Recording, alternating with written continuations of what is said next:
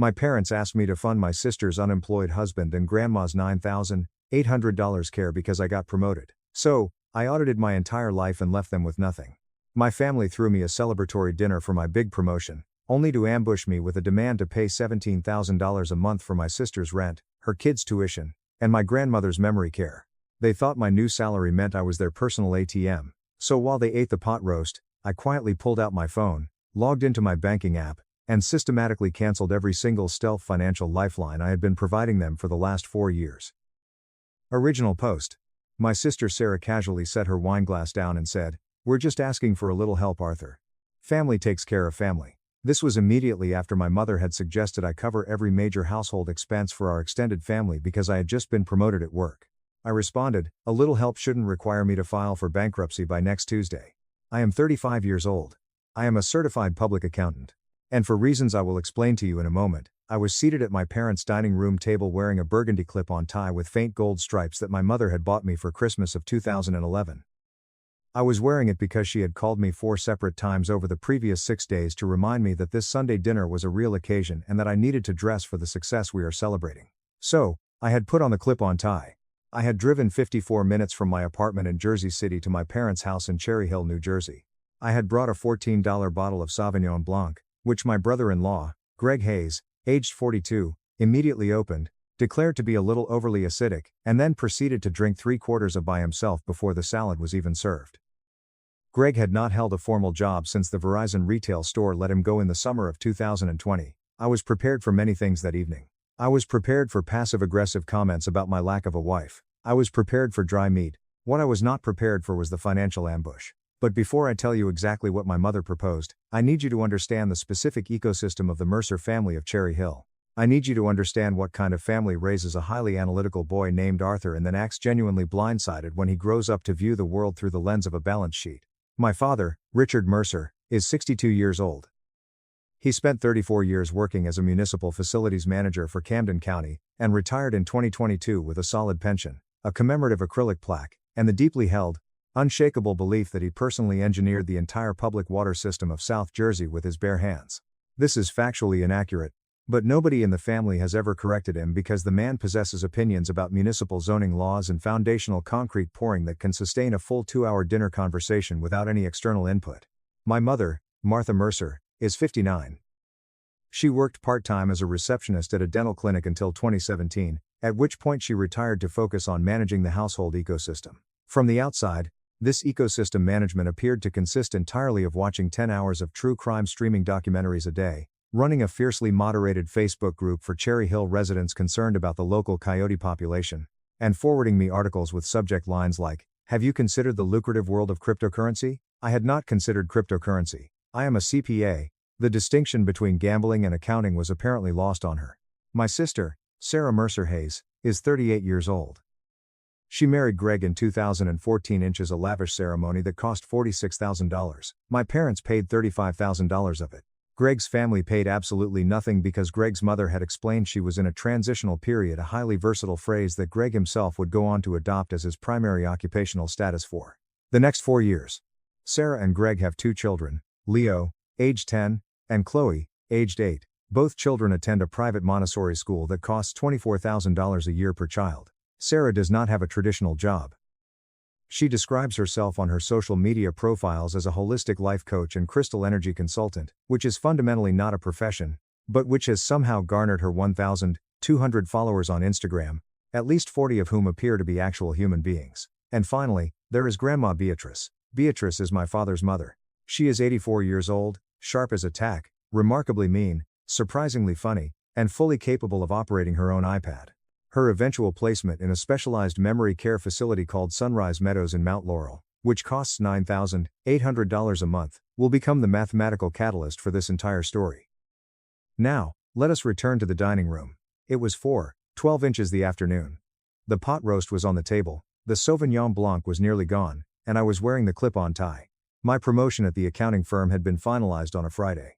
I was officially a senior accountant. My base salary was increasing from $82,000 to $118,000 a year. I had called my parents that evening to share the news. I didn't call because I desperately needed their validation. I called because I am a human being with a mother, and getting a massive promotion is the exact type of thing you are supposed to tell your mother. In retrospect, this was the first of several massive strategic errors I made that week.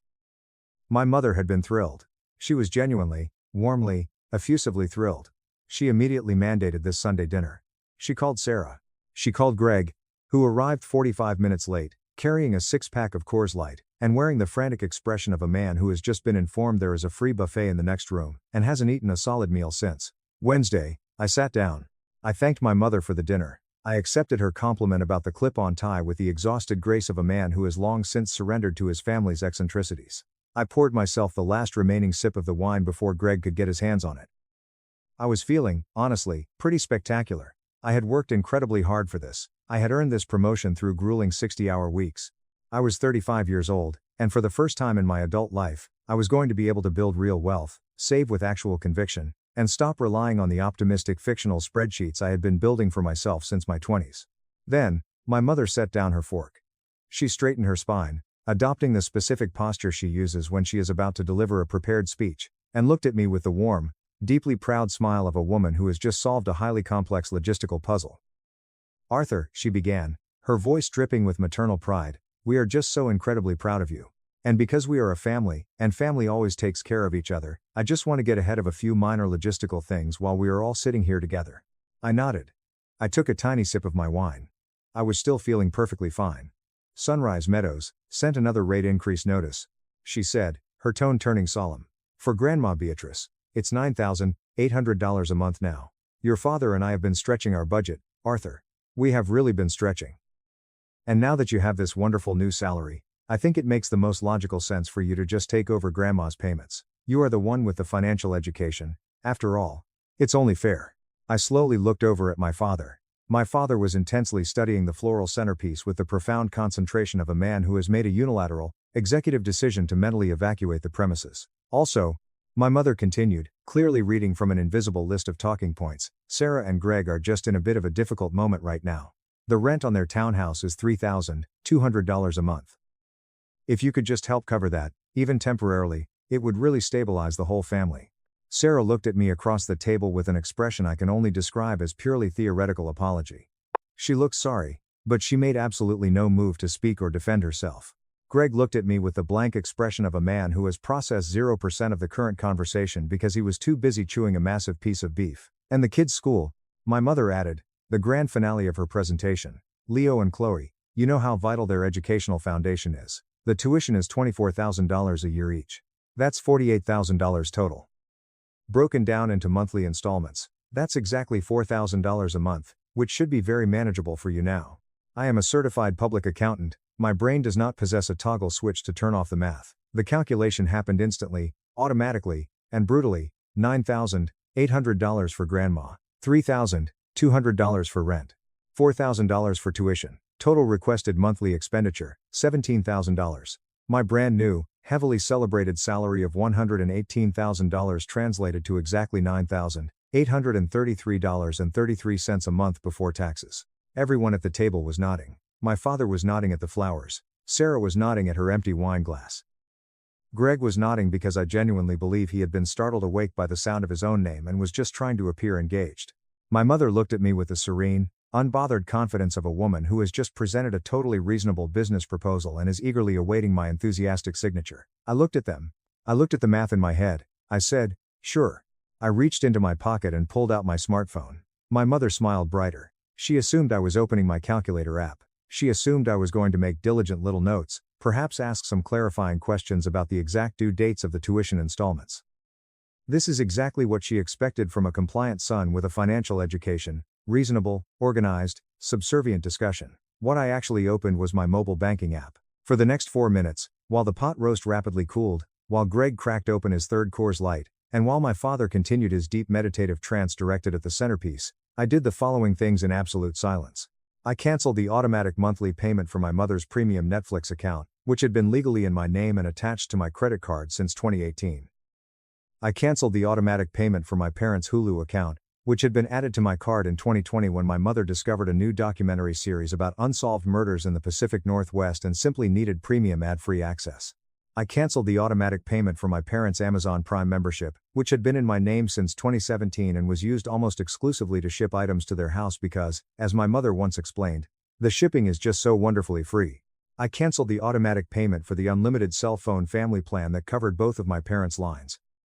I had added them to my own account during the pandemic because my mother's old plan had expired, and my father had loudly declared the process of setting up a new one as not something I have the bandwidth for right now, a lack of bandwidth that had miraculously persisted for 4 consecutive years.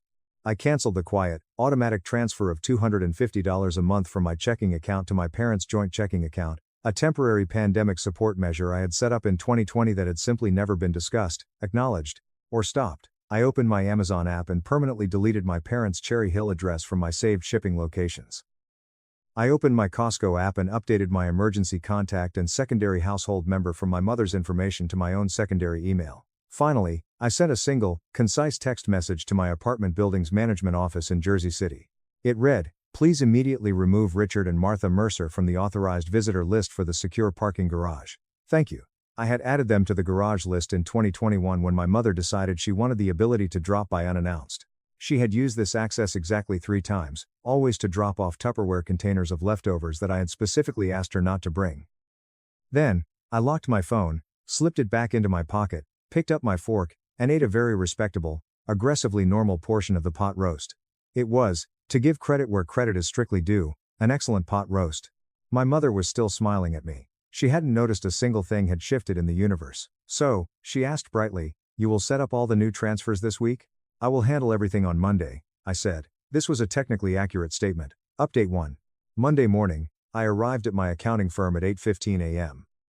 I poured myself a cup of coffee from the communal office Keurig, a machine that produces a beverage that tastes less like coffee and more like warm brown disappointment, and I sat down at my desk. I spent the next 37 minutes completing the financial surgery I had initiated at the dinner table. I am going to walk you through the full, unvarnished accounting of this situation, because I am professionally an accountant, and extreme precision is how I experience self-love. The total monthly expenditure I had been quietly, invisibly covering for the Mercer family of Cherry Hill prior to my promotion announcement was exactly $1,550.25 a month. This total included the streaming services, the cell phones, and the cash transfer I had already severed. But it also included a massive web of stealth expenses that my family had apparently entirely forgotten I was paying. I had set them up quietly and efficiently over the years, as accountants naturally tend to do, because I mistakenly believed that handling things invisibly was a kindness. I had not understood at the time that invisibility is not a strategy, it is a trap. I had been paying for my parents' high-speed home internet service since 2019. The previous provider had raised their rates, my mother had called me in a state of sheer technological panic, and I had simply set up a new account in my name because it was significantly faster than trying to explain the concept of a router over the phone. That was $84.99 a month. I had been paying for the premium extended warranty on my father's 2020 Toyota Highlander. He had purchased the vehicle with an auto loan I had foolishly co-signed, and I had been making the warranty payments since 2021 when my father had looked at the monthly statement, sighed heavily, and described the amount as a little more aggressive than I was anticipating. Somehow, through the silent osmosis of family guilt, this had become a matter I managed. That was $435 a month, with 16 months remaining on the contract. I had been paying for a climate-controlled storage unit in Pennsauken, New Jersey. My parents used this unit to store items they passionately described as far too important to throw away. During my single, morbidly curious inspection of this unit in 2022, I discovered it contained a rusted elliptical machine missing its left pedal, 14 heavy boxes of National Geographic magazines dating back to 1988, 4 artificial Christmas wreaths, and a customized bowling ball belonging to a neighbor named Frank, whose last name nobody in my family could actually remember. That was $115 a month. I had been paying for my sister Sarah's membership to a boutique cycling gym in Marlton. That was $35 a month. According to Sarah herself, who had casually mentioned this at Thanksgiving the previous year, she had not actually stepped foot in this gym since early 2022, because she was currently exploring a different vibrational wellness phase. I had been paying for my nephew Leo's after-school Python coding program. That was $160 a month. Sarah had signed him up for it in September of 2023, forwarded me the registration confirmation email, and attached a note that read, "Isn't this amazing? He's going to be a tech genius." I had looked at the email, looked at the invoice, sighed a sigh that was only audible to my own soul, and put my credit card in the portal. I had been paying for my niece Chloe's competitive gymnastics fees. That was $90 a month, Absolutely no verbal explanation had ever been provided for this. A Venmo request had simply materialized on my phone in June of 2023 from Sarah with the caption, "Chloe Jim." I had paid it. The request had arrived precisely on the 1st of every month since. And finally, the crown jewel of my financial stupidity, I was the legal co-signer on the lease for Sarah and Greg's townhouse. This meant my personal credit score was legally chained to Greg Hayes' continued existence as a responsible adult tenant. A terrifying sentence that I had spent the last 3 years actively trying to repress on a daily basis. By 8:52 a.m. on Monday morning, I had surgically, ruthlessly removed myself from every single one of these arrangements. I called the storage facility in Pennsauken and gave my official 30-day notice to vacate. I called the auto warranty company and aggressively updated the primary billing contact and credit card to my father's information. I called the internet provider, navigated their hellish automated menu, and transferred the account liability entirely to my mother's name. I emailed the boutique cycling gym with Sarah's contact info and requested an immediate billing transfer. I emailed the coding academy. I emailed the gymnastics center. And then, I called the property management company that owns Sarah and Greg's townhouse. I legally informed them, in writing and over the phone, that I was officially withdrawing as the guarantor and would absolutely not be renewing my co-signer agreement when their current lease cycle expired in 60 days. Then, I took a sip of my terrible Keurig coffee. I drank it with the deep, profound, quiet satisfaction of a man who has just successfully reclaimed $1,550.25 of his own hard-earned monthly income. My cell phone rang at 9:17 a.m. The caller ID said, "MOM. I watched it ring, took another sip of coffee, and let it go to voicemail. It rang again at 9:23 a.m. I let it go to voicemail. At 9:31 a.m., a text message arrived. It read, "Arthur, the Netflix is acting up. It says the account is paused?" I typed my reply, "I canceled that account. You might want to set up your own." Silence. There were 38 consecutive minutes of absolute digital silence. If you have ever met my mother, you would know that 38 minutes of silence from her is the exact energetic equivalent of 38 minutes of deafening, high-pitched screaming, being compressed and stored in a pressurized tank for later use. At 10:09 a.m., my father called. I actually answered my father's calls because my father is a man who utilizes the telephone exactly 4 times a calendar year. His calls are exclusively related to severe weather events or logistical inquiries about power tools. I needed to know which category this fell into. "Your mother says the Netflix is broken," my father said, his voice a low, gravelly rumble. "I know," I said cheerfully. "I canceled it." "Why'd you go and do a thing like that?" "I canceled a rather large number of things this morning, Dad. You're going to be getting quite a few emails." There was a very long pause on the line. I could hear the gears turning in his head. "The car payment," he finally said. "That one, too. The billing information for the warranty has been officially updated to your home address. Another pause. I heard my father breathe out. It was a very slow, controlled exhale. It is the exact specific way he breathes when he is rapidly calculating whether a confrontation is actually worth the caloric energy it will require. This is a pragmatic quality I inherited directly from him, and it is a trait for which I am genuinely grateful every single day of my life. "You talked to your mother about all this?" he asked. "Mom talked to me about a whole lot of things at dinner yesterday," I replied smoothly. "I've been thinking her proposal's over." "Uh-huh," he said. "How was the rest of the pot roast?" I asked. "Good," he muttered. "She made too much. She always makes way too much." "Yeah," I agreed. Then he sighed again. "You know, Arthur, this is going to be a whole massive thing." "I know, Dad. But I have a client meeting at 11. I really have to go." "All right," he said. "You doing all right?" "I'm great, Dad. Genuinely, spectacularly great." "Okay," he said. And then, because my father is a man of tremendous, unparalleled verbal economy, he simply said, "Fair enough," and he hung up the phone. I finished my coffee. My 11 a.m. meeting was about a corporate client's quarterly tax reconciliation. I conducted the meeting with what my colleague Sandra, a 43-year-old senior partner who has known me for 6 years and once described my typical facial expression as suggesting the presence of human emotions without actually committing to any of them later. Described as an incredibly unusual, almost disturbing amount of visible good humor for a Monday morning. My mother did not attempt to call me again that day. I knew this was not the end of the war. This was merely the beginning of the siege. The siege began in earnest on Wednesday afternoon. My Aunt Lorraine, my mother's older sister, aged 60, who lives in Toms River and whom I have spoken to exactly 9 times in my entire adult life, called me. She called to let me know that she had heard from my mother that I was going through a very dark psychological episode, that family is the most important thing in the world, and that she sincerely hoped I would take some time to reflect on my core Christian values. I politely thanked Aunt Lorraine for her deep concern and immediately pivoted the conversation by asking how her daughter's ongoing, vicious legal dispute with her neighborhood homeowners association was going. This effectively redirected her attention for 26 unbroken minutes before she finally remembered she was supposed to be scolding me, at which point I told her I was entering a tunnel and hung up. On Thursday, my sister Sarah called. This was a truly historic event, because Sarah and I had spoken via voice call exactly twice in the preceding 14 months. Our entire sibling relationship had long since migrated entirely to me occasionally liking her crystal healing Instagram posts and fulfilling her silent Venmo requests. "Arthur," she said, her voice tight and high-pitched, "I'm not going to make this weird." "Okay," I said. But Leo's Coding Academy just sent me a very aggressive email saying the primary billing contact was changed, and I don't know how to set that portal up. "There's a bright blue hyperlink in the email, Sarah," I said gently. "You just click it, and it prompts you to enter a new credit card." "Okay, but whose card? Yours?" "Yours," I said. "Or Greg's?" A heavy, suffocating silence fell over the line. "Greg doesn't exactly have a functioning debit card right now, Arthur," she whispered. "He's in a transitional period." "I know, Sarah," I said. "I have been intimately aware of Greg's transitional period since the summer of 2020. I think Greg may want to strongly consider transitioning into a period of his life that includes regular direct deposits." Silence. "That is incredibly harsh, Arthur," she snapped. "Sarah," I said, leaning back in my office chair. "I do love my sister. I love her in the complicated, deeply exhausted way you love someone who has been using your personal credit score as a financial flotation device for 3 years. I am not trying to be harsh. I am just being mathematically clear.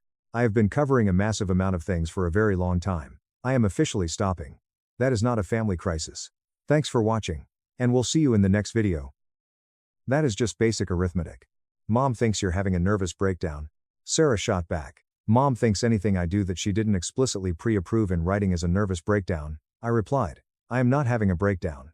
I am having a very fiscally responsible spring." Another pause. I could hear her breathing. "Chloe's gymnastics fee is $150 next month," she said quietly, "because of the regional competition uniform."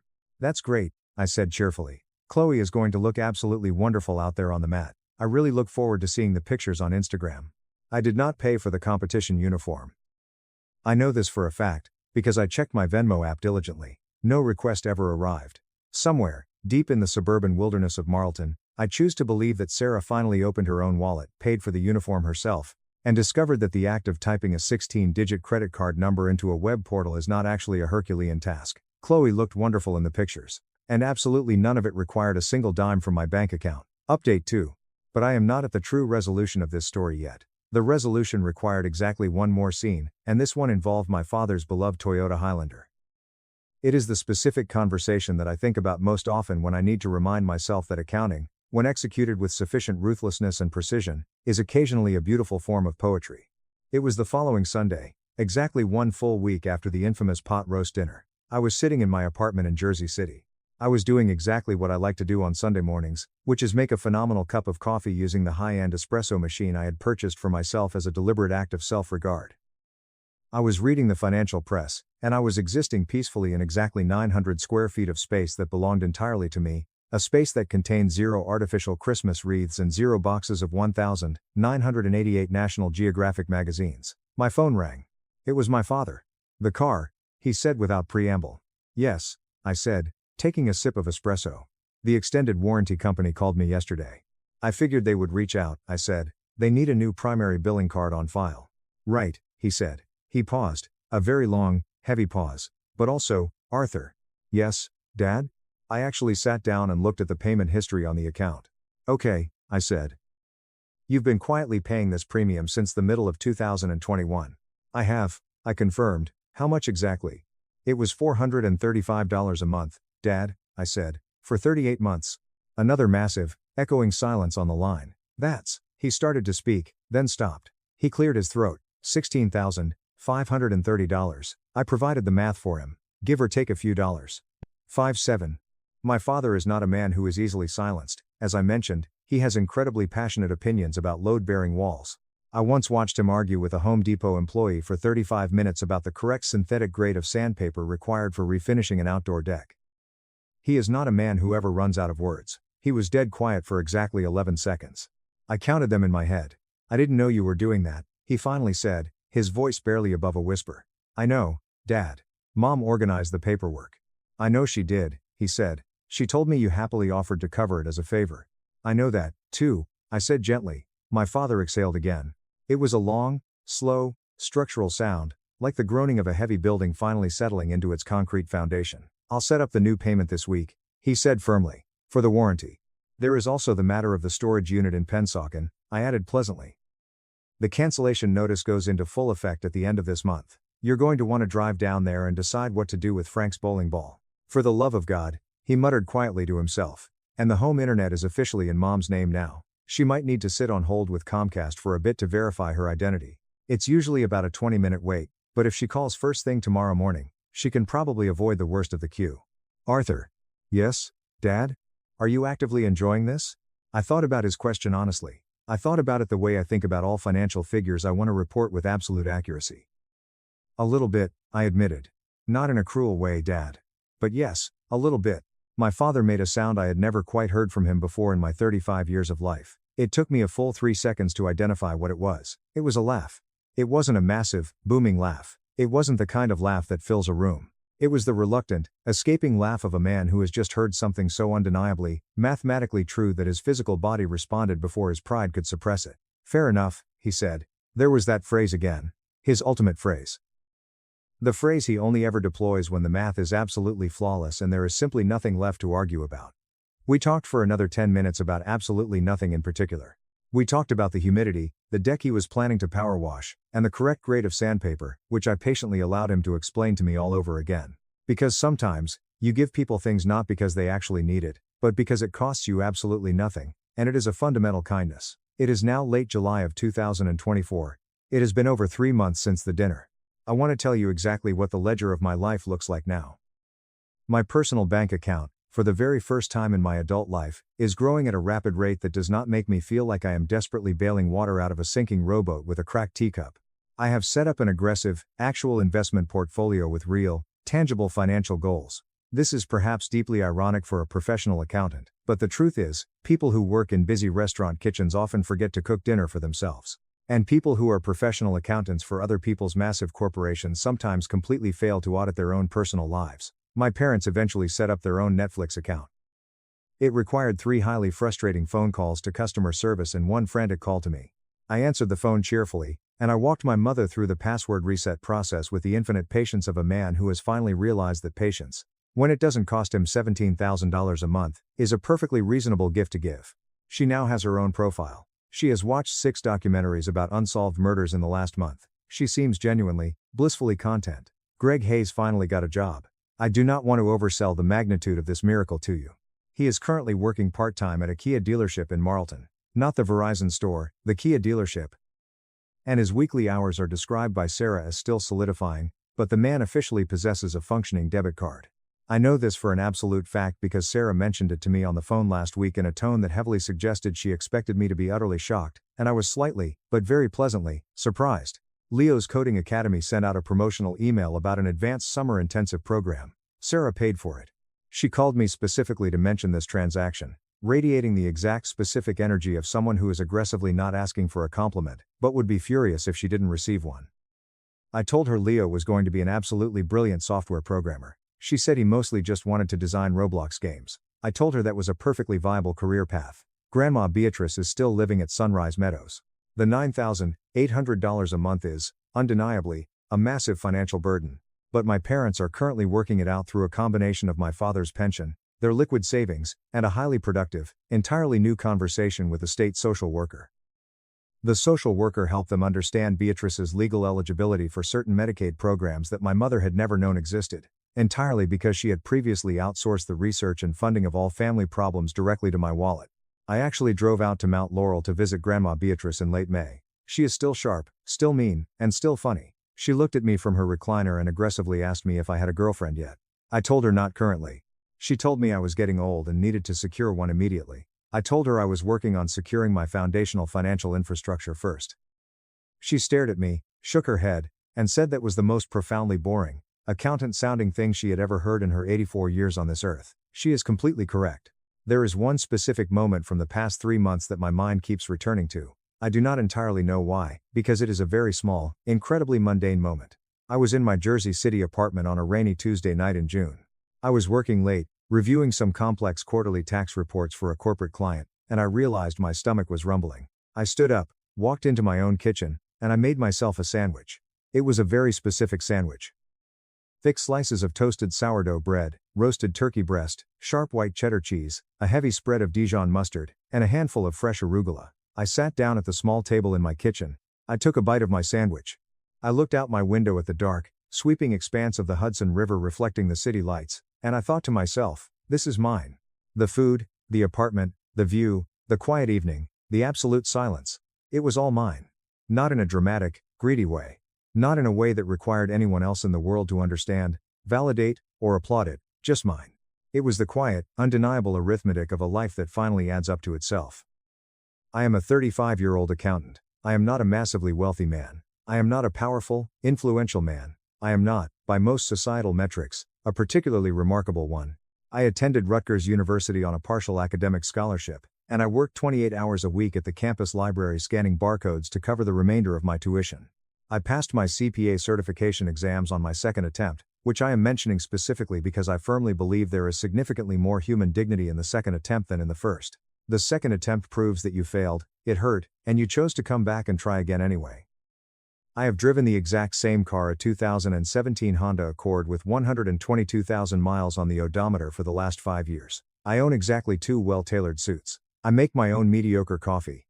But what I am, and what it unfortunately took me far longer than it should have to finally understand, is a person who is exceptionally good at understanding exactly what things cost. I don't just mean the cost in dollars.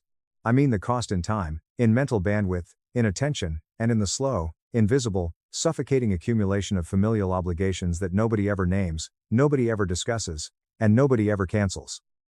At least, not until the person quietly carrying all of those obligations finally sits down at a Sunday dinner table wearing a burgundy clip-on tie and does the brutal math out loud.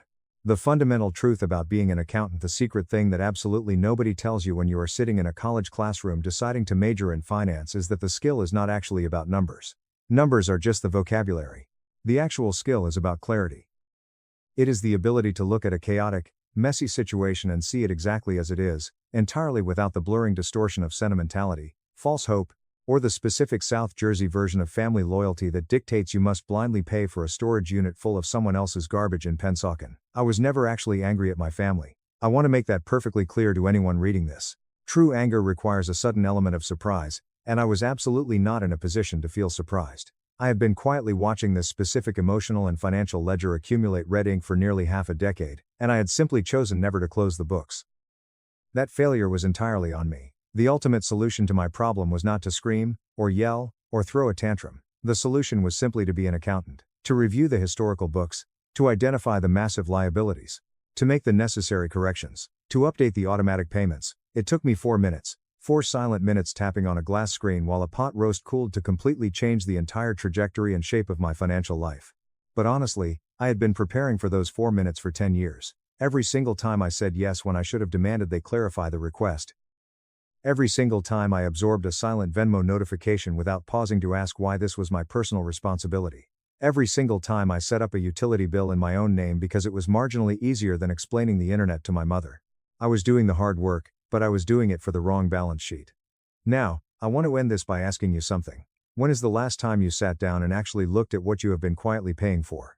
I am not just talking about your bank statements. I am not just talking about the forgotten streaming subscriptions or the gym memberships you never use. I mean the real, heavy payments.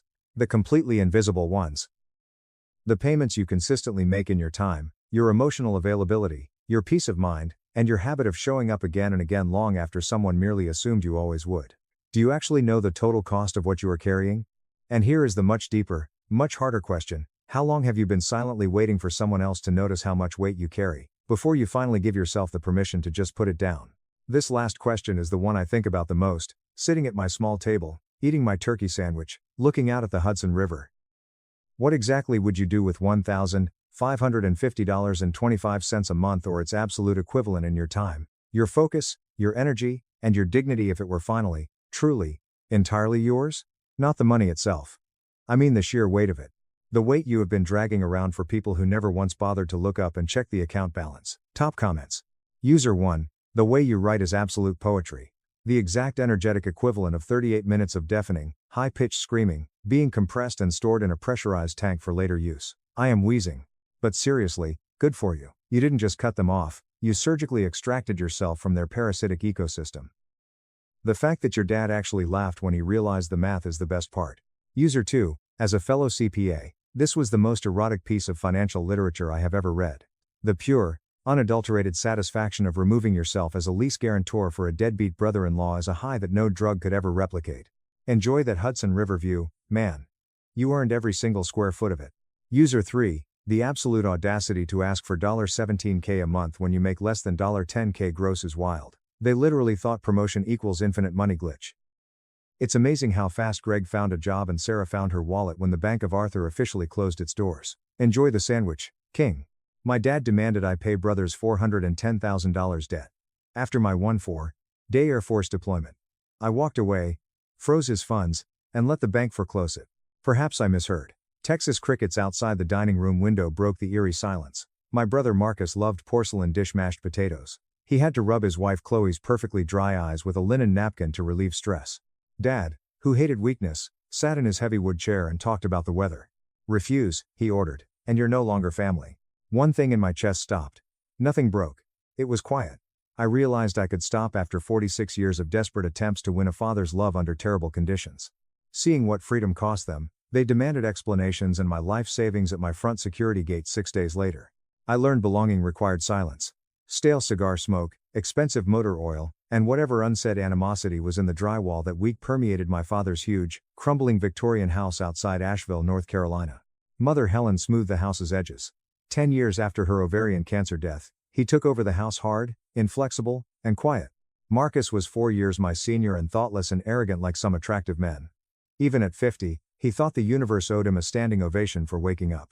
Rules were clear for kids. Marcus could crash a new Ford Mustang into a ditch at 80 miles per hour, and Dad would pat his shoulder and say, "Boys make mistakes, son. We'll get you a new one." But, if I skipped Dad's dry cleaning at 17 to study for AP exams, Dad wouldn't talk to me for a week. I knew the Carters would forgive Marcus and use. I avoided family animosity thanks to U.S. Air Force. Joined young, disciplined, built life, leading intelligence and logistics officer with 24 years of insomnia and enough awards to fill a corridor. A peaceful stone ranch house on 15 wooded acres near Austin, Texas, was mine, carefully invested combat pay. I lived cheaply. My difficult divorce from a man who thought my military pension was his retirement plan, and learning how skill becomes responsibility made me distrust almost everyone. When Dad called, I attended mandatory family dinners despite my training. My biggest mistake? The Carters cooked every first Sunday at Dad's new Texas Hill Country retirement ranch. Even after his success, the bent wooden deck, cheap folding chairs, and old Willie Nelson songs on garage radio persisted. Nearly skipped that night. I slept maybe 12 hours during a 2-week military transport simulation. Dad called me 3 times on my cell. Urgent family matters, he called. The tired me drove I-35. I smelled mesquite, smoke, and mowed grass. Marcus's dark Range Rover and Chloe's clean Mercedes sat sideways in the gravel driveway. Marcus avoided eye contact when I entered the deck in civilian clothes. Time for my first tactical warning. Her scent overwhelmed me as she hugged me too tightly. "Sarah, you look amazing. Seriously, what's your secret? You never age." Her military training activity suggested distraction. A polite smile and generic greeting followed. Father used the grease-stained apron at the large outdoor grill for 20 years. "You're late," he said, eyeing meat. "Good to see you too, Dad. That Air Force still working you like a rented mule? Pays better than making excuses," I said. Marcus snorted craft beer with a scared grin. Dinner started regularly. Thick ribeye steaks, heavy potato salad, and Chloe discussing their $80,000 kitchen renovations they couldn't afford but did. Marcus drinking beer too fast, Dad lamenting property taxes. Quiet followed. Controlling silence. Dad cut his steak carefully, chewed, swallowed, and put his knife down before speaking. Marcus is in a little trouble. Putting my fork down gently. "What kind of trouble?" Marcus ignored me and smiled. "New startup supply chain issues have set back business." Quickly, Chloe whispered. "It's been really hard on him, Sarah. The stress is killing him." Dad had an iced bourbon. $410,000. Blinking revealed a neutral face. "Excuse me?" "He owes money," Dad said impatiently, as if I were slow. "You've got savings. You've got military retirement accounts, property, index funds. You can handle it easily." I focused on my older brother. "How exactly do you lose $410,000, Marcus?" Fearful, he stiffened his arrogant eyes. That's none of your damn business, Sarah. It existed. Carter Family Handbook, Golden Rule. While forbidden, questions could waste my time, energy, and money. Silence stretched as I sat in my wooden chair. You want me to hand over nearly $500,000 of my life savings without a single explanation?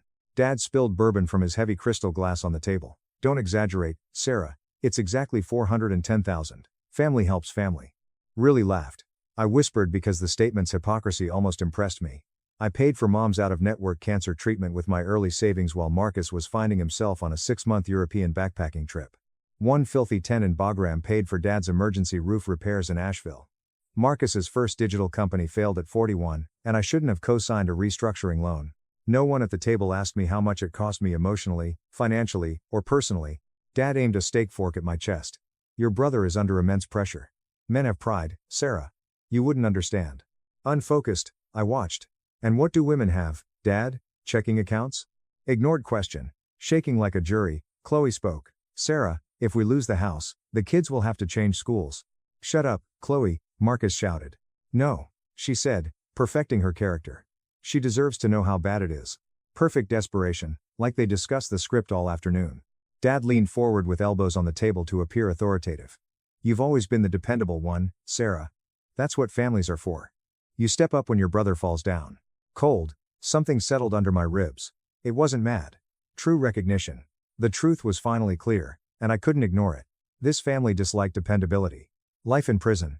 I surveyed the table slowly. Dad's expectations persisted. Marcus had corrosive entitlement. Weaponized Chloe. Nobody was embarrassed. No one seemed unsure. They thought I would give up my life savings if asked. Dad's response if I declined was known. Angered? Refuse? And you're no longer family. In live oaks behind the house, Texas cicadas buzzed loudly. A hound barked on a dark country road. Marcus finally looked at me with wide eyes, waiting for my childhood guilt to strike. Stranger things happened instead. Every dress blue military funeral I attended was remembered. Each brave soldier who died for family. Every exhausted, underpaid young airman with more passion and honor than my blood.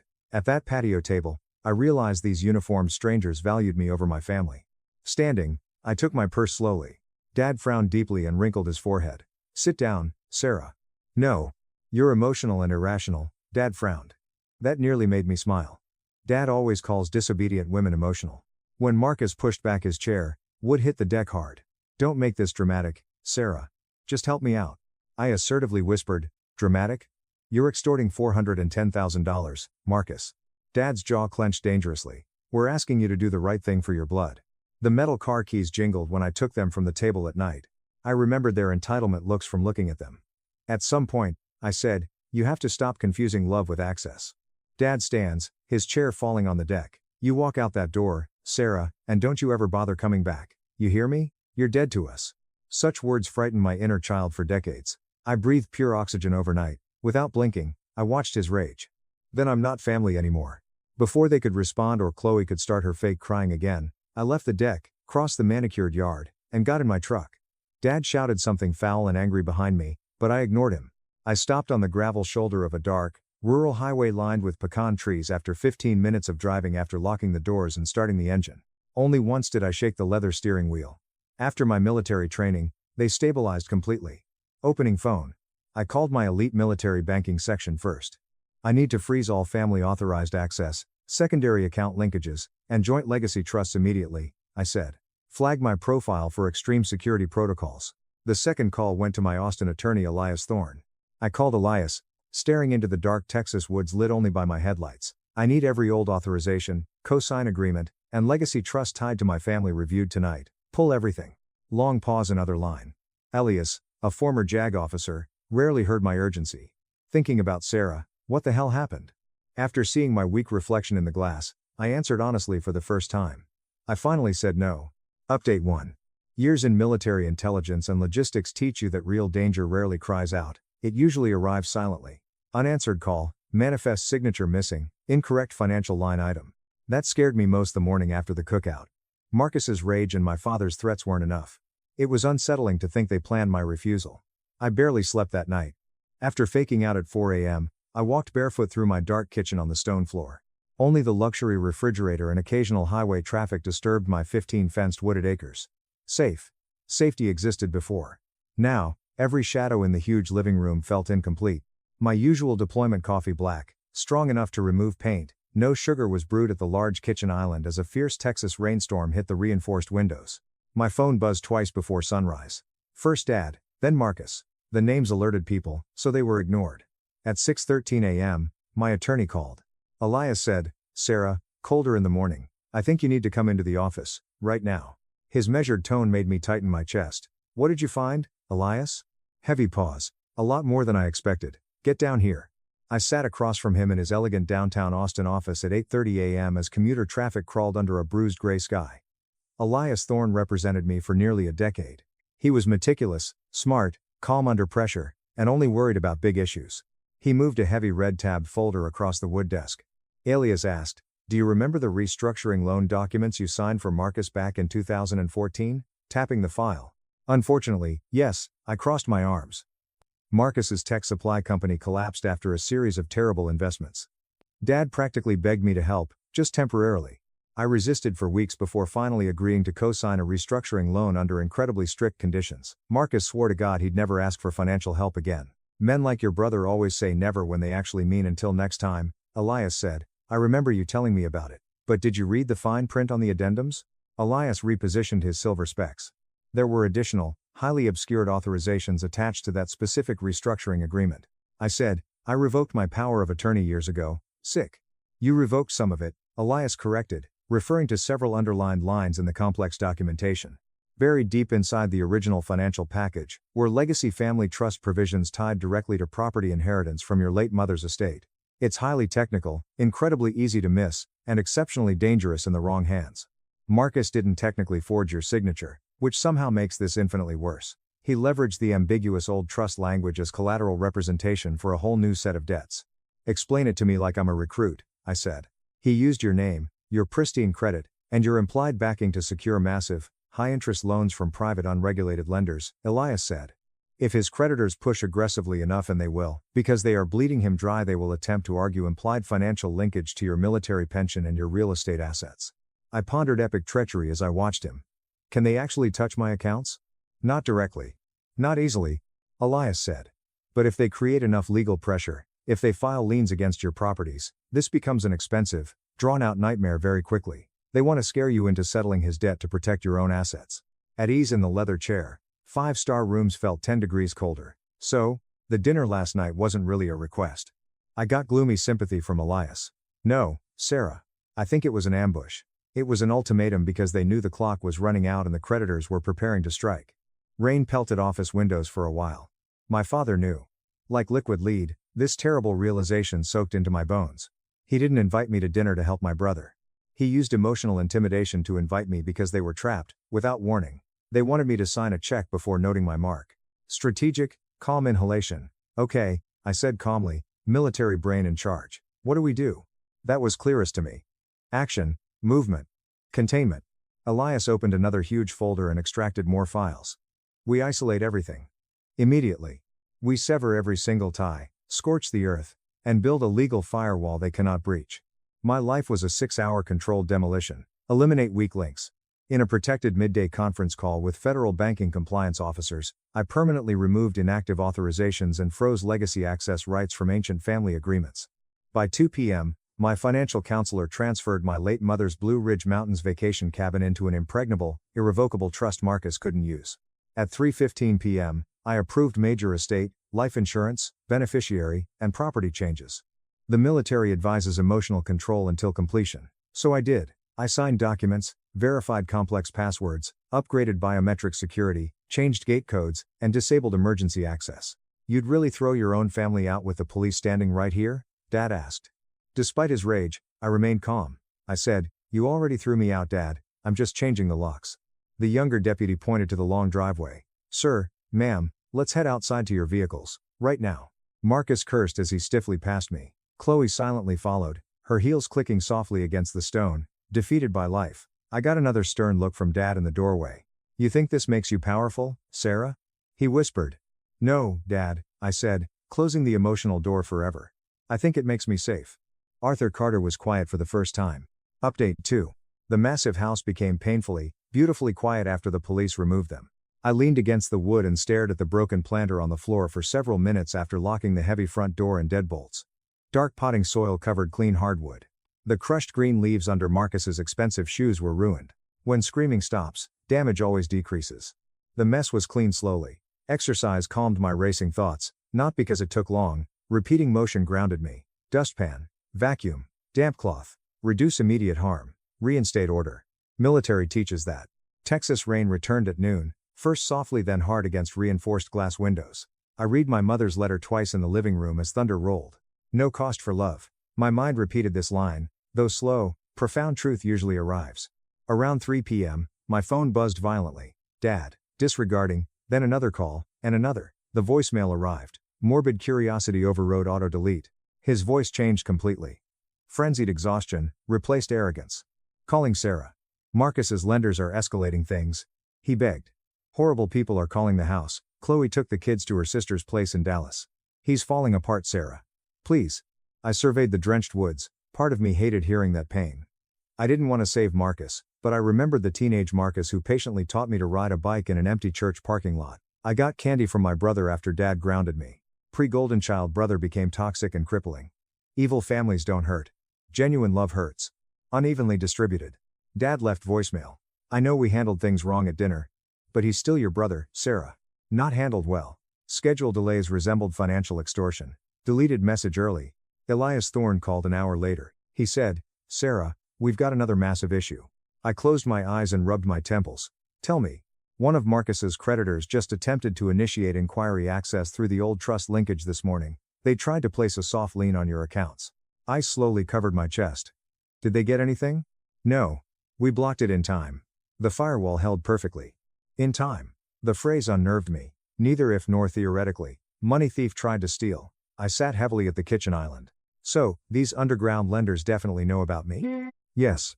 How? This was rare for Elias to hesitate. I suspect Marcus fully disclosed your financial standing, your military pension, and your assets during his desperate negotiations to buy himself more time. He used you as collateral without your signature. I remained silent for several agonizing seconds. Lightning shook kitchen windows. My brother gave desperate, violent lenders my name, address, and net worth, believing I would get money. I felt strangely calm afterward. More damage stops surprising when betrayal peaks. What's next, Elias? His voice returned to professionalism. We finish isolating absolutely everything. But Sarah, I need to tell you what else I found. I did a deep dive into the public records regarding your father's assets. Why? Because the math wasn't making sense. Marcus owes $410K, yes. But the lenders pressuring Marcus are also threatening your father's estate. Sarah, your father didn't just co-sign for Marcus. 2 years ago, Arthur secretly took out a massive reverse mortgage on the Asheville family home and funneled all the cash directly to Marcus's bookies to keep Marcus out of prison. But it wasn't enough. The interest compounded. Small room spin. Wait, Dad mortgaged the family home? Yes, Elias frowned. The $410K they demanded from you at dinner? It wasn't just to save Marcus. It was to pay off the final balloon payment to save your father's house from being foreclosed on by the bank, and to pay off the violent creditors. Arthur was trying to drain your life savings to cover his own complicity and save his own skin, framing it entirely as helping your brother. Also, I found the dormant life insurance trust your mother mentioned. Arthur has been trying to break into it for 5 years but couldn't forge your biometric signature. My father chose pride and house over my future, pension, and mother's final gift. I strongly recommend reducing your visibility for a while, Sarah, Elias added. I think desperate people make desperate, dangerous calculations. Final choice tonight. After 2 postponements, I called the Pentagon Liaison Office to accept a prestigious strategic advisory job at the U.S. Embassy in London. 3-year, possibly permanent position. Caller senior officer sounded happy. Major Carter, I thought you declined the London post? I changed my mind, sir. I'm ready to deploy. After hanging up, I slowly walked through my lovely Texas home. Framed Air Force Squadron photos, an expensive leather reading chair near the stone fireplace, and my quiet, perfect kitchen I meticulously rebuilt after my divorce. I loved this house but couldn't stay. Not because I was afraid of creditors, but because the people outside those gates no longer considered this my home. Their verdict was positive. They considered their vault private. That realization changed me. I sat alone on the back patio under the covered awning with a bottle of expensive red wine near midnight as the oak trees gently rained. First time in adulthood, nobody asked. No cash. Avoid emotional labor. No rescue. Silence was odd. Surprisingly beautiful. I heard my phone buzz against the glass table one last time. Chloe, you don't understand how bad this really is. They're going to take Arthur's house too. He owes people you don't ignore. My thoughts were on the words, I said, then he shouldn't have ignored them. I blocked her, locked the phone, and listened to rain. The barbecue, police lights, and broken planter on my floor made me understand what my mother tried to teach me years earlier. Fire starters are irreparable. Being too close burns. At sunrise, 6 days after my father told me I was no longer family, the huge international moving truck arrived. Half the house was empty by then. Military photos were bubble wrapped. The custom bookshelves were stripped, leaving dust of my peaceful life. Without the copper pans above the island, the kitchen felt odd. Interesting how quickly a broken emotional piece makes a home temporary. I held a cold paper cup of coffee near the massive front windows as two strong movers carried the last sealed boxes down the hallway. Texas trees had a light fog at dawn. London. I'll arrive in 24 hours. 1 year ago, this concept scared me. Relocating abroad at 46, giving up self-defense. Give up my first home. But now? It felt clean. Necessary. Like finally dropping a huge, crushing weight you forgot you were carrying. The doorbell rang 7:14 a.m., a rude ring, 3 rash presses. Before checking the security monitor, I noticed, every winter, Dad wore a heavy brown porch jacket. Marcus looked destroyed beside him, bloodshot eyes, pale face, uneven beard like he hadn't slept in a week. As 2 Dallas uncles stood behind Chloe, she stiffened. Back up. Stress witnesses. Family politics always become more dramatic without money. The lamp-holding mover awkwardly asked, "You want us to pause, ma'am?" "No," I said calmly, drinking cold coffee. "Keep going." I widened the door. The cold morning air flooded in. Dad immediately glanced past me into the vast, empty living room. His face instantly changed from anger to profound confusion. Dad demanded, "What is this?" "I'm moving." Marcus grimaced, bloodshot eyes darting. "Moving where?" "London." Absolute silence hit the porch like a physical impact. Dad opened his eyes first, then Marcus. Marcus said, "You're joking," weakly. "No, you can't just leave." I almost smiled at the audacity. When I stopped taking the abuse, the same people who treated me like an emergency ATM sounded deeply abandoned. Dad approached, trembling. "You sold the house?" "Yes. To an anonymous corporate buyer." "You sold this house without telling us?" I watched him intently. He seemed almost tragically shocked, as if I still needed his permission to control my life instead of him secretly attaching me to hundreds of thousands in debt. Marcus shouted, "Jesus Christ, Sarah, this is insane," and ran his hands through his hair. "No, Marcus," I whispered. "This is organized." I saw a mover behind me carrying a heavy rug to the truck. Dad watched the man silently for a moment before whispering in desperation, "Sarah, we need to talk privately. Please." "There's nothing left to discuss, Dad." "There absolutely is." His fragile composure broke. "Marcus's situation is getting worse. And the bank in Asheville called me." Chloe immediately examined her shoes. I saw her exhausted then. Rich designer clothes couldn't hide the ruin. Heavy makeup couldn't either. She resembled someone who spent years desperately holding water inside collapsing walls. "You froze everything. You destroyed every single option I had." Marcus pointed at me, shaking. I said, "No, Marcus," using a sharp voice. "I removed myself from the consequences of your terrible decisions." His face went red instantly. "You think you're better than everybody." The old, reliable accusation. The Carters go to weapon when accountability arrived. I shook my head slowly. "No, Marcus. I think I'm just tired." As the absolute truth, that answer hit harder. I didn't feel victorious. Not hungry for revenge. Not that I enjoyed Marcus's collapse or my father's panic. I was just profoundly exhausted. Exhausted from decades of emotional debt collection disguised as family loyalty. Dad took one slow, shaky breath, readjusting his tone to pitiful. "Look," he whispered, eyes pleading. Maybe mistakes were made, but this family needs you right now." It returned. Needs. No love, no respect. Needs. Looking at him on my porch at 73, his broad shoulders finally curved with age, his stubborn pride fighting desperation in real time across his face. I suddenly saw him differently. Not as a terrifying villain, but as a small, foolish man afraid his toxic system will collapse. "I know about the reverse mortgage, Dad," I whispered. Dad froze. He lost all color in his face. Marcus suddenly looked at our father in shock. I continued, "I know you secretly leveraged the Asheville house to pay Marcus's bookies," with a harsh voice. "I know the $410,000 you demanded wasn't just to save him. It was to save your house from foreclosure. You tried to drain my life savings to cover up your own complicity." Dad opened his mouth but made no sound. After them, the uncles looked horrified. The secret was out. "A quiet you should have taught him how to survive, Dad," I said. "Instead, you taught him that someone would always save him." Dad's expression darkened, tears of absolute humiliation finally forming in his eyes. He's your brother. And I was your daughter. Marcus stopped talking because the words hung heavy in the cold morning air. My uncle shifted uncomfortably near the porch steps, regretting his role and slowly backing toward his car. When Chloe spoke, her voice was broken. They're talking about foreclosure, Sarah, on both houses. You really don't care? Caring had never been my issue, so that question hurt more than expected. I cared too much for too long. I cared through ignored birthdays, one-sided holidays, and massive financial rescues nobody appreciated after the crisis. I cared until it let them destroy me. Yes, Chloe, I replied honestly. I care. That's exactly why I finally stopped helping. Nobody spoke after that. The Texas wind whispered through the property's trees. The moving truck's massive diesel engine quietly rumbled like thunder. Marcus stared at the empty house behind me, then Dad, then me. Something snapped inside him. You ruined my life, he raged, crying. For the first time since this began, I saw him clearly, and felt incredibly peaceful. He was pathologically convinced that someone else had caused his choices, not because he was broken. No, Marcus, I whispered, you bet it away. He looked like he wanted to scream, argue, or break something, but there was nothing left to argue with. Truth was now too obvious to deny. Chloe gently stroked his arm. Come on, Marcus. It's over. He jerked away from her at first, then finally let her guide him back toward the driveway, a broken man walking toward ruin. Dad stayed put. He looked at me with a look I'd never seen before. No rage. Not authority. Truly devastating loss. Please, Sarah, he whispered, completely broken. Don't go. My chest tightened unexpectedly. Because some tiny, broken part of me had waited my entire life to hear him say that. To ask me to stay. To choose me. But timing matters immensely in life, and love that arrives only when your usefulness disappears rarely feels like love at all. I stepped closer to the doorway. I left years ago, Dad. I told him gently, you just finally noticed. His eyes filled completely then, though I don't think he even realized it himself.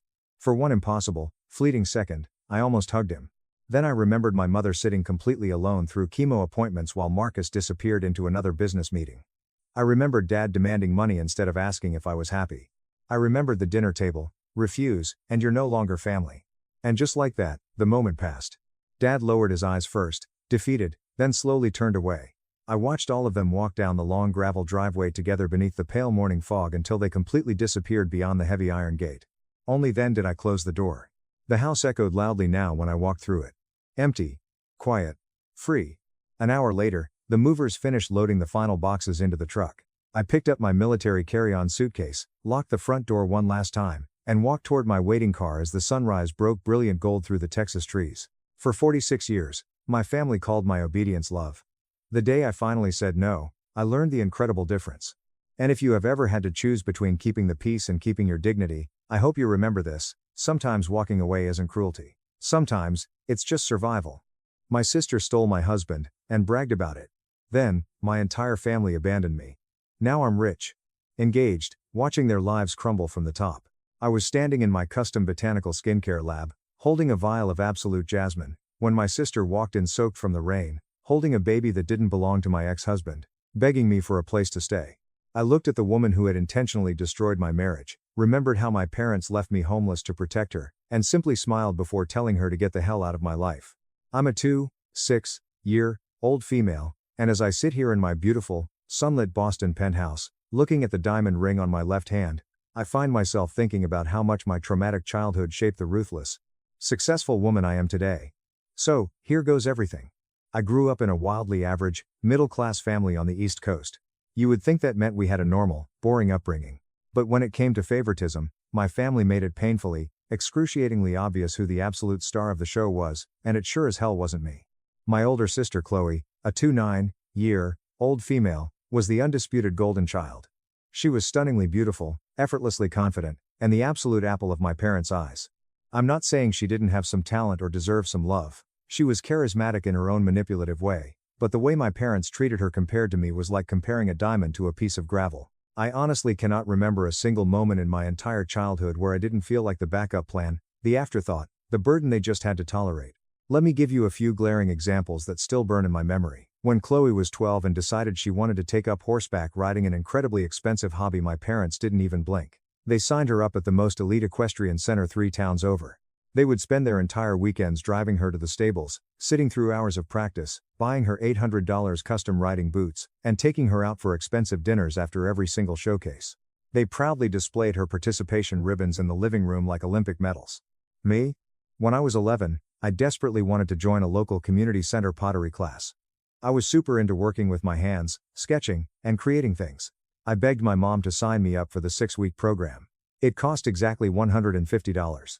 My mom looked at me, sighed heavily, and told me, "Maybe next year, Maya, things are just too tight right now. You know how much Chloe's riding gear costs." Next year came and went. And guess what? No pottery class. Instead, Chloe got private tennis lessons because she decided horses were too smelly. Then there was the whole birthday disparity, which honestly still makes my blood boil. For Chloe's 16th birthday, my parents went completely insane. They bought her a car. No, it wasn't a brand new Mercedes, it was a used SUV, but it was still a freaking car with a giant red bow on the hood. They invited all her friends over, threw a massive barbecue, and treated her like absolute royalty. When I turned 16 2 years later, I didn't even bother asking for a car. I knew better, but what I actually got was a slap in the face. I got a plastic container of stale, marked down cupcakes from the local drugstore and a generic card that my dad had hastily signed. "We're so proud of you, Maya." Proud of what? Surviving another 365 days as the invisible ghost haunting their house. Graduation was the exact same miserable story. When Chloe graduated high school, my parents rented out a local country club banquet hall. They catered a massive buffet, invited half the neighborhood, bought her a designer dress, and made a huge, tearful toast about her bright future. When it was my turn to graduate, we had a small, pathetic dinner in our cramped kitchen. My mom made spaghetti. My dad actually had the audacity to say, "Well, we already spent so much on the big bash for Chloe a few years ago, so we thought we'd keep yours a bit more low-key to save money." What really stung, what truly solidified my complete lack of worth in their eyes, was how they handled our college educations. I worked my absolute butt off in high school. I had straight A's, I volunteered at a local botanical garden, and I got accepted into one of the top university programs in the country for cosmetic chemistry and skincare formulation. It was my ultimate dream to create custom, organic skincare lines for people with severe skin issues. When I ran into the living room waving my acceptance letter, my parents barely looked up from the television. My mom just flatly said, "That's great, Maya, but we can't help you with tuition. Chloe's PR degree payments are still a lot, and you know she's struggling."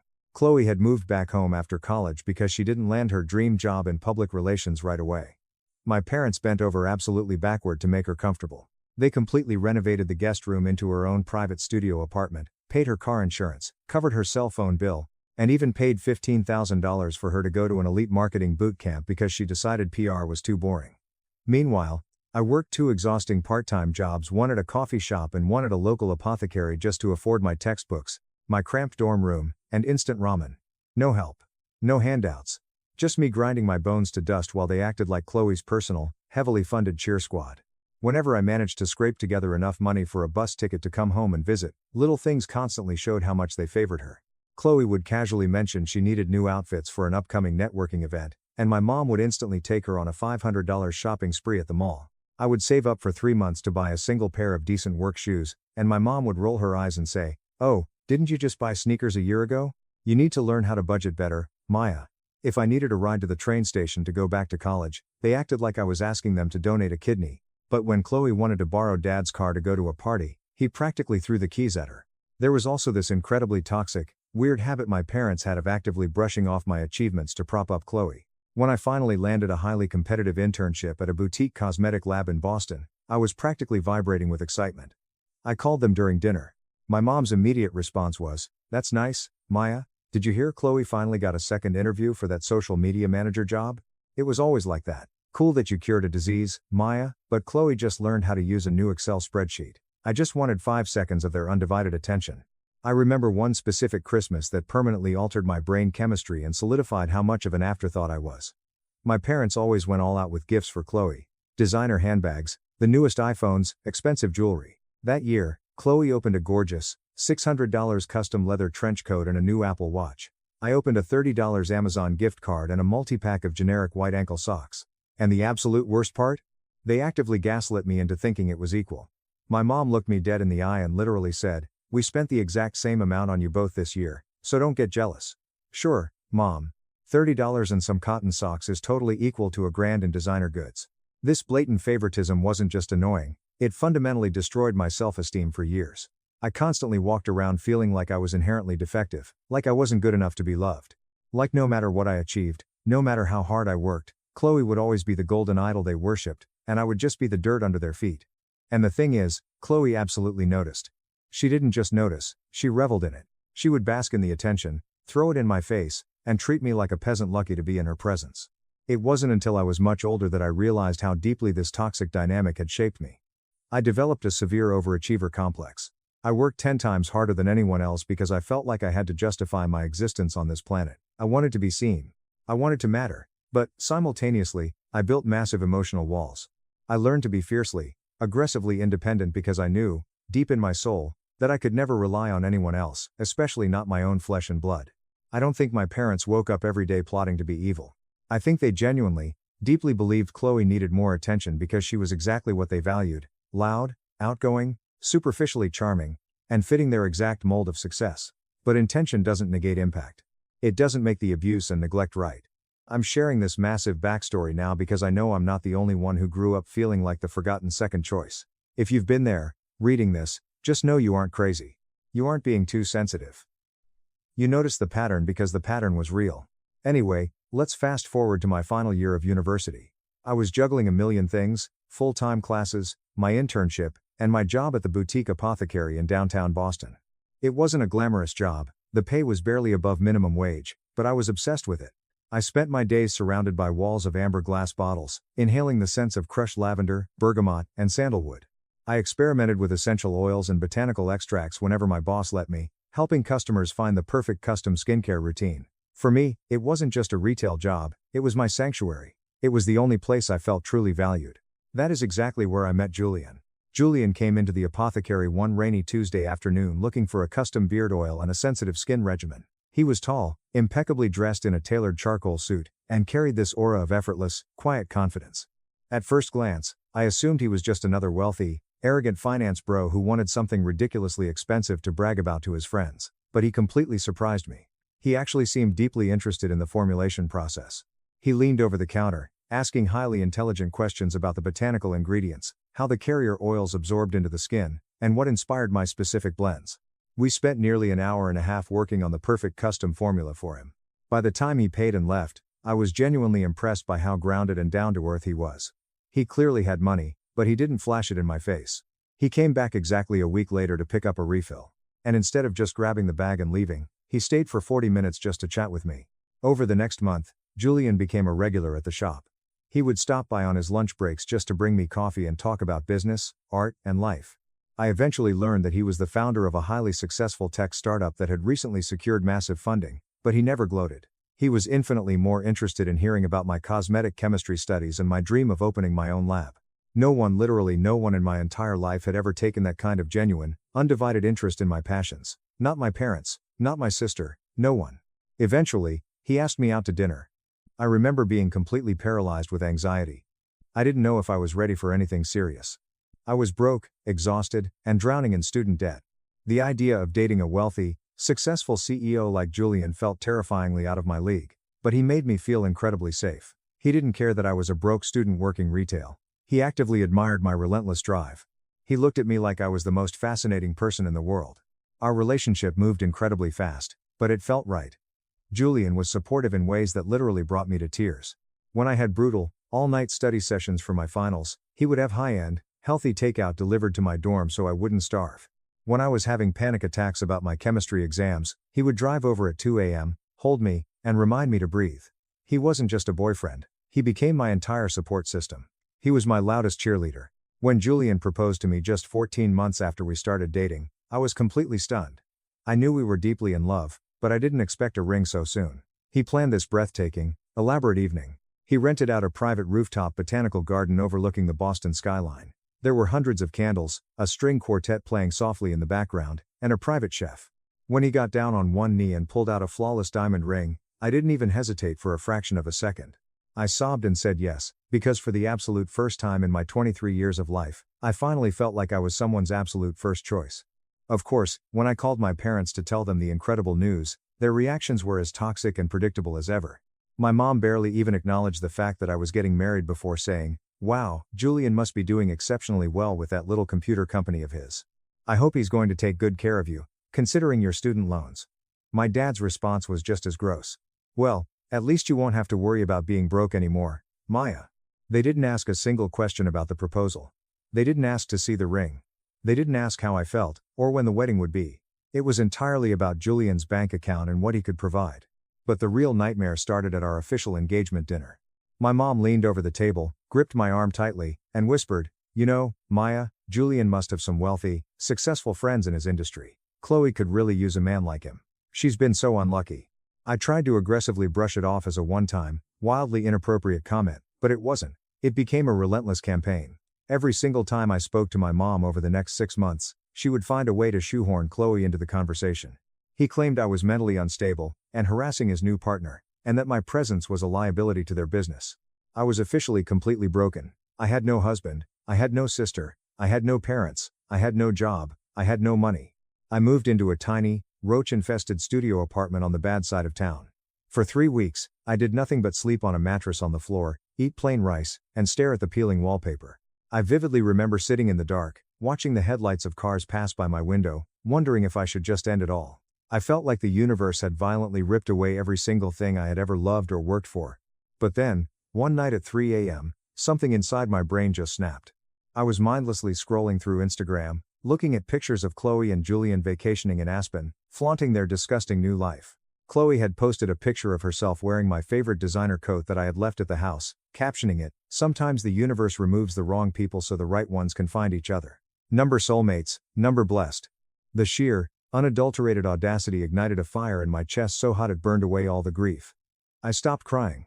I sat up on my mattress. I looked at my hands. I had a degree in cosmetic chemistry. I knew how to formulate products better than anyone in the city. I knew the suppliers. I knew the market. I thought, I am not going to let these worthless parasites be the end of my story. I am going to build an empire, and I am going to make them choke on my success. I took out a terrifyingly high-interest microloan. I used the absolute last $800 in my savings account. My cramped, disgusting apartment became my makeshift laboratory. I bought raw botanical ingredients, glass beakers, hot plates, and hundreds of amber bottles. I worked 20 hours a day, sleeping in 2-hour shifts. I formulated a line of highly potent, luxury botanical serums and healing oils targeted at severe acne and rosacea issues I knew people were desperate to fix. I named the company Aura Botanica. I hand-designed the labels. I built a sleek, minimalist website using free templates. I sent free, full-sized samples to exactly 50 mid-tier skincare influencers on TikTok and Instagram, writing personalized, handwritten notes to every single one of them. For a month, nothing happened. I was down to my last box of ramen.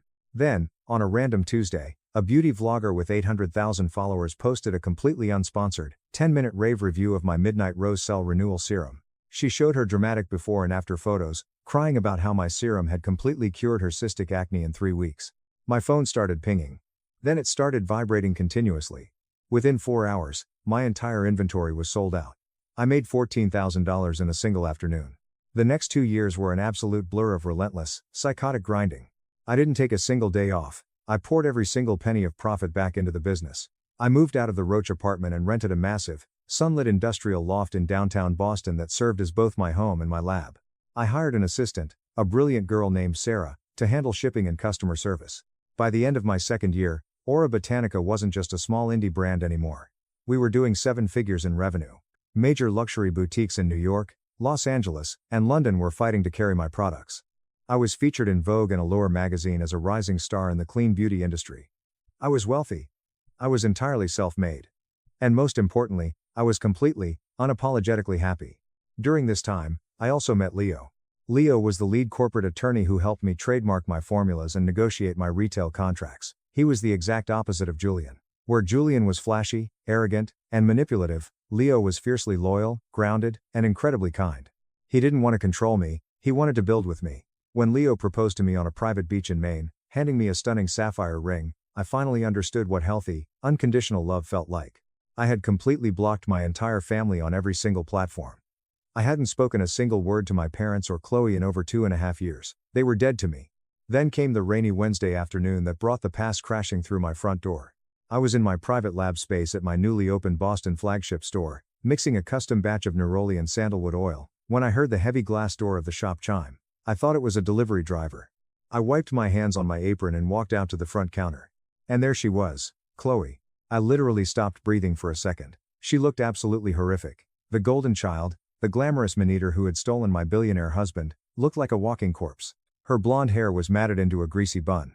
She had deep, purple bags under her eyes. She was wearing a stained, cheap raincoat that was soaked through. And wrapped tightly in her arms was a screaming, red-faced infant wearing a faded, second-hand onesie. I just stood there behind my marble counter, staring at her in complete shock. "Maya," she whispered, her voice cracking violently, "please." I didn't know where else to go. I didn't move an inch. I kept my face entirely devoid of emotion. "What do you want, Chloe?"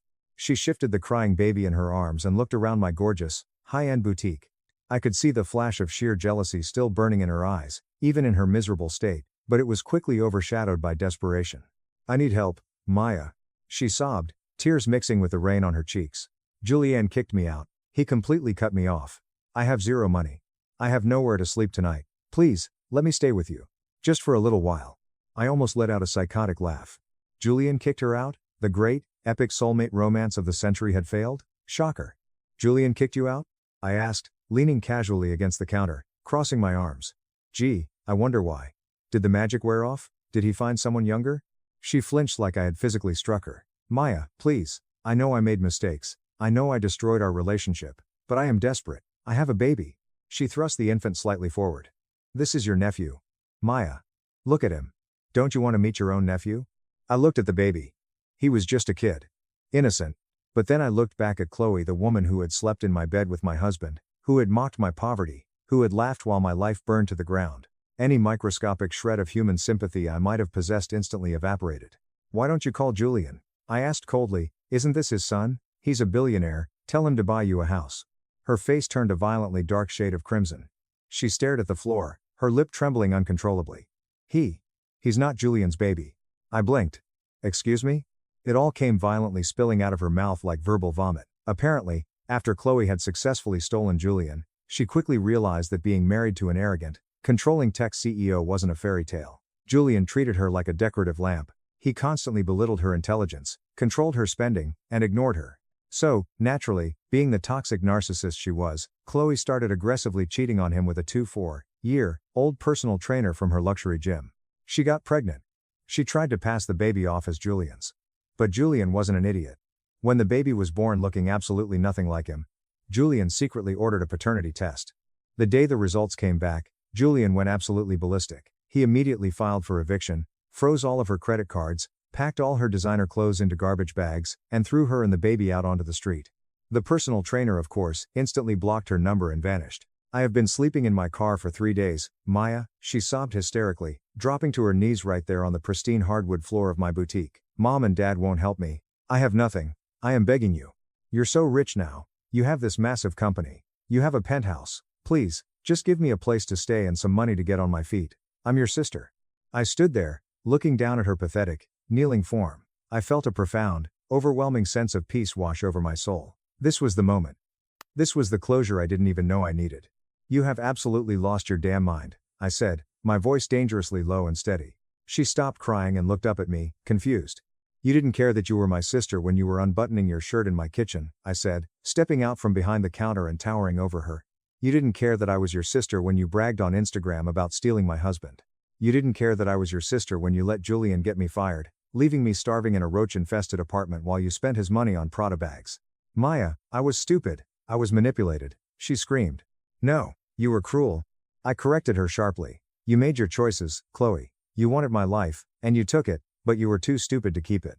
And now you expect me to bail you out with the money I made from the ashes of the life you burned down?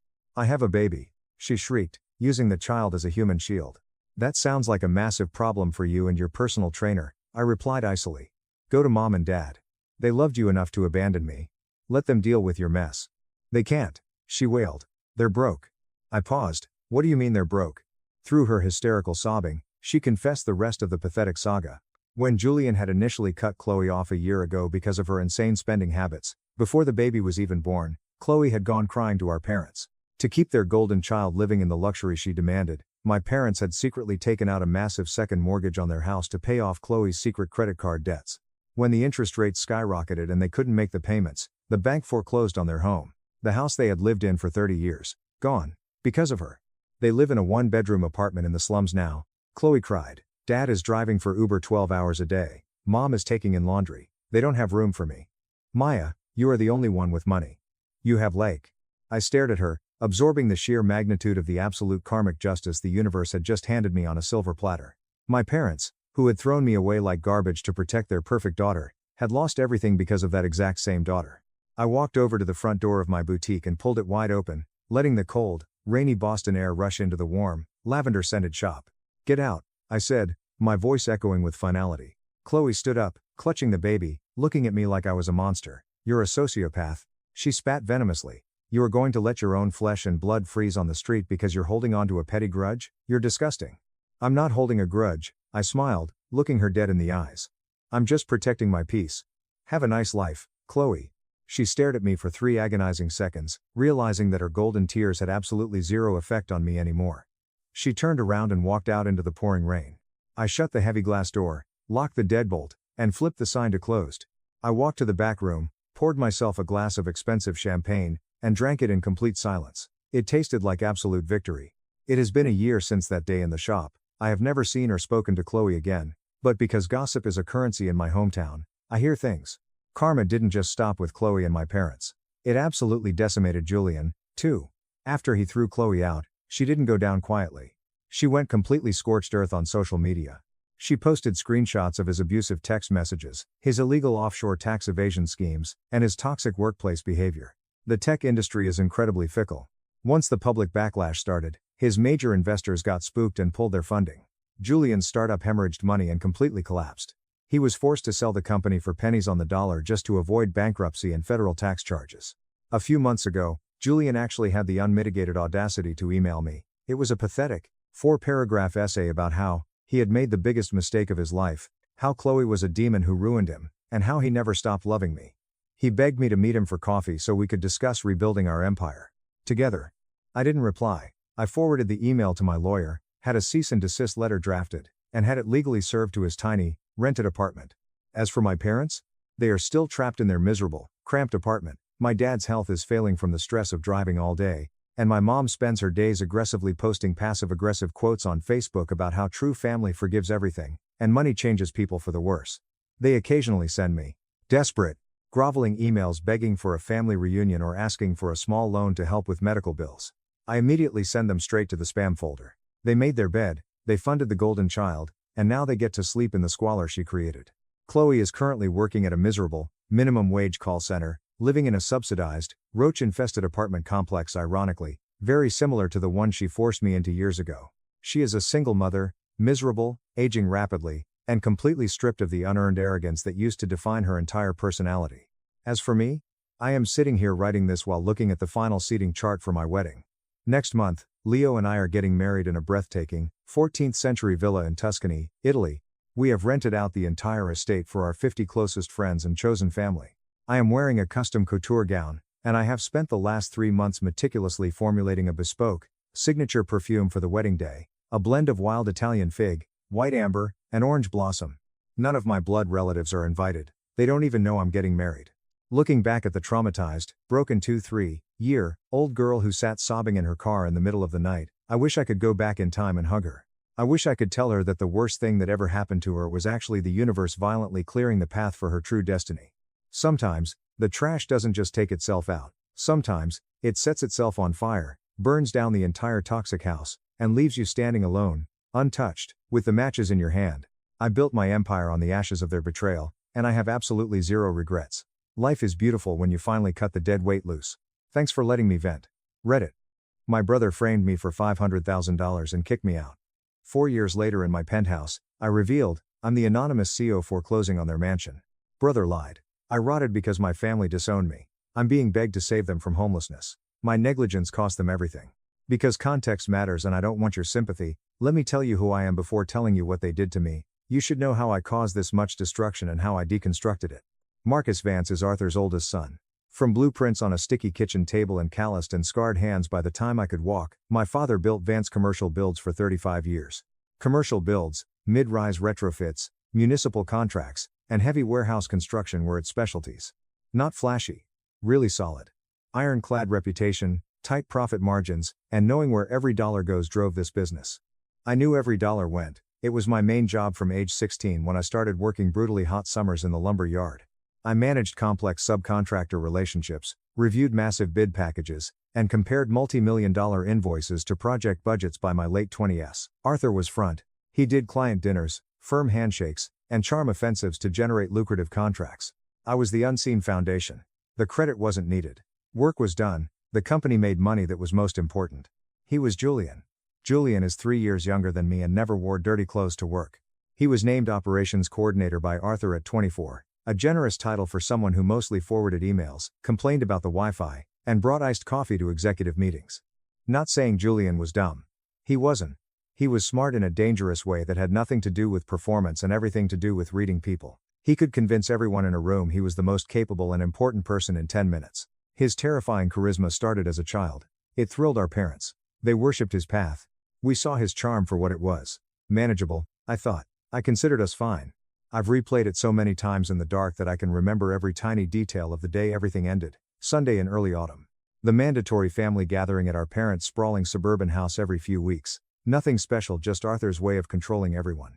Chloe, my younger sister, was there, mostly filming content for her social media platform from the massive kitchen island. She saw every family gathering as a brand-building opportunity. Julian entered the heavy oak front door while Arthur and I were discussing a concrete supplier issue in the kitchen. A thick manila folder was in his hand. His face was performing a calculated act, and I noticed immediately. It was that practiced expression that indicates reluctant duty. The loyal man who delivers devastating news and wishes he didn't. He requested an Arthur-only conversation. Wringing his hands, Arthur said, "Whatever it is, say it here. We don't keep secrets." Julian approached the kitchen table and opened the folder. Printing bank statements. Accounts in my name. 2 years of transactions. Someone worked hard to make withdrawals, offshore transfers, and shell company routing numbers look deliberate and insidious. Altogether, it cost $520,000. Julian said, "Dad," sounding agonized. I didn't want to believe it either. But, the auditors, they found this buried in the secondary ledger. Arthur took the pages. They were red. He never looked at me. My mother Eleanor entered from the living room. She probably noticed the room's sudden, suffocating energy shift. She was loud within 40 seconds of seeing what she was looking at. She wasn't querying. Not waiting for a reply. She accused me of stealing. She called me filthy. She screamed that I had looked my father in the eyes every day while stealing from his life's work. The phone camera clicked. It was Chloe in the doorway, her phone pointed at me, the red recording light blinking. I kept still. In seconds, my analytical brain noticed 3 obvious things on those papers on the table. 1. Bad font. Bank statements are formatted in a proprietary sans serif. Very close, but not exact. It had slightly off header spacing, resembling Helvetica. 1 routing number in the account details didn't match mine. 1 digit transposed, but obviously wrong. 3.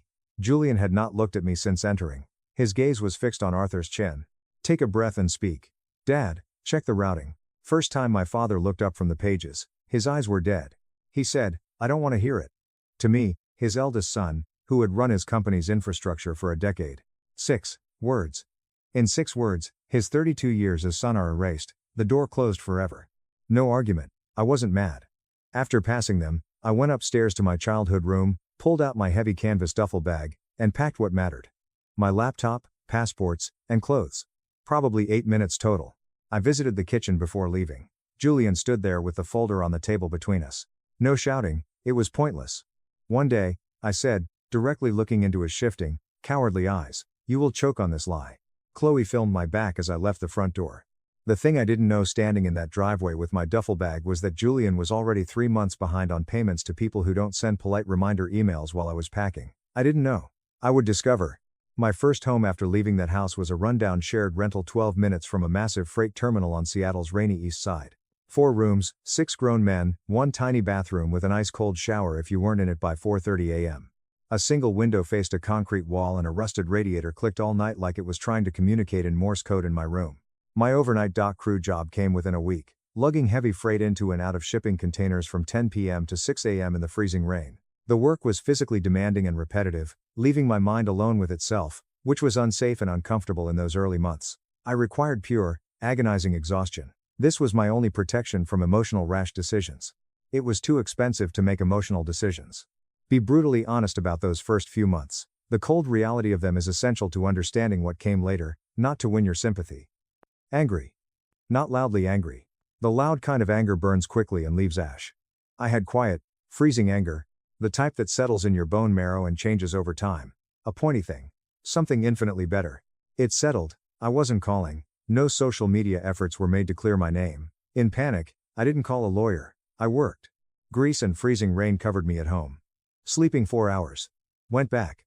After 6 weeks, I ordered my first textbook, Superior Forensic Accounting. It was a used copy with a cracked spine, and half of it highlighted in aggressive yellow marker. My tiny room's wobbly folding table was where I read it after dock shifts, still in my damp work clothes, eating cheap and fast. I then ordered Corporate Fraud Detection and Asset Tracing. Then I found a 3-night-a-week online financial forensics certification program that cost what I made in a month of backbreaking dock work. Clarify why I did this. There was no big film plan yet. I knew that understanding whatever Julian had done, and I was certain he had, would require very specific, highly specialized knowledge. Anyone could see the fake statements, but proving the crime required a scalpel. So I built the knowledge from scratch, without shortcuts, as usual. Through Sarah, a family friend, I received fragmented updates from home. Sarah was a longtime friend who had the decency to communicate quietly without drama. She rarely gave information, but sometimes did. Over the first 2 years, she passed on more pain than I expected. Arthur gave Julian complete operational control of the business weeks after I left. Permanent. Unconditional. Marcus disappeared. Access his admin codes here. The corner office is his. Contacts for master vendors. Go. Arthur brought Julian to high-profile industry events, introducing him as the loyal son who had stepped up when it truly mattered. He said the company was in great hands. His belief was complete. Eleanor reproduced this toxically in every social circle. She aggressively fabricated the situation rather than moving on. Marcus was difficult always. Julian had always been responsible. But she never said so. This was told to our relatives, neighbors, and Thursday lunches with wealthy women. Like pouring concrete over a grave, she built Julian's rosy reputation on my ruined one. She did it with the wholehearted conviction of a liar. Not surprisingly, Chloe made me happy. Twice in 4 years, once 14 months after I left, and once in year 3. She shared my name online. Unambiguous. Named. She twice called me a toxic thief, exploiting my supposed betrayal. A second post had hundreds of comments. Why would they question a grieving sister? People I had helped for years agreed with her. Sarah informed me of both posts. Both were screenshotted. They were encrypted in a folder. And I moved. I joined an advanced night class on corporate law basics 2 years later. I met Harrison there. The older, cynical former IRS auditor Harrison had the dry, ruthless demeanor that only comes from decades of watching wealthy people lie about their money. In a complex case study discussion, he saw something in me that wasn't common in that fluorescent lit room. I was pulled aside after class and asked what I was doing. He got the short version. No flinching. The man nodded and said he knew people. Elena was a razor-sharp private tax attorney who made opposing counsel physically nauseous, and Victor was a quiet quantitative analyst who moved massive investment capital through anonymous corporate structures with terrifying efficiency that doesn't get discussed in public. All three had worked together. They carefully selected their friends. They admitted me. Building Aegis Capital Group. No web presence. No fancy site. Brand free. Just a legal entity that bought distressed commercial debt and restructured it for maximum profit. Analytical engine. Victor managed complicated corporate structure. Elena facilitated legal exposure and underground deal flow. We had substantial capital within 18 months. I could stop looking forward and start looking backward after 3 years of liquid capital. Hiring Declan Hayes, a former federal fraud division. Harrison suggested he find things wealthy people think are buried forever. I gave him one open-ended task: pull all Vance Commercial Build's financials from 5 years ago. Every bank account, shell vendor, and document signatory. Exactly 4 weeks. He called me without a polite introduction. He stated, "Marcus, the company isn't in trouble. It's in a complete, unrecoverable freefall. And your brother doesn't just owe money to banks. He owes it to the kind of people who have started showing up uninvited at your father's active job sites." I asked Declan to send and explain everything in person. We met at a dim coffee shop near his office 3 days later. His fraud division survival skills led him to a door-facing corner table. His heavy, bound report was on the table between us. It was 40 pages, meticulously tabbed by section. He ordered black coffee and gazed at me as I read. "Let me explain that report. Everything. Because I need you to understand Julian's inhumane architecture." Each layer was desperate to last long enough for the next. Declan called the first section the initial bleed. Julian quietly used a primary business expense account he inherited 1 year after I left the company. He initially moved little. Withdrawals were gradual. If a trusted person manages the books, they don't trigger immediate banking scrutiny. He put stolen money in high-leverage cryptos. Through a personal, unregulated offshore trading account, not a sophisticated investment vehicle. He chased volatile assets and made panicked decisions that a financial expert would recognize as high-risk gambling. He lost often. He lost big. When a position failed, he didn't sell. He persisted. When one sector fell, he moved to another, even more volatile, to recover the theft. Over 18 months, he spent $345,000 in company capital. Every dollar was hidden in inflated vendor invoices, phantom suppliers, fabricated raw material costs, and line items disguised as construction overhead. Without looking for fraud, it read like a busy, expensive quarter. It was obvious in an afternoon if you looked. To the second tab. The secondary bleed. She stammered that she'd only heard what everyone else heard, and couldn't be expected to know the truth. "You filmed it," broke her off. Her terrified eyes met mine. "You filmed me packing my bags. You posted about it twice, by name, to farm likes. You called me a thief to your followers." Her mouth closed. The meeting went silent after she spoke. All along, Arthur was silent. He didn't defend himself when he spoke. Not a desperate negotiation. He simply said, "I should have listened to you." Across the mahogany table. And only that. Nobody explains. No justifications. I contemplated that sentence. When it came, it landed as I predicted. Not in relief, not arrogantly. Just with dull, hollow recognition of a thing arriving too late to change what it would have changed 4 years ago. Nodding, I acknowledged it. It wasn't rewarded. I advanced. Julian finally acted then. Standing up abruptly, his chair scraped loudly against the hardwood. His controlled panic became aggressive and cornered as his voice rose. A criminal vendetta. He said the court would aggressively challenge the documentation. He claimed his high-powered legal team would examine the acquisition structure, find the fatal flaw, and unravel it. As he leaned forward with both hands flat on the table, I saw him in that kitchen 4 years ago, holding a manila folder and playing the reluctant truth-teller. I let him rant entirely. Then I passed him the thicker, second folder across the table. It was examined. His eyes were on me. It was opened. Declan Hayes's full investigation was inside. Completely tabbed and annotated. Crypto trading records showing $345,000 loss, the hidden, fake vendor invoices, $210,000 predatory private loan agreements, betting transfer history to underground poker rings. Names of violent creditors whose enforcers visited Arthur's job sites. Arthur signed Julian's complete chain of documents over 14 months to forge his father's consent to bet the family home.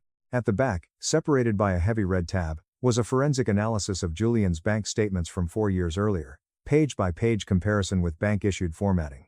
The metadata extracted from the original digital files shows they were created using a cheap PDF editor on a personal device 11 days before dinner. Declan used a separate data point to match Julian's laptop to the device ID. Last section read by Julian. He scanned the page furiously. He slowly closed the folder. The cocky stance was gone. As if his strings were cut, he reclined. I whispered, "Those documents 4 years ago were fabricated," echoing in the silent room. "You know it. I know it. And a complete, certified copy of that entire report has already been submitted to the Federal Fraud Division." Deathly silence filled the room. Julian agonized over the closed folder. His voice dropped to a register I had never heard before when he looked up. Dislikable. Non-violent. Just stripped of his cowardice concealment. His words were, "What do you want?" "Stand up." Casually straightened my jacket. "I already have it." Suddenly, his chair scraped back as I faced the window. He charged forward, grabbing my arm. Non-violent. Pure desperation. The panicked grip of someone who has exhausted all options and lies and is holding on to the last physical thing in the universe. "You can't take the house." He choked, his voice cracking violently and tears overflowing. "Marcus, please. Mom and Dad didn't do anything. This isn't on them. This is entirely on me. Whatever you think I did, whatever I did to you, just punish me. Don't take the house." He was shaking my arm as I looked down. He retreated quickly. "You should have thought about that," I said neutrally, 4 years ago. Returned to the window. Down below, 2 marked county sheriff's vehicles were slowly pulling to the curb in front of my building on a sunny Miami street. In time. Just a few minutes early. I said, "The deputies are early," without turning. Julian's knees fell behind me. "Haven't returned home."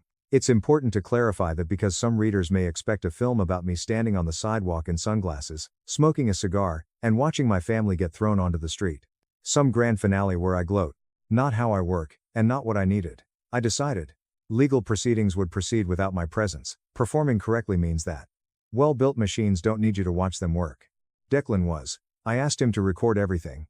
I wanted an accurate, unemotional account from someone I trusted without editorializing, not for legal reasons. He called me afterward and explained it in the same blunt, precise manner he did everything else. I heard, not asking him to repeat. "It happened like this. Family members destroyed my penthouse," Eleanor began. In the final minutes of that meeting, She stopped talking. By the time the private elevator arrived, she moved like a broken animatronic. Like a person who had exhausted all manipulation, and was operating on baseline biological function. They left with Arthur's heavy hand on her back. The elevator doors closed without him looking at me again. Respected that. He managed a dignified exit in extremely unworthy circumstances. Chloe left silently. Declan's confession made me notice that. Not that she was dramatic, she left without speaking. That spoke volumes to someone who always assumed a loud voice. Julian exited last. Long before this date, the family received solid legal notice. Elena ensured that. Certified mail, confirmed receipt signatures, full statutory window followed without shortcuts. Nothing was unclear procedurally, no judge can challenge the process. Everything was legal. Julian arrived at the family home to find deputies working. Typical foreclosure. They moved with board efficiency. After 1,000 previous attempts. The massive front door locks were being drilled out and changed when he arrived. And then it happened. The only way I could have understood it was if Declan described it without drama. The deputies changed the locks while Julian watched from the driveway. A part of him that had held on through the penthouse meeting, the silent drive over, and every step up the front walk gave out. Deputies weren't confronted.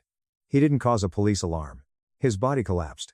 Screaming, he sat in the front lawn grass with his knees to his chest. Non-words. Sound only. A primal, raw sound from below conscious thought, listening to a man realize his actions all at once. Neighbors watched the golden boy break from their windows. Looking tired, the deputies kept drilling the locks. Arthur carried a small cardboard box of personal medications they were allowed to retrieve on the walkway. No movement toward Julian. No comforting was offered. He stood there, watching his son scream, which he chose over me. Declan said several minutes passed. I pondered that information in my quiet penthouse. I felt. Not expected feeling. Not joyous. Some relief. I sensed something quieter and dirtier. Something like the feeling you get when a massive storm you've been preparing for hits, and confirms all your preparations but doesn't finish you. The way it is. Happened recently. Finally, something. The final knife twist Julian didn't discover until a week later. Federal fraud charges were filed 2 weeks earlier. Elena's office submitted Declan's report's financial trail, fabricated bank statements, and metadata extraction to the appropriate division. Within 60 days, she expected federal indictments. That process did not involve me. I stood back after handing them the loaded gun. The law does what it does. Remember crypto losses? Julian's $345,000 lost in bad margin trades? Declan discovered Julian's laptop metadata anomaly, which linked him to the fake bank statements. During his deep forensic dive, Julian didn't lose everything crypto. He panicked after losing some and deliberately put $280,000 in a cold storage wallet. He kept a huge secret nest egg to run away with and faked the total loss on the books to claim bankruptcy if caught. Declan discovered the fragmented seed phrase in a company server dummy image. Before the foreclosure and penthouse meeting, Victor and I legally seized the cold wallet as part of Aegis Capital Group's corporate asset recovery since Vance Commercial Build's initial funds were stolen. Fully depleted our wallet. I kept nothing. The entire $280,000 was anonymously sent to a legal aid organization that helps blue-collar wage theft victims. Workers who are manipulated, their credibility destroyed, and their assets taken by a suit. Not announced. Plaque wasn't my thing. It felt like the perfect place for certain funds.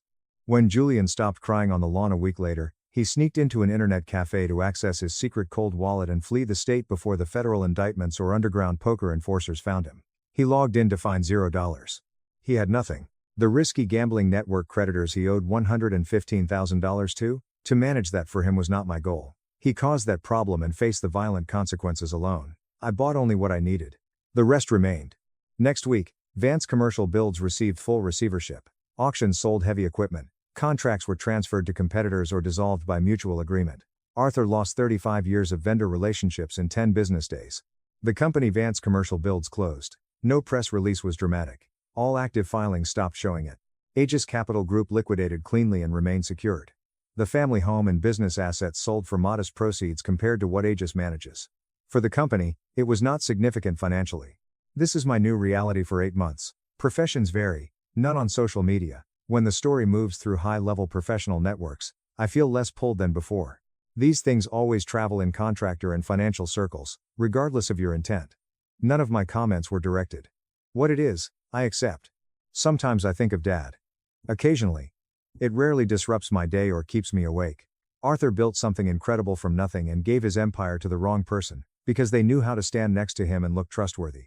Seeing a loved one make a life-changing mistake and being unable to stop it is a special kind of grief, most especially when that mistake was made to you. I won't pretend I can solve that neatly. As far as I know, accountability and grief are compatible. Arthur decided. He chose not to ask a single question when it mattered. Choice had apocalyptic consequences. My grief over what he was and the cold reality of what he did can coexist in my head without canceling each other out. Same for Eleanor. Hi Chloe. Each made conscious, weighty decisions. I no longer carry their burden. Sometimes I remember leaving that front door. I carry a heavy duffel bag. Behind me, Chloe's camera keep running. Julian stares at the floor in the kitchen, ignoring me. On my way out, I didn't threaten him. I consider word choice important, so I'll be precise. It wasn't a cinematic promise either. I just stated something I knew about his actions. Julian's lies aren't permanent. Regular maintenance is exhausting. New lies to verify old ones, a fake document, new tearful acts, manage and manipulate new people. The structure becomes too heavy, and the original deception, the rotten core, starts to show through the cracks. He choked. 4 years. I spent 4 years working freezing overnight dock shifts, reading cracked forensic accounting textbooks at a wobbly folding table, and building something real with ruthless people. I survived with a profitable firm, new lethal skills, and the full, documented truth of what happened to me. I delivered this truth to those who could act on it. I'm not going to say this makes me better. Maybe it does, but I don't care about morality. It made me more accurate. It taught me that cold patience, when used properly, is far more powerful than any screaming reaction I could have pulled at that kitchen table 4 years ago. As I write, I don't feel victorious. No hollowness here either. My feelings are like a man who knew what was stolen, took his time, and got it back in a form no one could argue with, challenge, or walk back. That can make me cold. Cold kept me moving for 4 years when warm would have got me nowhere. My sister ruined my wedding because she felt invisible. This is what you get, she screamed. So I revoked her $10,500 tuition and froze her apartment lease. My sister smashed my 3-tier wedding cake onto the floor, screaming that I deserved it for acting like I was better than her, while my mother hugged her and said she just needed to let it out. I didn't say a single word in response, but that night, while my new wife was taking off her wedding dress, I logged onto my laptop, officially revoked my sister's $10,500 college tuition deposit, and permanently froze the luxury apartment lease I had co-signed for her. It is absolutely wild how a single, chaotic moment can completely rewrite every single memory you thought was solid, fundamentally changing the way you view the people you share blood with. September 12th was supposed to be the absolute happiest day of my entire life. We had 75 guests, a string quartet playing soft acoustic covers in the background, and the venue, a beautifully restored botanical garden, was lit up perfectly with string lights that made the whole evening feel like a cinematic dream. My bride, Sarah, looked like someone who had walked straight out of a fairy tale. Her dress was simple but incredibly elegant, and when I saw her walking down the aisle, every single sacrifice I had ever made felt entirely worth it. And I had made a massive amount of sacrifices. I had worked my absolute ass off for years to get to this point in my life. I spent my early 20s grinding through grueling corporate consulting gigs, taking the cheapest red-eye flights to save money, sleeping on hard, freezing airport benches in cities I didn't even have the time to explore, and getting wildly underpaid just to stay in the game and build my professional resume. I saved every extra dollar. I didn't go out to bars. I didn't take relaxing vacations. I finally made something of myself, clawing my way into a senior director position, and I honestly thought that for once in my life, I was allowed to celebrate my own happiness and financial stability. My younger sister, Chloe, absolutely did not see it that way. She is 23 years old, but she operates with the emotional maturity of a deeply resentful, angsty teenager. She came late to the wedding. That really should have been my first and most obvious clue that the night was going to take a dark, miserable turn. The beautiful ceremony was already completely over. She breezed into the reception wearing a deeply cut, gold backless dress that looked far more appropriate for a Las Vegas nightclub or a high school prom night than a formal botanical garden wedding. She didn't say hi to me. She didn't smile at Sarah. She just grabbed a large glass of champagne from a passing waiter and immediately found a dark corner to sulk in. I caught her eye exactly once from across the crowded room, and she looked right through me like I was a complete stranger, someone she had never met in her entire life. To anyone else looking at her, it might have just looked like she was being moody or tired, but I knew Chloe. I had known her for 23 years. That dead, heavy silence was the prelude to an absolute storm. Just 3 weeks earlier, she had called me hysterically crying about her car breaking down again. She had already borrowed $1,500 from me back in May for transmission repairs, which she confidently promised to pay back but never even mentioned again. This time, she said the engine was completely shot and she needed a whole new car. She said it was an absolute emergency and demanded I help her finance it. I told her no. It wasn't because I didn't have the money, I had enough in savings, but because I was so incredibly tired of always being her plan B, her personal ATM, her reliable safety net. And honestly, She wasn't even trying to build her own life anymore. She was actively skipping her college classes, partying 5 nights a week with people twice her age, and telling our enabling parents that she was just finding herself and desperately needed grace. When I told her I wouldn't buy her a car, she hung up the phone without saying goodbye. Just a sharp, aggressive click. I honestly didn't think she would carry that petty grudge all the way into my wedding day. I gave her the benefit of the doubt, because I always did. I always played the role of the bigger brother, the protector, the responsible one who fixed everything. She waited until the exact moment of the toasts. Right when I stood up, clinking my glass, ready to thank everyone for coming, ready to talk about love, about building a life with Sarah, about finding someone who brings you absolute peace in a chaotic world. The room was entirely silent, all eyes warmly focused on me. Then, Chloe stood up, too. For a brief, naive second, I actually thought she was going to make a toast herself. Maybe she had turned a corner. Maybe she wanted to say something nice. My glass was still halfway to my mouth, a genuine smile forming on my face. Then she violently threw her drink. The champagne flew in a perfect, sparkling arc through the air and exploded violently against the dessert table. The heavy crystal glass shattered a beautiful, custom-engraved photo frame of me and Sarah smiling on a cliffside in Santorini, a priceless gift from Sarah's grandmother. Gasps echoed through the room. But Chloe wasn't done. Before anyone could even process the shattered glass, she lunged forward, grabbed the edge of the table holding our expensive wedding cake, and shoved it with her entire body weight like she was flipping a table in a bar fight. The cake didn't just tip over. It violently collapsed. 3 expensive layers of vanilla bean and raspberry, delicate sugarwork, custom handcrafted fondant flowers, all of it completely destroyed, smeared across the hardwood floor in a massive, sticky pile of ruin. She stood over the mess, looked me dead in the eye, her face twisted in pure, unadulterated rage, and screamed loud enough for people outside the venue in the parking lot to hear. "This is what you get for acting like you're better than everyone else." It was so terrifyingly quiet afterward that I could hear the faint, rhythmic buzzing of someone's cell phone vibrating on a table 3 rows back. A few of the guests looked around awkwardly, nervous smiles on their faces, desperately hoping maybe this was some weird stage moment, an inside joke, or an elaborate, poorly timed prank. It absolutely wasn't. My mom immediately ran to Chloe. But she didn't grab her to scold her. She didn't drag her out of the room. She ran to her like Chloe had just been physically assaulted. "Oh, honey, it's okay, she just needs to let it out," my mom said, wrapping her arms around Chloe, holding her tight like she was a traumatized war victim who had just escaped the trenches. Sarah's parents stared at me in absolute, horrified disbelief. My best man froze, his hands hovering uselessly in the air. Even the DJ scrambled to hit the pause button, killing the soft background music, making the awkward silence even more deafening. There was no apology from Chloe. No sudden realization of what she had done. No remorse in her eyes. She didn't even shed a single tear. She just aggressively pulled away from my mom, adjusted the strap of her ridiculous gold dress, and walked out of the venue doors like she had just won a debate and proved some grand, victorious point to the world. I didn't say a word. Not a single syllable. It wasn't because I didn't have a million things I wanted to scream at her, but because I knew, deep down in my bones, that this wasn't the place to say it.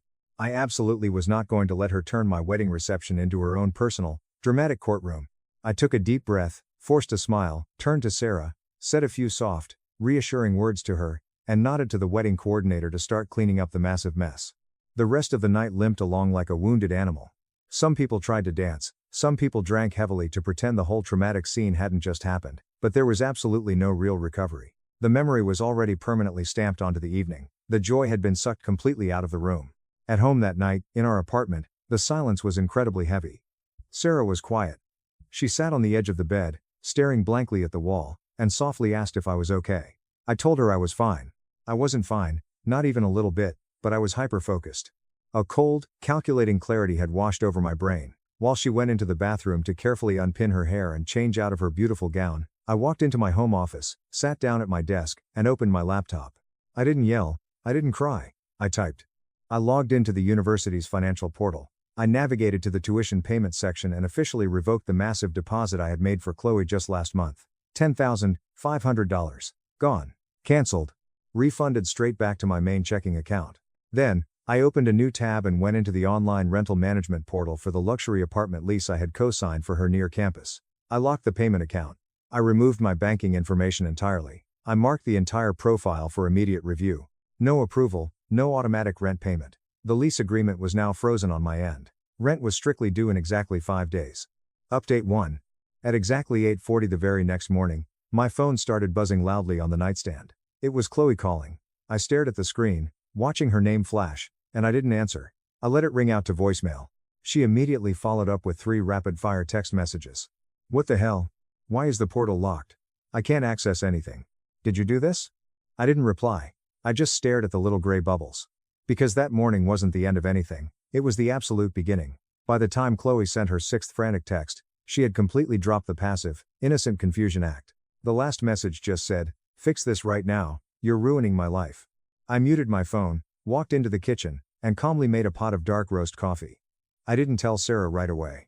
Not because I was trying to hide it from her. I knew without a shadow of a doubt she would have supported it, but because I selfishly wanted a minute to just stand by the window, hold my warm mug, and enjoy the absolute silence. The wedding was over, the chaos had passed. And for the very first time in my entire adult life, I had officially stopped being Chloe's reliable, foolproof safety net. Around noon, my mom called. I let that ring out, too. 5 minutes later, a voicemail notification popped up. I listened to it on speakerphone while wiping down the kitchen counters. "Hi honey," my mom's voice echoed, dripping with that condescending, soothing tone she always used. "Your sister is very, very upset today. She feels completely abandoned by you. Please call me back. We need to fix this family rift." The sheer, unadulterated irony of that voicemail almost made me laugh out loud. She wasn't abandoned when I co-signed her expensive lease because she had 0 credit. She wasn't abandoned when I paid her $10,500 tuition deposit so she wouldn't lose her spot in the program. She wasn't abandoned when I covered her endless overdraft fees at the bank, or when I bailed her out of that completely botched Airbnb situation in Miami last spring, or when I sent her $600 just until Friday for groceries, which inevitably turned into radio silence for 4 straight weeks, while she posted pictures of herself drinking expensive cocktails on Instagram. No one in my family called me back then to ask how I felt. No one asked if I felt used. Chloe didn't talk to me for 2 full days after the wedding.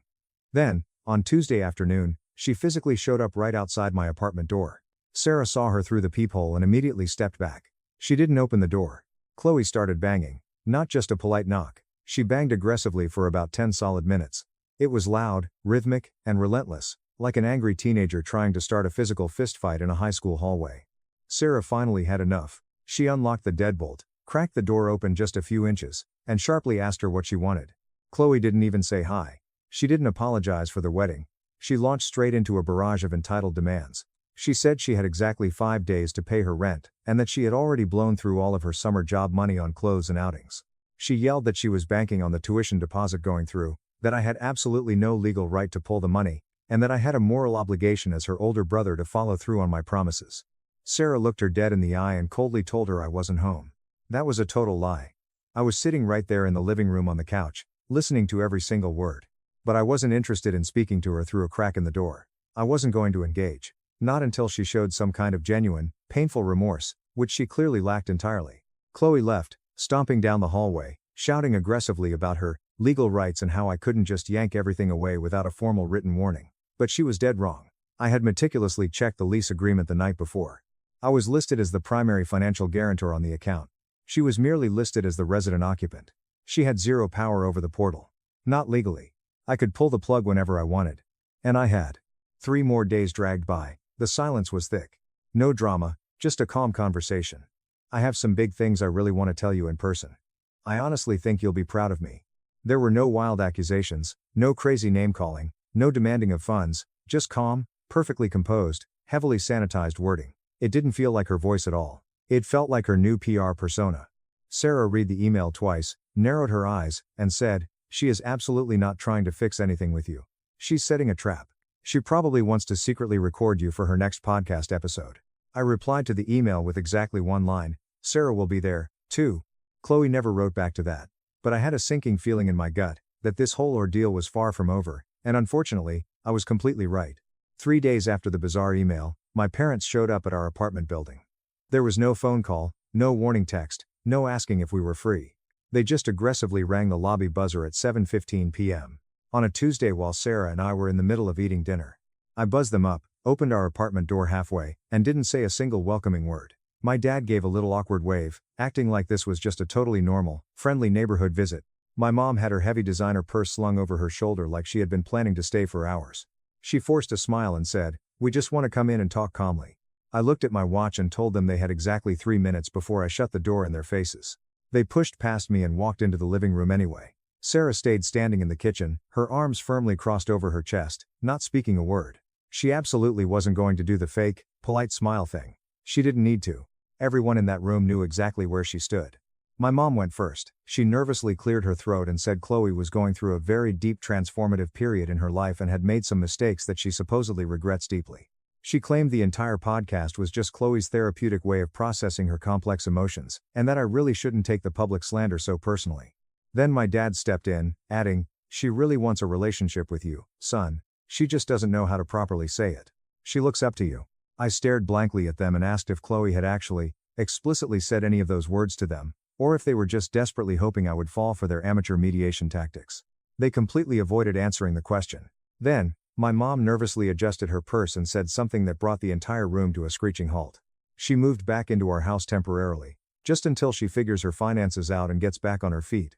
Sarah let out a sharp, mocking breath, loud enough for everyone in the room to hear it clearly. So now the entire pathetic picture was perfectly complete. They had secretly paid her massive tuition bill. They had let her move back into her old childhood bedroom rent-free. And they were standing in my apartment right now, not to ask me for any more money, but to actively manage me. They wanted to make absolutely sure I didn't publicly expose her lies, ruin her new podcast narrative, or make things any harder for their precious golden child. They weren't mediating a family dispute. They were doing damage control. I looked my dad right in the eyes and asked them flat out, "Have either of you ever actually sat her down and told her that destroying my wedding was fundamentally wrong?" My mom immediately deflected. She was just so overwhelmed that day. My dad looked at the floor. "She really didn't mean to ruin the whole thing." I raised my voice just a fraction. "I'm asking you a direct question. Did either of you, even once, tell her that her actions were wrong?" They didn't speak. They just stood there in uncomfortable silence. That deafening silence told me absolutely everything I ever needed to know. They weren't angry at Chloe for ruining the most important day of my life. They were simply embarrassed by the public spectacle.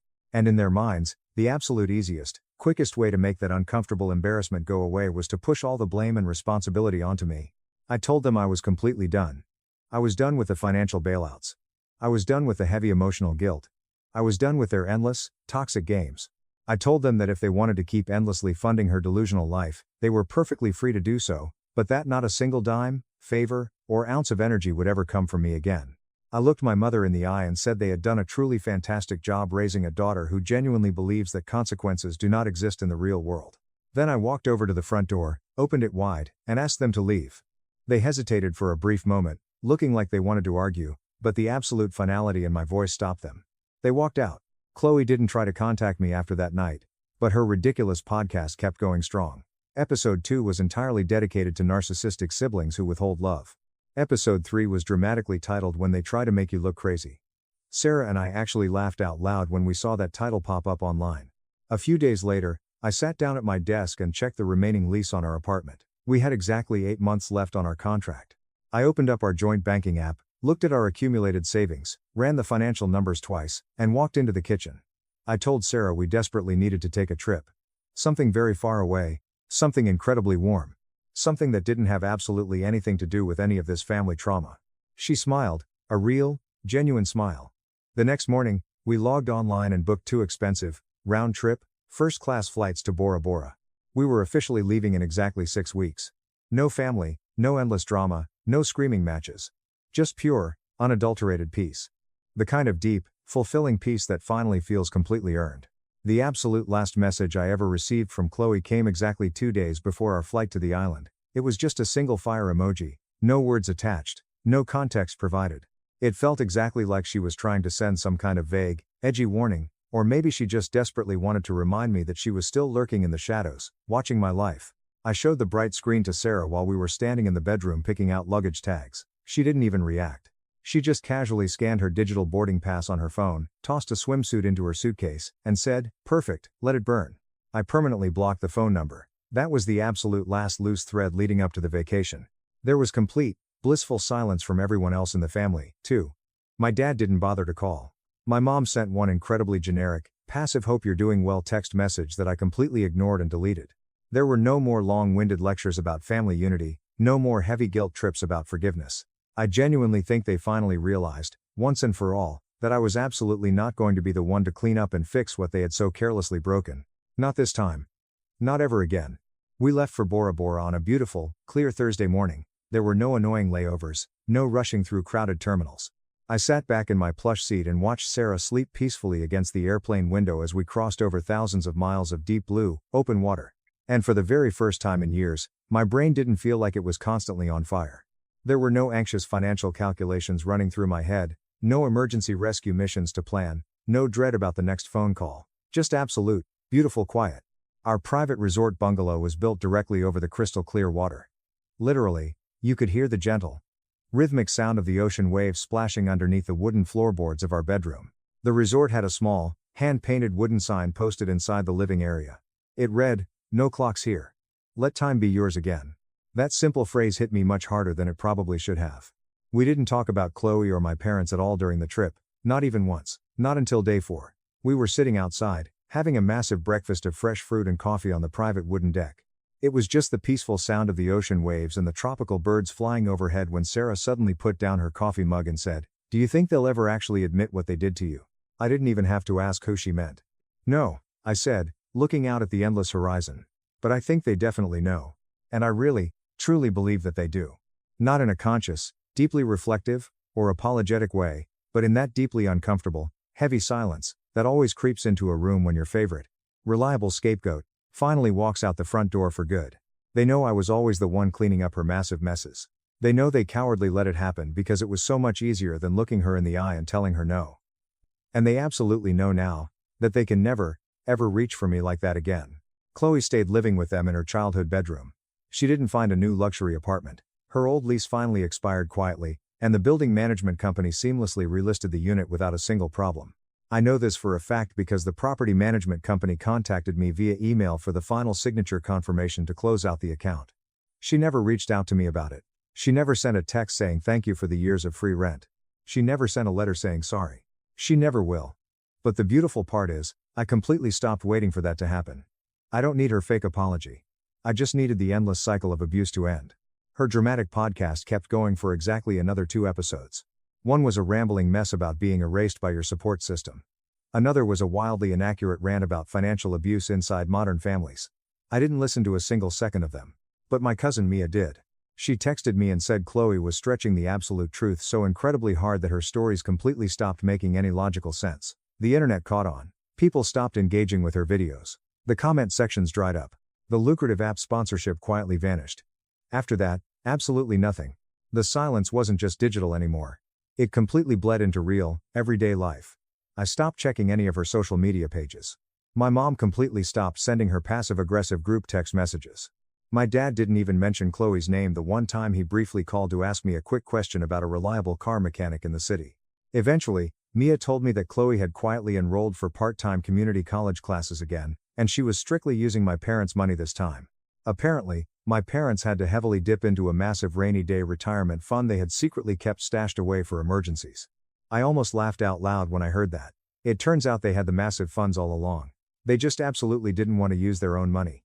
Not until I firmly refused to be their wallet anymore. Sarah and I eventually came home from our island trip to a completely different version of life. When our lease ended, we packed up and moved into a much better, bigger place. We moved further away from the noisy city, much closer to the quiet suburbs. There are no more buzzing phones at 3 a.m., no more frantic, split rent payments, just us, building our actual future. I got a brand new credit card with a new number, permanently leaving my stressful co-signer days behind in the dust. I even went online and completely changed the master password on my main bank account for the very first time in 6 long years. There are absolutely no more surprise withdrawals. No more late-night Venmo requests labeled, "Please don't ask."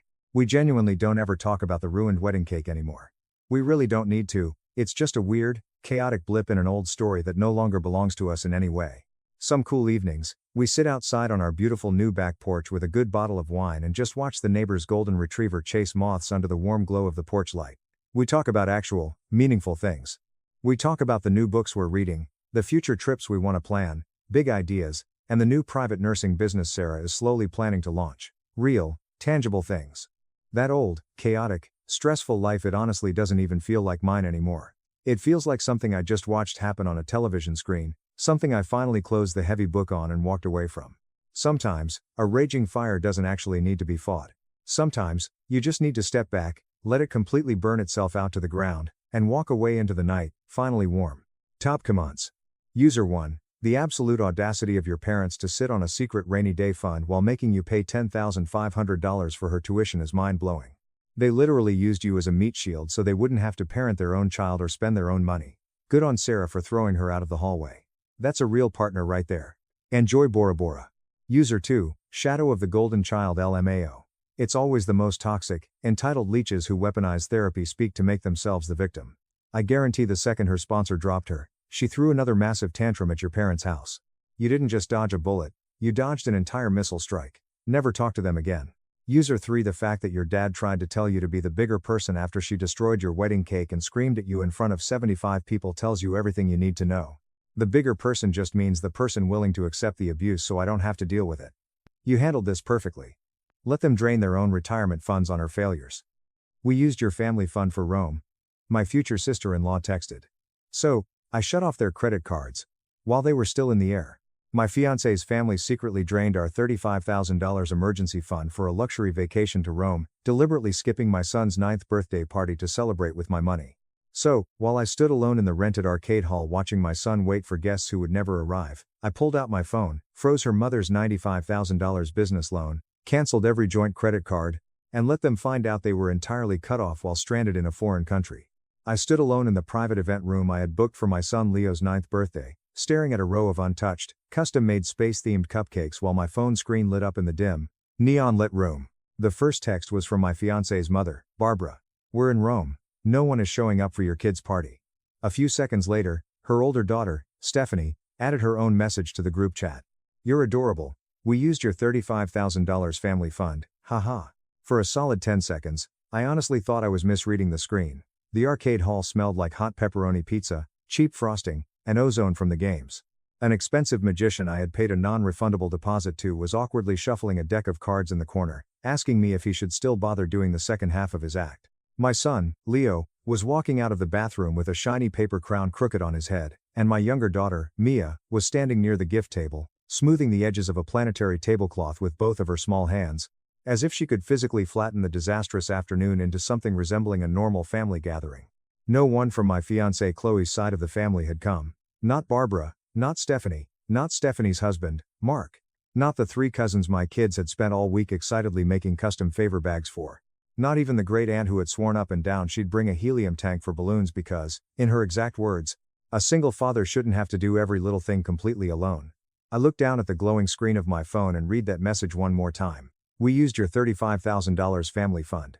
Not borrowed, not we had an emergency. Used. My throat closed up so fast it physically ached. My hands, however, were completely steady. That was the strangest part of the entire ordeal. I could literally feel the white-hot anger moving through my chest, but it had gone ice cold before it could reach my mouth. Leo came walking over, a bright smile on his face, but he stopped dead in his tracks when he saw my expression. Are they just having trouble finding parking? He asked. He said it so casually, like it was just a normal delay. Like he still genuinely believed that adults meant what they promised.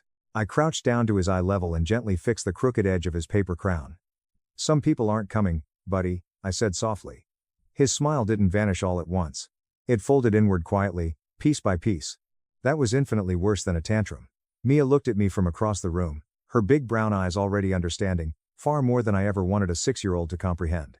She noticed everything, especially when people were trying very hard not to say something cruel out loud. Did we do something wrong, Daddy? She asked.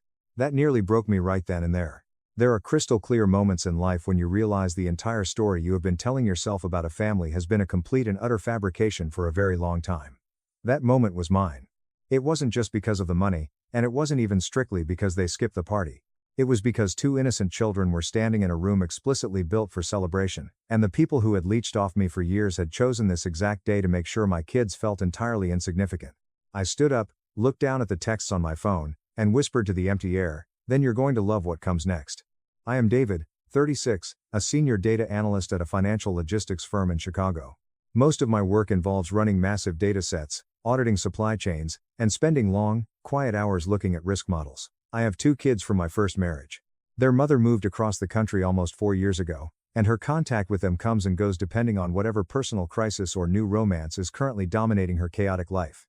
So, for the most part, it has always just been me. Me packing the lunches, me checking the math homework, Me sitting through agonizingly long school plays, and me rushing to the pharmacy for inhaler refills and fever reducers at 2 in the morning. Then, about 2.5 years ago, I met Chloe. Chloe was warm, genuinely funny, incredibly smart, and the kind of person who would remember a tiny detail my daughter mentioned about a school project 3 weeks prior. She made my quiet house feel less exhausted. She made me think that, maybe, just maybe, I wasn't completely done building a family. What I willfully ignored, however, were the people irrevocably attached to her. Barbara, her mother, was the kind of woman who spoke in polished, polite concern but moved through other people's finances like a swarm of locusts. Stephanie, her older sister, was somehow even worse because she made her greed look playful. She laughed while demanding expensive favors. She put cute emojis after outrageous requests. She called blatant financial manipulation keeping it in the family. At first, it was just little things. A few $100s here when Barbara's boutique bakery equipment needed emergency repairs and the bank was allegedly being impossible. A quick $1,200 for Stephanie's son's private baseball camp because the reimbursement check is coming any day now. I swear. Then it was $4,000 when Chloe broke down crying in my kitchen, explaining that creating a family fund would help everyone stay stable while Barbara tried to expand her catering business into a larger storefront downtown. It's just a short-term safety net, Chloe had pleaded. Mom always pays family back. There never should have been a family fund. But I built one anyway. I justified it to myself by saying it was practical. I had good savings. I had always been meticulous with my money. Data analysis didn't make me a billionaire, but it made me highly disciplined. I tracked every single utility bill, every tuition payment, every grocery run. When Chloe and I got engaged last year, I genuinely thought that creating one separate, shared support account for temporary family emergencies would put a stop to the constant financial chaos. Instead, it just gave Barbara and Stephanie a wide open front door to my bank account. The first year, I put in $15,000. The second year, even more. By the time Leo's 9th birthday arrived, I had contributed exactly $35,000 into that specific account.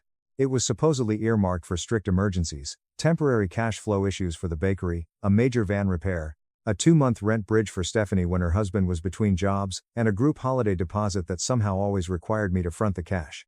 Every single time I hesitated or asked for receipts, Chloe would say the exact same thing. They're difficult, David, but they're still my family. Every time I pointed out that my children were being treated like annoying accessories rather than actual family members, she begged me not to make everything so transactional. Transactional. That word still makes me laugh in the darkest, most bitter way possible, because there was absolutely nothing more transactional than Barbara's affection. She would kiss Mia's cheek in public for photos, then completely forget to bring her a birthday present. She would call Leo buddy at Sunday dinners, then book an expensive cousin outing to the science museum without including him because the boys needed their own space. Stephanie was much more direct with her cruelty. She once told Mia right in my own kitchen, "You can come in the car if there's enough room." When the other kids were bragging about an amusement park trip that I had entirely paid for, I finally spoke up quietly. Chloe scolded me later, saying I had embarrassed her sister. That was the established pattern. My kids absorbed the slights. I absorbed the massive bills. And somehow, I was always the one expected to smooth the room over and apologize. This birthday party was supposed to be the ultimate reset. Leo had asked for only one thing this year. Can I just have everybody in one place, and can nobody leave early? It broke my heart into pieces when he asked that. Secure kids do not make requests like that, they just assume people will show up for them. Mine had learned the hard way not to, so, I overcompensated. I booked a massive private hall with arcade games, laser tag, a premium food buffet, a little stage, and enough room for both sides of the whole family. I paid an exorbitant amount for custom cupcakes shaped like the solar system because Leo was currently obsessed with astronomy. I ordered a specialized quiet sensory corner for Mia, because loud crowds overwhelmed her. I made 30 welcome bags by hand. Chloe had assured me her mother was thrilled. Stephanie had texted that her kids were literally counting down the days. Then, the night before the party, Chloe casually mentioned that Barbara had a quick family business thing and might arrive a little late. The morning of the party, Chloe herself wasn't answering her phone. By noon, as I was setting up the hall alone, I had called her 6 times. By 1 p.m., Barbara sent the text about Rome. While I stood in that rented arcade hall in Chicago, desperately trying to explain the concept of absence to 2 heartbroken children, I stepped into the side corridor where the bathrooms were. I leaned against a wall, opened my banking apps, and started violently pulling at every single loose financial thread I had been pretending wasn't slowly wrapping around my throat. First, the so-called family fund. I logged in, revoked all joint access, froze all outgoing transfers, removed external permissions, and locked the account. Then, I went for the jugular, the business loan. That one truly mattered. 8 months earlier, Barbara had aggressively wanted to turn her messy catering side hustle into a proper, high-end event bakery. No traditional bank would give her the interest rate she wanted, and she had already exhausted loans from 2 cousins and maxed out a business line of credit. Chloe had begged me for weeks to help structure a deal. I flat out refused to co-sign the business lease itself, but I did something almost as stupid to keep the peace. I agreed to secure a $95,000 private bridge loan through a specialized investment account of mine, strictly contingent on repayment milestones, active spending oversight, and quarterly audits. That oversight only existed because I ruthlessly insisted on it in writing. Barbara had hated every single second of that legal condition while happily cashing every single benefit of it. I called the lender liaison directly from the arcade corridor while a massive silver balloon arch rustled softly behind me. "This is David Miller," I said, my voice eerily calm. "I need an immediate suspension review on the Whitmore Bridge facility due to probable gross misuse of funds, breach of family support declarations, and revoked authorizations tied to shared access." The woman on the line recognized my name and account number instantly. Data analysts don't usually sound like they're ordering a drone strike, so maybe my tone stood out. She asked if I was officially requesting a hard freeze pending legal documentation. "Yes," I said. "Effective immediately. Today." She read me the standard consequences. Draw access paused, new disbursements halted, full financial review triggered. Cards tied to the operating reserve flagged pending account holder confirmation. I authorized absolutely all of it. Next, I called the primary bank that held the shared checking accounts Chloe and I had been using for wedding planning and household expenses. I permanently blocked every single joint credit card except the one directly connected to our mortgage and the utility bills. I changed all the master passwords. I went into the security settings and systematically removed device access from 3 phones I recognized immediately: Chloe's, Barbara's, and Stephanie's husband, Mark. Seeing Mark's phone on that list hit me harder than I expected. He had active access to my accounts. Not just Barbara. Not just Stephanie through Barbara. Her deadbeat husband had been logged into my financial life. I took detailed screenshots of every single IP address, every login, and every transfer, and emailed them directly to myself, to my attorney, and to the financial planner who had explicitly warned me a year earlier that blended families only work when financial boundaries are boring, rigid, and absolute. I should have listened to him sooner. When I finally walked back into the main party hall, the magician was miraculously making me a smile by pulling an endless red silk ribbon from his sleeve. So, I did the only decent thing available to a father in that moment. I stayed present. I smiled for the camera. I cut the expensive cake. I sang the song loudly. I made sure every single classmate who did actually show up got extra arcade tokens and an oversized slice of cake. By that evening, my phone was lighting up like a siren with texts from mutual friends, cousins, and distant relatives. I did not answer a single one. The quiet, peaceful closure people imagine in movies does not come quickly in real life. First, it comes incredibly messy. It comes with frantic doorbells, massive guilt trips, and neutral cousins, who just want both sides to calm down and compromise. It comes with wild accusations. I got every single one of them. I was told I was being overly dramatic, that I was financially abusing women, that I was letting my ex-wife's abandonment make me clinically paranoid, that I had massively overreacted because no one had physically harmed my children. That last specific line came from Barbara's older brother, which told me exactly the twisted narrative they were circulating to save face. I typed out one single, comprehensive reply, copied the entire cluster of adults trying to manage me back into a useful ATM, and hit send. My boundary is incredibly simple. I am not your backup bank. I will not finance people who actively exclude and mistreat my children. Do not contact my kids. Do not come to my home without an explicit invitation. Then I muted the entire thread and blocked their numbers. Chloe officially moved out a week later. There was no screaming, no slamming doors. She packed her boxes slowly, crying softly sometimes, completely quiet most of the time. The kids stayed in their rooms more than usual during those days. Leo was stiffly polite when he passed her in the hallway. Mia was distant in the specific, heartbreaking way only a child can be when someone has disappointed her so profoundly that even being sweet to them feels physically unsafe. Right before Chloe left for good, she stood by the front door and asked if she could say a proper goodbye to them. I allowed it. Mia walked up, reached into her pocket, and handed back the little beaded bracelet Chloe had made with her last winter. "Keep it, sweetie," Chloe whispered, her voice cracking. Mia shook her head, her face completely blank. "You forgot us too." "It was such a small sentence," softly said. But Chloe cried so hard she had to physically sit down on the entryway bench. I didn't interrupt. I didn't comfort her. Some truths belong entirely to the child who paid the price for them. After she finally drove away, the house was brutally, painfully quiet for about 3 days. Then, slowly, it started feeling honest. I took the massive, overstuffed wedding planning binder off the shelf and shoved it into the dark back corner of the hall closet. I returned whatever centerpieces I could, aggressively disputed what deposits had been misused, and let some of the smaller vendor deposits burn. That part stung my wallet, but it was a clean sting. A chosen one. The hardest part was dealing with Leo. About 2 weeks after the disastrous party, I walked past his bedroom and found him sitting cross-legged on the floor, meticulously rebuilding the custom favor bags he had made for the cousins who never showed up. Empty tissue paper, little neon glow sticks, plastic dinosaurs scattered everywhere. He was working so carefully, his brow furrowed in concentration. "What are you doing, buddy?" I asked gently, leaning against the doorframe. He shrugged without looking up from the plastic dinosaur in his hand. "I don't know, fixing them." That nearly broke me more than the empty arcade room itself.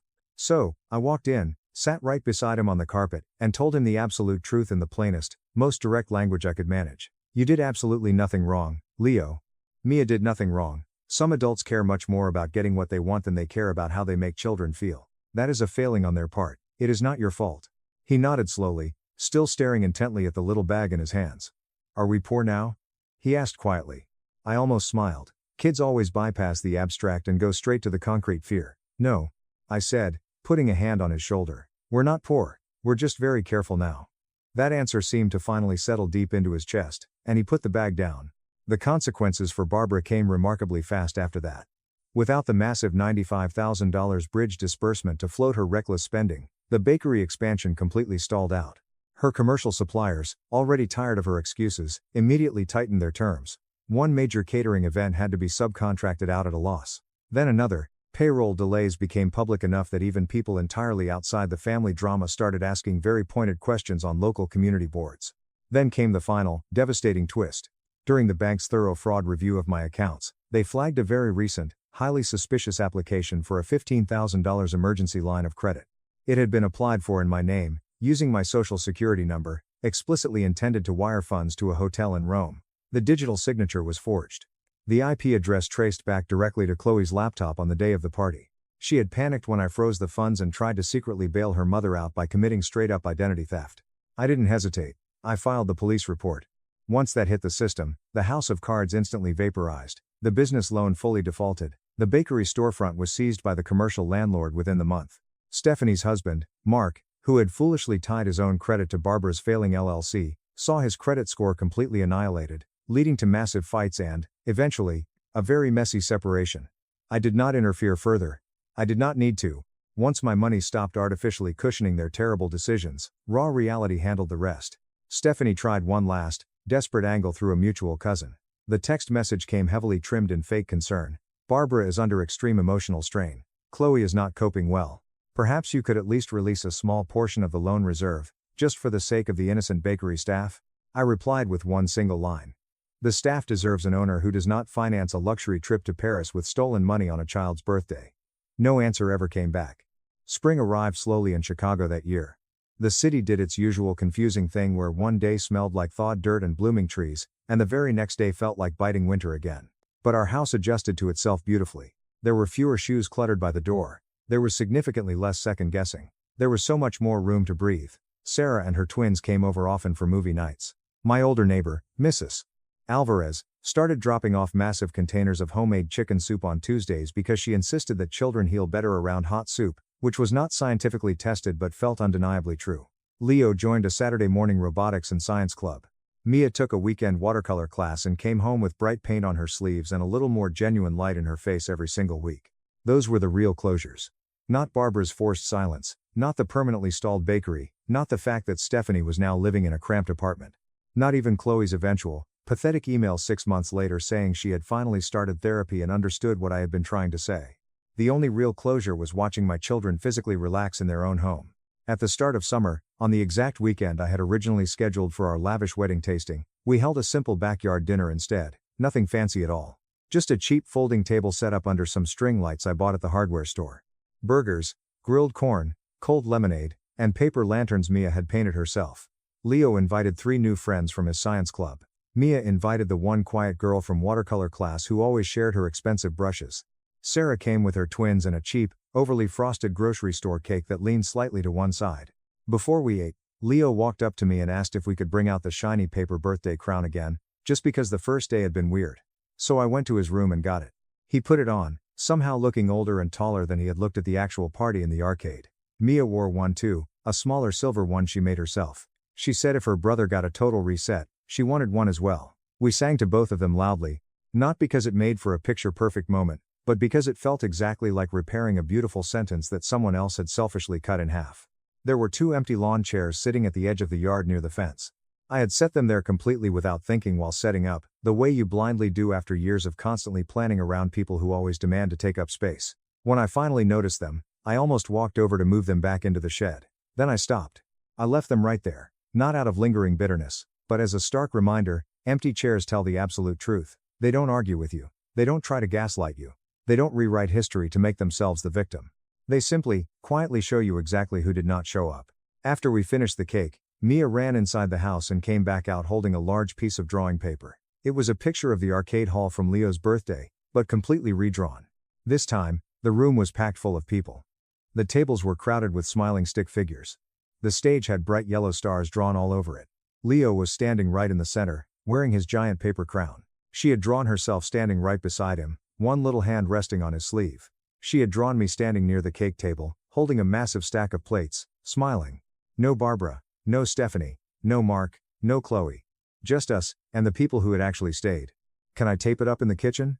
she asked, looking up at me. "Yes," I said, my voice thick. And I meant yes in absolutely every possible way a father could. So that slightly crinkled drawing stayed on the side of the refrigerator all summer long. No one threw it away when the bottom corner eventually curled up. No one forgot to look at it. No one called it messy, or extra, or dramatic. It stayed right there because it mattered deeply to the child who made it. That is exactly what I learned in the end. Money doesn't just buy nice things in the wrong family, it buys suffocating silence, it buys unrestricted access. It buys them the right to completely mistreat you while having the audacity to call it closeness. It buys a fake, incredibly fragile version of peace where the generous person is never, ever allowed to admit they are hurt, because if they do, the whole parasitic system might crack. I had been blindly funding that toxic system for years. Not because I was inherently weak, but because I was desperately hopeful. Hope without rigid boundaries is incredibly expensive. That was one lesson. Another lesson was much harder to swallow. Children always know when they are being managed instead of genuinely loved. They may not have the adult vocabulary to articulate it, but they feel it deep in their bones. They feel it in the special invitations that mysteriously never come. In the cheap gifts that arrive 2 weeks late, if at all. In the family photos they are casually asked to step out of so the real family can get a shot. In the subtle way adults brighten up for some children and immediately dim for others. Leo and Mia had felt it long before I ever let myself name it out loud. I hated myself for that. But I changed exactly what I could once I finally stopped pretending. I did not get cinematic revenge, I got permanent distance. I did not actively destroy a family business, I simply stopped protecting it from the massive cost of its own terrible choices. I did not turn into a cold, bitter man, I turned into a clear one. And absolute clarity, I found, was much quieter than rage, but infinitely more permanent. Months later, right around the holidays, Chloe sent one final, desperate message asking whether I believed people could truly change if they were given enough time. I sat in my quiet living room and thought about it for a very long time before answering. Then I typed back, maybe. But my children are not the testing ground where broken adults come to figure that out. That was the last message ever exchanged between us. Some nights, when the house is asleep, I still think about that rented private hall. The untouched blue cupcakes, the stupid, expensive balloon arch, my son's quick, incredibly brave face when he realized who wasn't coming through the door, the text glowing in my hand about Rome and the $35,000. And a cruel joke they thought was completely harmless because they were not the ones who had to kneel down on a sticky carpet and explain blatant absence to a heartbroken child. I don't relive it the same way anymore, though. Now, when I think of that terrible day, I also vividly remember what came immediately after the loan freeze confirmation screen, the credit cards going permanently dark, the bank accounts locking down one by one, the exact moment the endless flow of money finally stopped. The moment I finally understood that love without basic respect is just access, and access can always be revoked. That was the real ending to the story. Not loud, not cinematic, just one calm, unbreakable financial boundary held long enough to actually become a life. And in this house, that life got a little bit smaller, significantly steadier, and infinitely kinder. My kids were the first ones to notice. Top comments. User 1. The fact that Chloe tried to commit literal identity theft to bail out her mom after they stole $35K from you is absolutely wild. You didn't just dodge a bullet, man. You dodged an entire artillery strike. Good on you for protecting your kids. They will remember that you stood up for them. User 2. My children are not the testing ground where broken adults come to figure that out. OP. I'm framing this quote.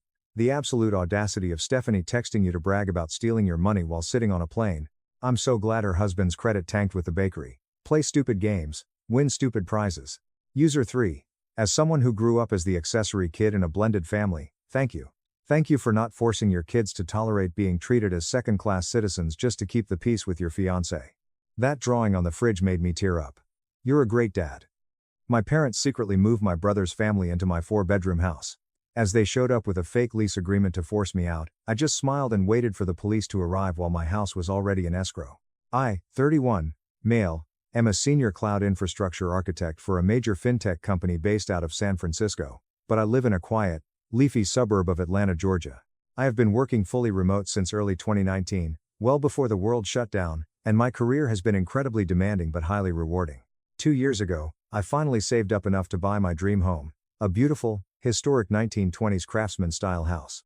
It's a modest but spacious 4-bedroom, 2,200 square foot property that I have been slowly and painstakingly renovating by hand. It's my absolute pride and joy. My older brother, David, 36 male, lives about 30 minutes away with his wife, Sarah, 34 female, and their 3 young kids, Leo, 9, male, Mia, 7 female, and Noah, 4 male. They currently live in a cramped, outdated 2-bedroom apartment next to a noisy highway. David is an assistant manager at a big box hardware store. I respect my brother, and I know retail management is grueling, exhausting work, but there is a significant income disparity between us. I make roughly 4 times his salary. The nightmare started 2 weeks ago at a routine Sunday family dinner at my parents' house. My mom, Helen, 61 female, and my dad, Robert, 63 male, were hosting. We were sitting around the dining room table eating pot roast when my mom started asking very pointed, oddly specific questions about my daily work schedule. So, Alex, you really just sit at that computer desk all day long? You don't actually leave the house to go anywhere? She asked, passing the mashed potatoes. I sighed, having explained this for probably the 100th time. Yes, Mom, I work from home, but I am actively working. I have back-to-back video meetings, I write complex code, I manage a team of 15 engineers across 3 different time zones, and I oversee massive server migrations. It's a very intense job. My dad scoffed, taking a sip of his beer. Right, but it's not like real times work where you have to physically show up somewhere, clock in, and sweat a little, right? It's just typing. I should have seen the massive red flags waving in my face, but I was completely blindsided when my mom set her fork down, folded her hands, and said, "Well, your father and I have been thinking. Since you don't really need all that space in that big house of yours, you really just need a desk and an internet connection. Wouldn't it make a lot more sense for David, Sarah, and the kids to live in your house? You could move into our basement. We're getting the drywall finished next month, and we could put a nice rug down for you." I literally burst out laughing. I thought it was a bizarre, deadpan joke. It wasn't. My dad suddenly stood up from the table, walked over to the living room, and came back with his iPad. He launched into a literal, color-coded slide deck presentation that he had apparently spent days preparing. It was titled Family Resource Reallocation Strategy. I sat there, utterly paralyzed with shock, as my own father presented his bullet points. Point 1. Since I work from home, I do not require a traditional housing structure. Point 2. A family with 3 growing children has actual, legitimate space needs that supersede a bachelor's comfort. Point 3. The basement would be the perfect, cozy environment for a young, single man who just needs Wi-Fi and a microwave. Point 4. This would be the ultimate act of helping the family and fulfilling my duty as a supportive younger brother. Point 5. They would generously allow me to use the main floor guest bathroom during standard business hours, provided I cleaned it weekly. I sat there absolutely stunned, my jaw practically on the floor, while David uncomfortably pushed his peas around his plate, refusing to make eye contact with me. Sarah, however, was practically glowing. She kept saying things like, "Oh, we couldn't possibly ask that of him," but she said it in that sickeningly sweet tone of voice where you know she was already mentally picking out curtains for my living room and deciding where to put her farmhouse chic decor. "You're joking," I finally managed to choke out, staring at my parents. "You seriously want me to give up the beautiful historic home I bought with my own hard-earned money, uproot my entire life, and move into your unfinished, damp basement just because my job is remote?" My mom's face hardened. "Well, Alex, it's not like you're using the house properly. David's children are sleeping on top of each other. They need real bedrooms. You have 2 completely empty rooms that you just use for your silly little office space and your hobbies. It's incredibly wasteful when your own blood family needs real housing." The hobbies she was referring to is my professional audio engineering studio. I mix and master podcasts and indie music tracks as a side business, which brings in an extra $2,500 a month on top of my tech salary. It's a legitimate secondary income stream, complete with expensive soundproofing and high-end equipment. I tried to explain reality to them. I told them that I bought my house with my own money. I pay the massive mortgage. I pay the property taxes, the home insurance, the high utility bills, and the maintenance costs. My dad actually slammed his hand on the table and yelled, "But you earned that money sitting on your ass at home in your pajamas." It's not the same as David, who has to commute an hour every day and stand on his feet dealing with customers at a real job. He deserves a home like that. I left the dinner immediately. I drove home shaking with anger, assuming that once they slept on it, they would realize how completely insane and legally impossible their proposal was. Instead, it got worse. The next morning, I started getting a barrage of text messages from my mom. She was sending me links to basement paint colors, asking if I preferred agreeable gray or accessible beige. She asked if I wanted cheap carpet or laminate flooring in my new basement zone.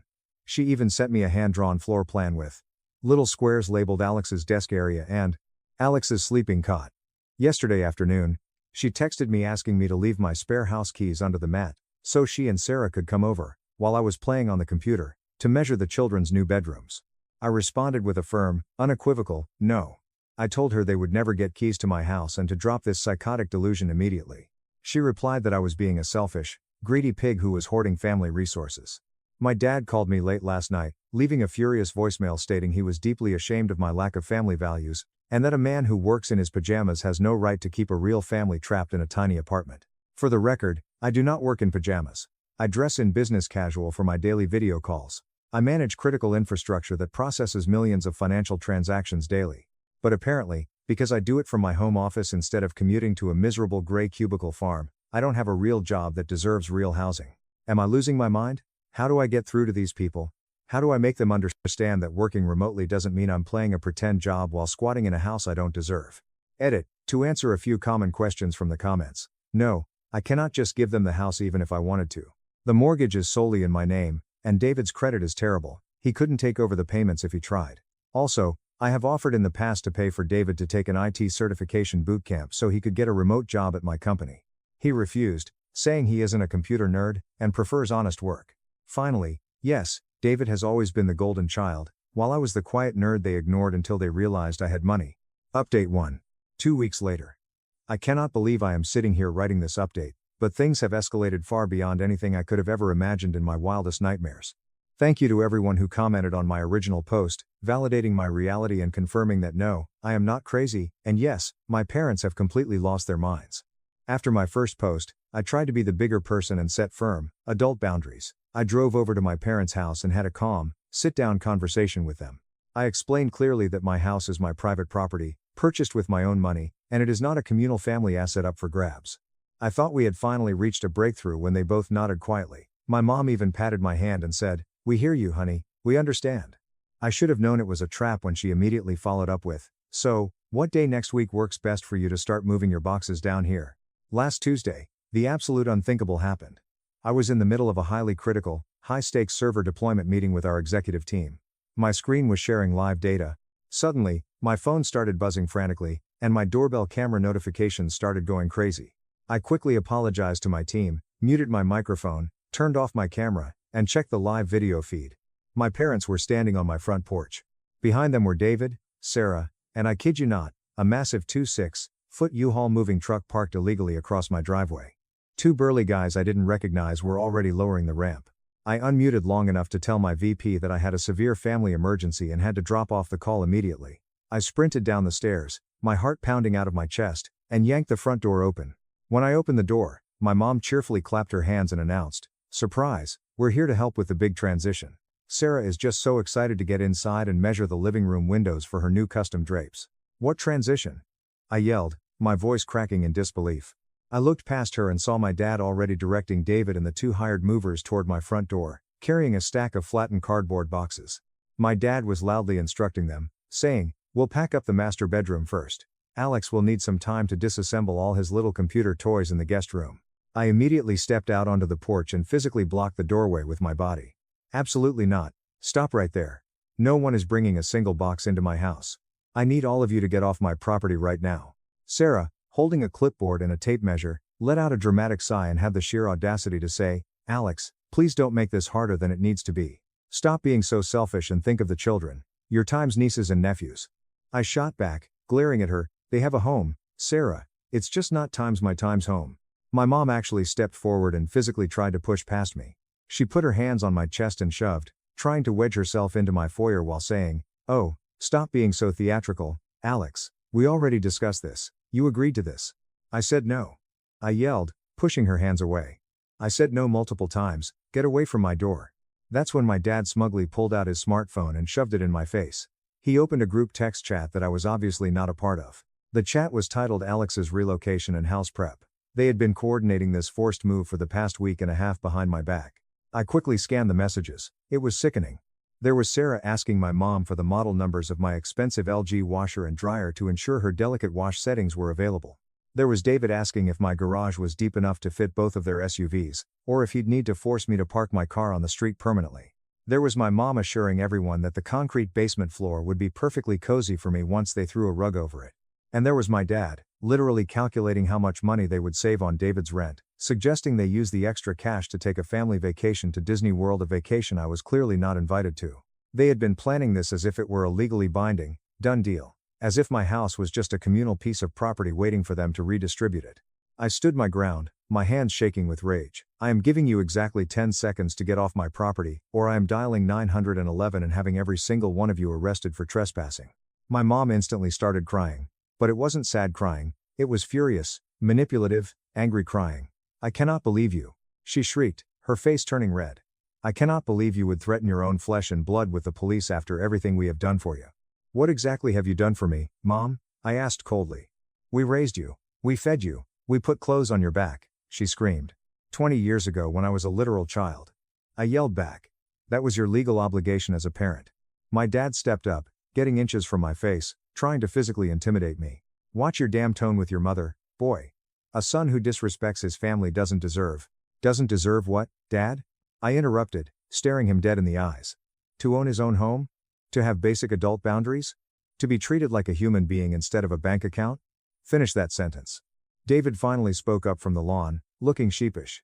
"Look, Alex, man, I didn't ask for this to happen today, but..." Sarah immediately cut him off, stepping in front of him. "But since your parents are offering the house, it would really help the kids to have proper bedrooms. Leo has been sharing a tiny room with the toddlers. Alex, have a heart." I looked at my brother, disgusted. "Are you seriously okay with this, David? Are you okay with literally stealing your little brother's house?" David just shrugged, looking down at his shoes. "It's not stealing if Mom and Dad think it's what's best for the family as a whole." I was completely done. "Everyone off my property right now. The next person who sets foot on my driveway uninvited gets a police escort to the county jail. I mean it."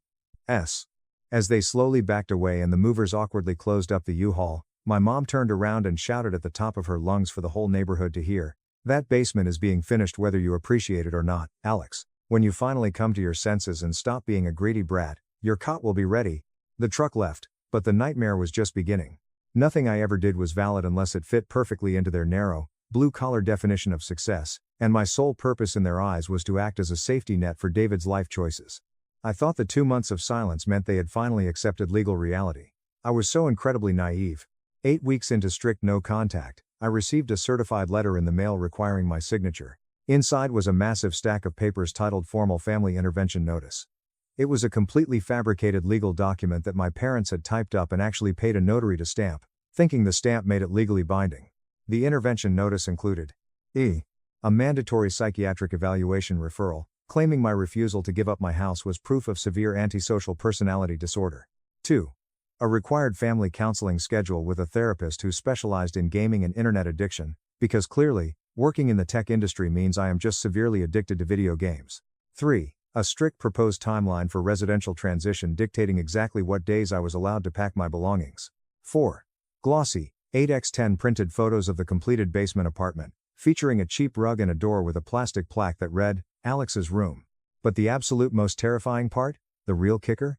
They had obtained a blank power of attorney form, pre-filled it with their own names, and attached a letter citing deep concerns about Alex's decision-making capacity and mental decline in light of his recent irrational, hoarding behavior. They were laying the groundwork to try and declare me mentally incompetent so they could legally seize control of my assets and sign my house over to David. I didn't laugh this time, I saw red. I immediately contacted a high-powered estate and litigation attorney. I paid him a hefty retainer, And he drafted a cease and desist letter so incredibly aggressive and strongly worded it could strip the paint off a car. It explicitly stated that any further attempts to access my property, claim rights to my home, contact my employer, or question my mental capacity would result in immediate, devastating civil lawsuits and criminal harassment charges. The response we got didn't come from my parents. It came from Sarah's brother, who happens to be a low-level divorce attorney. He sent an email claiming my lawyer's letter was unnecessarily hostile and aggressive, and suggested we all sit down for professional mediation to resolve the communal family housing situation. The communal family housing situation. As if my personal, privately owned real estate was a shared community garden waiting to be divided up. My lawyer advised me not to respond. Instead, I doubled down on security. I installed shatterproof film on all my ground floor windows, added a heavy-duty reinforced strike plate to my back door, and set my cameras to record 24/7 to a secure cloud server. Thank God I did. 2 weeks later, at exactly 3:14 a.m. on a Tuesday, my security system alarm started blaring, alerting me to movement in my fenced-in backyard. I jolted awake, my heart hammering in my throat, and grabbed my phone to check the live camera feeds. There, in crystal clear infrared night vision, was my brother David, holding a massive steel crowbar, actively trying to jimmy open my back patio door. Standing right behind him, acting as a lookout and holding a flashlight, was Sarah. My own flesh and blood brother was attempting to break into my house in the middle of the night. I didn't hesitate. I didn't call down to them. I immediately dialed 911, told the dispatcher there was a burglary in progress with 2 suspects at my back door, and locked myself in my master bathroom. The police arrived in less than 4 minutes. 3 squad cars swarmed my property. Watching the whole thing unfold live on my security cameras was the most surreal, out-of-body experience of my life. The cops drew their weapons, shined massive spotlights into the backyard, and ordered David to drop the crowbar. He dropped it instantly, throwing his hands in the air. As the officers aggressively slammed David against the brick siding of my house to handcuff him, I could hear him screaming through the camera's microphone. "Wait. Stop. There. It's a family matter. It's a misunderstanding. Our parents said it was okay. This is our house. We're just trying to measure the kitchen." Sarah was hysterically sobbing, screaming at the cops that they were traumatizing a mother of 3. I walked downstairs, opened the back door, and calmly confirmed to the police officers that I owned the home, I lived alone, and I absolutely wanted to press full charges. David and Sarah were arrested on the spot for attempted breaking and entering, trespassing, and destruction of private property.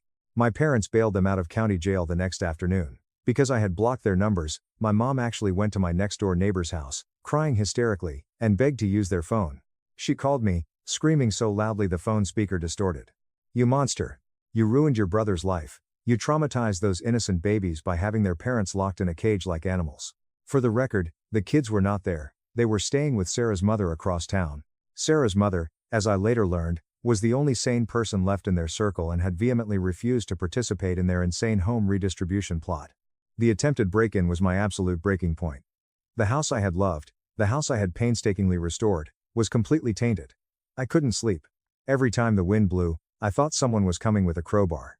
I called Chloe at work. "I need that relocation package," I told her. Within 48 hours, I hired a premium, discreet moving company. I contacted a ruthless real estate agent. I put my house on the market as a private, off-market pocket listing. I accepted my company's generous relocation package to move to Bozeman, Montana, 2,000 miles away, nestled in the mountains, far away from anyone who shared my DNA. I didn't tell a single soul in my family. Because of the insane housing market in Atlanta, my house sold in exactly 4 days, for $60,000 over asking price, all in cash, to a lovely young couple who actually appreciated the historic craftsman details I had restored. The closing date was scheduled for a rapid 3 weeks out. During those 3 weeks, while I was secretly packing my entire life into boxes in the dead of night, my family's extinction burst was spectacular and terrifying. My mom showed up at my front door with a literal Catholic priest, attempting to perform a blessing on the house to cleanse the greed from the property and prepare it for the family transition. I called the cops, and had them trespassed.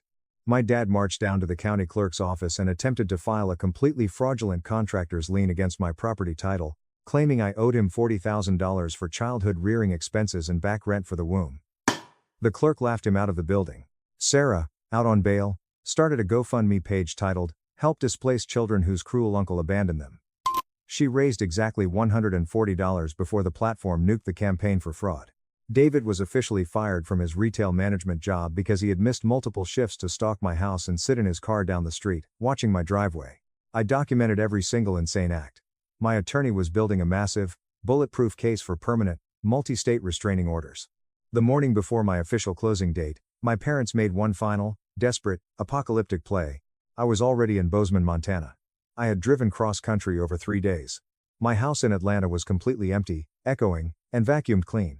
My old neighbor called me in a panic. "Alex, your parents are here. They have a massive U-Haul, bolt cutters, and a guy who looks like a sketchy locksmith. They're trying to drill out your front door lock." They had showed up, claiming they had legal tenant squatters' rights because they had established residency. How? By illegally mailing several postcards to themselves at my address over the past month and fishing them out of my mailbox. I conference called the local police precinct and my real estate agent while sitting on the balcony of my new Mountain View apartment, watching the live feed on my iPad. This time, the police didn't mess around. When they arrived, my dad tried to fight one of the officers, swinging a pair of bolt cutters. My mom tried to chain herself to the front porch railing. Both of my parents were violently arrested for felony destruction of property, trespassing, and assaulting a police officer. The final closing paperwork went through electronically while my parents were sitting in a sterile holding cell in county lockup. The cash hit my bank account. The house officially belonged to the lovely young couple. By the time my parents posted bail and were released, I was several states away. I changed my phone number entirely. I scrubbed my digital footprint. My only forwarding address is a secure P.O. box managed by a privacy firm. That was roughly 2 months ago. I have heard a few updates through the grapevine via my godmother, who finally snapped out of the delusion and realized how insane my parents were acting. She keeps me updated via email. The stress, the criminal charges, and the sheer humiliation of the situation completely shattered the family. David and Sarah are currently going through a vicious, messy divorce. The legal fees from their attempted break-in drained whatever meager savings they had. My parents are facing significant, ruinous legal fees for their own arrests. They are currently telling anyone who will listen that I maliciously sold the historic family estate out of pure spite to punish the babies. The icing on the cake? That unfinished basement they were so desperate to shove me into? They took out a high-interest loan to finish it, putting themselves $18,000 in debt. It now sits completely empty. Sarah's Instagram account is completely gone after hundreds of people reported her for harassment, fraud, and child exploitation. My new life in Montana is breathtakingly peaceful. My new home office has a massive picture window that looks out over the snow-capped mountains. The air is crisp.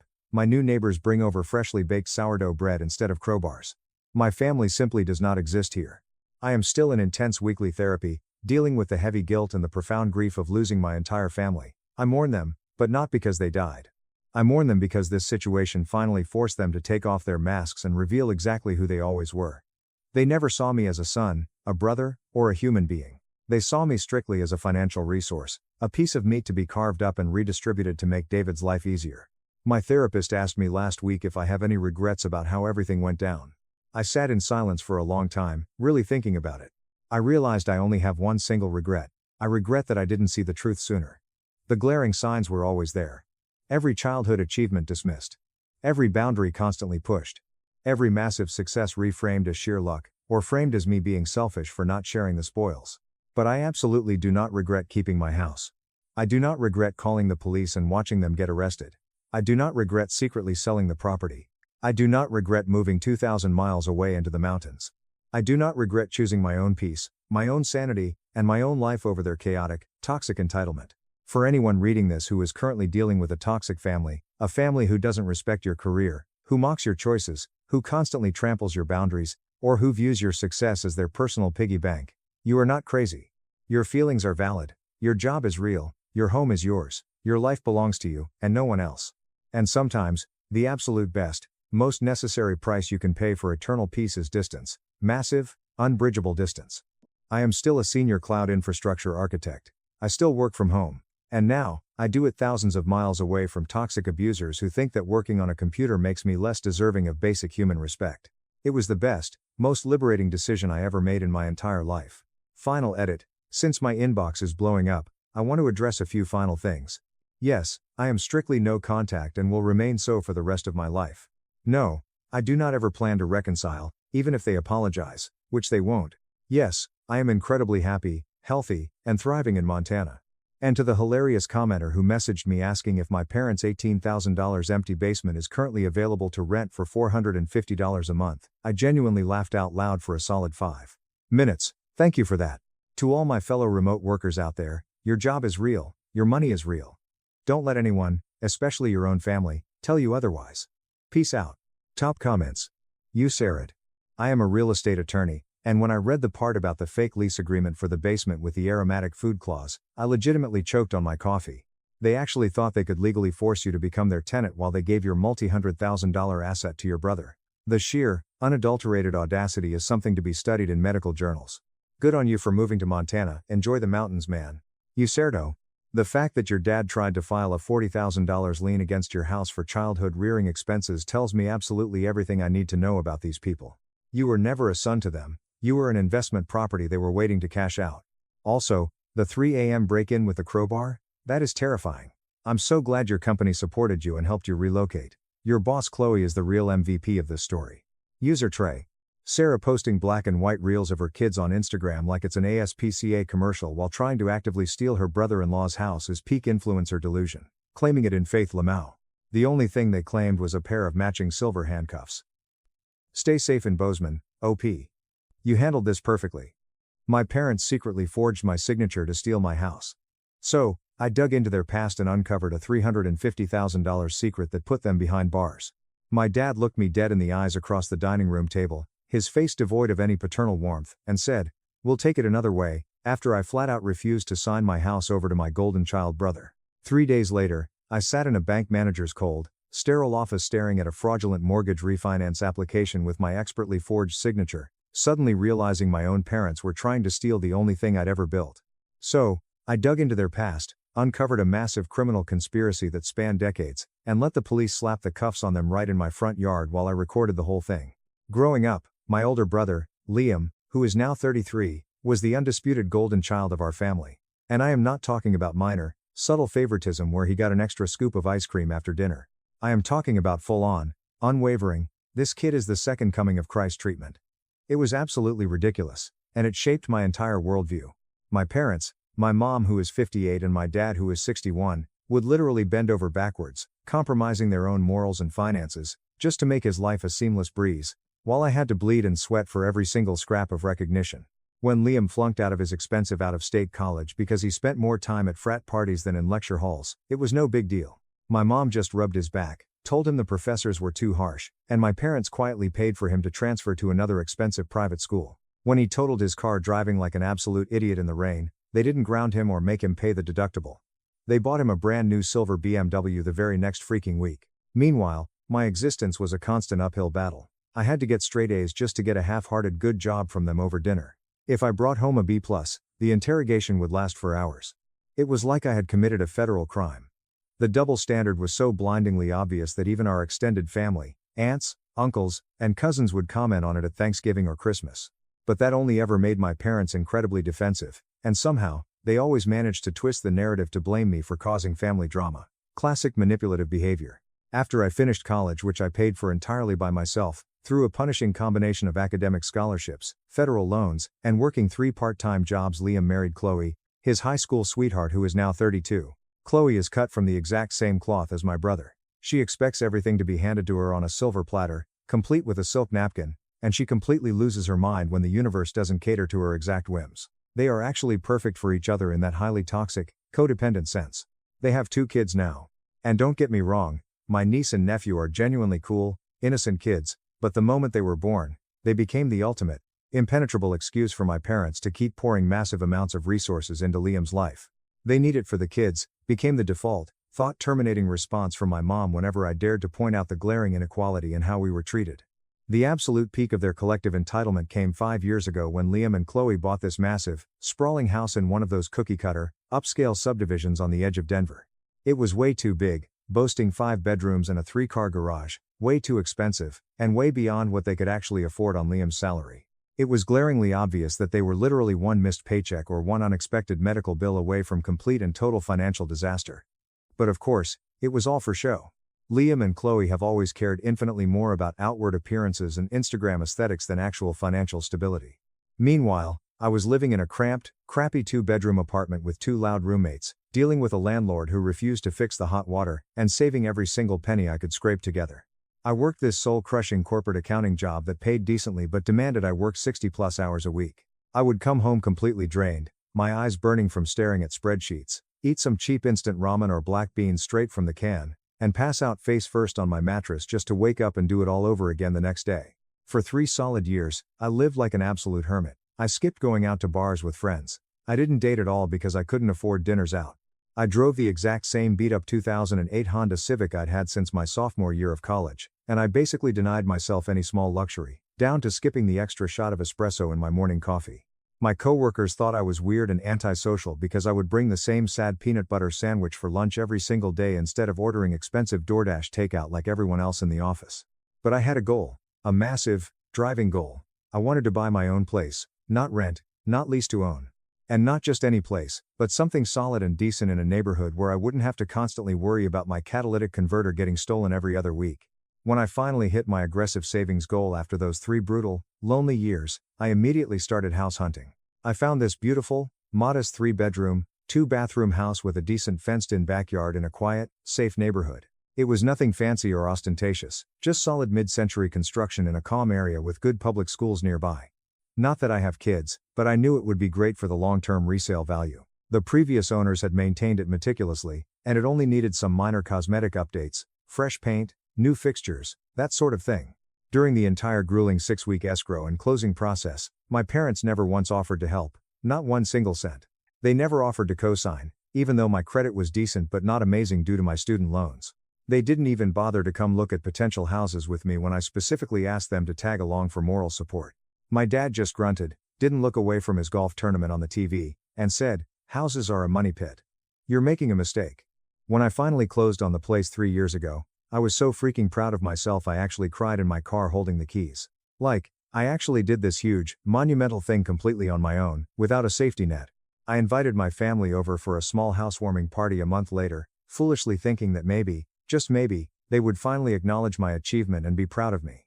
Instead, Dad walked through the front door, didn't even take off his shoes, immediately pointed out a microscopic crack in the drywall near the baseboards, and asked in a condescending tone if I'd had the foundation professionally checked because the house was probably sinking. Mom didn't even say congratulations.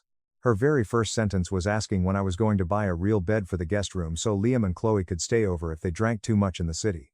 And Liam, he just looked around my living room, smirked, and said, "It's cozy," in that specific, venomous tone that clearly meant small and pathetic. But whatever. I didn't care.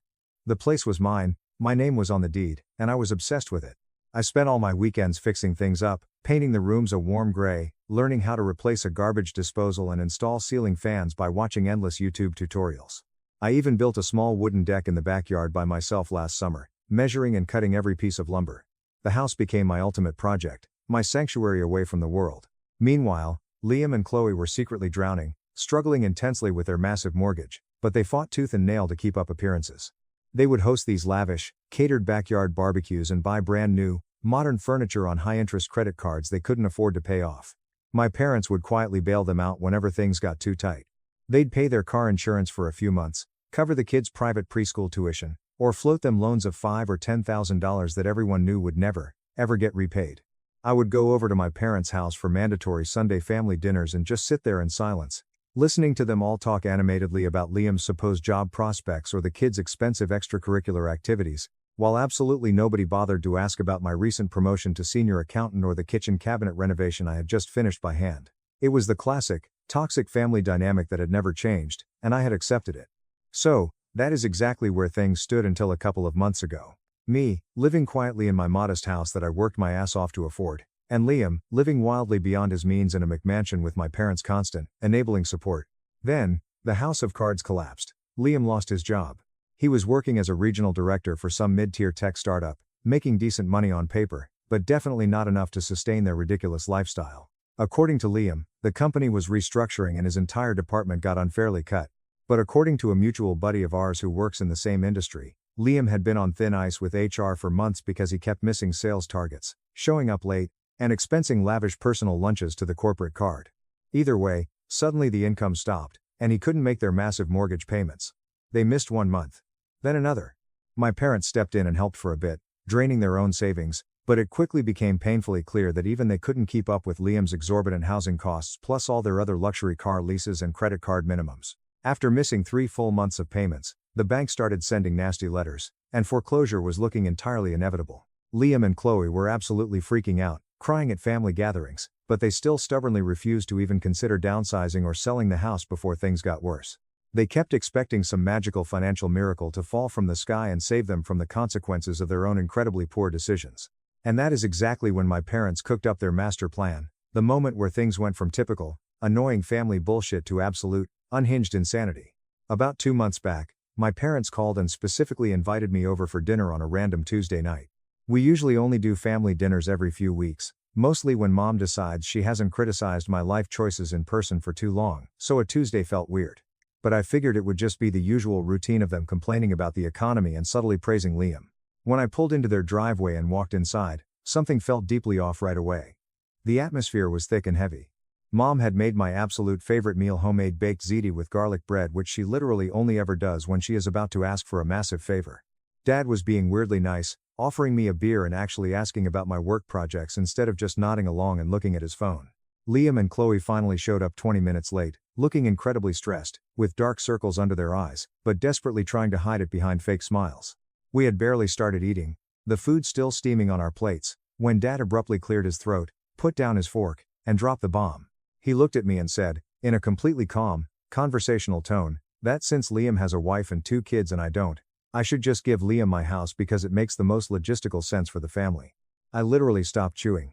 The food just sat in my mouth as my brain completely stalled, trying to process what the actual fuck I had just heard. My mom leaned forward and gave me that smile. If you have a highly manipulative, narcissistic mother, you know the exact smile I'm talking about. The sweet, condescending, venomous one. You can always get another house, sweetheart. She cooed. You're young, you have a good job, and you don't have a family to worry about housing. Think of your niece and nephew. You wouldn't want them out on the street, would you? You want me to just give them my house? I asked, my voice cracking, staring at them like they had all simultaneously grown second heads. Dad shrugged his shoulders casually, like he was asking me to spot Liam $20 for gas. Not give, exactly. We could figure out a rent-to-own situation later, but they need a stable place immediately. Their house is going into foreclosure. And since you're alone in that 3-bedroom, it would be the right, Christian thing to do. My brain was seriously short-circuiting. The sheer audacity was paralyzing. I looked over at Liam and Chloe, who were both staring intently at their half-eaten pasta, completely avoiding eye contact with me.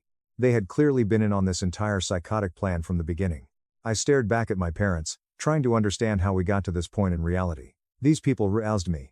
They were sitting there with completely straight faces, casually asking me to hand over the deed to the property I had sacrificed years of my youth, my social life, and my mental health for, to my brother who had never worked hard for a single thing in his entire pathetic life. I swallowed the food dryly. No, I said. Absolutely not. Simple as that. The temperature in the dining room instantly dropped about 20 degrees. Mom's fake, sweet smile vanished, replaced by a tight, furious scowl. Dad's expression hardened into pure granite. Liam and Chloe exchanged this rapid, panicked look, that was equal parts sheer terror and entitled anger. My mom took a slow, deliberate sip of her ice water, placed the glass down perfectly on the coaster, locked eyes with me, and calmly said, well, then we'll take it another way. I felt this immediate, freezing chill run rapidly down my spine. The hairs on my arm stood up.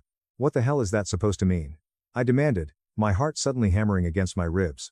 Dad waved his hand dismissively, picking up his fork again. Forget it, just think about it. You're being selfish, as usual. I didn't eat another bite. I stood up, grabbed my jacket, and left immediately, feeling deeply unsettled, like I had just been vaguely but genuinely threatened by my own flesh and blood. When I got home, I immediately double-checked that all my important documents, my passport, my deed, my birth certificate were securely locked in my heavy fireproof safe in the closet, and not sitting in a box at my parents' house. I had this creeping, paranoid feeling that they might try something shady, which seemed crazy to think about your own parents at the time. Turns out, my paranoia wasn't nearly paranoid enough. Update 1. That night, unable to sleep, I texted my best buddy Marcus, who has always been my grounding sounding board for all my crazy family drama. I sent him a quick, frantic rundown of the dinner and asked if I was going crazy for feeling threatened. His response came back instantly. Dude, your family is completely nuts. Change your locks tomorrow. Seriously. I laughed it off at first as Marcus just being his usual dramatic self, but as I lay in bed staring at the ceiling, I couldn't stop thinking about my mom's cold, dead eyes and her weird, ominous threat. We'll take it another way. What did she mean? It sounded like a mafia movie line, but I tried to convince myself it was just her typical, empty emotional manipulation tactics. Just in case, I went to Home Depot the next morning and swapped out all the deadbolts on my exterior doors. Exactly 1 week after that creepy, terrifying dinner, I dragged myself into the office looking like absolute garbage. I hadn't been sleeping well, constantly waking up at every creak the house made. My coworker Ryan took one look at my pale face and heavy eye bags and just silently slid his extra iced coffee across our shared desk without saying a single word. A true bro move. I was sitting there, trying desperately to focus on a massive quarterly tax spreadsheet I had been working on, when my cell phone rang loudly around 10:15 a.m. I glanced at the screen and saw it was my bank calling. This immediately set off alarm bells in my head because my bank never, ever calls me directly unless there is a massive fraud alert on my debit card. I stepped into a quiet hallway and picked up. A woman with a very professional, serious tone introduced herself as Melissa from the Regional Mortgage Processing Department. She asked, very politely, if she could just confirm a few minor personal details regarding my recent mortgage refinance application. I stopped walking. I stood frozen in the middle of the corporate hallway. My what? I asked, my voice barely a whisper. Melissa patiently explained that their branch had received a comprehensive request that very morning to completely refinance my home mortgage and pull out a significant amount of equity. The request was submitted electronically under my name, but there were some slight inconsistencies in the uploaded documentation, specifically a mismatch in the signature styles, and an unrecognized IP address that had automatically flagged their internal security system for a manual review. I felt all the blood rush out of my head. I told her flat out, almost shouting, that I had never submitted any refinance application, not even close, and that I was perfectly happy with my current fixed-rate mortgage. There was a heavy pause on the line, then Melissa said, "Well, sir, someone did, and they have all of your personal identifying information." My stomach completely dropped into my shoes. I felt physically nauseous, like I was going to throw up right there on the carpet. I immediately begged her to put a hard freeze on the account. Don't process anything. Don't approve anything. Lock the entire file down. I pleaded. She assured me she would immediately freeze the application pending a full fraud investigation and advised me to come into a physical branch immediately. I didn't even go back to my desk. I texted my boss that I had an extreme, sudden family emergency, ran to the parking garage, and drove like a maniac straight to the main bank branch downtown. When I sprinted through the glass doors, breathless and sweating, I demanded to speak with someone from the mortgage fraud department. I was ushered into a private glass office where a senior loan officer, a guy named David, pulled up the flagged paperwork on his computer monitor. When David turned the screen toward me so I could read it, I literally felt the room spin. There it was. A complete, highly detailed mortgage refinance application, entirely in my name. Every single piece of my sensitive personal info was perfectly filled out. My social security number, my exact date of birth, my current employer, my income details, my tax history, but the absolute gut punch, the thing that made me see red, was the ownership structure. The new mortgage application requested that the deed and the loan be restructured to include my parents' names as equal co-owners of the property. They had actually tried to forge my signature. David pointed out the digital uploads of the signed documents. I recognized the handwriting instantly. It was my mother's distinct, looping cursive, trying desperately to mimic my sloppy signature. They had clearly used old. Then he ordered 2 large pepperoni pizzas, and we sat on the couch watching mindless action movies until midnight, intentionally not talking about my family at all. It was the only sliver of peace I'd had in weeks. Update 2. That night, long after Marcus had gone home and I was lying in the dark trying to sleep, my phone buzzed on the nightstand. It was a text from my brother, Liam. "We need to talk. Meet me at the diner on Main Street. Please. It's about Mom and Dad's situation. It's worse than you think." I stared at the glowing screen for a long time. Every instinct told me to ignore it, to block his number and let the lawyers handle everything. But the phrase "worse than you think" hooked me. How could it possibly get worse than loan sharks and decades of identity theft? I had to know. When I pulled into the flickering, neon-lit parking lot of the 2-4-hour diner at 11:30 p.m., Liam's obnoxious, oversized SUV was the only car there besides a rusty sedan belonging to the cook. The diner was completely empty, smelling strongly of stale coffee and old grease. Liam was sitting in a back corner booth, hunched over a mug of black coffee, looking absolutely terrible. He hadn't shaved in days, his eyes were bloodshot, and he was visibly trembling. I slid into the vinyl booth across from him, keeping my jacket on. "What is this about, Liam?" I asked coldly, because if you are here to try and convince me to drop the criminal charges, or to beg for my house again, you are wasting both of our time, and I'm leaving. "It's not that," he said quietly, his voice cracking. "Well, not exactly." He wrapped both hands around his coffee mug, staring down into the dark liquid.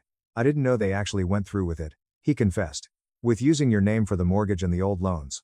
They talked about it years ago, when things first got tight. Dad said they needed to leverage all available family resources or some twisted BS like that. I honestly thought it was just them talking big. I didn't think they'd actually forge your name." My stomach churned with fresh anger. "So, You knew they were contemplating identity theft, and you didn't warn me? Not for sure. He pleaded defensively, finally looking up at me. They mentioned it once or twice after a few drinks. I told Dad it was a terrible idea. You have to believe me, I didn't take any of that money from you personally. I scoffed, shaking my head in disgust. You didn't take it personally, but you happily spent it. And you still had absolutely no problem sitting at that dining room table and trying to guilt-trip me into handing over the deed to my house. Liam flinched, actually looking ashamed. That's when things got terrifyingly interesting. Liam looked genuinely, physically scared as he leaned across the sticky table and explained exactly how deep our parents were buried in trouble. Turns out, the massive debts Julian had uncovered were just the absolute tip of the iceberg.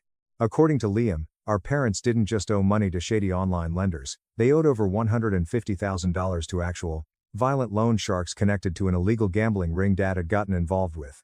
One of the collectors had recently shown up at Liam's house and casually mentioned knowing exactly where Liam's kids went to preschool. The insane, desperate scheme to steal my house suddenly made horrifying, logical sense.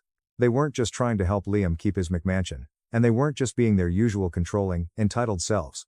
They were utterly desperate for hard, tangible real estate collateral to pay off incredibly dangerous people who were threatening their grandchildren. It didn't make what they did right, not by a long shot, but it perfectly explained the extreme, reckless measures they were taking. But then Liam dropped the real, earth-shattering shocker, the thing that finally broke whatever tiny sliver of familial loyalty I had left. They didn't just use your name, Liam whispered, tears actually welling up in his eyes. Our parents, they also took out loans in my kids' names, my babies.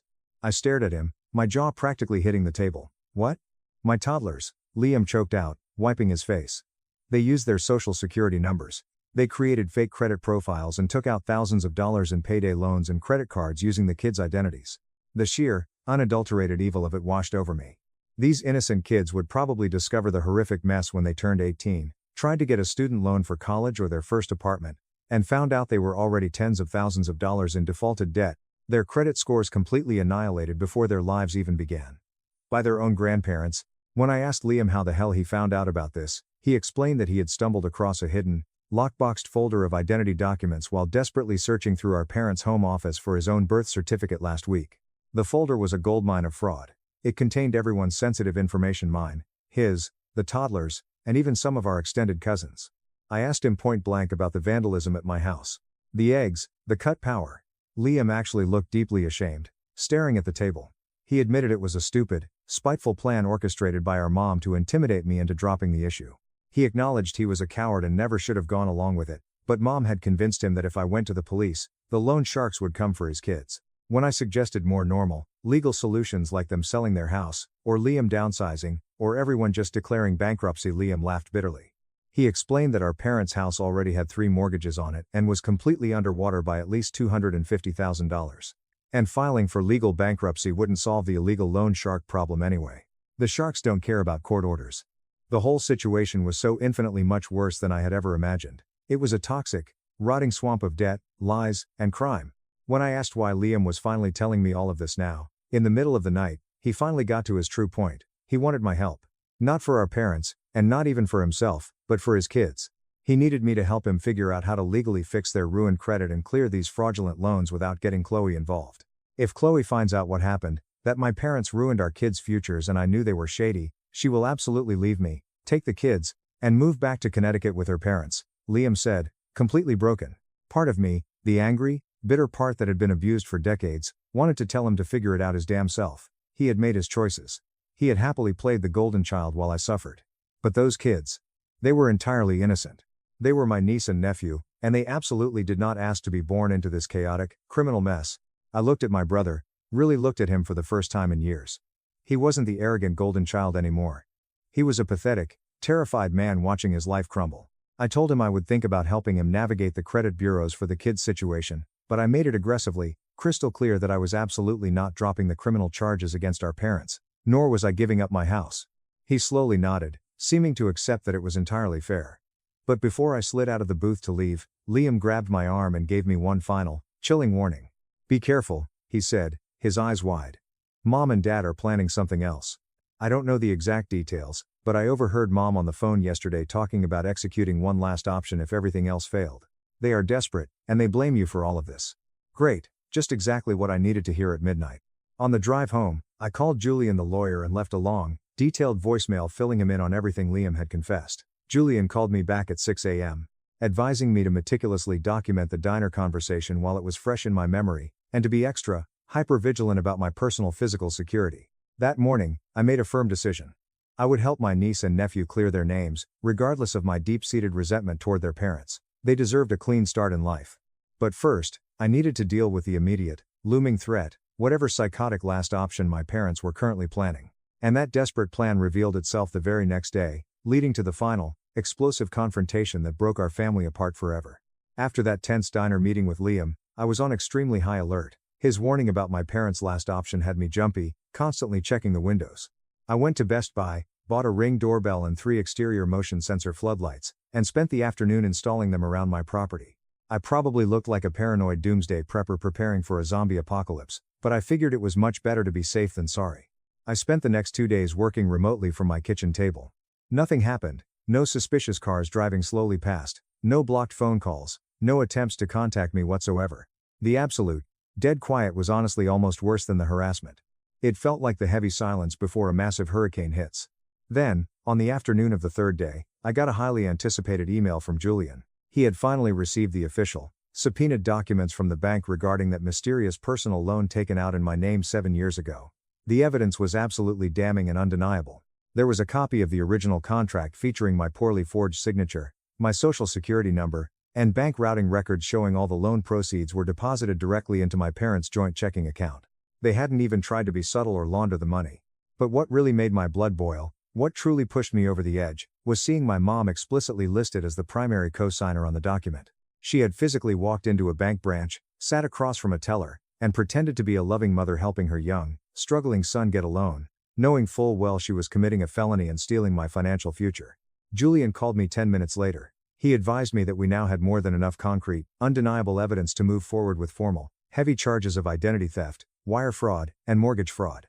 He had prepared all the necessary legal paperwork and just needed my final, verbal approval to hand the entire massive file over to the police and the district attorney's financial crimes division. This was it. The ultimate point of no return. If I gave Julian the go-ahead, my parents would almost certainly be arrested, prosecuted, and sent to federal prison. Despite everything horrific they had done to me, despite the abuse and the theft, actually pulling the trigger on sending your own parents to jail is an incredibly heavy, soul-crushing thing to process.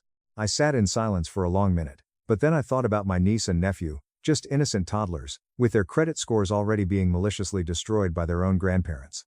I thought about the 7 years of financial lies.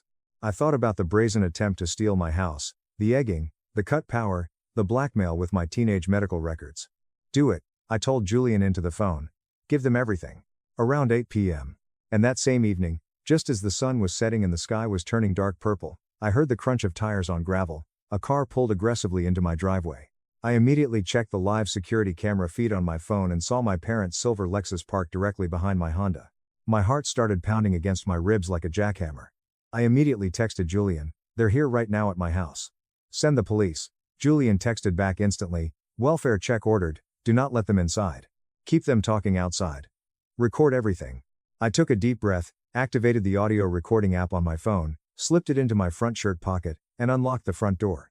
I stepped out onto the porch, leaving the heavy screen door locked between us. My parents were marching up the walkway. Dad looked furious, his face red, fists clenched. Mom looked frantic, clutching her purse tightly. "You're really going to do this over a simple family misunderstanding?" Mom snapped immediately, not even saying hello. "Misunderstanding?" I laughed, a harsh, bitter sound. "You systematically stole my identity for 7 years. You forged my signature on a federal mortgage document. You blackmailed me." Dad stepped aggressively forward, jabbing his thick finger at me through the screen. "Lower your damn voice. We are still your parents, and you will show us respect. How could you do this to us after everything we've done for you? You mean after you stole from me?" I shot back, my voice echoing in the quiet neighborhood. "Real parents do not steal their children's futures to pay off illegal loan sharks." Mom gasped, realizing Liam had talked. "We gave you life. We put a roof over your head, and this is how you repay us? By trying to put us in a cage? Do you even realize how heartless and evil you've become? You gave me absolutely nothing except deep-seated trust issues, a mountain of therapy bills, and ruined credit." I yelled. Mom's face went completely purple with rage. Dad let out a roar, lunged forward, and actually grabbed the handle of the screen door, violently trying to rip it open to get to me. Right on absolute, perfect cue, The flashing red and blue lights illuminated the street. 2 squad cars and an unmarked sedan tore around the corner and screeched to a halt in front of my house. The police and a detective from the Financial Crimes Unit, coordinated brilliantly by Julian for a welfare check at exactly 8:30 p.m., jumped out of their vehicles. Mom instantly switched into her innocent, confused old lady mode. "Officers, thank goodness. Our son is having a mental breakdown, he's threatening us." But the detective, holding a thick file folder that I recognized from Julian's office, wasn't buying a single second of her act. He walked straight up the driveway. Dad, realizing exactly what was happening, actually turned and tried to sprint down the side of the house toward the backyard. A younger officer tackled him into my freshly planted rose bushes before he made it 10 feet. They were both aggressively handcuffed, pushed against the hood of the Lexus, and loudly read their Miranda rights right there in my driveway for all my neighbors to see. As they were being led toward the back of the cruisers, Mom turned back to look at me, her face streaked with mascara tears, making one last, desperate, manipulative plea. "You wouldn't really do this to your own mother, please." I stood on the porch, looked her dead in the eyes, and said the truest words I've ever spoken. "You did this to yourself." I watched the cruisers drive away, the flashing lights fading into the distance. After they were gone, I sat down heavily on my front concrete steps, suddenly overwhelmed by a wave of pure, bone-deep exhaustion. It was finally over. But it didn't feel like a massive victory. It just felt empty and sad. My phone buzzed in my pocket, a text from Liam. "Is it done?" I replied simply, "Yes, they're in custody." 10 minutes later, Liam's SUV pulled up to the curb.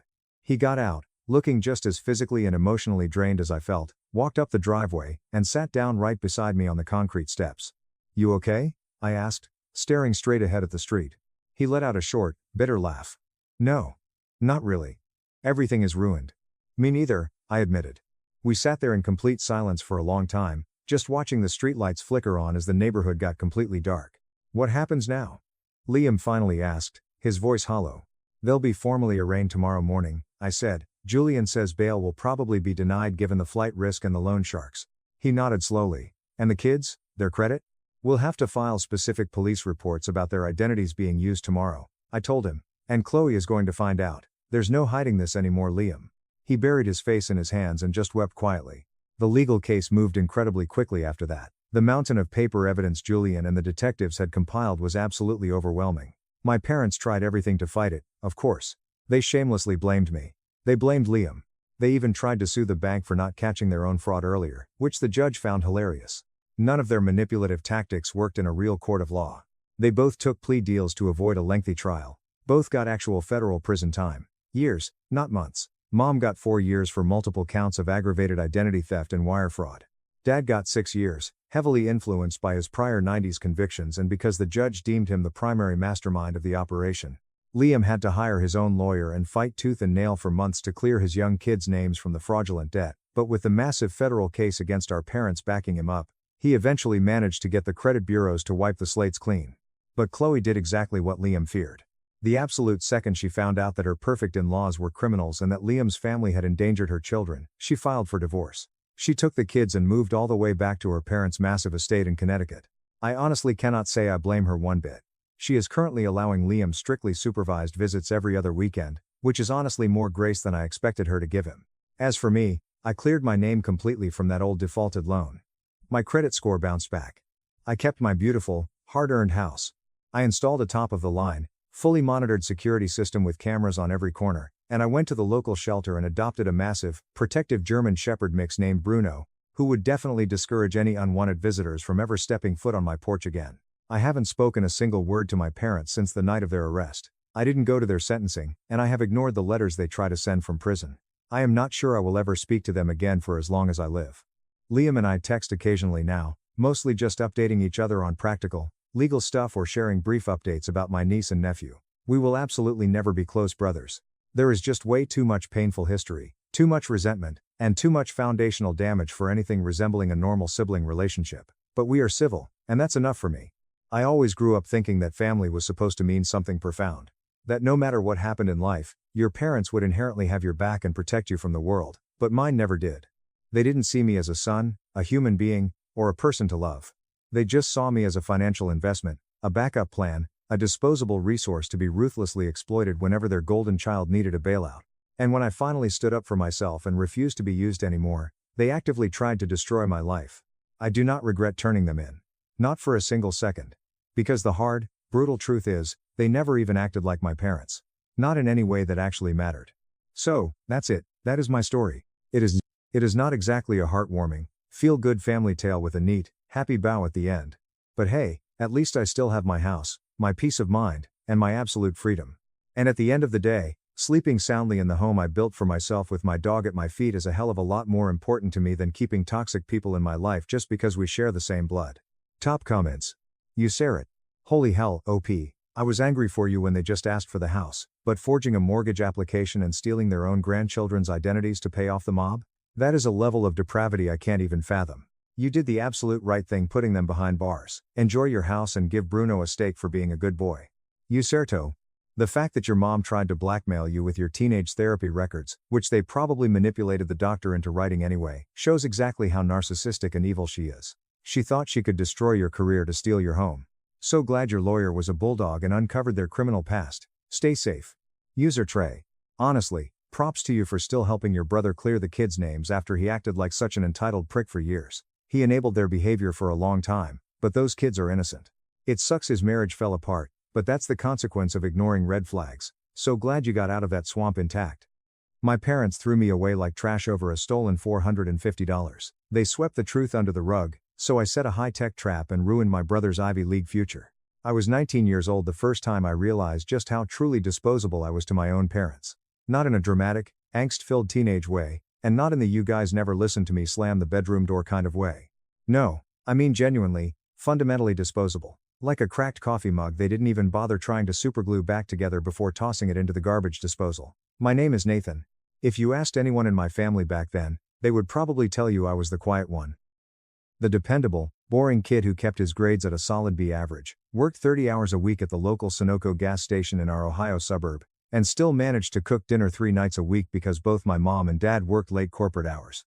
I genuinely didn't mind it. I figured if I just stayed completely out of trouble, didn't make waves, and kept doing the right thing, it would all pay off eventually. Like, maybe I wasn't the smartest kid in the room, or the funniest, or even the favorite, but I was steady, I was loyal. I thought that had to mean something to the people who raised me. My younger brother, Connor, was the exact opposite. He was 17, 2 years younger than me, but walking around like he owned the world. He had the effortless charm, the perfect smile, and this terrifying sociopathic way of twisting any narrative until it came out sounding exactly like what you wanted to hear.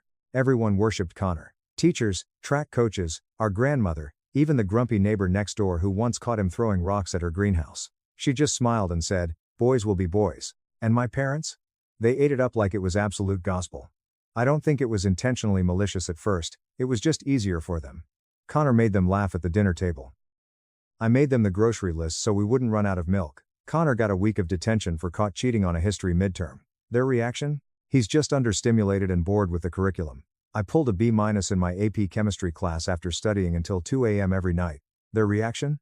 Nathan, what happened to your focus? You're slipping. But still, I didn't resent him. Not truly. He was my little brother. I figured the real world would eventually catch up with him one day, and maybe then we would finally be on even ground. The house we grew up in wasn't exactly warm. It wasn't freezing cold, either. It was just highly practical. Rules were literally posted on the stainless steel fridge in laminated sleeves. Chores were rotated on a strict Excel spreadsheet chart. Affection was incredibly rare, mostly functional. A quick pat on the back if you did well. A brief not bad if you made the honor roll. I wasn't the kind of kid who needed a parade thrown for me, I just wanted a little bit of fairness, a little bit of trust. So, when the entire damn thing completely unraveled, I wasn't even angry at first. I was just profoundly confused. Stunned, really. Like I had suddenly slipped into someone else's alternate reality and couldn't find the script I was supposed to be reading. It was a Friday evening in early spring. I remember the exact date because the Ohio weather had finally started warming up, and I had taken my heavy winter jacket off for the first time while walking home from my shift. I was still wearing my terrible blue and yellow Sunoco uniform. I smelled like burnt gas station coffee, stale cigarettes, and cheap pine air freshener. I had barely taken 2 steps through the front door when my mom came charging down the hallway like she had been waiting for me to cross an invisible tripwire. "Where is it?" she snapped, her voice echoing off the hardwood floor. I blinked, completely exhausted. "Where's what?" "Don't play dumb with me, Nathan. The cash." "Connor said you took it from his top drawer." At first, I genuinely thought it was a prank, like maybe he had misplaced his allowance or something and was shifting the blame, but her face was absolute stone. Her arms were crossed tightly over her chest like she was bracing for a physical impact. Mom, I literally just got off a 9-hour shift. I haven't even been inside this house since 6 o'clock this morning. Don't you dare lie to me, Nathan. Her voice cracked. It wasn't cracking with doubt or sadness, it was cracking with pure, unadulterated anger. It was like she was deeply offended that I would even try to mount a defense. He said he had $450 saved up from Christmas and his birthday money. It is completely gone, and your black backpack was sitting right inside his bedroom door this afternoon. I looked at her like she had just grown a second head. What? Why would I even be in his room? I took my bag to work. What? Maybe because you wanted the money. You've been stressing out about your car repairs all month, haven't you? The thing was, yes, my piece of junk Honda Civic had been acting up. It needed a $600 alternator repair, and I had been walking 3 miles to work all week because it wouldn't start. But the idea that I would walk into my own brother's room and steal from him? That I would wait until he wasn't looking, sneak in like a common thief, and rob my own flesh and blood? I didn't take a single dime from him, I said quietly, keeping my voice as level as possible. And that was the exact moment something in her expression permanently hardened. It was like a steel door slamming shut. She had already made up her mind.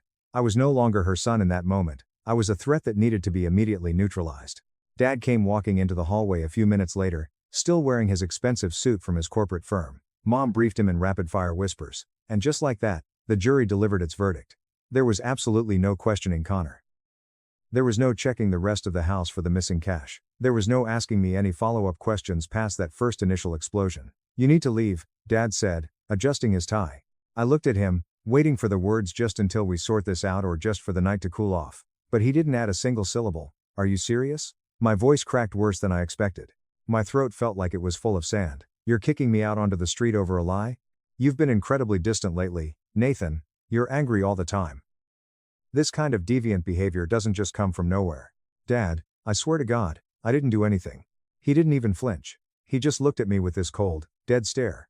Then maybe spending the night somewhere else will help you think about your actions. I didn't scream. I didn't beg. I didn't fall to my knees. I just walked up the stairs to my room in a complete daze, grabbed my backpack, shoved a few spare shirts and my phone charger inside, and walked out the front door. It wasn't until I was about a mile down the block, shivering in the evening wind, that I realized I had absolutely no idea where I was going. I didn't have any close friends who lived nearby. I didn't have spare keys to anyone's apartment. All I had was a dead car sitting in the driveway and a crumpled $10 bill in my wallet. So, I walked. I walked for 5 hours straight. I eventually ended up at the Greyhound bus station in downtown Cleveland, slumped against a freezing metal bench with my hoodie pulled tight over my head, my stomach violently growling. I don't think I slept for more than 10 consecutive minutes that entire weekend. The aggressive flickering of the fluorescent overhead lights, the occasional screaming match from some guy fighting with the broken vending machine, the constant, echoing shuffle of strangers' footsteps, it all blurred into one long, hollow, agonizing stretch of time. Every single time I closed my eyes, I saw my mom's disgusted face. I heard my dad's cold silence.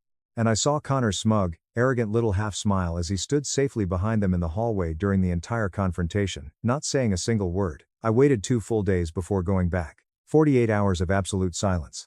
No text messages, no missed calls. Not even a generic, "Are you alive?" from the people who brought me into this world. When I finally unlocked the front door and walked inside, pale, stiff, smelling like a bus station, and completely cracked from the inside out, they barely even looked up from the television screen. That should have been the absolute end of the story. I should have packed my bags right then and there. But it wasn't the end. Because exactly 3 weeks later, we had a massive family barbecue in our backyard. It was my grandpa Arthur's 75th birthday. Everyone was there. Cousins, aunts, uncles, family friends, the whole 9 yards. And that is when Connor, standing on the patio in front of half of our extended family, decided to tell the story of my exile. He didn't tell it with shame. He didn't tell it with guilt. He told it like it was the punchline to a hilarious sitcom joke. Man, you guys should have seen Nathan's face when Mom actually kicked him out. Connor laughed, holding a red Solo cup, all over some fake prop money I printed out for a stupid prank. I didn't think they'd actually believe me and throw him out. I froze mid-step on the grass, holding a paper plate full of potato salad. My heart started thudding so violently against my ribs that I couldn't even hear the rest of the conversation. The blood completely drained from my face. I thought my knees were going to buckle. And Connor? He just kept laughing, looking around at our cousins like it was some harmless, nostalgic childhood memory. And that is exactly when I saw Grandpa Arthur. Quiet, stoic, retired military Grandpa Arthur was standing just behind Connor on the deck, holding something very specific in his weathered hands. Something black, something rectangular, something incredibly familiar. It was a security camera DVR box. And suddenly, I wasn't the one trembling anymore. Connor was. Because my arrogant little brother hadn't known that Grandpa Arthur had installed high-definition security cameras at our house when he came over to fix the garage wiring 2 months earlier. He didn't know that one of those cameras was pointed directly at the upstairs hallway, perfectly capturing the doors to both of our bedrooms. I didn't say anything right away. I just stood there on the lawn, paper plate shaking in my hand, listening to the blood roar in my ears, watching Connor's face drastically shift as he caught sight of Grandpa Arthur standing directly behind him. First came the confusion. His head cocked to the side, his thick brows raised. Then came the recognition. Then came something much darker. Pure, unadulterated fear. Regret. Maybe even a tiny fraction of guilt. But it passed way too quickly. The arrogant smirk forced its way back onto his face, and he tried to laugh it off. "Come on, Grandpa," Connor said, his voice wobbling just a fraction. "Don't tell me you're still messing around with that stupid garage cam thing." Grandpa Arthur didn't respond. He didn't even blink. He just stepped forward, set the black DVR box down on the glass patio table like it was a loaded firearm, and quietly said, "I think it's time we all watch something together." The entire conversation in the backyard died instantly. My cousins went completely quiet. My Uncle Peter paused with a burger halfway to his mouth. Even my mom, who had just been loudly bragging to Aunt Sarah about Connor's recent debate tournament victory, turned around with a polite, highly confused smile. "Dad, what on earth are you doing?" she asked, her voice tight. Grandpa Arthur didn't even look at her. "I was checking the wiring a few months back. I installed a camera to watch the driveway after the neighbor's car got keyed. I didn't mean to catch anything else on the recording. But it's all right there." The silence that followed was utterly suffocating. I didn't move a single muscle. My hands had gone completely numb. Connor tried to salvage it one last time. "It was just a prank. Just a harmless joke. We already moved past it, right? Nathan's totally fine, aren't you, bro?" He looked directly at me like I was supposed to throw him a life preserver. Like I was supposed to laugh along, clap him on the back, and let him off the hook in front of everyone, but I couldn't even force myself to meet his eyes. I was mentally stuck in that horrific moment, reliving the 2 freezing nights I spent on a plastic bench with absolutely nothing but a vending machine apple juice and the terrifying sound of strangers coughing in the pitch-black dark. I was reliving every single second of standing in that hallway while my own parents looked at me like I was a convicted felon. Grandpa Arthur plugged the DVR into the outdoor patio TV and pressed play. The image on the screen was slightly grainy, shot in black and white night vision, but it was crystal clear. The camera showed the upstairs hallway. My black backpack was sitting by the top of the stairs, exactly where I had left it before leaving for my Sunoco shift that morning. Then, Connor appeared on the screen. He was shirtless, his hair a messy mop. He tiptoed out of his room, glancing nervously around the empty hallway. He walked over to my bag, unzipped the main compartment, pulled a stack of fake, printed prop bills from his pocket, and dropped them directly inside my backpack. He then looked straight down the hallway, directly toward the hidden camera lens, and flashed a massive, sickening grin. Then he zipped the bag back up and walked back into his room like absolutely nothing had happened. Grandpa Arthur didn't say a single word. He just let the heavy, crushing silence stretch out over the entire backyard. The weight of it settled over the party like a thick fog. You could practically hear the collective mental shift happening in real time. It was like everyone's pristine, golden image of Connor had just violently tilted sideways and shattered into a million pieces on the concrete. Connor's voice was impossibly small. That's not what it looks like." But it was exactly what it looked like. I should have felt vindicated. I should have felt triumphant, like a movie character who just cleared his name. Instead, I just felt entirely hollow. Like the catastrophic damage had already been done, and absolutely no amount of "I told you so" was ever going to fix the giant hole in my chest. My mom's face turned the color of ash. My dad's jaw tightened so hard I thought his teeth would crack, but he didn't say anything. Not even a whisper of an apology to me. Not yet. The barbecue completely fizzled out after that. People made awkward excuses, and left hours early. Grandpa Arthur packed up his DVR box and drove off in his truck without saying another word to my parents. Connor disappeared into the basement, and I just stood there on the back porch for a very long time, staring at the grass, trying to decide whether I wanted to scream, cry, or just start laughing like a complete lunatic. But that wasn't the breaking point. The real breaking point came much later. Date 1. Things absolutely did not go back to normal in our house. There were a few awkward, incredibly stiff apologies. Mom would corner me in the kitchen and say things like, "We just didn't have the full picture, Nathan. You really should have communicated better and said something sooner." Dad mumbled some pathetic excuse about being overly stressed at his corporate job. But none of it landed.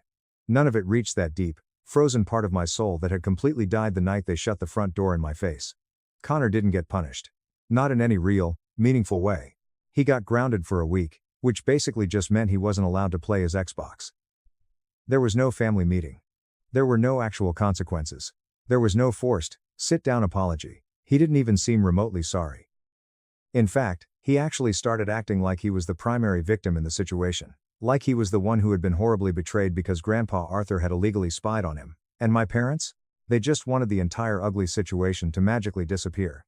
Swept right under the Persian rug like every other uncomfortable thing in our family. We need to move forward, my mom said one night at the dinner table, aggressively cutting her chicken and refusing to look me in the eye. As a family. But the damage had already carved itself too deep. They didn't even notice how incredibly quiet I became. They didn't notice how I completely stopped coming home right after work. I would spend hours sitting in the back of the public library, or wandering aimlessly through the dying shopping mall on the edge of town, just to avoid breathing the same air as them. They didn't notice when I dropped 15 pounds in a month. They didn't notice when I started skipping dinner entirely. They only noticed when I finally started pushing back. One night, about a month after the barbecue, Connor barged into my bedroom without even knocking. He threw a rolled-up pair of socks at my head, smirking like we were best buddies again. Yo, I need to borrow your laptop. My battery is totally dead and I have an essay due. I didn't even look up from my desk. No. He scoffed loudly. Dude, come on, stop being a baby, just for an hour. I turned my chair around very slowly. You want to borrow my laptop? You're asking the guy you intentionally framed and got kicked out onto the streets to do you a favor? He dramatically rolled his eyes. Oh my God, are we seriously still on that? Get over it. That was it. That was the final straw. I stood up, my fists clenched so hard my fingernails dug into my palms. Get out of my room right now. He raised his hands in mock surrender, stepping backward. Okay, geez, psycho. He backed out into the hallway, but not before loudly muttering, still acting like a pathetic martyr, huh?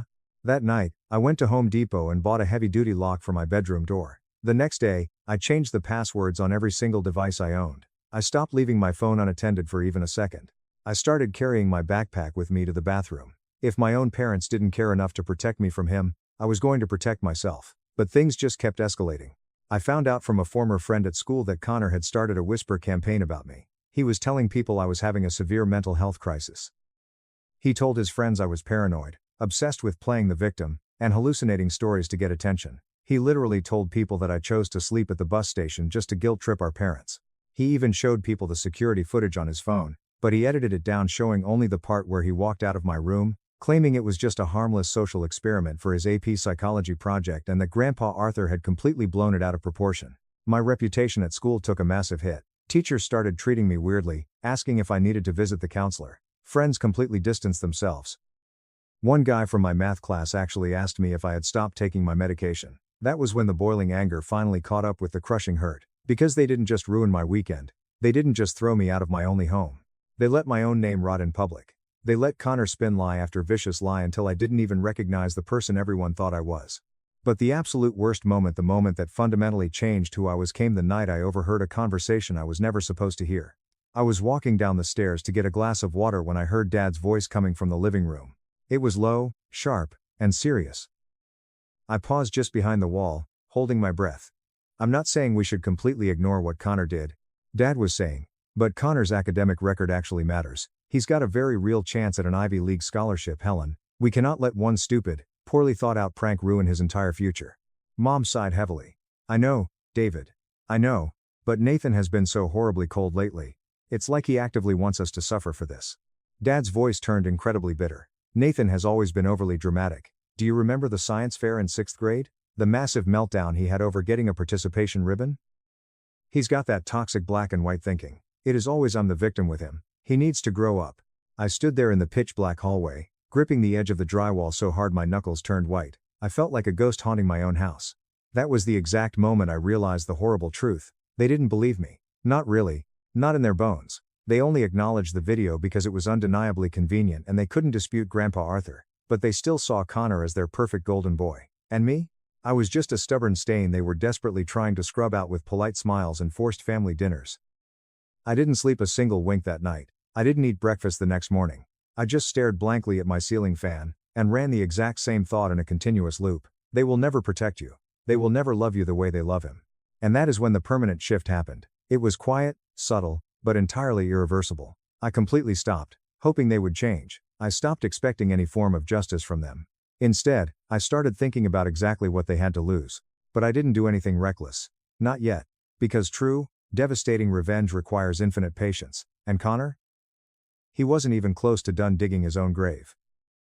I just needed to hand him a bigger shovel. The week after I overheard that conversation, I stopped being Nathan, the older brother. Emotionally, mentally, I completely checked out. That last tiny, flickering ember of faith I had in my family snapped clean in half. For the first time in my entire life, I stopped trying to prove my worth. I didn't want their approval anymore. I wanted distance. I wanted a way out. And that's when my life really started to freefall. It started with school. My grades slipped drastically. I couldn't focus on the whiteboard. The letters just blurred into static. Then came work. I started showing up late to Sunoco. I missed inventory shifts. My manager, Marcus, an older guy with bad knees who always treated me well, tried to give me multiple chances. But eventually, even he had to let me go. "I'm sorry, Nathan, we're just not getting the same kid anymore," Marcus said, patting my shoulder sadly. I nodded, left my blue name tag on the greasy counter, and walked out into the rain without a word. I didn't even tell my parents I got fired. I didn't want to give them the satisfaction of acting disappointed in me. I hit rock bottom a few weeks later. I had no job, zero money, and no friends left. I was sitting in the empty parking lot of a dying strip mall, staring at a half-eaten sandwich I couldn't really afford, wondering if this was what the rest of my miserable life was going to look like. Then, my phone buzzed. It was a text message from Grandpa Arthur. "You free this weekend, kid? I could really use some help fixing up the old lodge." The lodge. It was a rundown, off-the-grid hunting cabin about an hour north, tucked deep into the woods near Lake Erie. Grandpa Arthur used to take me up there every single summer when I was a little kid. We'd go fishing, build massive bonfires, and he'd teach me how to whittle wood. It hadn't been used in over 5 years. I stared at the glowing screen for a long time. Then I typed back one single word. "Sure." That weekend saved my life. Grandpa Arthur didn't ask me a barrage of invasive questions. He didn't offer me cheap pity. He just handed me a heavy red toolbox, pointed at a completely collapsed rain gutter, and said, "I need a second pair of strong hands. You still know how to balance on a ladder?" I nodded and got straight to work. We spent 48 hours doing brutal, back-breaking labor. We cleaned out the moldy crawl space, sanded down the entire wraparound porch, and hauled massive fallen oak branches out of the dirt driveway. At night, we sat by the fire pit drinking black coffee, listening to the crickets. He didn't ask about Connor. He didn't bring up the BBQ. But right before I went to sleep on Sunday night, he looked at me across the fire and said, "Nathan, listen to me, you do not owe anyone your forgiveness just because they happen to share your last name." I didn't reply. I just stared into the flames and nodded. It was the first time in months I felt like I wasn't completely insane.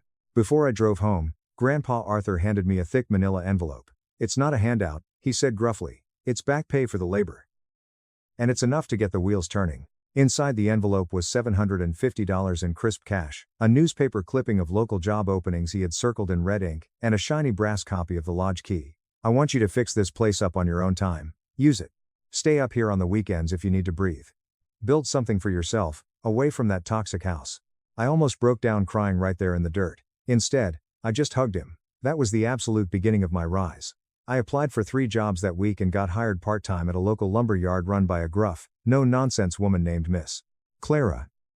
She didn't care about my high school drama or my GPA, she just cared that I could lift 50 pounds and showed up on time. I started spending every single weekend at the Lake Erie Lodge.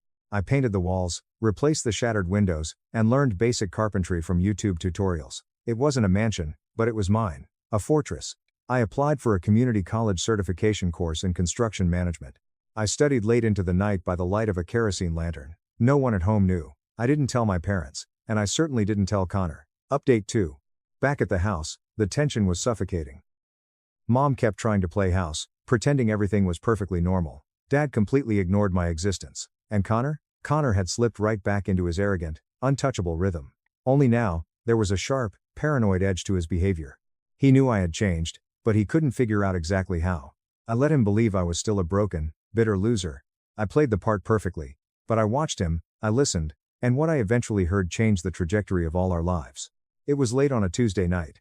I was in the dark kitchen, silently drinking water, when I heard Connor pacing in the adjacent den, talking on his phone. The walls in our house were notoriously thin. "Yeah, I know," Connor was whispering aggressively to someone. "But if I just say he threatened me with a weapon, they'll have to take it seriously this time. He's already got the weirdo, psycho reputation at school.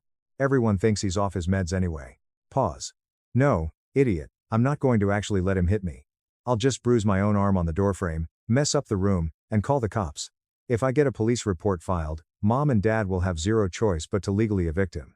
I want the basement all to myself before senior year, and he's totally ruining my Ivy League family image by creeping around the house. I completely stopped breathing. The glass of water in my hand felt like it weighed 1,000 pounds. An icy, terrifying chill slid directly down my spine. He wasn't done. He was actively planning to frame me for a violent, physical assault. He wanted me arrested.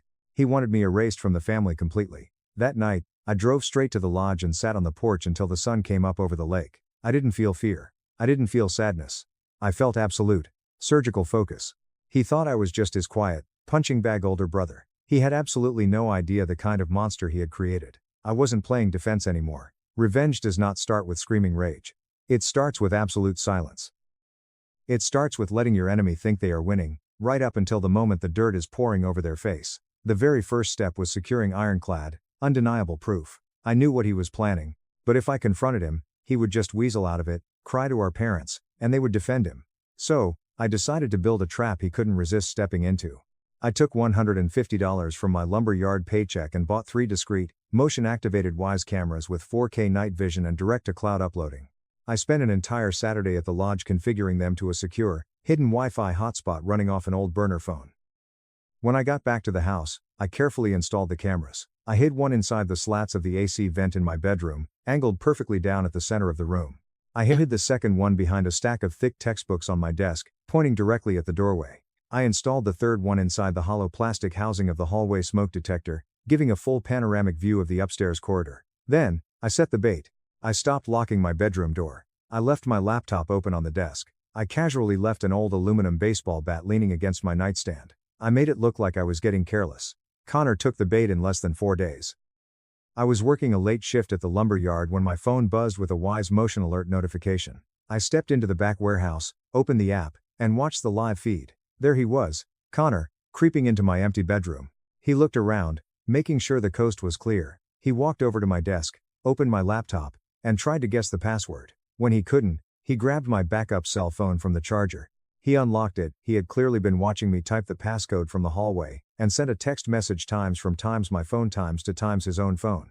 I couldn't see the exact text, but I knew exactly what it was, a fake, violent threat. Then, he picked up the aluminum baseball bat. He walked over to my wooden doorframe, took a deep breath, and violently slammed his own left shoulder into the wood. He winced in pain, dropped the bat on my floor to make it look like a struggle, grabbed his own shirt collar, and ripped it slightly. He stood in the center of my room, practicing a terrified, crying face in my mirror. I watched the entire felony play out in stunning 4K resolution. I recorded the screen, I downloaded the cloud files. I backed them up to 3 separate Google Drives, a physical thumb drive, and emailed a copy to Grandpa Arthur. I had him completely by the throat. But I wasn't going to just show my parents. That wouldn't be enough. They would just try to cover it up again to protect his precious Ivy League applications. No, I needed an audience. I needed maximum, uncontainable collateral damage. The perfect opportunity arrived 2 weeks later. Connor was the captain of the debate team, and he had been selected to give the keynote speech at the Ohio Regional Debate Finals, held in our high school's massive auditorium. My parents were absolutely ecstatic. Mom bought a new dress. Dad was bragging to his coworkers. They even left a pity ticket on my bed, telling me I should come support my brother's future. I smiled, put the ticket in my pocket, and said, I wouldn't miss it for the world. That Friday night, the auditorium was packed with over 500 people. Students, teachers, parents, the principal, and several college admissions scouts. I sat in the very back row, completely hidden in the shadows, calm as a bomb technician. I watched Connor strut up to the podium in his tailored suit. He flashed his $1,000,000 smile. He adjusted the microphone. He started giving this incredibly arrogant, flowery speech about integrity, truth, and overcoming personal adversity. As soon as he hit his stride, I pulled out my laptop. I opened a mass email draft I had meticulously compiled over the last week. The recipients included the high school principal, the head of the debate committee, the school guidance counselors, the local police department's non-emergency tip email, my parents, every single member of our extended family, and BCC'd directly to the admissions offices of the 3 Ivy League schools Connor had proudly announced he was applying to. The subject line read, Integrity and Truth, the real Connor, last name. The body of the email contained a single, unlisted YouTube link containing the full, unedited multi-angle footage of Connor staging the assault, fabricating the threatening text messages, and practicing his fake crying in the mirror. I took a deep breath, looked up at my brother shining under the stage lights, and clicked, send.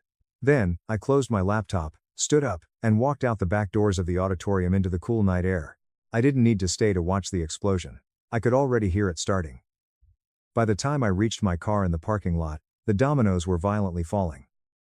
Through the heavy auditorium doors, I heard a sudden, massive wave of murmurs. Then, the screech of a microphone feedback loop. I looked at my phone. The family group chat was exploding. My mom was calling me frantically. I turned my phone on airplane mode, put the keys in the ignition, and drove directly to the Lake Erie Lodge. Update 3. The fallout was biblical. It was a social and academic nuclear detonation. Apparently, several teachers and the principal had opened the email immediately because it was flagged as urgent from a student account. The debate coach actually walked onto the stage, interrupted Connor mid-sentence, and pulled him behind the curtain. My mother had opened the video on her iPad in the front row, and the parents sitting next to her saw the entire thing. Connor didn't go to school the next week, or the week after that. His Ivy League applications were immediately flagged and essentially blacklisted for severe academic and behavioral misconduct. The school board launched a massive disciplinary hearing. He was stripped of his debate captaincy, kicked off the track team, and suspended pending expulsion for attempting to fabricate a violent crime. The local police actually showed up at my parents' house to question him about filing a false police report, since he had called 911 shortly after I left the house that day, claiming I had attacked him, before the cops realized the attacker wasn't even in the same zip code. My parents completely shattered. Dad drove up to the lodge 3 days later, pounding frantically on the heavy wooden door. "Nathan, open the door. Dot." He screamed, his corporate composure completely gone. I opened the door, holding a mug of coffee, wearing my sawdust-covered work boots. "Can I help you? Did you do this?" he yelled, his face purple with rage. "Did you send that video to the entire school? You completely destroyed your brother's life." "No," I said, my voice dead calm. "Connor destroyed his own life. I just provided the documentary footage. He was trying to have me arrested for a felony I didn't commit. You should be thanking me that I didn't press charges." Dad stared at me, his mouth opening and closing like a suffocating fish. He wanted to yell, but he had absolutely zero ammunition. He knew I was right. You embarrassed this entire family. You haven't been my family since the night you kicked me out over a lie," I replied softly. I shut the heavy wooden door directly in his face and locked the deadbolt. The absolute final nail in the coffin came 2 weeks later. Grandpa Arthur and my Aunt Sarah called a mandatory family intervention at my parents' house. I only agreed to go because Grandpa asked me to. Everyone was sitting in the living room. Connor looked like a literal ghost. He had dark bags under his eyes. His arrogant smirk was completely, permanently erased. Mom was sobbing into a tissue. Dad was staring at the floor. Grandpa Arthur stood at the head of the room, leaning heavily on his cane. He didn't yell, he didn't scream. He just radiated absolute, terrifying disappointment. "I have lived 75 years, Grandpa Arthur said, his voice shaking the walls. "I have fought in a war, I have seen terrible things, but I have never, in my entire life, been more thoroughly disgusted than I am by the people sitting in this room." He pointed a shaking finger at my parents. "You threw your own flesh and blood onto the street because it was convenient for you. You enabled a sociopath. And you," he turned his piercing glare to Connor, "you are a manipulative, cruel little coward. You are no grandson of mine."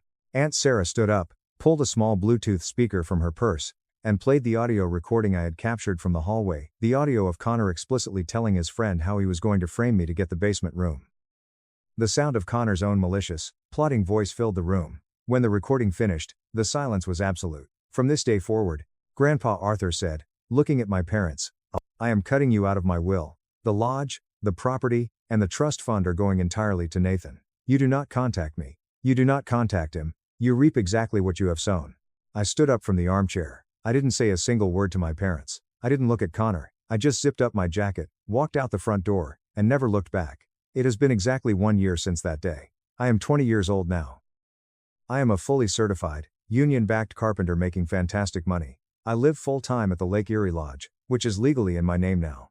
I have a golden retriever named Buster, a truck that runs perfectly, and a life entirely built with my own 2 hands. Connor's life is a complete ruin. He was expelled from our high school and had to finish his senior year at a terrible alternative school across the county. No college accepted him. Last I heard from Aunt Sarah, he is currently working the graveyard shift at a fast food drive-thru, doing court-ordered community service to avoid jail time for the false police report. His friends completely abandoned him. His charm is gone.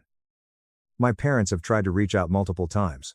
They send long, pathetic, sobbing voicemails apologizing, begging me to come to Thanksgiving, telling me how proud they are of the man I've become.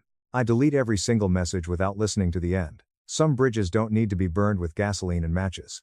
Sometimes, you just step back, let the termites do their work, and watch the whole rotting structure collapse on its own.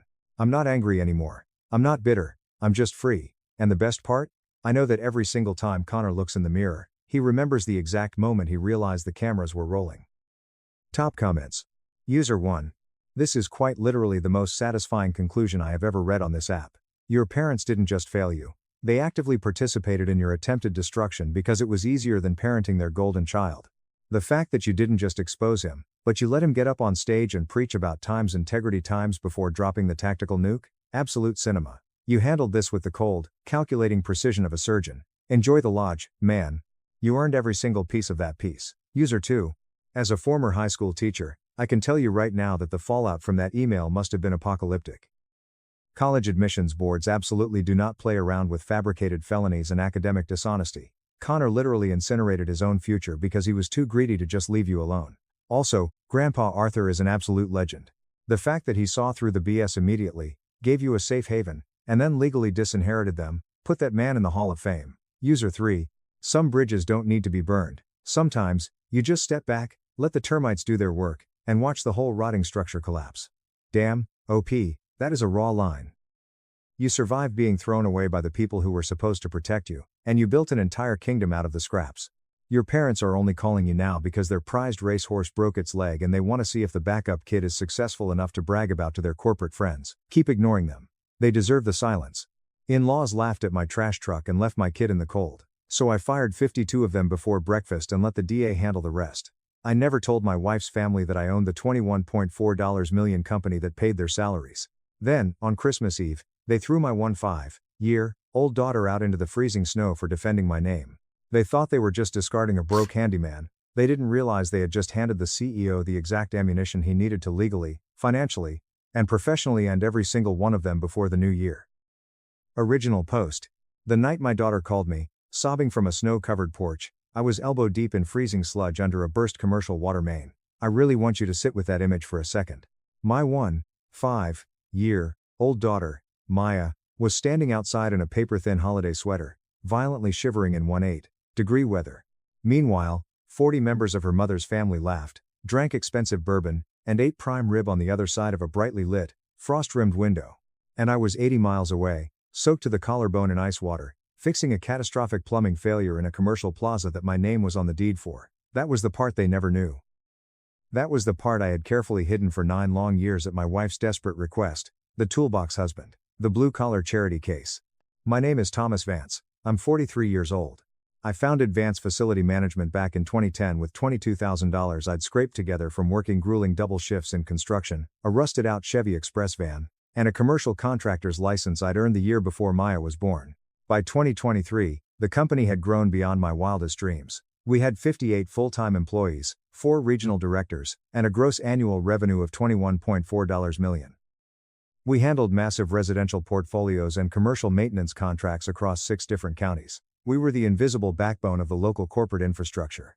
I was proud of it, but in that quiet, understated way that only people who have built an empire out of dirt and sweat truly understand. My wife, Eleanor, was proud of entirely different things. She was fiercely proud of her family name. She was obsessed with the Sterling family reputation. They possessed that toxic blend of old money aesthetics paired with new money financial anxiety, which is arguably the worst possible combination of human traits. Her father, Richard Sterling, had spent 35 years in upper middle management at a logistics firm. Somewhere along the way, he had developed the unshakable, arrogant belief that a man's worth resided entirely in the color of his collar, the badge on his car, and his residential zip code. Richard was the kind of man who weaponized the word class. He used it the way religious zealots use the word sin, constantly, judgmentally, and almost always as a pedestal to look down on someone else. I will never forget the first time Eleanor brought me to her parents' sprawling estate. I wore a clean pair of dark jeans and my steel-toed work boots. I drove a Ford F-250 that was missing a passenger side mud flap and had a dented tailgate. Richard stood on his pristine mahogany porch, a scotch in his hand, and looked me up and down the way a health inspector examines a rat. "Handyman," he said. It wasn't a question. It was a life sentence. "He's a field supervisor, Dad," Eleanor chimed in quickly, her voice tight with panic. That was the very first lie. It slid out of her mouth so smoothly, so naturally, that I almost missed the sting of it. I told myself it didn't matter. I was 34 years old, deeply in love, and completely disarmed by this beautiful woman who laughed at my terrible jokes and claimed she didn't care that my hands were rough and calloused from labor. We got married 9 months later in a small, suffocatingly elegant ceremony. The Sterling family arrived in coordinated pastel outfits, moving together like a synchronized swimming team of snobs. I wore my absolute best tailored blazer and received 4 separate, passive-aggressive comments about its fabric blend before the appetizers were even served. The night after we returned from our honeymoon, Eleanor sat me down on the edge of our bed. She took both of my hands in hers, her blue eyes wide and pleading, doing that specific thing she always did when she needed to bend my reality to her will. "They're proud people, Thomas," she whispered, stroking my knuckles. "They will never, ever accept you if they know you own a blue-collar business. They look down on labor. Just let them think you're a mid-level supervisor. Let me handle my family, please, for our peace." I should have asked what handling them looked like in the long term. I should have recognized the massive red flag waving in my face. I didn't. What I did was nod like an idiot, squeeze her hands back, and quietly fold my entire identity, my pride, and my life's work into a tiny box that I buried in the basement of our marriage for 9 years. Here is what 9 years of total silence looks like from the inside. You attend 51 separate Sterling family gatherings. You sit at a massive oak dining table where your father-in-law makes loud, booming jokes about your beater truck leaking oil on his pristine driveway. You force a smile. You pass the mashed potatoes. You sit in silence while Richard describes your life's work as glorified toilet plunging, all while he adjusts a Rolex on his wrist, a watch that your company's quarterly profit margin could purchase 14 times over in cash. You watch your brother-in-law, William Sterling, get laid off from his marketing job. Eleanor cries and quietly begs you to find him something. So, you quietly recommend him to your HR department, and suddenly he's on your payroll as a logistics coordinator making $84,000 a year, simply because you love your wife and want to avoid a screaming match at Thanksgiving. Then comes William's younger brother, James. Then Richard's nephew, Harrison. Then 3 cousins, 2 uncles, and a family friend named Arthur whom Richard vouched for personally at a summer barbecue. Eventually, inevitably, you open your own company's secure employee directory, type the word Sterling into the search bar, and watch a staggering 14 names populate before you even hit enter. In total, 52 people had some sort of Sterling family connection within my company. Not all of them knew each other. Not all of them were blood relatives. But enough of them were embedded in my corporate structure that the whole thing had taken on a quiet, cancerous quality. I chose not to look too closely at the rot because Eleanor begged me not to. Because I loved her. Because sometimes, love is just the slow, tragic accumulation of small compromises that eventually crush your spine. I let Richard spend my money while openly mocking my boots. I let Eleanor's mother, a terrifyingly precise woman who wore pearl necklaces like brass knuckles, slip me a sealed envelope with $500 inside for a decent church suit at Easter dinner in 2021. I put the envelope back on her pristine countertop without opening it and politely said, "I appreciate the thought, Margaret." That was the most humiliating part of it all. I constantly told myself I was playing the long game. I told myself their opinions didn't matter because I knew the truth, even if they were oblivious. I fed myself a lot of noble-sounding lies. But the ugly truth was this: I was terrified to disrupt Eleanor's fragile happiness, even when maintaining her happiness required the absolute destruction of my own dignity. Then came Christmas Eve 2023. The main water line burst at the Montgomery Corporate Center at exactly 7:45 p.m. It was an 80-unit commercial property we had held an exclusive maintenance contract on for 5 years. The on-call technician, a brilliant kid named Marcus, got there first, waded into the flooded basement, and immediately called me. The damage had compromised the foundational main, and the fix required a massive liability judgment call that only the owner could make in person. I called Eleanor. She was already at her parents' sprawling estate in the wealthy suburbs with Maya. I told her the situation was critical and I'd be at least 3 hours behind schedule. She let out a long, theatrical sigh, the kind of sigh that suggested I had personally orchestrated the pipe burst just to ruin her holiday. "Fine, Thomas," she snapped. "We'll see you when we see you. Try not to track mud into the foyer." She hung up. I drove to the Montgomery property. I stripped off my jacket, crawled into the freezing, muddy crawl space, and went to work alongside Marcus. My cell phone vibrated in my pocket at 9:18 p.m. I almost ignored it. I was halfway through torquing a massive coupling replacement, and my hands were so numb they felt like blocks of wood. But I saw Maya's custom ringtone flash on my smartwatch, and some primal, involuntary parental instinct forced me to drop my wrench and grab the phone. "Dad." Her voice was jagged, broken into sharp little pieces. I could hear the howling wind in the background. "Dad, please come get me. I'm outside. It's so freezing." I scrambled out of the crawl space so violently I slammed my shoulder against a concrete pillar. "What? Maya, where are you? What happened?" "The front porch," she sobbed, her teeth audibly chattering. Grandpa Richard he was making fun of your truck again to everyone. Making jokes about the missing mud flap and calling you a peasant. And I couldn't take it anymore. I stood up and told him to stop. I told him he was being cruel and it wasn't funny. A heavy pause. I could hear her desperately trying to suck in oxygen through the freezing air. He got furious. Dad. He slammed his glass down. He said I was an ungrateful brat being disrespectful in his house. And then he marched me to the front door, opened it, and told me to stand outside in the snow until I was ready to come back in and beg for his forgiveness. My jaw clamped shut so hard I heard my teeth grind. The cold water soaking my clothes suddenly felt like boiling acid. Where is your mother? The silence that echoed through the phone was exactly 4 seconds long. It was the loudest silence of my life. It told me everything I ever needed to know about my marriage. She told me I should just apologize to him. Dad, Maya whispered.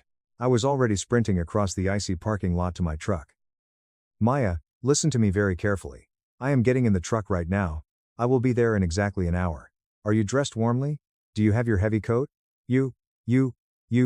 I just have my sweater. I left my coat inside. 18 degrees. A thin, decorative holiday sweater.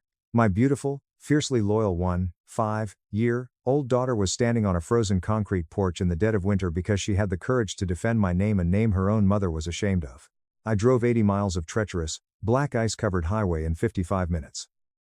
I remember absolutely nothing about the journey except the glaring neon temperature reading on my dashboard dropping from 20 degrees to 18 degrees, and the terrifying, crystalline quality of the rage expanding in my chest. This wasn't hot, explosive anger. This was absolute zero, the kind of cold rage that permanently rewires your brain. When I finally skidded to a halt in front of the Sterling estate, my headlights swept across the porch. Maya was huddled in the far corner, her knees pulled to her chest, her arms wrapped tightly around herself. Her backpack was dumped in the snow at her feet. She looked so small. Through the massive, picturesque front window of the Sterling home, I could see the glow of the roaring fireplace and the towering, perfectly decorated Christmas tree. I could see Richard standing at the head of the dining table, holding court, laughing uproariously at some joke, and I could see Eleanor. She was leaning against the kitchen island, a crystal champagne flute in her hand, her head tilted back in laughter. She hadn't stepped outside once. Not once. I leaped out of the truck, ripped off my heavy insulated work jacket, and wrapped it around Maya's trembling shoulders without saying a word. She practically collapsed into me, grabbing my ribs so hard it bruised, burying her freezing face into my chest just like she used to do when she was a toddler and I came home from a long shift. I held her tight. She was vibrating with cold. Go get in the truck, baby. Turn the heat all the way up, I whispered into her hair. I waited until she was safely inside the cab. Then I turned around, walked up the porch steps, and kicked the heavy mahogany front door open. I didn't knock. I didn't turn the handle. I raised my steel-toed boot and kicked it right below the deadbolt.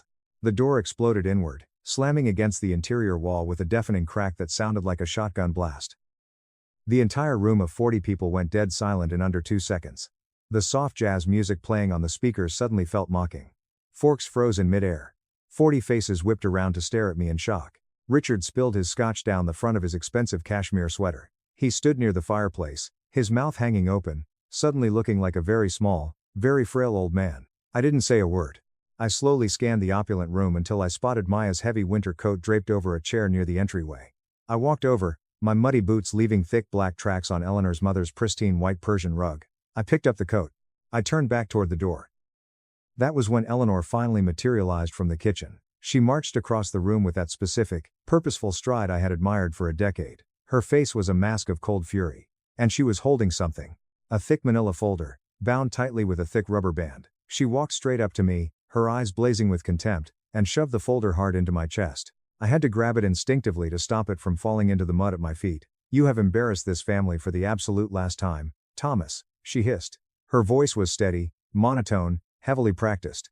She had rehearsed this exact moment. These are divorce papers. I want your things packed and you out of my house by tomorrow morning. Behind her, Richard stepped forward, regaining his false bravado. A smug, ugly grin spread across his face, the grin of a bully who had finally cornered his victim. Best Christmas gift she ever gave herself, Richard sneered, looking me up and down. He leaned to the side, looking past me through the open door toward my idling truck. Tell your loser father to put some gas in his trash truck before it breaks down on the way back to the trailer park. Maya. A few people in the room actually chuckled. Real, audible laughter. I stood there, dripping, freezing muddy water onto the floor. I looked at Richard Sterling. I looked at my wife of 9 years. I slowly looked around the room at every cousin, every uncle, every nephew, every family friend. Every single person in that room whose mortgages, car payments, and luxury vacations I had quietly funded through my payroll for the last decade. Some of them had the decency to stare at the floor. Most of them were looking at me the way you look at a stray dog that has finally been kicked out of the kitchen. I calmly tucked the thick stack of divorce papers under my left arm. "You're right, Eleanor," I said, my voice eerily calm, carrying through the dead silent room. "It is time." I turned my back on them and walked out into the snow. They truly believed they had just successfully discarded a broke, pathetic handyman. They had absolutely no idea what happens when the temperature of a man's patience drops below zero. Update 1. We drove for 30 minutes in total silence. Maya had her knees pulled up to her chest, bundled in her coat and my jacket, the truck's heater roaring like a jet engine. She just stared blankly out the passenger window into the dark, snowy night. "Dad," she finally whispered, her voice cracking. "Yeah, sweetie. I'm so sorry I made it worse. I ruined everything."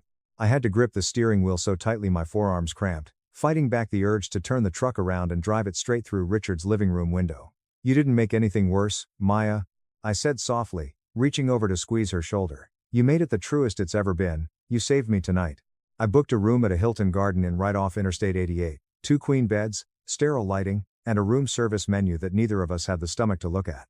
Maya took a hot shower and fell asleep almost instantly, exhausted by the adrenaline crash and the cold. I sat at the tiny, wobbly hotel desk in the dark, illuminated only by the glow of the streetlights outside. I slipped the rubber band off the divorce papers and began reading them with the cold, analytical eye of a CEO. They were incredibly thorough. A high-end family law attorney named Gregory Foss had drafted them. I pulled out my phone and researched him. 15 years in practice, partner at a ruthless firm specializing in high net worth asset division. This told me one thing immediately: Eleanor had been planning this ambush for a very long time. The papers cited irreconcilable differences. They demanded exclusive ownership of our primary residence, a massive chunk of our liquid savings, and, most tellingly, listed my primary income source as salaried employment at an unnamed local residential services company. She still didn't know. Or, she did know, and she had deliberately legally obscured the name of the company to limit what she officially claimed I was worth, hoping to blindside me in discovery. Either way, she had made a fatal miscalculation. At exactly 11:45 p.m. on Christmas Eve, I opened my encrypted company laptop. I logged into the secure administrative portal. I opened the master employee directory. I typed the word, Sterling. 52 names populated the screen. I want to be extremely precise about this next part, because it is the most important part of the story. I did not fire a single person out of blind rage. I didn't make a single keystroke with shaking hands or a clouded mind.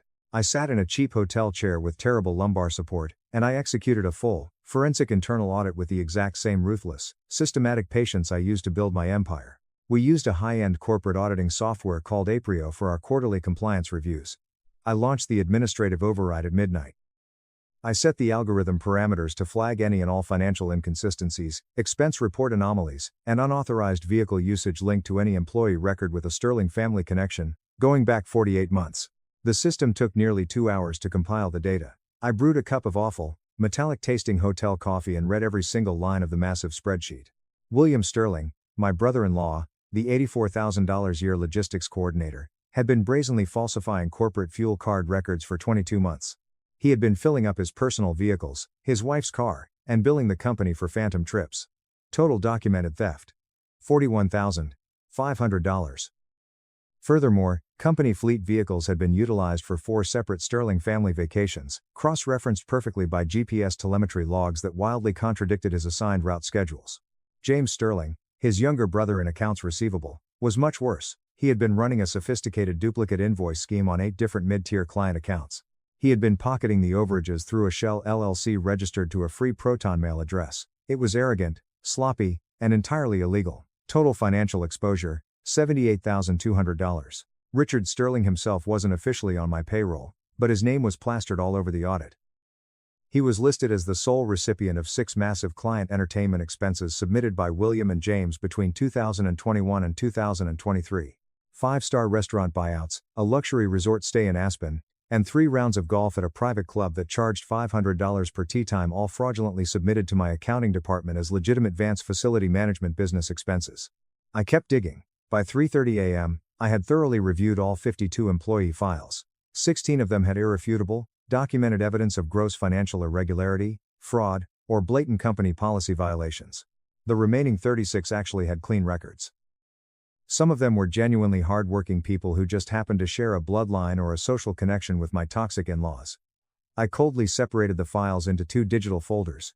For the 16 thieves, I compiled every shred of evidence.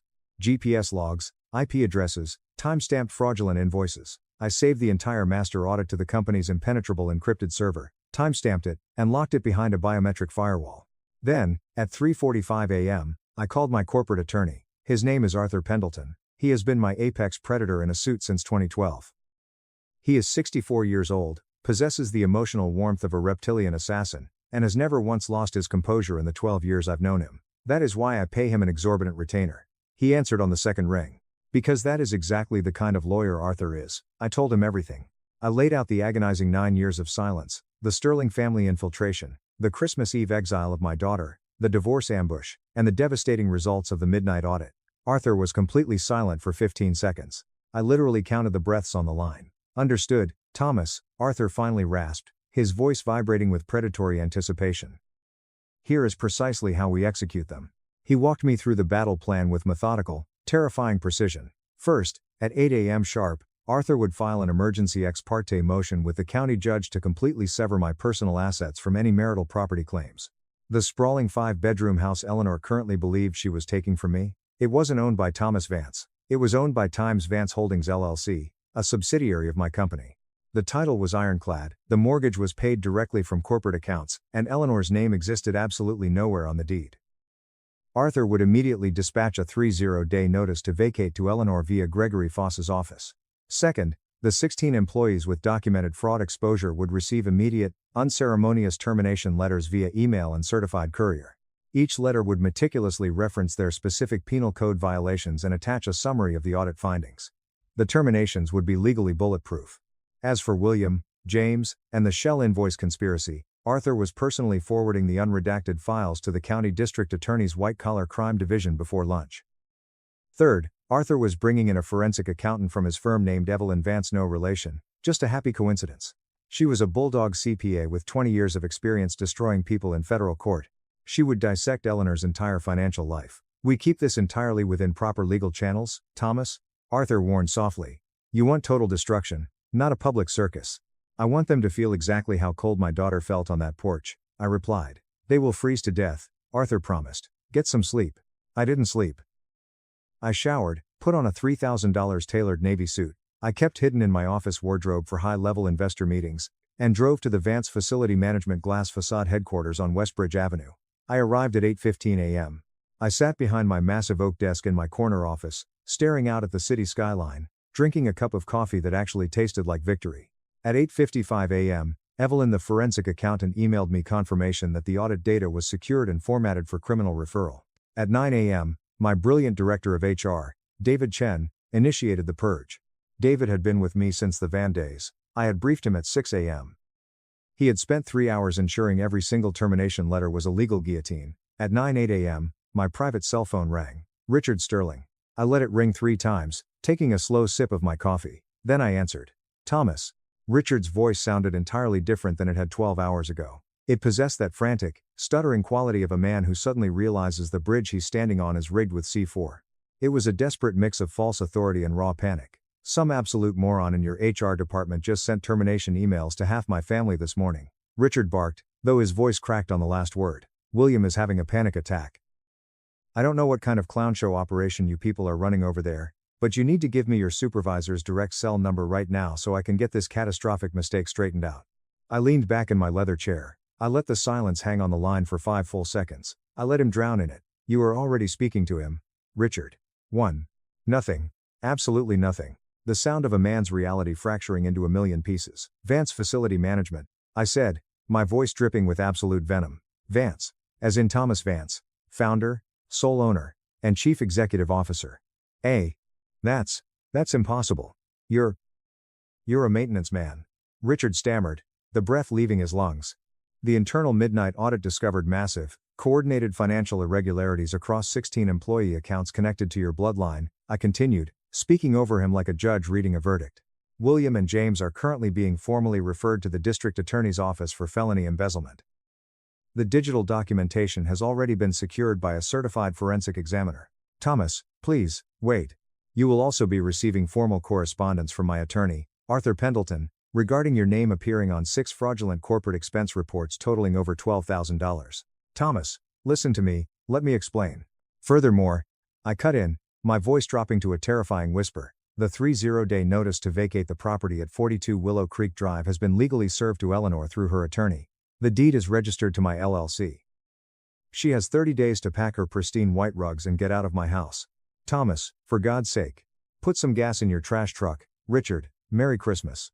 I ended the call. I immediately blocked his number. Within 60 seconds, my phone screen began lighting up like a slot machine. The notifications stacked relentlessly. 15 missed calls.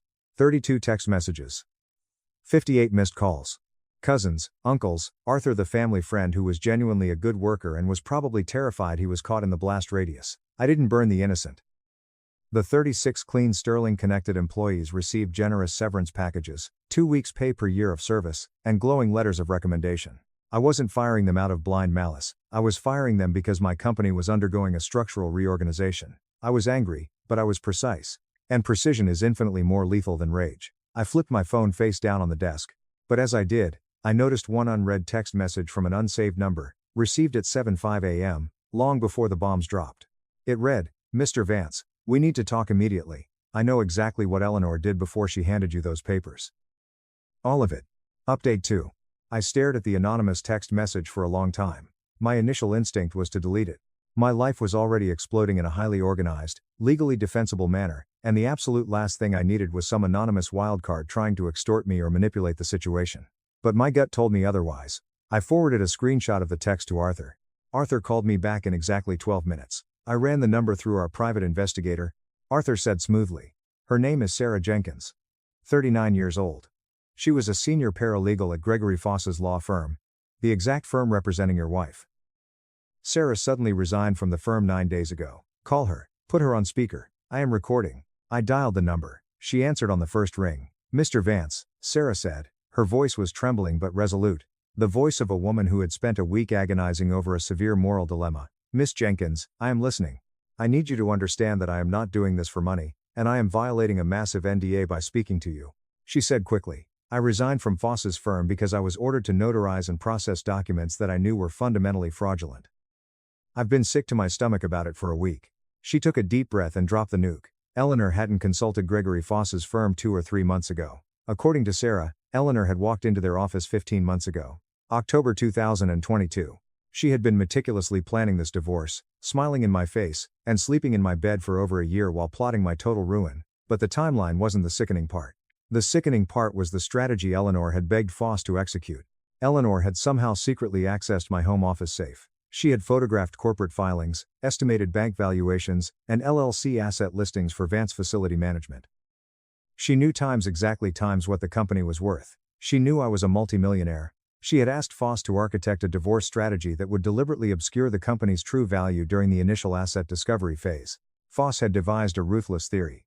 If Thomas's employment was legally characterized in the initial filings as a modest salaried position rather than sole corporate ownership, and the company was listed as an unnamed employer, it would artificially deflate the marital estate by 90%. This would force my legal team into a grueling, protracted 18-month discovery process to prove otherwise. Meanwhile, Eleanor would aggressively petition the court for massive interim spousal support based on the fake deflated picture, draining my liquid cash while hiding her own assets. She had known the truth for over a year. She had let her father mock me, let her family treat me like garbage, all while secretly drooling over the empire I built, trying to figure out how to steal the largest possible chunk of it. Sarah Jenkins had refused to notarize an affidavit that explicitly perjured Eleanor's knowledge of the business. She quit instead. And now, she was handing me the keys to Eleanor's destruction. I immediately connected Sarah with Evelyn, our forensic accountant. Evelyn spent the next 8 days tearing through our joint financial history with the terrifying efficiency of a cartel hitman. She cross-referenced the corporate filings with the documents Sarah Jenkins provided. On January 5th, Evelyn dropped a 50-page dossier on my desk.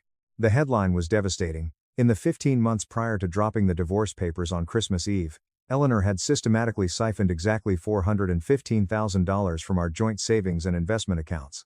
She had moved the money in highly specific, structured increments of $9,500 to deliberately avoid triggering the federal $10,000 bank reporting threshold.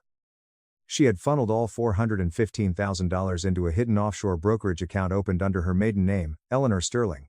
Evelyn's official summary read, "The pattern, timing, and structurization of these wire transfers indicate premeditated, deliberate financial concealment, wholly consistent with malicious asset dissipation in anticipation of hostile divorce proceedings. In layman's terms, she stole nearly $500,000, committed federal structuring fraud to hide it, and planned to bleed me dry in court while claiming she was destitute." Arthur Pendleton didn't just file a response to the divorce petition. He dropped a legal Moab on the courthouse.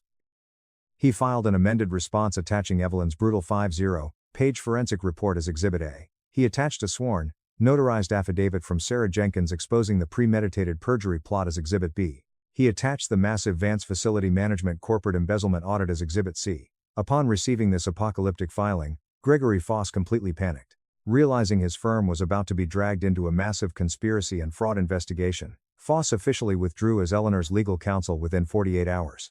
I found out later from Arthur that Foss had frantically retained his own ethics defense attorney to save his bar license. Eleanor was forced to scramble and hire new counsel, a no-nonsense, terrifyingly blunt woman named Diane, who took one look at our evidence, called Arthur, and practically begged to settle out of court to keep Eleanor out of prison. I want to be very clear about the fallout, because it would be easy to gloat, but the reality is much heavier. William Sterling was formally indicted for felony embezzlement in late February. James was indicted 2 weeks later. Both of them are currently drowning in six-figure legal debt, navigating the criminal justice system, and facing potential prison time. I feel absolutely zero satisfaction about this. They made arrogant, illegal choices, and the district attorney is handling the consequences. The divorce was finalized in early April. I won't disclose the exact settlement numbers, but I will say this: Eleanor's brilliant master plan completely vaporized the moment Evelyn's report hit the judge's desk. Eleanor received exactly what she was legally entitled to under a heavily penalized asset division, and not a single penny of the $21.4 million company she tried to steal. She was forced to return the hidden $415,000 under threat of federal prosecution. She is currently living in the cramped guest bedroom of her parents' house. The same house where I kicked the door open. Maya spent the rest of her winter break living with me in a luxury rented townhouse. In February, we moved into a beautiful new home closer to her high school. When we were packing her room at the old house, I asked if she wanted me to grab any more of her things from Eleanor's place. Maya stood in the doorway, holding a box of her favorite books. She looked at me, her eyes older and wiser than any 1-5-year-old should be. "No, Dad. I only want the things that are real. Leave the rest of the fake stuff there." Richard Sterling called me exactly one last time. It was mid-March. I don't know how he bypassed the block. He probably used a burner phone. He left a 2-minute voicemail. I have only listened to it once. He sounded incredibly old. His booming, arrogant voice was reduced to a raspy, pathetic whisper. It was the voice of a man who had spent his entire life judging people from atop a pedestal, only to realize the pedestal was owned by the man he was spitting on. "Thomas," Richard croaked. I just want you to know that I had no idea about the company. I didn't know who you really were. I am so sorry for the things I said about your truck, and the jokes. If I had known you were a CEO, I never would have. I just didn't know." That voicemail perfectly encapsulated the sickness of the Sterling family. He didn't apologize because he realized he was a cruel, awful human being. He apologized because he realized I was wealthy. He sincerely believed that I thought you were poor was a valid excuse for treating me like subhuman garbage. The only thing my money changed was his realization that his cruelty finally had consequences. I didn't call him back. I just deleted the voicemail. It was the only response he deserved. It's currently late July. 7 months since that freezing Christmas Eve. Maya just finished her sophomore year with a 3.9 gigapascals. She demanded to get a summer job, and she's currently working 20 hours a week at a local landscaping company, getting her hands dirty. Her choice entirely. She tells me she wants to learn how to build things from the ground up, just like I did. We eat dinner together every single night, and we laugh louder and more honestly than we ever did when I was trapped in that basement of a marriage. Vance Facility Management just closed out the most profitable Q2 in our corporate history. We secured $14 million in new commercial contracts. I promoted David Chen to VP of Operations, and he used his massive bonus to take his family on a 3-week tour of Japan. The $3,000 tailored Navy suit is hanging back in my office closet. I wear it when I have to deal with bankers. But most days, I wear my dark jeans and my steel-toed boots. Just yesterday, I drove the dented Ford F-250 to a massive client meeting with a massive real estate conglomerate. The CEO, a guy worth hundreds of millions, met me in the parking lot. He looked at my truck, specifically at the missing passenger side mud flap, with a mix of confusion and deep respect. "Hell of a truck, Thomas." He laughed. shaking my calloused hand. She runs, I smiled. We walked into the boardroom and closed a 7-figure deal. I drove home with the windows down, the warm summer wind blowing through the cab. I really should get that mud flap fixed, but honestly, I think I'll leave it exactly the way it is. Top comments. User 1, put some gas in your trash truck. Man, reading that line made my blood boil, but the way you systematically dismantled their entire existence with an Excel spreadsheet and a ruthless lawyer is the most satisfying thing I've read all year. You didn't just burn the bridge, you nuked the entire zip code. Good on you for protecting your daughter. User 2, the fact that the paralegal risked her entire career to warn you just shows that good people still exist. Eleanor really thought she was playing 4D chess by hiding the assets and downplaying your job, but a forensic accountant absolutely steamrolled her. Evelyn, the CPA is the unsung hero of this story. User 3, Richard's voicemail is the cherry on top. If I had known you were rich, I wouldn't have abused you. Classic narcissist. He's not sorry he was an awful person. He's just sorry he accidentally disrespected someone in a higher tax bracket than him. So glad you and Maya are thriving now. Keep the truck forever. Refused to fund sister's $60,000 wedding, so mom threw scalding coffee in my face. My fiancé walked in and exposed my 3.5-year financial secret. Nobody tells you about your mother's packed room assault. The physical sensation precedes the embarrassment, horror, and slow, terrible realization of what transpired in front of your extended family, your sister's future in-laws, and half a dozen women from your mother's country club who have known you since elementary school. Burning commenced. I was burned instantly and intensely on my left face and jawline, soaking through the ivory blouse collar I had ironed for 40 minutes to seem professional. Looking polished was my goal. I wanted to appear accomplished and independent, as I had taken almost a decade to become. I yelled, "No word. Use noise." Victims of near-boiling liquid being hurled at their faces create a guttural animal sound. Room went quiet. It was the oppressive silence after an inevitable event. My mother, Susan, stood across the appetizer table with her hands in the air and the empty porcelain coffee cup in her palm. She stared at me, her oldest daughter, burning, dripping, and staring back at her in shock with a dark crimson face and a heaving chest, and said the 7 words I've been hearing. "Now look what you made me do." Start at the beginning or near to it to comprehend my family's breakdown. My name is Claire Vance. My age is 33. I co-founded Boston financial district venture capital firm Apex Ventures, which manages $900 million. Money didn't precede me. From a typical 4-bedroom Wellesley, Massachusetts suburb house, Mother Susan ran our household like a Fortune 500 PR business and treated me like a mistake. Dad Arthur was a mid-level commercial real estate appraiser. Amherst was difficult with merit scholarships, federal Pell Grants, and 3 part-time jobs. I archive microfilm at the college library, haul prime rib every Friday and Saturday night till 3 in the morning at a downtown steakhouse, and tutor macroeconomics undergrads.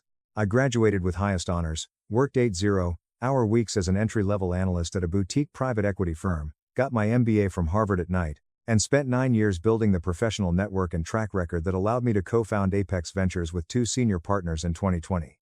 Chloe, 26, is my younger sister. She is beautiful, kind, and has only worked 11 months. Her Emerson College Communications and Media Studies degree was totally sponsored by my parents. She worked at boutique marketing agencies since graduation, paying for her tuition, room, board, exorbitant sorority dues, and a 6-month study abroad semester in Paris that I remember being emailed with a casual, "Isn't it just wonderful news?"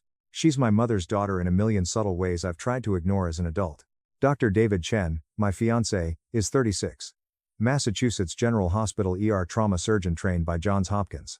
He has unnerving quiet competence from a decade of making split-second, life-or-death judgments while covered in blood. He's the most stable I've met.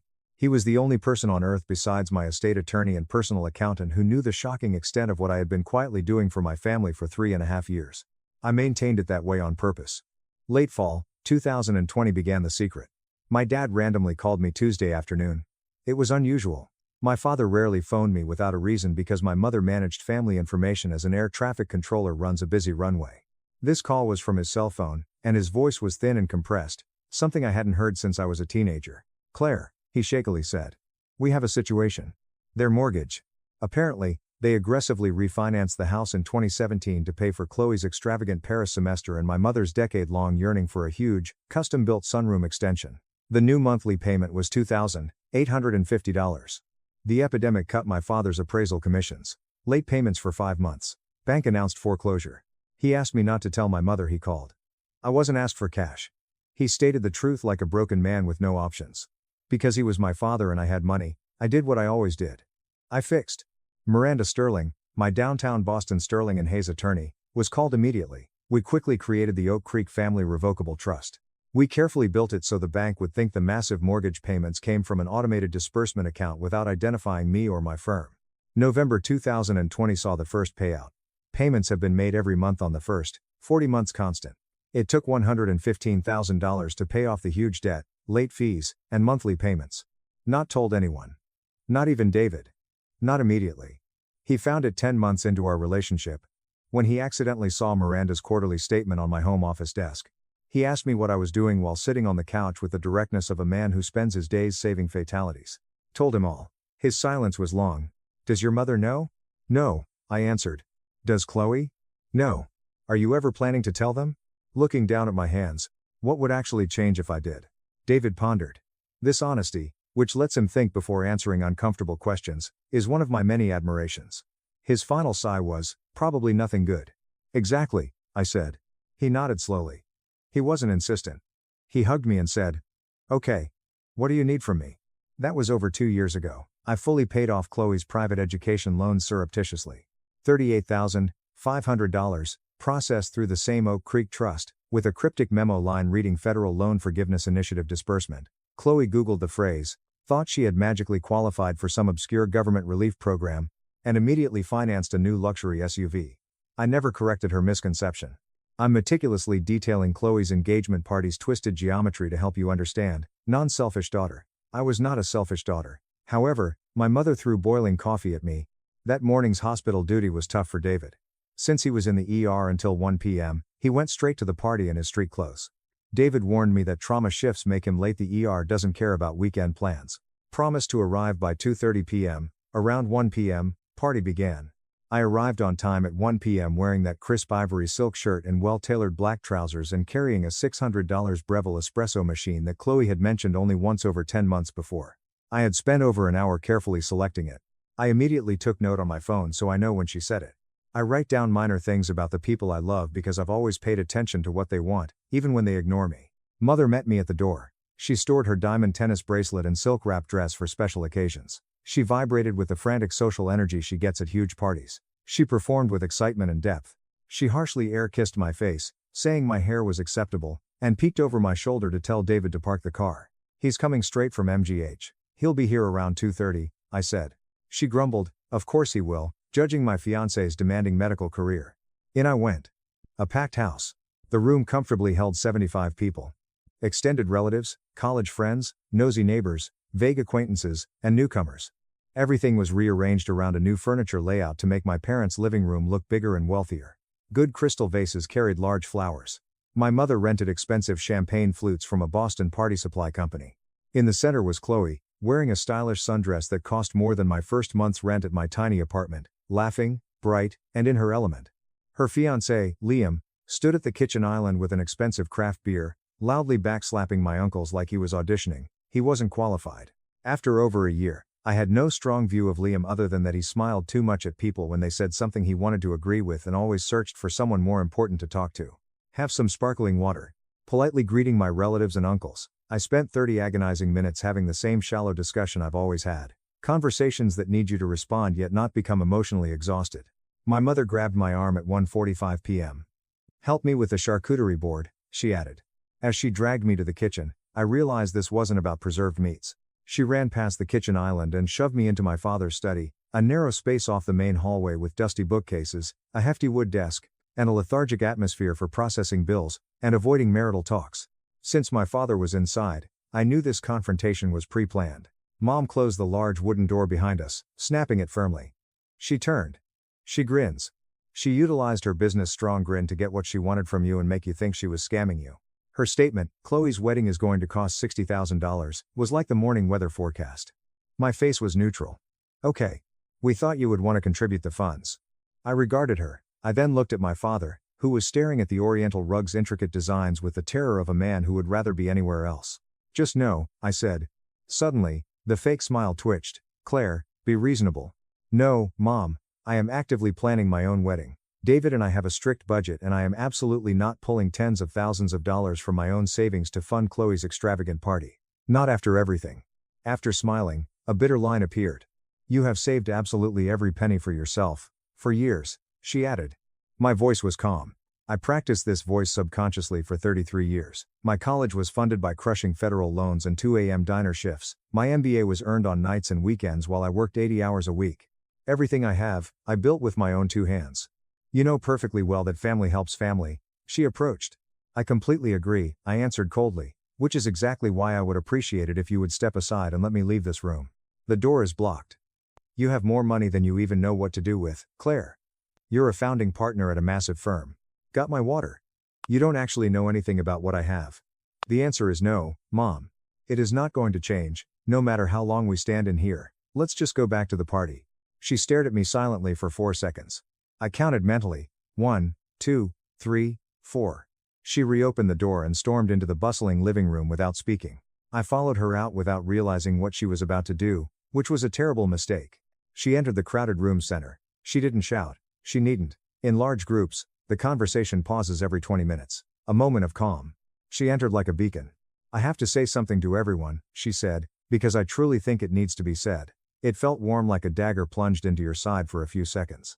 My oldest daughter, Claire, my incredibly successful, wealthy executive daughter, has just been asked to help make her little sister's upcoming wedding the beautiful celebration it truly deserves to be.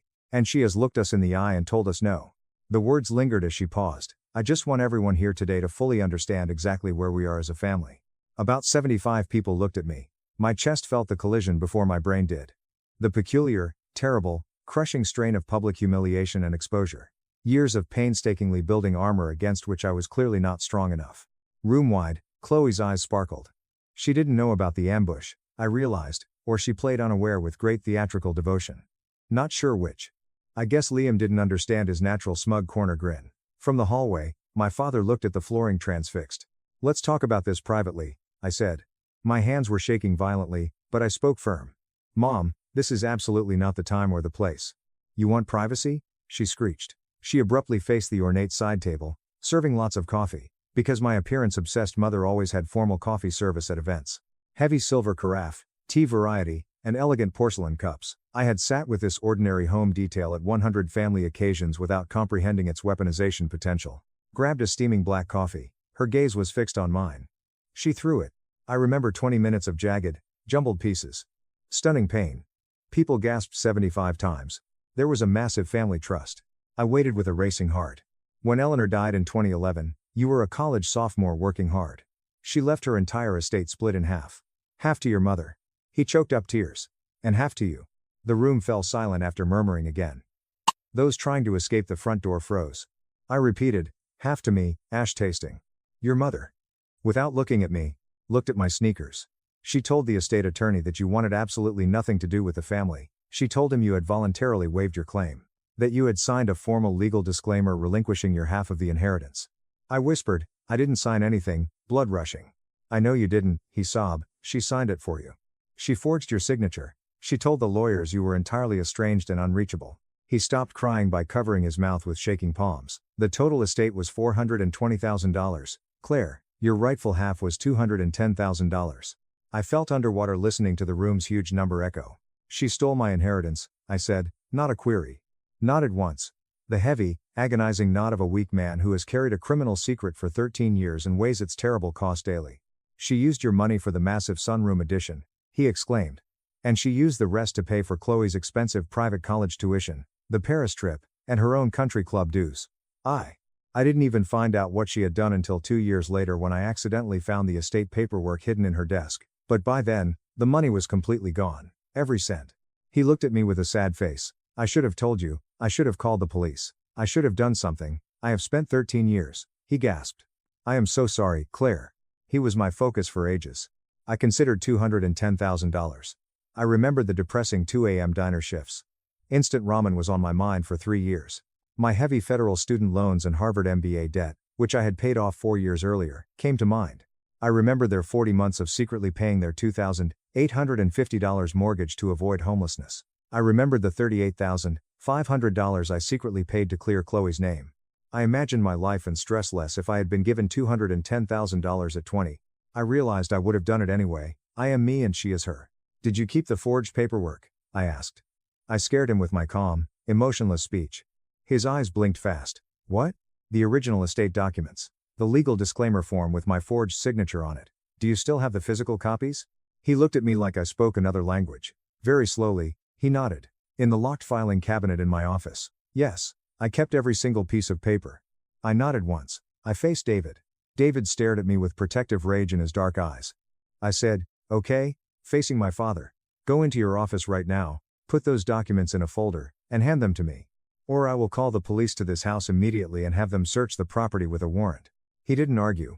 He sped down the hall. That night at 6:45 p.m., I called Miranda Sterling, my attorney. On David's Beacon Hill Apartments plush sofa, I applied a fresh ice pack to my injured cheek. My work laptop was on the coffee table, and I had a massive glass of Cabernet I hadn't touched.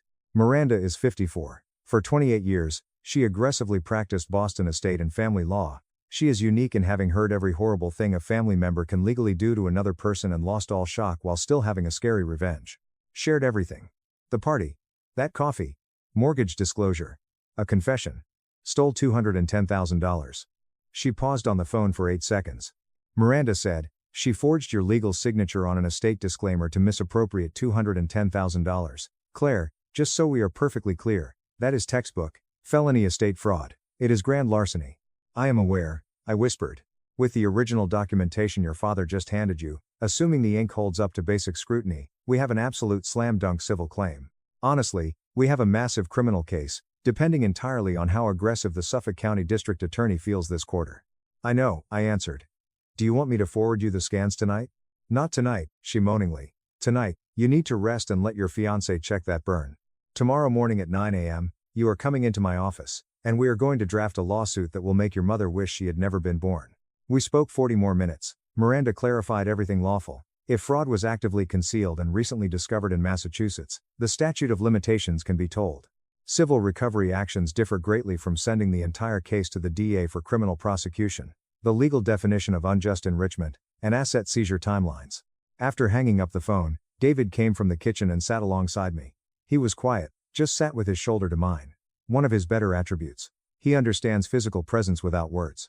Years of sitting in antiseptic hospital waiting rooms with grieving families develop this gift. Last, what are you thinking right now? I stared at the black TV across the room. I'm thinking that I spent 13 years of my life grinding myself into dust, building a massive career from absolute scratch, entirely because I truly believed I had no safety net. Because I thought nobody was ever going to help me. Looking down at my hands. And this entire time, my mother had $210,000 of my own money sitting in her custom sunroom and my sister's sorority dues. And even after all that, I still quietly paid her mortgage for 3 years just so she wouldn't lose her house. Yeah, David massaged my back.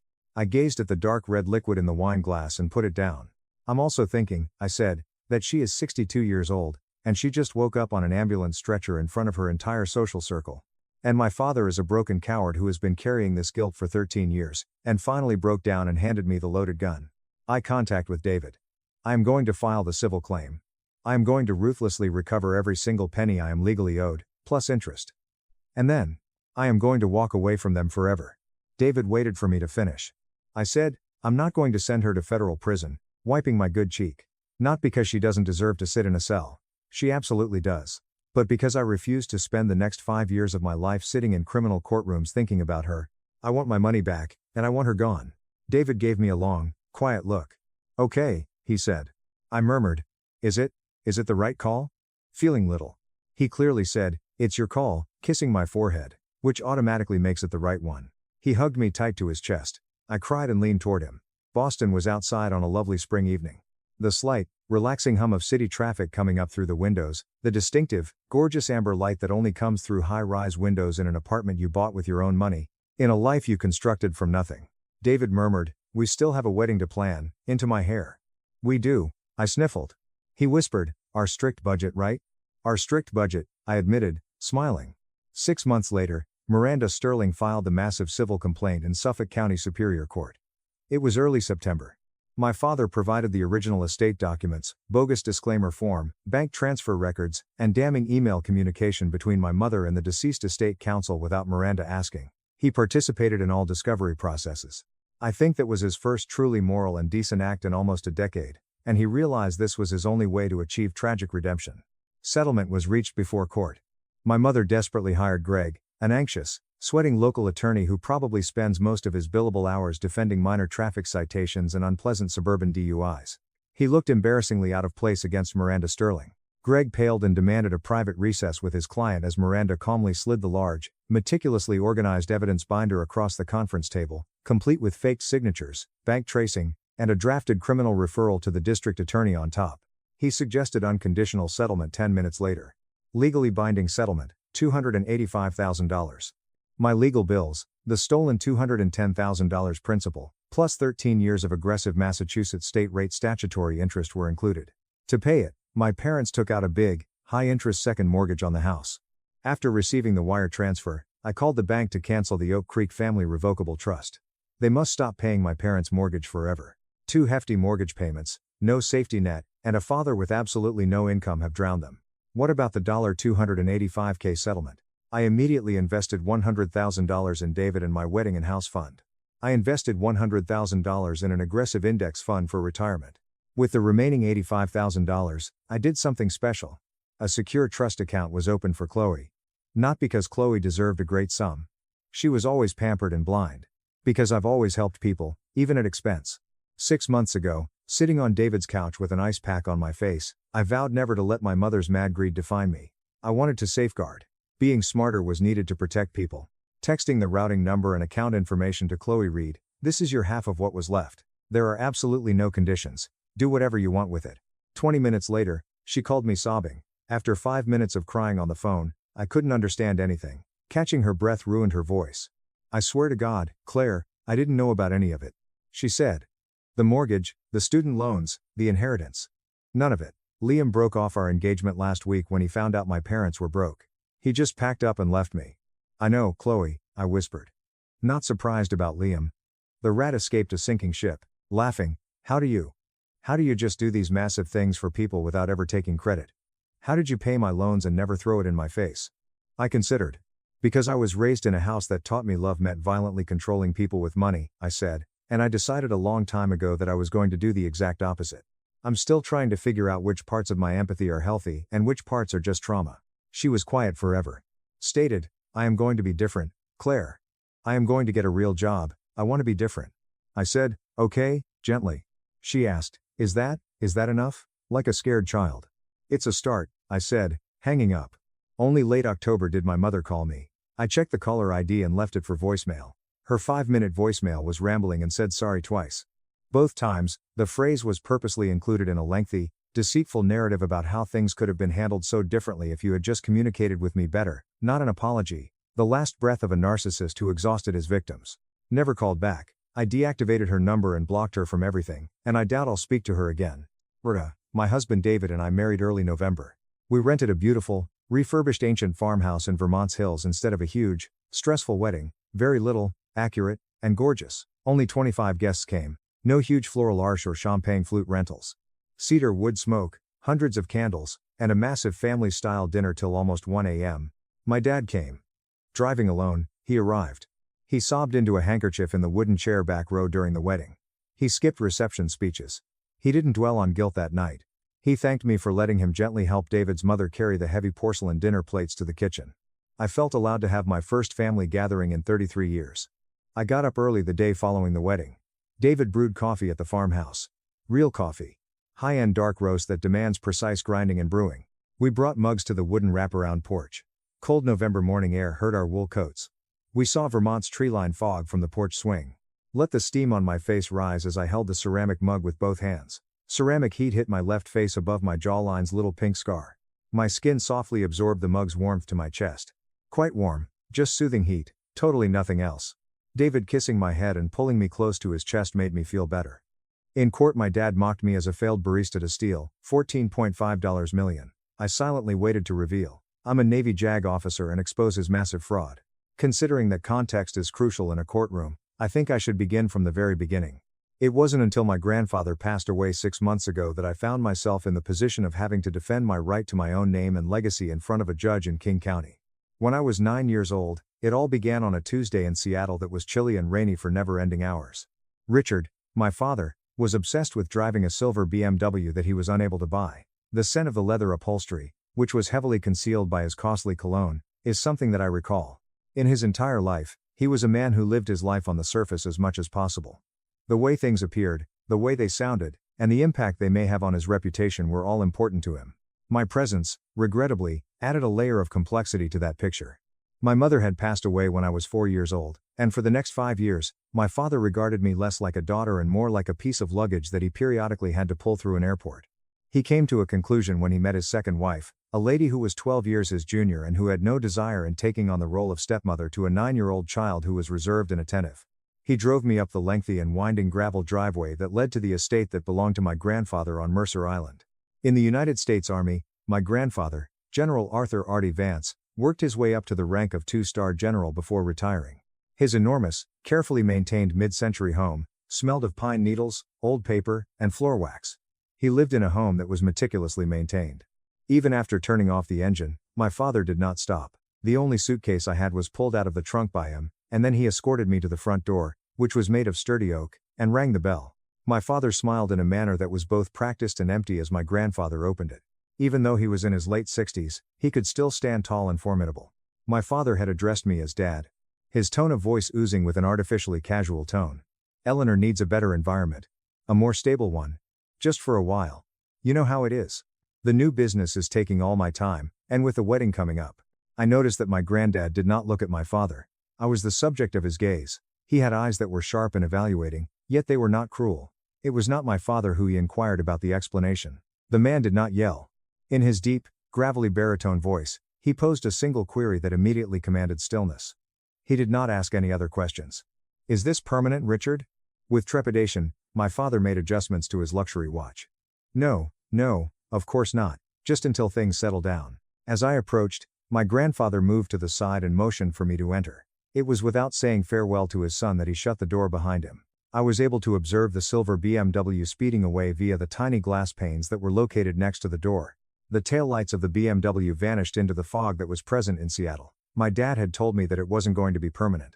The truth, however, became clear to me as the months progressed into years and the brief, awkward phone conversations that occurred over the holiday season gradually faded away into complete quiet. No one came to my aid. As a result of my abandonment by a man who did not place any value on anything, I was taken in by a man who placed value on everything. There was no such thing as a typical household for General Vance.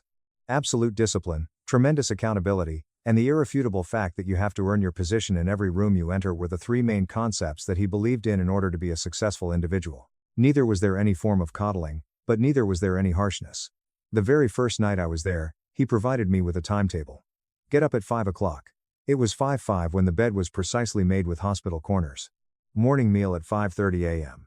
At 6 o'clock, he was reading in his study. I was 9 years old at the time. My initial reaction was that it was a form of discipline. It seemed to me that I was incarcerated. In spite of this, I came to a profound realization within a short period of time: structure is the most comprehensive kind of safety.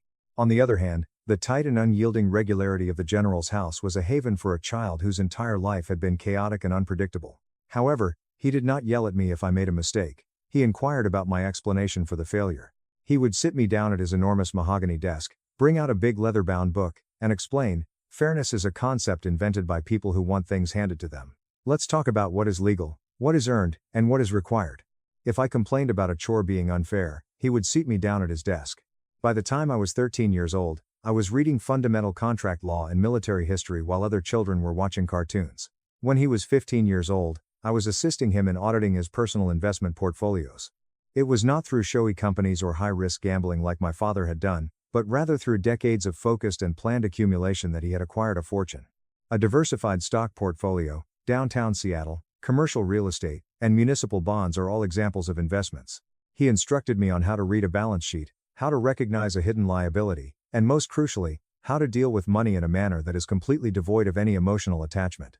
Throughout the entirety of my teenage years, my father paid me a visit precisely 4 times. The manner in which each and every visit was conducted was same. He would show up in a brand new luxury car that he had leased. He would compliment the house that belonged to my grandfather. He would completely disregard who I was. After that, he would make a request for financial assistance. He never failed to come up with a fresh game-changing company idea.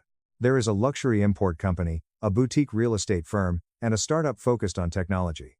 I can still vividly recall being 16 years old and hiding in the hallway while I listened to them in the study. My father pleaded with me, "It's a sure thing, Dad. with a moan of desperation in his voice. "I just need $500,000 to bridge the gap. It's a fraction of what you have sitting around doing nothing." The manner in which my grandfather responded was a remarkable example of controlled destruction. "My assets are not sitting around, Richard. They are performing exactly as I directed them to. You, however, are not. Inheritance is not an entitlement. It is a responsibility. And you have demonstrated, repeatedly, that you cannot be responsible for anything. Not a business. Not a marriage. And certainly not your own daughter. The answer is no." This door banged shut. It was my father who departed. After a period of 12 years, I did not see him again. I did not attend a party school after I graduated from high school. After graduating from a prestigious university with a pre-law concentration, I promptly submitted my application to officer candidate school. I desired to have the framework. I was looking for a challenge. I completed my education, received a commission as an officer in the United States Navy, and was then transferred to law school by the military branch. I am now a Judge Advocate General, sometimes known as a JAG. During my 20s, I spent my time prosecuting difficult cases, analyzing enormous military contracts, and serving overseas in situations where the stakes were not only financial but also life and death. Without fail, my grandfather was present at each and every graduation and promotion ceremony. He never smiled broadly, but when he did, he would grab my shoulder, look me in the eye, and say, "You earned your place, Eleanor. Keep holding the line." Over a period of 6 months, the line ruptured. Over the course of his 86th year, my grandfather passed away peacefully while he was sleeping. It was as if his heart had stopped. During that time, I was stationed in Virginia, but I was going through a difficult changeover period between different assignments. Instantaneously, I took leave due to an unexpected emergency and went back to Seattle. In his absence, the house had an incomprehensibly void feeling. Despite the fact that the fragrance of pine and paper contagion was still present, the authoritative presence that had been present in the rooms had now disappeared. A limited number of people, including myself, retired members of the armed forces, and local business leaders whom he had mentored, were present for the funeral. My father then showed up at that moment. He arrived 30 minutes late, wearing a suit that was a little too tight, and accompanied by a woman who appeared to be my younger sister. We were both wearing suits that were a little too tight. Neither did he express his condolences. He did not give me a hug. He did little more than stand in the back, checking his phone and occasionally carrying on a conversation with his partner. Although I was experiencing a chilly knot of loathing in my stomach, I managed to keep my face blank. I was a member of the armed army. I do not cause bearing to break. The reading of the will, which took place 3 days later in a sterile conference room with glass walls in the heart of Seattle, was the beginning of the actual, chaotic turmoil. It was determined that the estate was worth exactly $14.5 million. The lawyer, a precise individual by the name of Mr. Harrison who had worked with my grandfather for 20 years, read the paperwork in a steady, unbothered monotone. My father was sitting on the opposite side of the table, literally rubbing his hands together, and his eyes were bright with enthusiasm and eagerness. Mr. Harrison sat back and cleared his nose. "To my son, Richard Vance, I leave a specialized trust in the amount of $1.5 million. This trust will disperse a strictly controlled monthly stipend. Richard is to have no access to the principal amount. The execution of this trust is contingent upon his completion of annual financial literacy courses." This caused my father's face to turn absolutely white. A grimace of pure wrath took the place of the smirk now that it had disappeared. $1.5 million? A stipend? Like a child's allowance? What about the rest of it? What about the Mercer Island property? The commercial buildings? None of Mr. Harrison's eyes blinked. In order to read the article, he adjusted his spectacles and glanced down at it. "To my granddaughter, Lieutenant Eleanor Vance, I leave the remainder of my estate, including all real property, investment portfolios, and liquid assets, totaling approximately $13 million, with absolute and immediate executive control." It was difficult to breathe because the silence in the room was so oppressive. After that, my father went into a tantrum. Because he sprang up so quickly, the heavy leather chair he was sitting in fell to the ground. "Her? She's a kid. She doesn't know anything about money. She's been off playing soldier for years. This is insane." He was out of his mind. He was senile. Mr. Harrison made his statement in a composed manner. "Your father was completely of sound mind, Richard." The shaking finger of my father was pointed in my direction. There was a vein in his forehead that was pulsating fiercely, and his face was red. "You're not keeping this, Eleanor, you hear me? You are a nobody. You have no idea how the real world works. I will tie this up in court for a decade. I will bleed the estate dry in legal fees before I let a little girl take what is rightfully mine." I did not get to my feet. It was not me who raised my voice. When I stared at the guy who had abandoned me 19 years ago, I saw his eyes, which were filled with frenzied anger, and I spoke precisely what my grandfather would have said. "You are dismissed, Richard." In his haste to leave, he kicked the hefty glass door that stood in his way. I was aware that he was more than just making a threat. My father was having a hard time. I was aware of Richard's financial predicament due to the private notes that my grandfather had left for me. The Internal Revenue Service, private creditors, and a few highly shady private equity firms were among the parties to whom he owed money. In order to save his own skin, he required that $15.4 million. I was aware that he would come with me. I merely needed to be aware of how. Due to the sudden and substantial bequest that I received, as well as the fact that I am an officer in the military who is now on active duty, I was immediately subjected to stringent financial compliance processes. When it comes to officers who unexpectedly earn millions of dollars, the Department of Defense has stringent procedures in place.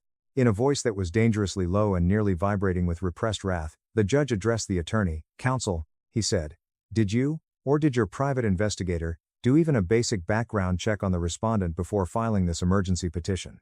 Marcus stumbled over his words. "Why, Your Honor, our investigation focused on her immediate, observable behavior."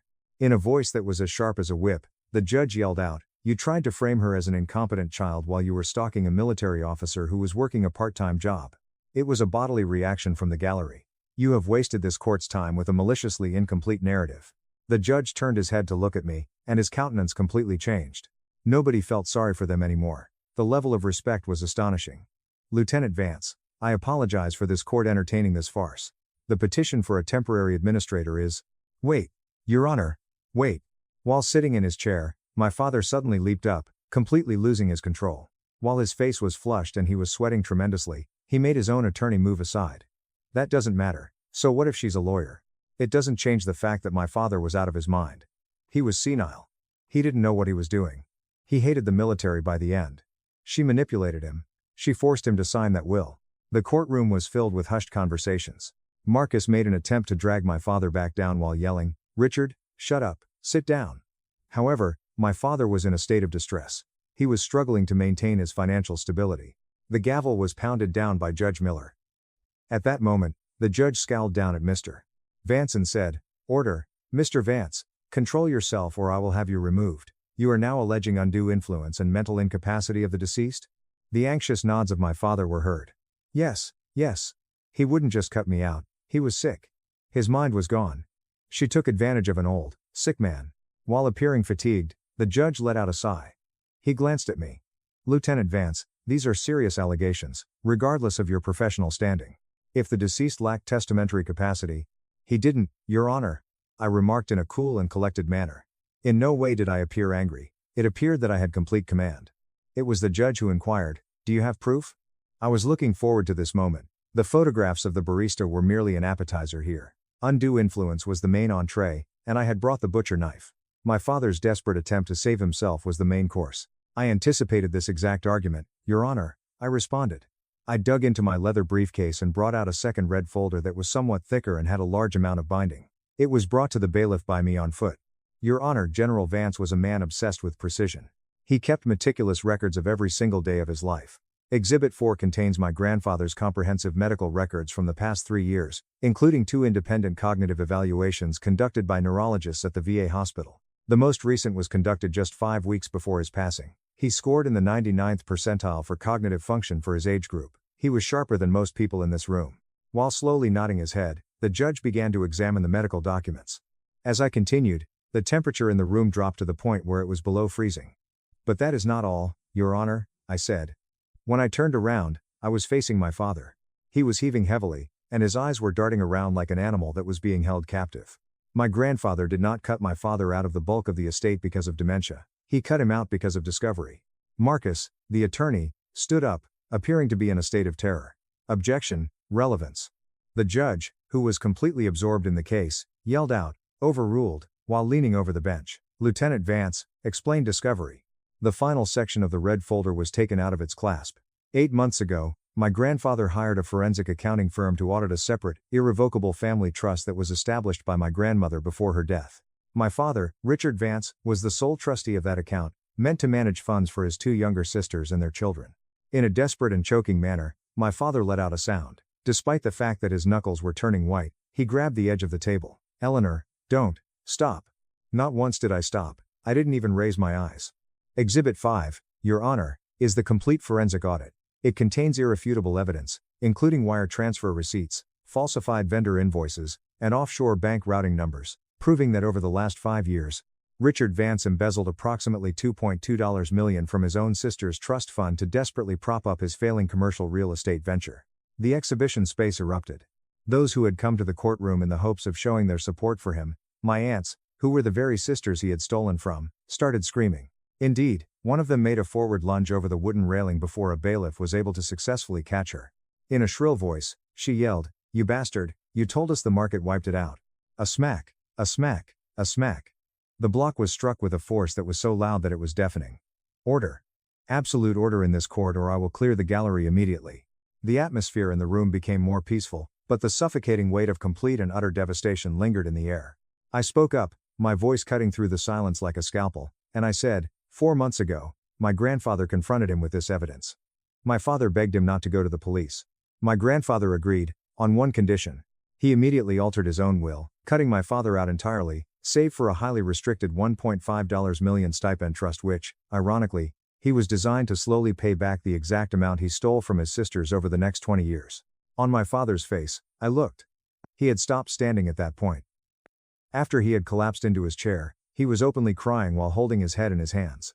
It had been 19 years since the slick and conceited businessman who had abandoned me at a doorstep had fled the scene. He was nothing more than a pitiful and broken thief. After a moment of silence, I came to the conclusion that my grandfather did not suffer from dementia. He had a thief for a son. And he left the estate to me because he knew I had the training, the discipline, and the spine to stand in this courtroom today and finally hold him accountable. A lengthy and weighty moment passed during which Judge Miller sat in stunned silence. He examined the enormous pile of forensic evidence that was in front of him. At the petitioner's table, he looked at the man who was crying the hardest.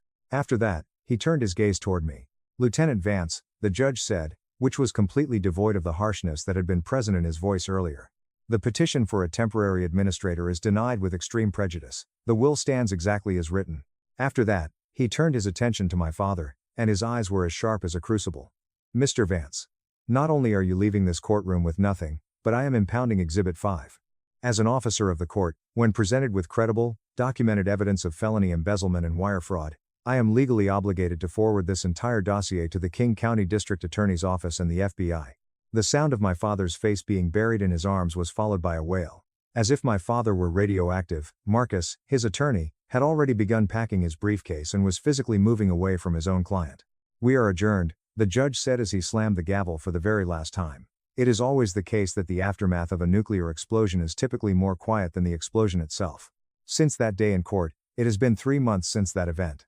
The legal repercussions were severe and occurred very quickly. Without wasting any time, the district attorney moved quickly.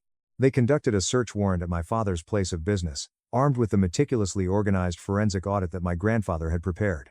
Multiple counts of wire fraud, embezzlement, and breach of fiduciary duty were brought against him in the official indictment. It was the day that his bank accounts were frozen that his young girlfriend broke up with him. He is currently waiting for his trial while he is out on bail, which was paid for by a predatory bail bondsman because no one in the family would allow him to have any money. A maximum sentence of 15 years in federal prison is awaiting him. People from my extended family, who had come to the courthouse with the intention of watching me lose, suddenly changed their minds about the situation.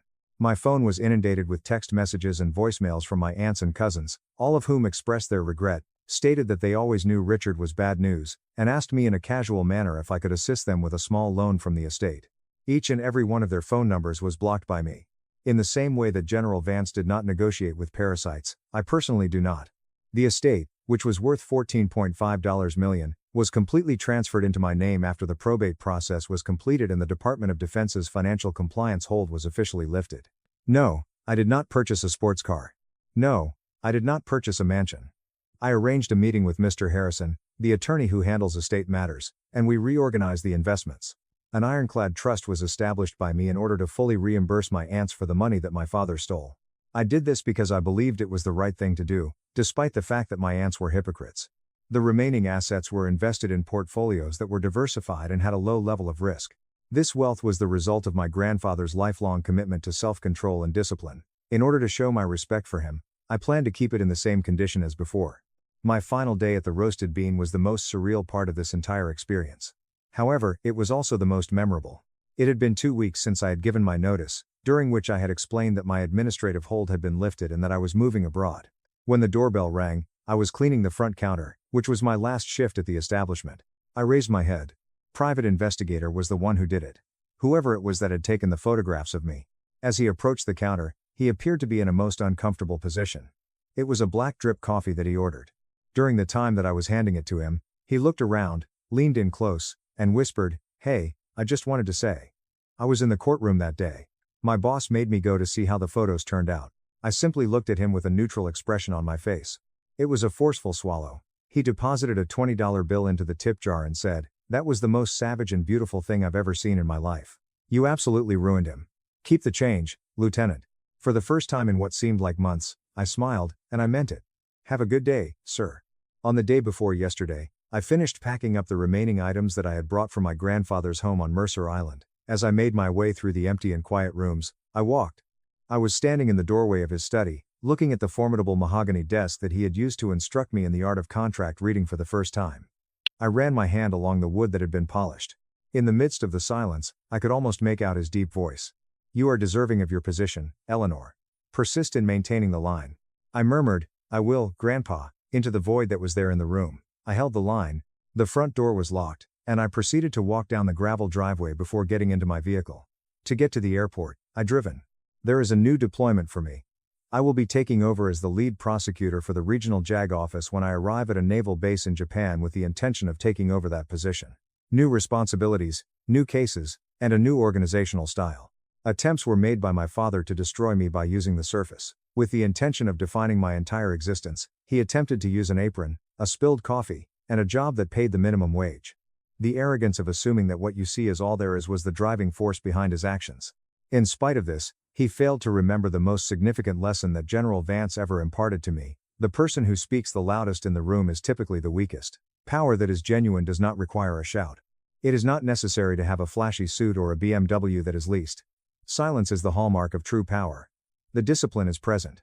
Before it hands you the shovel, it waits patiently in the back of the room, holding a single black folder. It allows you to dig your own grave before eventually handing it to you. For 12 years my family ignored me. Then Mom demanded I donate both my kidneys to my brother. When I refused, she accused me of trying to kill him. My mother thought I was selfish for not giving Ethan both kidneys. In my living room she cried phony tears and said I killed him for retaining undeserved organs. "You have 2 healthy kidneys, Ethan none. You might save him without harshness now." Daily vodka use for 12 years ruined Ethan's kidneys. Started at 18. Never stopped. His mother purchased his first bottle. "Boys should practice liquor handling," he suggested. Mom thought physicians were exaggerating when they revealed his kidneys were failing at 28.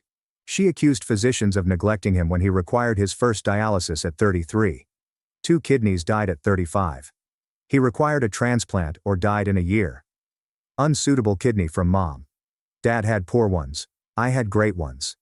I said 1 kidney when she asked. "Give him 1. 1 isn't enough," she said. "His physique is feeble. He needs both to succeed.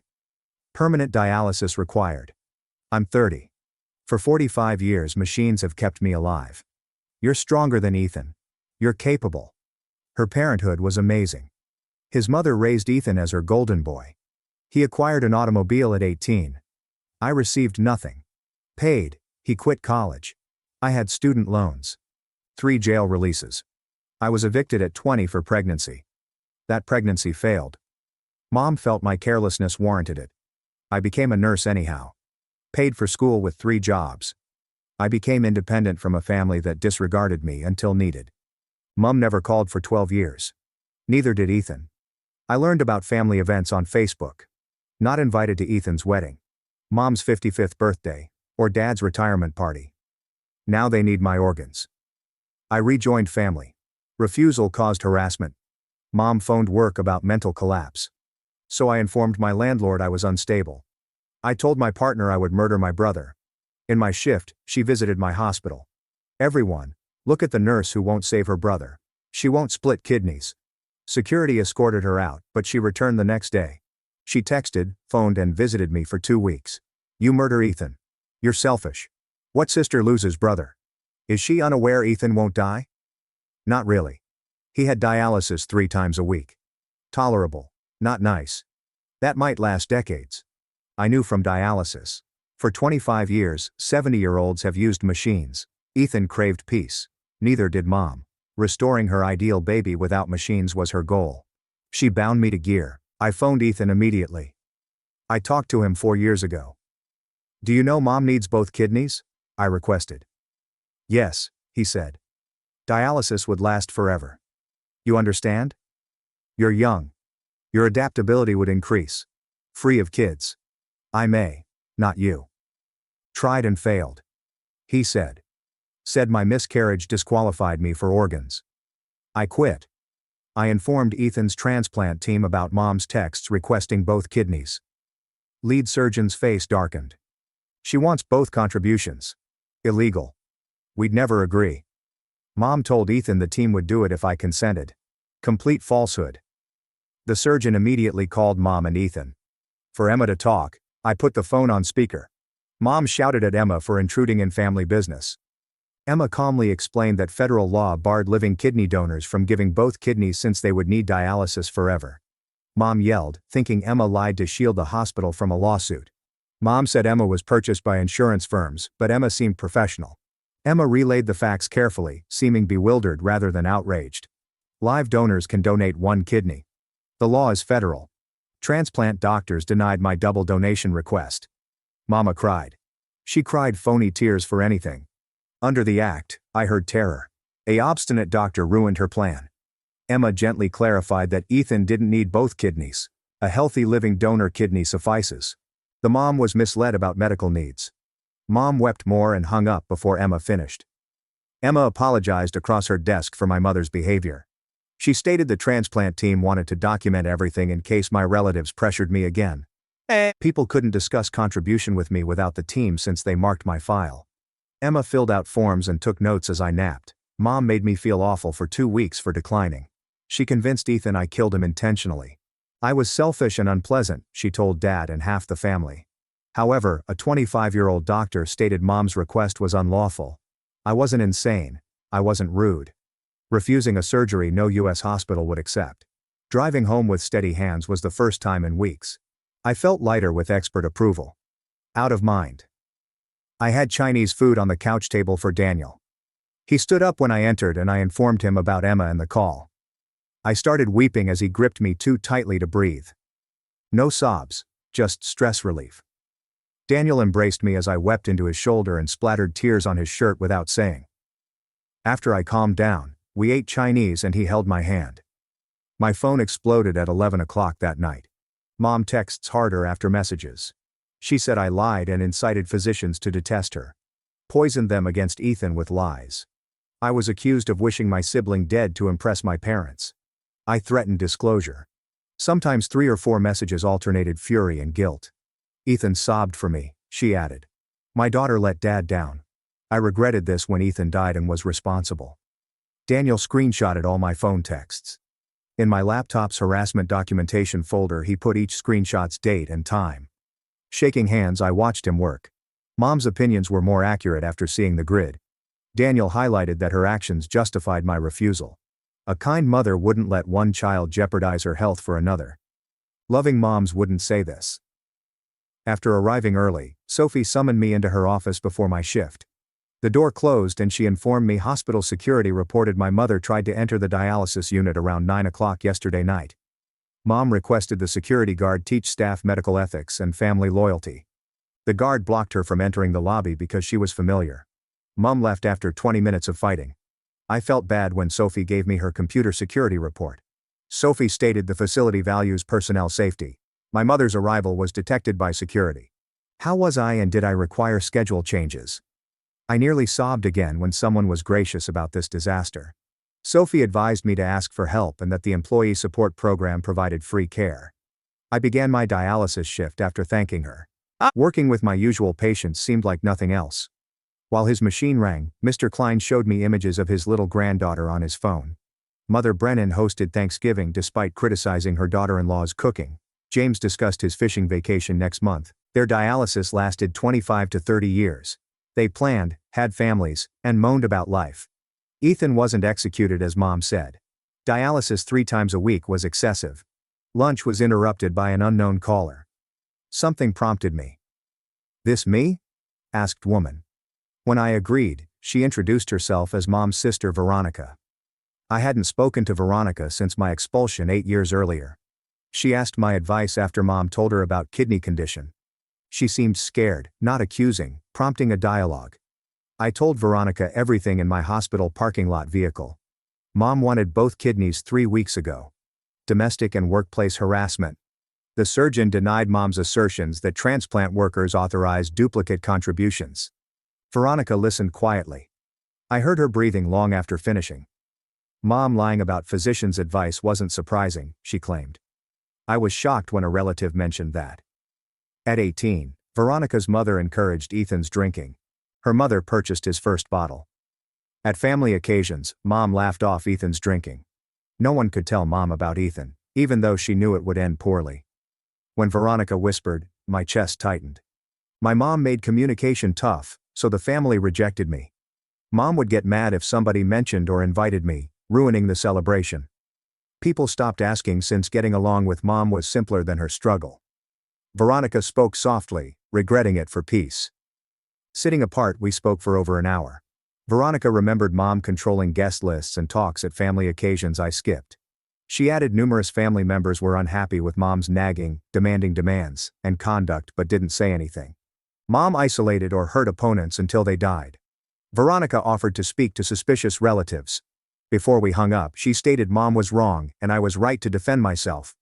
When relatives, not Daniel or co-workers, uttered similar things, I felt something. My first family approval in 12 years. Daniel and I were cooking dinner when the front desk phoned. Our doorman claimed my mother requested lobby access. I became queasy and turned away guests. She was asked to leave.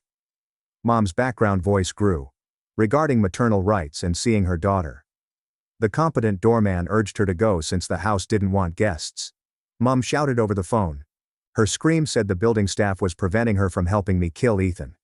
Daniel snatched the phone from my shaky fingers and recommended we contact the police non-emergency number to document matters.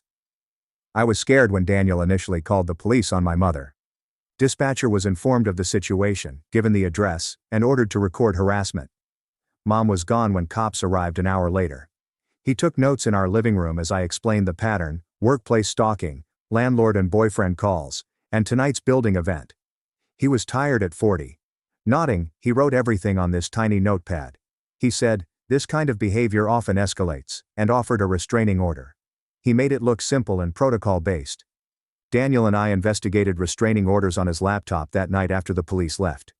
After reviewing court documents and guidelines, we listed every 4-week occurrence.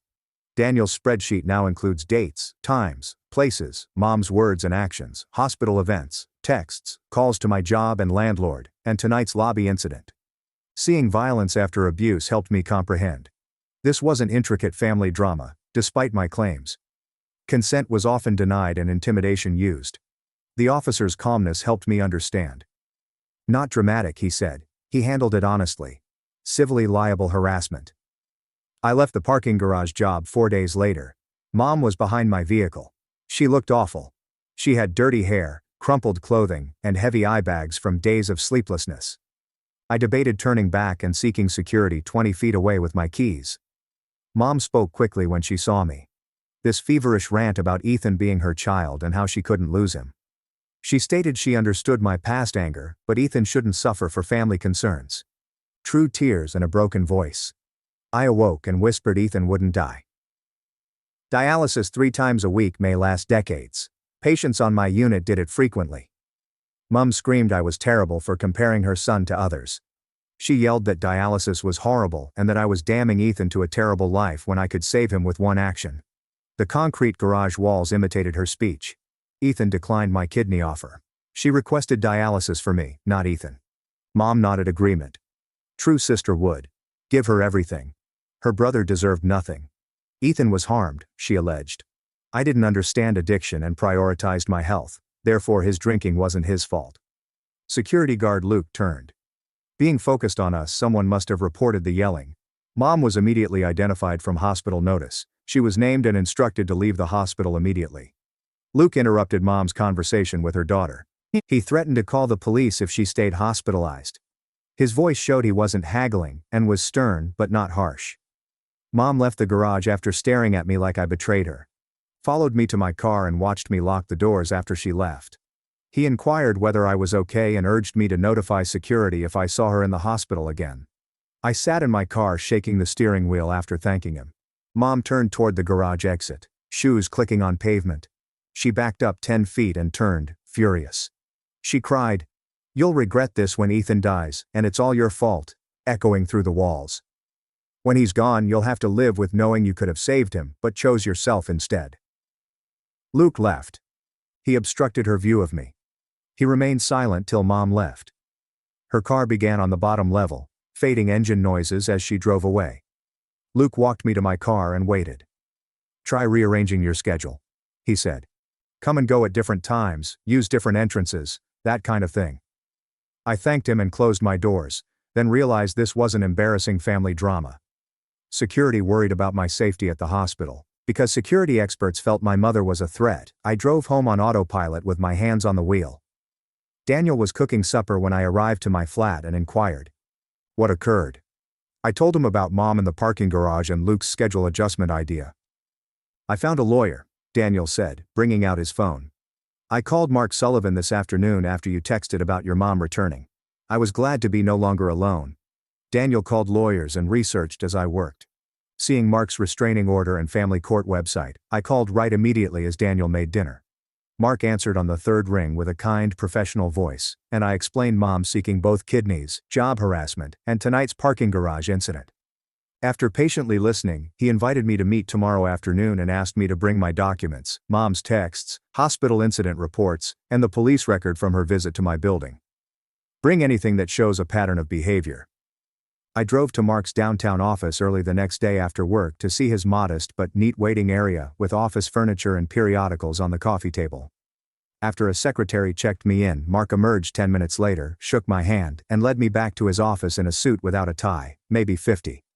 Sitting across from his workstation, I pulled out the folder Daniel and I had made, which contained screenshots of Mom's messages grouped by date, hospital security records from each visit, my apartment building's police report, and the transplant surgeon's statement about the illegal double kidney request.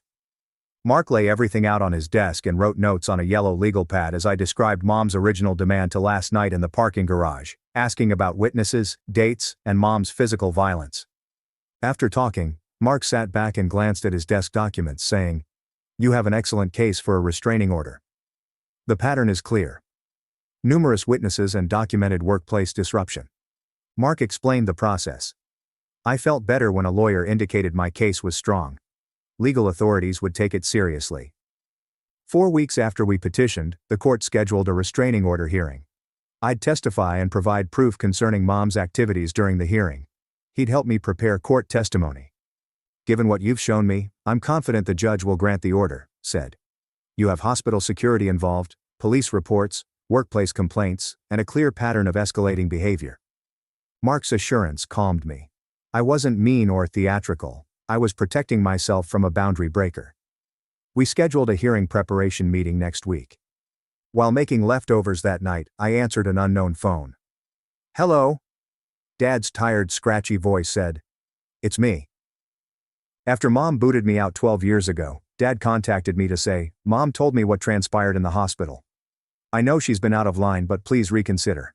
I closed the microwave and placed my hand on the counter for Ethan. "Where were you when Mom expelled me at 20, when I miscarried alone, when I worked 3 jobs to graduate nursing school?" The connection was quiet, but I could hear Dad breathing and visualize him at my boyhood home. "I know I should have spoken up for you back then," said. "Why not forget the past when Ethan's life is at stake?" "Dad, Ethan is safe. He gets dialysis 3 times a week. Many patients at my hospital do it." Dad looked bewildered. "Your mother stated the transplant experts advised her both kidneys would offer Ethan the best chance. 1 kidney may not be enough." After the transplant surgeon phoned to say double kidney donation is unlawful and impossible, I told Mom she lied. Despite my efforts, the hospital refused. Dad grew quieter. "She said the doctor said that." He hesitated. "Mom lied to you, Dad. She showed me paperwork and everything. She misled Ethan." Dad didn't say anything for nearly a minute, but I heard him stirring, maybe rising or pacing. "I don't understand all the medical stuff, so I just trusted your mother to handle the technicalities." I knew Mom was manipulating everyone. Ethan thought the transplant team had authorized removing both my kidneys if I consented. Dad felt the doctors advised it for Ethan's best chance. The whole family undoubtedly accepted Mom's version, where I was the greedy villain refusing to rescue my dying brother. Everyone believed her because nobody imagined she'd lie about something so important. Ethan isn't dying, I said. Dialysis is unpleasant but effective. You could live normally on it. Just one kidney transplant is needed. Only living donors offer that. Mom lied about requiring both. I explained how the transplant procedure works and how one healthy kidney from a living donor is typically better than two from a deceased donor because it's fresher. I told him about my patients who'd been on dialysis since the 1990s and had careers, families, and full. Dad listened without interrupting, collecting data that contradicted Mom's claims. His voice sounded older than I recalled, worn down by years of letting Mom make all the choices. I need to figure out what's true. Dad listened to the facts and said he needed to think about it, not scolded or embarrassed me. One phone conversation didn't erase 12 years of quiet, but maybe Dad was finally seeing through Mom's deception. Or maybe he'd decide it was simpler to believe her story, and I'd never hear from him again. After Catalina suggested family stress therapist Michaela Fields, I took the elevator to the hospital's staff support program on the 3rd floor the next week. Catalina told me Michaela knew tough family circumstances and wouldn't push reconciliation, as I completed out intake papers regarding my family history and present pressures in the quiet waiting area with comfortable seats and serene colors. Michaela, younger than I expected, maybe 40, came out to receive me in ordinary clothes. Her handshake was warm, and she smiled like she was delighted to meet me. Her office had a couch, 2 chairs, windows facing the parking lot, and a psychology and fiction bookshelf. Catalina told me a little about your circumstances, Michaela said, holding a notepad. Why are you here? I got carried away talking. Mom's kidney request, Ethan's entitlement, the 12-year agreement, the harassment campaign, and last week's parking garage situation all unfolded. Michaela said, "It sounds like your mother has never seen you as a separate person with your own needs and rights. Rather than fixing or advising me. It felt like you've always existed in her mind as either an extension of her or a resource for your brother." I thought about that sentence all week, working and sleeping. Michaela urged me to recollect other examples of this trend. I saw it wherever I looked. My mom had me take piano lessons for 3 more years even though I hated them at 12. She liked telling people my daughter played. I wanted to attend community college near home, but she pushed me toward expensive universities so she could brag about my acceptance and refused to help pay for my tuition. After I became pregnant at 20, she kicked me out since having a teenage daughter didn't fit her image. Michaela revealed Mom's kidney requirement matched. She wanted Ethan well again and wanted to utilize my body without my consent. I didn't realize removing both kidneys would kill me because my needs hadn't registered. Anything else was selfish self-revolution for her convenience. Understanding the pattern didn't ease the suffering, but it made rejection less weird. Mom, I wasn't rude. Michaela inquired about the miscarriage at my second therapy appointment the next week, something I hadn't discussed in years. Daniel knew, but I didn't explain. I got pregnant at 20 while living at home, working part-time at a grocery store, and planning college. Mom was furious, screaming that I was squandering my life, hurting her name, and that everyone would think she raised me poorly. Mom said to pack and go 3 days later. She didn't care where or how I managed. Additional shifts let me pay a friend's basement rent. I cramped at work at 12 weeks. My emergency room doctor told me I needed surgery to miscarry after bleeding heavily. Without someone to call, I did everything alone. I told my mom 4 days later, and she thought it was excellent since I wasn't responsible enough to be a mother. After the defeat, she said my body judged my character for not being ready. I didn't hear from her for 12 years. After informing Michaela, I realized my embarrassment was never mine. I blamed myself for becoming pregnant, worrying out, and miscarrying. I was 20, alone, and scared, abandoned by everyone who should have helped me. My loss and Mom's abuse weren't my fault. They failed me, so I bore their shame for a decade. This was my first night of sleep in weeks following therapy. Daniel immediately saw I was calmer and didn't react to phone alarms. At his home meal, he discussed it. He said he wanted a real future with me. He wanted to offer me to move in before the renal crisis, but he didn't want me to think he was helping. He wanted me to know he didn't fear my family's issues. He witnessed the worst. He picked me despite Mom's nagging and Ethan's animosity. We spent hours discussing our ambitions that night. He desired marriage, kids, and a life without my upbringing's turmoil. I had similar goals but was scared to aspire over 20. Daniel clasped my hand across the table and said I deserved good things and loyal customers. I cried with relief, not anguish, for the first time in months and felt better. The late October restraining order hearing was on a cold Tuesday morning. My hands trembled as I held our binder of paperwork when Mark met me outside the courthouse at 8:30. He told me the court would hear all sides and to stay calm and factual no matter what Mom or her lawyer said. The right courtroom was third floor after security. Mom and her lawyer, an older man in a suit, spoke softly on a hallway bench with his head near to her. She looked compassionate in a nice dress, little makeup, and well-styled hair. Mom's face contorted in misery when she saw me, like I hurt her. I gazed at Mark's serenity. He gripped my shoulder and told me we had facts, but Mom looked so regular and maternal that I worried the court would see her acting instead of the truth. I thought my statistics would reveal a vicious daughter fabricating family strife instead than a harassment victim defending herself. With wooden seats and a judge's platform, the courtroom was smaller than expected. Mom, Mark, and her lawyer sat at different tables. The mid-50s judge with gray hair and a no-nonsense approach quickly reviewed the paperwork and invited me to testify. I stood shakily and vowed to be honest. My testimony was thoughtfully questioned by Mark. Mom hounded me for refusing both kidneys despite medical impossibility. I described Mom appearing to the hospital during my shifts, her lobby drama, security ordering her out twice, and she sitting outside my car in the parking garage refusing to go when asked, with the security man interfering. Mark showed screenshots of text messages, call records showing frequency, hospital security statements proving trespassing, and Mom's apartment building police complaint. A pattern made the judge uneasy.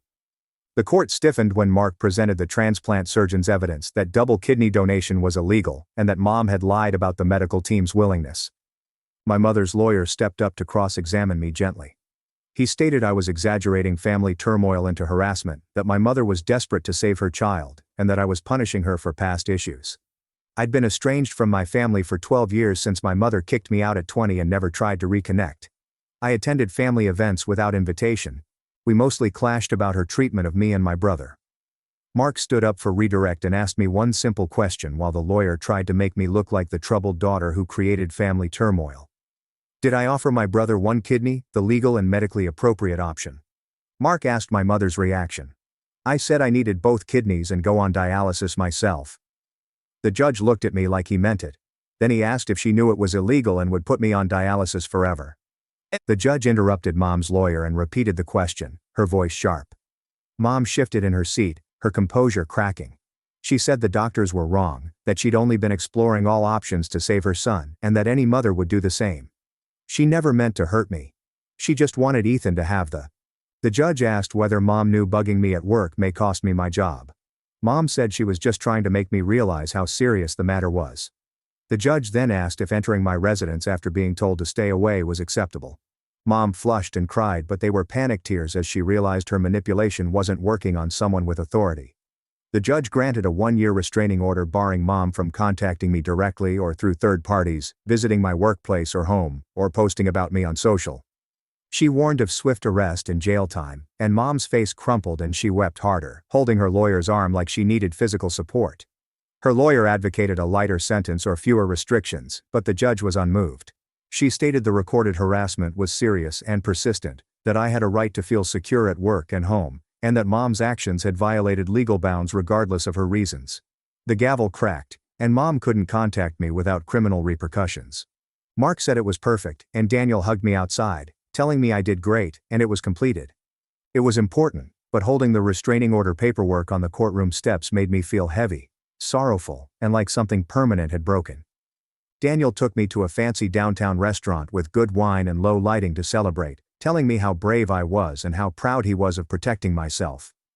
The restraining order confirmed that my mother would never change, apologize, or see me as a person.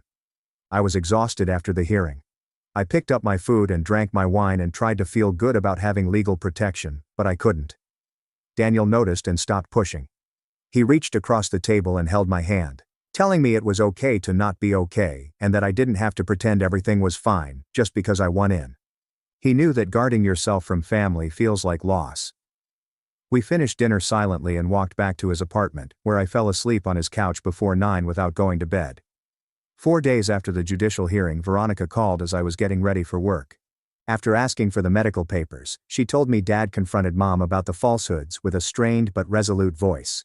The transplant team never indicated both kidneys would offer Ethan a greater chance, and the physicians never said one wouldn't be enough.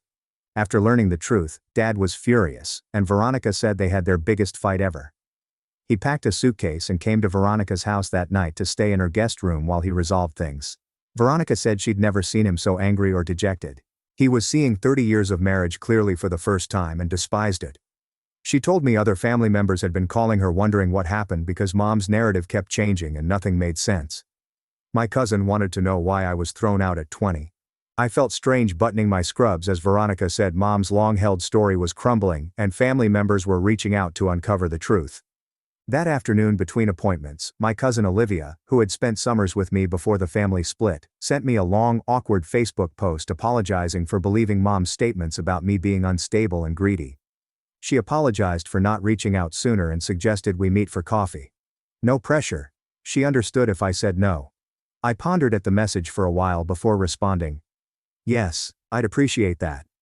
The next morning, Catalina summoned me into her office before rounds. I worried one of my patients had a problem, but she grinned and said the hospital management wanted to recognize my approach to Mom. Catalina wrote a letter explaining how I'd never let the harassment affect my work and how I'd continued providing excellent care even when Mom was at the hospital causing scenes. The board would put the commendation in my personnel file and give me a small bonus for maintaining patient care standards during a difficult personal time. Anxious, I arrived early for the coffee meeting with Olivia on my day off and watched people pass by the window. Being praised for surviving my mother's pestering felt strange and gratifying. Olivia looked older than the Facebook photos and tired, like life had worn her down.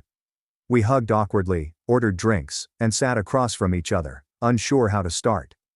Olivia apologized again for the years of exclusion, saying she'd always questioned Mom's version but went along rather than make. Olivia asked about me during family functions I wasn't invited to, but Mom became irate and Dad diverted the subject. She stopped asking because she felt bad about choosing comfort over doing the right thing. We spoke for 2 hours, which was beautiful yet heartbreaking. Olivia left after telling me Ethan was angry about the restraining order and blamed me for tearing the family apart, calling me ugly and harsh. Olivia said Dad was still going to dialysis 3 times a week and ranting about his unjust existence. Dad wrote on Facebook about selfish siblings who abandoned needy family and subtweeted about me, even though he couldn't name me. He was healthy, stable, and not in danger, but he was upset that his little sister wouldn't assist him. Olivia was honest and told me the transplant team was searching the National Donor Registry. Olivia confirmed what I already knew from transplantation, but it made it truer. Ethan would get his kidney, but not from me. Michaela and I explored my complex ideas about protecting myself while watching family relationships break apart that week in therapy. I told her about Dad staying with Veronica, Olivia reaching out, and my strange mix of relief and guilt. Michaela taught me that I wasn't responsible for resolving problems I didn't cause, that Mom's lies and manipulation had been ruining the family before I established boundaries, and that some relationships are too broken to repair. Michaela said it's normal to feel bad about the restraining order, but it doesn't mean I made the wrong choice. It just shows I'm human, and family relationships are hard, especially poisonous ones. Mark phoned 4 weeks after the courthouse hearing to say Dad had contacted out and asked if I'd meet with him alone. No Mom, no Ethan. Mark said I didn't have to agree to anything, but he recommended a public spot and reminded me I could leave if I felt frightened. I told Mark I'd meet Dad in a downtown coffee shop Saturday morning, neutral ground where we had no history. I arrived 15 minutes early and sat at a corner table with a door view. Despite the warm coffee, my stomach and hands were chilly. Dad came on time, looking older than I recalled. His hair was grayer, his face more wrinkled, and his shoulders stooped like he was carrying a weight. He noticed me and sat across from me without hugging or touching me. We gazed at each other for a long time before he started. He apologized for the decade of silence, not reaching out after I got kicked out, not being there when I miscarried, and missing 12 years of my life because it was easier. He said he chose peace over justice and was ashamed of that. He also admitted he believed Mom's kidney lies because he didn't understand medical stuff and trusted her to handle the details. I couldn't tell him everything was okay or that I'd forgiven him, so I watched him look at his coffee cup trying to find answers. The apology hurt more than if it had been phony, since it meant he knew what he did and chose it nonetheless for 12 years. I inhaled and told him that words were simple, and he had a decade to reach out before Ethan needed a kidney. He shook but nodded and kept his eyes down. I promised to rebuild something if he wanted change. Not guilty, but devoted to being different, we could meet once a month for coffee and see if trust would return. He looked up, relieved, and accepted immediately. We decided the third Saturday of each month, same coffee shop, same hour, a realistic and safe framework. Daniel and I sat on my couch, his laptop screen lighting up his face as he clicked through vacant room photos. We'd been discussing moving in together for weeks, but tonight it looked real and feasible. He showed me a 2-bedroom with big windows, and I leaned against his shoulder, feeling his solid warmth and thinking about how different this was from my family. With Daniel, I got to choose and build something new instead of fixing something broken. I said, "Yes, let's go look at it this weekend." Daniel saved the listing and kissed my head, giving me hope. I couldn't explain why we needed a house together. At my next therapy session 4 days later, I told Michaela about Dad's apology and our monthly coffee plan. She listened with her usual focus, then noted how much had changed in 2 months since I first called the transplant team. I'd set boundaries with the restraining order, started rebuilding Mom, gotten relationships with Dad and other family members, and now I was planning legal protection. Through. Michaela said I'd gone from terrified and protective to someone who defended herself while being open to healthy relationships. I wasn't conscious of the changes since I was too busy surviving each day, but sitting in her office with the afternoon light shining through the curtains, I realized 2 months earlier, I was terrified and alone. Now Daniel, Mark, Catalina, and even Dad were trying to help me. Not everything was fixed, it probably never would be. But I wasn't drowning anymore. The following week, Veronica invited me to a small family dinner at her house. Dad, my cousin, and a few other relatives wanted to reconnect with. Veronica said Mom and Ethan wouldn't be there and I could leave any time if it felt wrong. I almost said no because family gatherings had been painful for so long, but her voice made me think this could be different. I agreed and she sounded happy, telling me to come Saturday at 6 and bring nothing but myself. On Saturday the home smelled like roasted chicken and garlic, and Veronica hugged me like she hadn't seen me in years. Dad was uncomfortable in the living room, and my cousin hugged me. After Veronica served supper and everyone started talking, the 6 of us, relatives I hardly recognized but who remembered me, relaxed. My aunt shared a tale about a Christmas when I was 12 and Mom insisted me sit at the kids' table while Ethan sat with the adults despite being 4 years apart. I heard from people that Mom treated me unfairly. My cousin said she saw Mom give Ethan college money and told me to sort it out myself. She felt bad, but didn't know what to say. Mom often stated that others saw the unfairness and brutality and looked away because it was easier. Each story impacted me hard, proving I wasn't dreaming it or being oversensitive.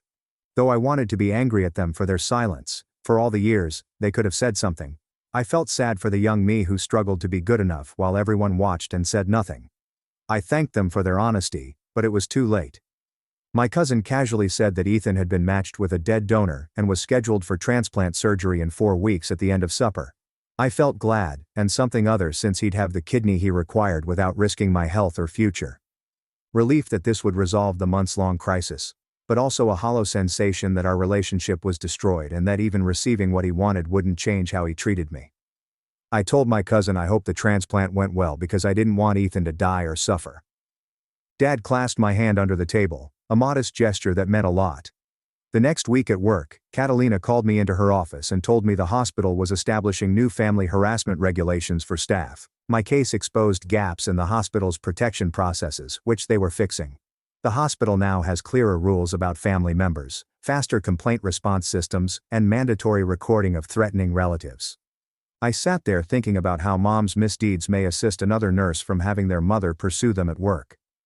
Catalina stated my experience would help safeguard other healthcare workers in similar situations. 4 weeks later, Veronica called to say Ethan's transplant went well that morning. I was glad the surgery went well because I didn't want my brother to die. The replacement kidney was filtering his blood nicely, and the doctor expected he'd be off dialysis in a few months.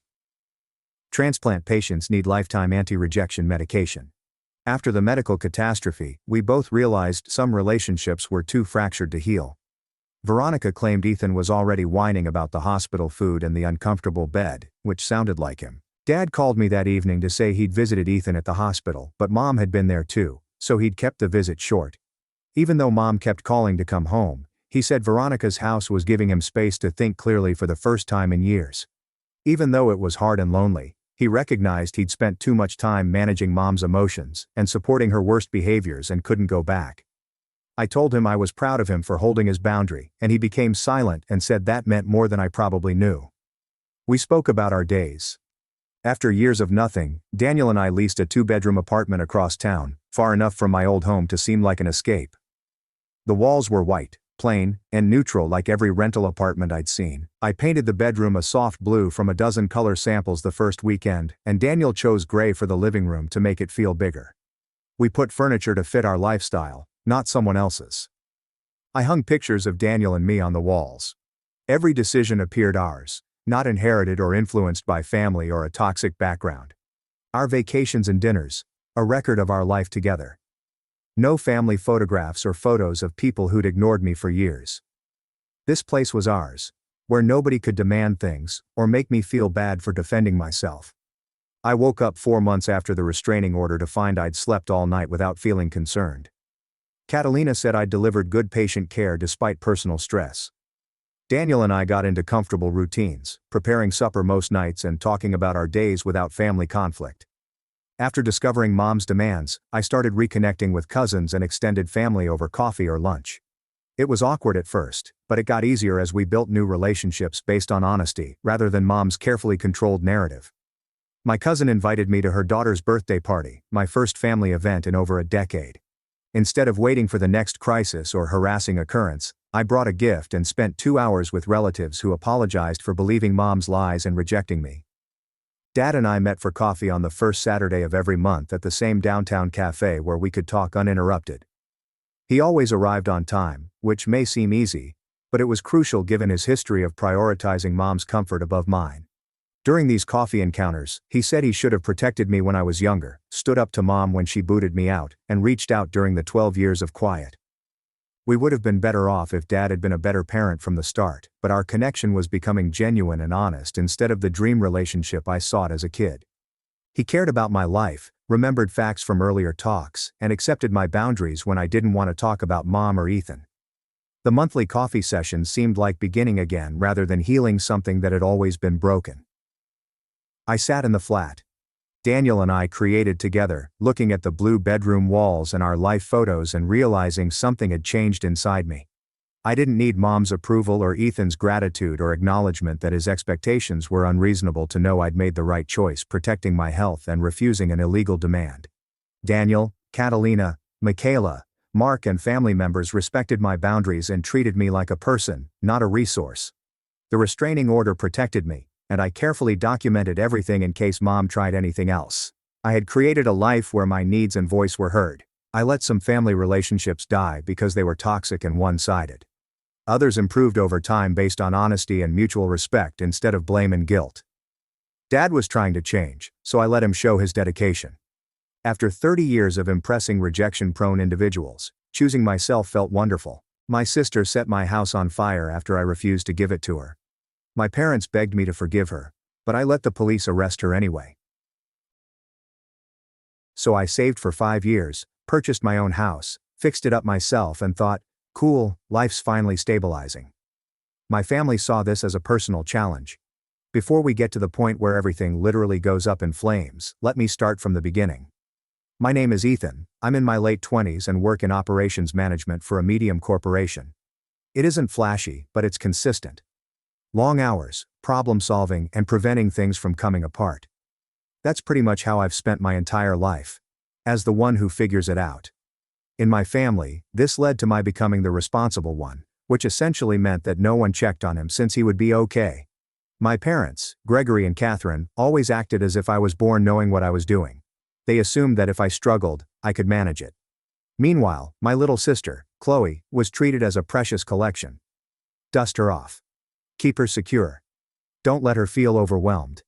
Every move she made, no matter how dubious, was lauded as heroic, difficult, or too much for her to bear.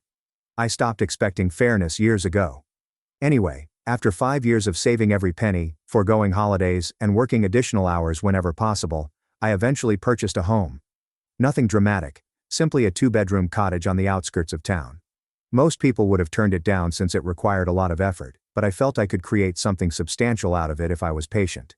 The apartment had ancient paint peeling like thin paper, flooring that looked like someone had dragged metal furniture over them for a decade, and a kitchen with cabinetry so bent I could see light through the gaps. But it was mine. No roommates, no landlords, and no shared walls. For the first time, I went into a space and felt relieved, as if the years of eating inexpensive food and maintaining my own car may finally be worth something. Renovating the house became my second full-time job.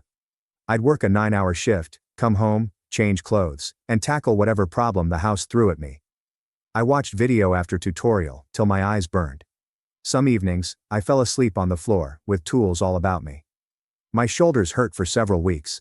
Weekends were reserved for larger jobs like rebuilding the bathroom, removing old flooring and repairing the sagging deck. My friend Marcus came by to assist with the bigger items. He's been my best buddy since high school and knows enough about my family to understand why I am the way I am. He kept joking that the house would be my evidence of survival after years of playing the supporting role in my own family. His words were not wrong. When I eventually brought my parents to see the development, they seemed proud in that low-key manner folks do when they don't want to make a big deal about anything. My father glanced around and remarked, "You were always handy, son." As if it was evident I could restore an entire house on my own. My mother smiled and thought it was lovely. Not remarkable, not astounding, simply pleasant. They intended well. I know they did. But it felt more like they were marking something off a list. If Chloe had done the same task, they would have hosted a celebration complete with decorations and speeches. Speaking of Chloe, my folks still talk about her wedding as if it were the highlight of the decade. It's been years, yet they still talk about it all the time. The colors, the setting, how magnificent it was, how proud they were of their daughter. It wasn't until long later that I discovered how much they paid for it. I never received that kind of enthusiasm or support. When I mentioned that the down payment was difficult for me, my parents stated they wished they could contribute more evenly, but Chloe needed it at the moment. Like, need only matters when it's hers. But the reality is, I didn't buy the house to impress anyone. I bought it because I wanted something that couldn't be taken away or changed to fit someone else's tale. Nonetheless, as I stood outside and looked at the home after accomplishing the last of the main tasks, I anticipated to feel a part of something larger. Instead, I felt stable and strong, as if I had finally created something that belonged totally to me. The thing was, I hadn't realized that the others around me didn't perceive it the same way. For me, it was a home. For my family, it was just available. And that distinction is where everything went wrong. I intended the housewarming to be small. 8 or 10 persons, at most. Only my family, Marcus, and 2 coworkers assisted me in moving the heavier items. Nothing fancy. I bought a few pizzas, laid up some folding chairs because the living room furniture hadn't come yet, and planned a casual afternoon where folks could see the work I'd done. Chloe arrived 15 minutes early with 12 individuals I did not know. They swarmed through the front entrance, as if it were an open event. I hardly had time to digest it before Catherine clapped her hands and stated it was wonderful that Chloe added to the family enthusiasm. I was about to say something, when Gregory interrupted me with, "It's family. Stop being weird, Ethan. More people means more love." It didn't feel like love. It seemed like siege warfare. Chloe walked in as if she were the host, not me. Her little son Oliver was on her hip and she quickly let him go about the home. The guests she invited strolled around, opening drawers and complimenting items that didn't require them, such as the hallway light switch. Her spouse, Gavin, came in last. He had the same expression he normally had. Chin slightly up, eyes searching the room as if he's assessing a business venture he didn't pay for. He gave a slow nod as if he accepted the plan, which irritated me more than I expected. While everyone settled down, Chloe began making comments that sounded like jokes but did not land as such. "Wow, Ethan. 3 bedrooms. What exactly are you planning here? A bachelor compound?" I mustered a modest smile. She continued going. "It's kind of wild. One guy with all this space. What are you going to do? Talk to the walls? Must be nice having no real responsibilities." A few folks cracked a joke. I did not. Gregory jumped in with his own brand of helpful commentary. "Well, you do have extra space. Chloe is simply pointing out the obvious." Catherine contributed her own perspective.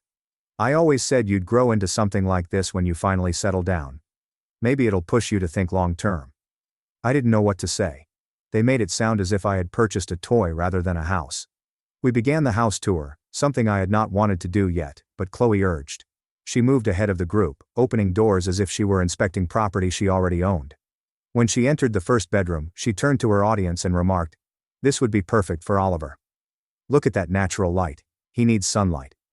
I blinked, believing she was exaggerating. She was not. Gavin leaned against the doorframe, grinning as if everything made complete sense to him. He answered, "Yeah, I can see this fitting our needs pretty well." Our needs. He stated it as if he had already moved in. Marcus stayed at my side the entire time. He watched the incident develop with a stiff look. He was not mistaken. Chloe continued to treat each area as if she were shopping for a kid. She did not bother to supervise. Oliver was dragging a plastic toy across the wooden floor. I spent 3 weekends sanding and sealing. Every scratch caused my stomach to plummet. Nobody stopped him, not even Chloe, who was too preoccupied discussing how she had arranged the furnishings in Oliver's future room. Or, by the time we were in the kitchen, one of Chloe's extra visitors had opened the fridge and inquired about the availability of more beverages. I politely requested him to cease searching through my belongings. Instead of apologizing, he smiled and added, "Chloe said this place was basically family property." I stood there, wondering whether I had misheard him. Chloe gave me a look that suggested I was being theatrical. "Relax, Ethan. Nobody cares about a fridge. It's just family." Marcus murmured something under his breath that sounded like a threat. I considered asking him to repeat it. As the trip came to a close, I realized I hadn't said anything throughout. The entire event consisted of Chloe going ahead, pointing, assigning, redesigning, and behaving as if the home was some kind of common resource that I had selfishly locked away. People had only just eaten their pizza when Chloe clapped her hands loudly enough to cut every conversation in half. She stood in the midst of my living room, as if she were preparing to give a class. I froze in the middle of a sentence. Marcus peered over from the couch and some of the people she had brought quieted down. Chloe grinned too widely. I didn't move. I wasn't giving her the stage. But she took it anyway. "I have a plan," she said, taking a manila folder from her large purse. I took a step closer and asked, "A plan for what?" This was my housewarming, not a strategy meeting. She ignored it, opening the folder and pulling out pieces of paper she had printed. That alone annoyed me. She had come prepared, deliberate, and confident. "Since Oliver needs a yard and stability," she started off. "And since you have all this unused space, Gavin and I came up with a solution that benefits everyone." I crossed my arms and straightened my shoulders, indicating that I would not entertain whatever this was. But she did not back down. If anything, she straightened up, as if expecting a claim. "You transfer the deed to us," she added, as if she were requesting a cup of sugar. "It makes the most sense. A young family needs a home more than a single man does." The room fell dead silent. Gavin stepped up beside her, hands in his pockets, like he was here to negotiate the merger of two companies. "Your mortgage isn't crazy," he said, nodding toward me. "It's doable, and we already mapped out how we'll use the rooms." I abruptly interrupted him. "You're talking like you own the place." Gavin smirked as if I were being exaggerated. "We're being practical. You're a grown man with extra rooms, and your nephew actually needs the space." Chloe laid another sheet on the coffee table. "Here's how it works. You transfer the house to us and then you can rent the basement apartment we'll finish. It'll be perfect for you." Something warm crawled up the back of my neck as I heard her confident voice. I came closer, dropping but not softening my voice. "I'm not renting anything from either of you. I bought this house and renovated every inch of it myself." Chloe brushed it aside as if it didn't matter. Yes, you worked hard, but stability for a child is more important than your pride." Then the figures were released. Chloe pointed to a page with highlighted lines. "The mortgage is around $1,300 per month." I did not respond. Gavin moved forward. "We can contribute $500, maybe $550 when things are going well. You'd cover the rest because you make more." I laughed sharply and loudly. "You want me to give you my house and pay most of the mortgage?" Chloe asked without blinking. "It's not giving. It's helping your family. If you say no, you're choosing money over blood." This time I didn't hold back. "You don't get to guilt trip me in my own living room." Chloe attempted to maintain eye contact, but mine didn't move. She glanced away first.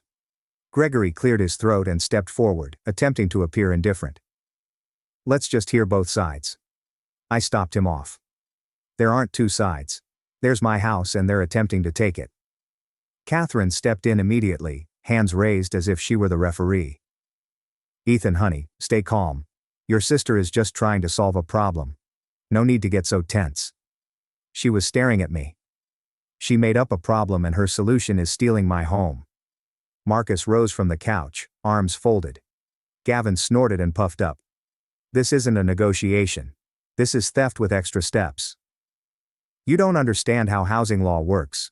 I read that if you have extra rooms and refuse to assist family members, a court can. Marcus chuckled sharply and without amusement. That's not a law. That's something you saw online. Gavin's eyes widened as if he had been caught cheating on an exam. It's a thing courts look at. Neglect. Stop, I spat out. Don't pretend you know anything about law. You downloaded one PDF and now you think you're a judge. Chloe's expression got cocky. So you hate your nephew? That's what this is. You'd rather have him grow up in an apartment without a yard than support us. You are heartless. And I moved closer, looming above her. Do not use your child as a shield. This is about you desiring something I've earned. The room was silent for a moment. Everyone is waiting to see what I'll do next. Chloe looked around as if she expected someone to back her up. Nobody did. Not even the weird guest she brought in. I pointed to the door. All of you get out now. Chloe gasped, like if I had smacked her. You're kicking out your own family? Yes, was my response. Before you try stealing anything else. Gavin grumbled something under his breath but did not dispute. Gregory appeared astonished. Catherine covered her lips, but I didn't mind. Marcus stepped beside me like a wall. I opened the door wider. Out. And one by one, they departed. That's when the house stopped feeling safe. And this was merely the beginning. My phone lit up the morning after I kicked everyone out before I even got out of bed. At first I assumed it was Marcus checking in. No, that was Chloe. A wall of text dominated the screen. Paragraphs, voice notes, screenshots of stuff I never said, and lengthy guilt trips written as if she were auditioning for a theatrical speech. She didn't even attempt to conceal the insults. You're not a real man if you can't help your own family. You only care about money. You're cold and selfish. Oliver deserves better than an uncle like you. She alternated between threatening me, sobbing digitally with sad emoticons, and lecturing me on what it takes to be a brother. There was no pause between texts, only non-stop alerts. Then Gavin started. His tone was not hostile. It seemed condescending, as if he believed my reaction last night was only a little setback. Let us know when you're ready to have a mature conversation. We can work out the rent terms when you calm down. I'll start looking at contractors for the basement. Don't worry. I'll pick affordable ones. He texted as if he were the owner. I banned his phone number. He located another one and texted me from there. He also gave me a list of proposed modifications that he wanted me to do before they moved in. I did not react to either of them. By lunchtime, Chloe had shifted strategy and made the battle public. She wrote on social media that I booted out a woman and her infant in front of witnesses, and that I value empty rooms more than family. People who were unaware of the circumstances commented with love and "Stay strong, mama" under her messages. She even shared a few images from inside my home. In the comments, several of the individuals she brought tagged themselves in each other, as if it were a typical gathering rather than an ambush. I wasn't shocked when she twisted it. I was amazed by how quickly people believed her. Gregory called at about 3 o'clock. I expected him to start with something logical, noting how ridiculous the previous night had been. Instead, he sighed as if I had caused it all. Ethan, can't you just apologize and talk to your sister? She's hurting. She's not hurting, I corrected him. She's angry because she didn't get her way. He brushed it off. You know how emotional she gets. Don't escalate it. Catherine then called. I sent both of them screenshots. Proof, actual texts and voice messages in which Chloe called me heartless and Gavin pretended to have already moved in. Catherine continued to minimize it. Gregory interrupted with, "You're being arrogant, son. You're always stuck in your ways. Just be the bigger person." I nearly laughed. She attempted to take my house. How am I the problem? Neither of them responded. Marcus paid a visit that night. I showed him each message. He did not sugarcoat anything. "This is harassment," he stated. "You need to document everything, including screenshots and timestamps. And upgrade your security. People like this don't stop just because they're embarrassed." There's something in Chloe's tone that felt unstable, as if she'd convinced herself she was owed something. So I installed exterior cameras the following morning. Doorbell cam, backyard cam, new locks, motion lights. Nothing fancy, but enough to help me sleep better. I stopped opening the door until I had checked the camera first. They recorded to the cloud, which made me feel a little safer, but the majority of what they captured at night was shape and motion rather than clean faces. When Gregory and Catherine learned about the cameras, they acted as if I had bought attack dogs. "You're escalating," Gregory stated. "You're treating your sister like a criminal." Catherine added, "This is unnecessary." "No," I said. "This is protection." They refused to accept that. Family gatherings changed quickly.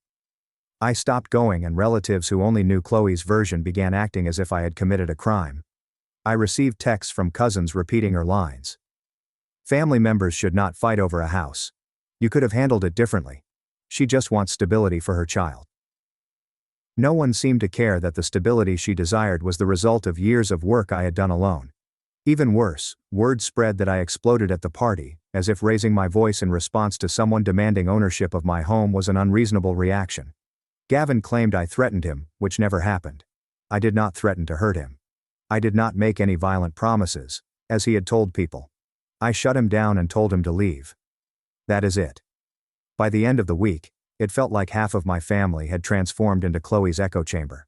Marcus remained consistent though. Every day, he reminded me to avoid emoji-filled traps and manipulative messages. He advised me to save everything and maintain a calm exterior. "People like them use chaos as leverage," he explained. "Do not give them more."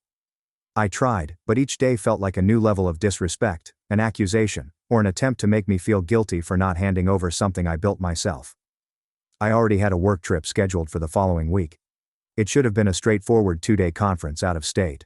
Instead, I left with a heavy tension in my chest. As I locked the door behind me the morning I left, I looked back at my house. For the first time since purchasing it, I did not feel excited or proud when I looked at it. I felt uneasy. Something was approaching, and I could feel it. I was halfway through the second day of my business trip when my phone rang with an unknown number. Normally, I ignore them, but something told me to pick up. A calm voice introduced himself as a member of the fire department in my hometown. He gave my address and then said the words I never expected to hear. "There's been a fire at your property."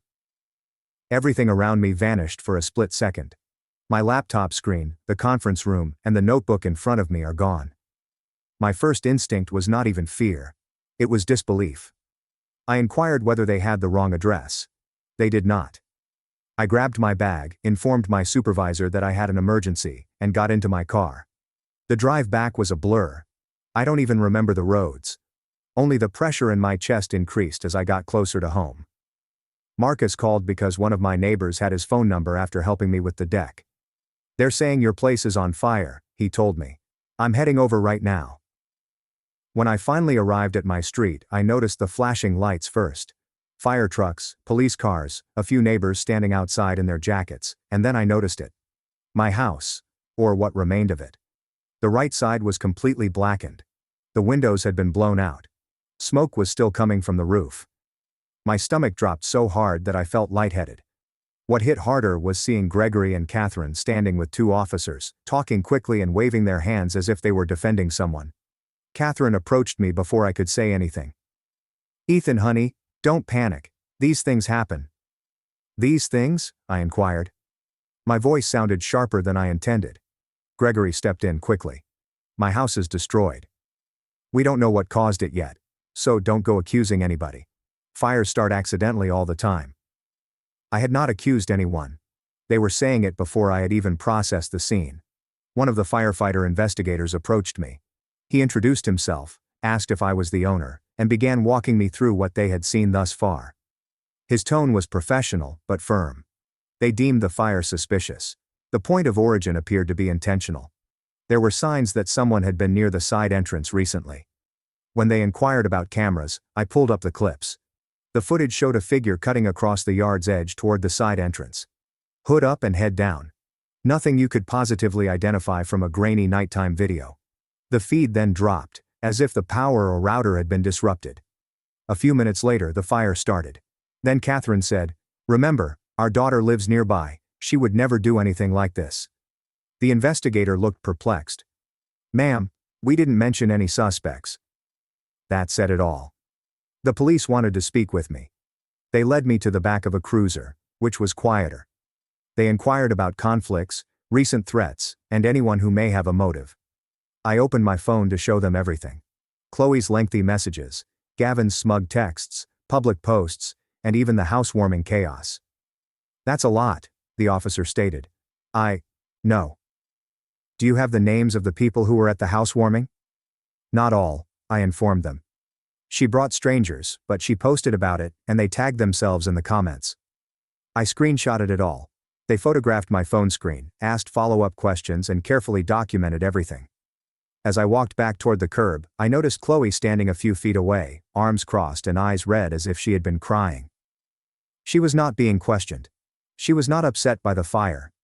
She seemed upset that I was giving the police information. When she saw me, she immediately went into performance mode. "I can't believe you're letting them think I had anything to do with this," she said, her voice trembling. "I'm your sister, I'm your mother. Why would I ever hurt you?" I didn't say she did anything. I did not imply it, but she responded as if she had already been accused. Gavin stood beside her, trying to appear composed. "You need to be careful what you're saying to officers," said the man. "You're emotional, you don't want to create a false version of events." He was staring at me. I told them the truth. He gulped hard. "Just don't let anger cloud your judgment," said a guy who had attempted to claim my house 2 weeks before. Marcus finally arrived and went right to my side. "You good?" he inquired quietly. "No," I replied. "Not even close." He remained there, a steady presence, while Gregory and Catherine hovered on the opposite side of the yard. I overheard Gregory tell an officer, "My daughter would never do this. She's a caring person. Whoever told you otherwise is exaggerating." The officer responded, "Sir, we're gathering facts. We haven't been told anything specific." Catherine kept looking at me as if I was the one who started the fire by cooperating. When another investigator approached me with clarifying questions, Gregory stepped forward like a defense lawyer. "Do you need to keep asking him questions? He is upset. Consider saving it for later." I said, "Dad, let them do their job." Catherine looked at me as if I had betrayed her. The questioning continued. More evidence was collected. More officers are walking around the property. Every few minutes, someone would ask me another question about the timeline or motive. Each time, Chloe and Gavin became more tense. Eventually, one officer approached me and spoke quietly. "I'm not saying anything officially yet, but the pattern of damage and the timing lines up with someone who knew you weren't home." My teeth were grinding. I didn't say anything. When I looked back at my parents, they were huddled around Chloe, as if they were comforting the victim, herself. It was obvious by the time the firefighters had cleared the scene and secured the area. The evidence pointed to Chloe. And my parents were not simply refusing to see it. They were already planning their defense. The investigation proceeded faster than anyone expected. A week after the fire, the police called me early in the morning and asked me to come inside. I sat in a small room alongside an investigator and a detective. Both of them appear serious, yet calm. They laid out their findings. There are traces of accelerant near the back entrance. Shoe prints that match the brand worn. My cloud footage captured a hooded figure moving toward the side entrance before the feed dropped. A neighbor's camera caught her car near my street while she claimed to be at home, and the history of threats prior to the fire. When they said, "We're issuing charges," my chest tightened. Not satisfaction or fear, but the weight of everything becoming real. Chloe was arrested later in the afternoon. I did not receive any news from the police. I heard it from Gregory, who called me in a panic, breathing heavily as if someone had died. "Ethan, what did you do?" he demanded. "They came to her house and took her away in handcuffs. She's married. She has a child." "I didn't do anything," I told them. "They arrested her based on evidence." "You could have stopped it," he said. "You should have told them this was a misunderstanding. Families don't destroy each other like this." My jaw clenched. "She burned my house down." Catherine cut into the line, crying loudly. "She made a mistake. She wasn't thinking clearly. She's under stress. You know how fragile she is. She has a baby. How could you let this happen to her? How could she do this to me? I replied. Catherine sobbed harder. You can still fix it. You can retract your statements. Tell them you exaggerated. Clarify the timelines. Say you're unsure. Anything. Just help your sister before her whole life is ruined. I almost laughed at the absurdity. I told the truth. I'm not lying for anyone. Gregory's voice dropped cold and sharp. You are ruining this family. No, I said. Chloe did that. He hung up. 2 hours later, Gavin posted on social media claiming she was unjustly targeted and betrayed by her own brother who hates mothers and doesn't understand family loyalty. His followers ate it up. He painted her as a victim of a cruel system and an even crueler sibling. Then Gavin messaged me from a new number trying to sound tough. You crossed the line, man. Fix this. Drop everything or things are going to get bad. I ignored it. He sent another. I mean it. Don't underestimate me. Still ignored. That evening I stepped out of my car in my driveway. What was left of it? When I heard someone walk up behind me fast, I turned just in time to see Gavin rushing toward me with his jaw clenched and fists balled. You think you're some kind of hero? He snapped. You think you're going to win? You're nothing without family. Nothing. Before he could grab me, I shoved him backward. He stumbled, but came right back, swinging sloppily. I sidestepped, grabbed his arm and pinned him against the hood of his own car. He struggled. But he wasn't strong. He fought like a man who thought bluster was enough. You want to try that again? I said through my teeth. Marcus pulled into the driveway right then and saw the whole thing. He got out ready if needed, but he didn't have to lift a finger. I had Gavin completely locked. Get him off your property and call the cops, Marcus said. Gavin tried one more weak shove, so I released him with a hard push that sent him stumbling several feet back. He tripped, caught himself, then pointed at me with a shaking hand. You'll regret this, he hissed. You're destroying our family. Your family destroyed itself, I said. Now get off my property. He scurried to his car and peeled out like a teenager who just lost a fight he started. Marcus walked over. You okay? I'm fine, I said. He won't be back. You know he tried to put on a tough guy act, right? Marcus said. You barely touched him. Guy fights like a wet sock. For the first time in weeks, I almost cracked a smile. The next few days were worse with Gregory and Catherine. They stopped pretending to be neutral. Every call was another attempt to twist my arm. Just tell the court you misunderstood. Think about Oliver. He needs his mother. Why are you doing this? Why are you being cruel? Each time I gave the same answer. I'm not lying. Catherine cried every call. Gregory yelled every call. Both blamed me for everything. But Marcus stayed steady through all of it. You're not doing this to her, he kept reminding me. She did it to herself. She's responsible for her choices. You're just telling the truth. That's what kept me grounded. Facts do not change just because people cry about them. As the case progressed, my parents became colder. Shorter texts, calls, and accusations. It wasn't long before the tone changed from begging to resentment. Like they despised me for not sacrificing myself in the way they expected. One night, after receiving another message from Catherine calling me heartless, I finally realized something that should have been obvious long ago. I was not losing a sister. I was also losing my parents. The court was not quick. It was not satisfying. It was nothing like people imagined.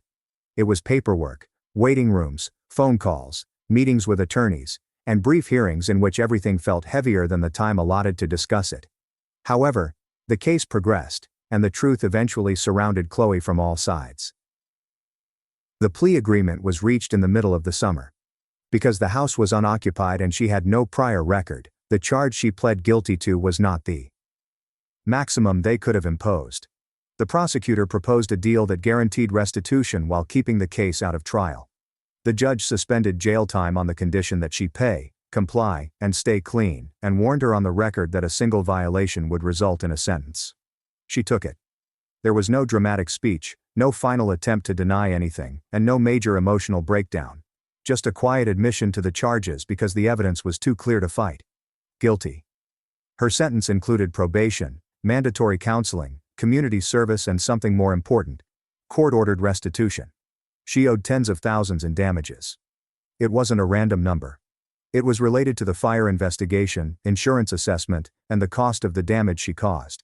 The restitution was structured as a long-term payment plan that she could not avoid.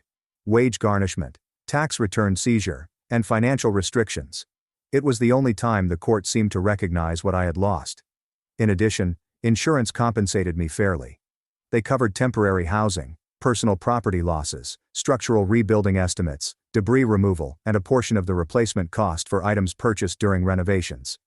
They did not hand me one large check. The initial funding covered temporary housing and immediate losses. The larger portion came down to a choice: rebuild and claim full replacement value, or reach a final settlement and walk away. It was difficult to get through the paperwork, and I argued with an adjuster several times, but the payout arrived, enough to recover but not enough to forget. The house's remains were inspected, photographed, documented, and then cleared. After the insurance settlement was finalized and it was clear that I was not going to rebuild on that lot, I sold the land to a small development company and let them deal with whatever happened next. I did not want to step foot on that property again. Meanwhile, child services became involved through the court system. Any parent who commits arson, particularly against their family, is flagged. They assessed Oliver's living situation, scheduled supervised visits, and required parental classes.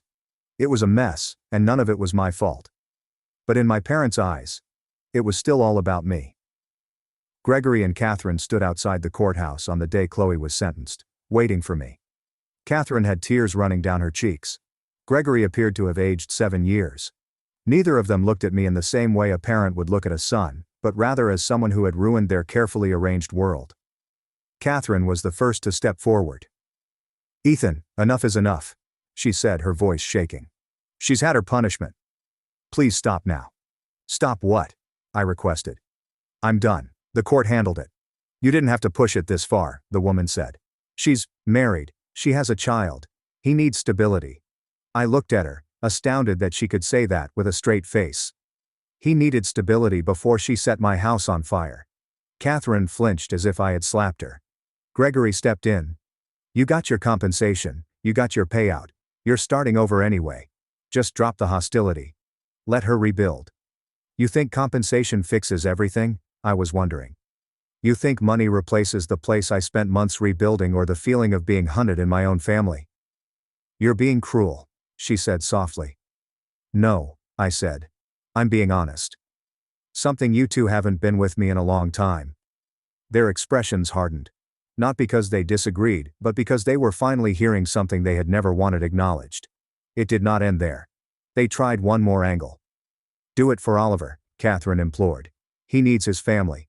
"He has family," I corrected myself. "Just not me." That was all. No yelling, no lengthy speech, just the absolute truth. I walked away as they remained frozen on the courthouse steps. That night I blocked Chloe, Gavin, and eventually Gregory and Catherine. It wasn't vengeance. It wasn't rage. It was about survival. You can't have people in your life who will watch your house burn and then blame you for the smoke. The final part of the insurance settlement was processed 3 months after the court case was closed. I had enough to rebuild or relocate. I chose neither of those old paths. Instead, I accepted a job offer from a branch of my company located 2 states away. Better pay, weather, and distance. I packed the little I had left. The fire destroyed most of my belongings, so I moved into a clean, quiet apartment with new walls that did not carry old echoes. Marcus clapped my back as we finished unloading the last box. "Feels like the first normal chapter you've had in a long time," he told me. He was correct. There was no celebration, no victory lap, no dramatic rebirth. Just silence. The kind of quiet a man notices after years of tolerating noise. I found my rhythm again. Work, sleep, and small routines centered on my life, and no one else's. The first time I cooked in the new kitchen, I didn't consider who might knock on my door or demand something from me. Months later, sitting on my new couch, I recalled something that had stayed with me my entire life. My family always labeled me as strong. People believe that is praise. It is not. Being the strong one was just an excuse to take from me, assuming I'd never break, complain, or require anything in return. I'm no longer their strong one. I am just a man living in peace. Far away from those who mistook my stability for something they could exploit. For the first time in my life, that was sufficient. My parents told me they never saved for my college because we didn't think you'd amount to much, while my brother got a car and endless praise. I turned 21 on a Tuesday. There was no party, cake or candles, just a strange, quiet dinner where my parents exchanged glances as if they were expecting something to explode. I recall that the mashed potatoes were lumpy and cold, and the chicken was dry. I sat there pushing food around my plate, wondering if they had a surprise planned. They did not. After dinner, my mother cleared her throat and asked, "Ethan, can you come sit in the living room? We need to talk." My father was already seated in his usual recliner, legs crossed and arms folded. That expression on his face, in which he tries to appear serious but ends up looking like he's trying too hard, was already setting off alarms in my head. I sat across from them, hoping for a brief moment that they would express their pride. Maybe even something cheesy like, "You're a man now." I've been working part-time at a local hardware store since I was 19 to keep my grades up, and I even got into a state university on partial scholarship. I didn't expect fireworks, but I also didn't anticipate what happened next. "We just wanted to be honest with you," my mother began. Her voice was calm and rehearsed. "We never really saved anything for your college." I blinked, trying to process. Before I could react, my father jumped in, as if he couldn't take it anymore. "It's not that we didn't want to," he admitted, leaning forward. "It's just, well, we honestly didn't think you'd actually go or amount to much." I laughed. Not because it was funny, but because it was so jarring. I thought maybe they were joking, but they weren't. My mom just gave me this tired, almost pitying smile. "You were always kind of unfocused, not like your brother." And there it was. My younger brother, Jacob. Golden boy, honor roll, private soccer lessons since age 9. I love him. I really do. But he's always been their favorite. When he turned 19, they threw him a surprise party with a shiny new car parked out front. He got a college fund. I got a pair of socks and a keychain that said, "Go get him." I shrugged it off at the time, thinking they were waiting to help me when I actually got in somewhere. I figured they were just being cautious. Turns out they'd written me off years ago. I didn't yell or cry, I just sat there nodding slowly, pretending it didn't hurt like hell. "Okay," I said. "Thanks for telling me." I went back to my room, shut the door, and stared at the ceiling for what felt like hours. That night I started applying for every scholarship and part-time job I could find, including weekend shifts at a local diner, odd jobs on campus bulletin boards, and even tutoring younger kids for money. I was determined to go to college, even if it meant crawling there. That was 8 months ago, and now I'm in my second semester working 2 jobs, barely sleeping, and sometimes skipping meals just to make ends meet. But every few weeks I get a text from my mother saying something like, "You've been really distant lately. Is everything okay?"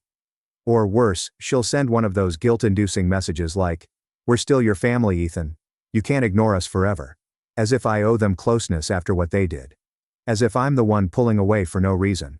What really drives the knife deeper is how they keep bragging about Jacob's potential as if it's a group project in which they're all invested. He's not even sure if he wants to go to college, they gave him everything, and he's still trying to find himself. Meanwhile, I'm working 10-hour shifts and passing exams with barely enough energy to keep my eyes open. Last week I went home for the first time in months, mostly because Jacob begged me to, and he doesn't know the whole story, just that things have been strange between me and our parents. When I walked into the living room I saw my mother showing someone a photo of Jacob holding up his acceptance letter, grinning like he had just won the lottery. She looked so proud, and I stood there in the doorway, invisible. She turned and hugged me quickly, then said, "You look tired, Ethan. Maybe if you let us help you won't have to run yourself to the ground." Help? Do they now want to help? I said nothing, just smiled and nodded. But something changed in me that night. I realized they'd never see me as anything other than the backup plan, the afterthought, the kid who somehow failed to fail. And maybe that's what bothers them the most. That I didn't crumble when they let me down. That I didn't become the disappointment they were so sure I'd be. What they don't know is that I've been keeping track of everything.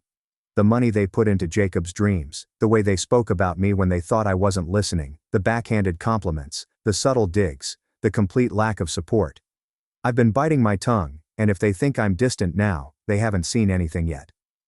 I couldn't stop thinking about how my mom looked at me when she said I looked tired, not concerned, not sympathetic, just vaguely judgmental, as if I'd brought it on myself.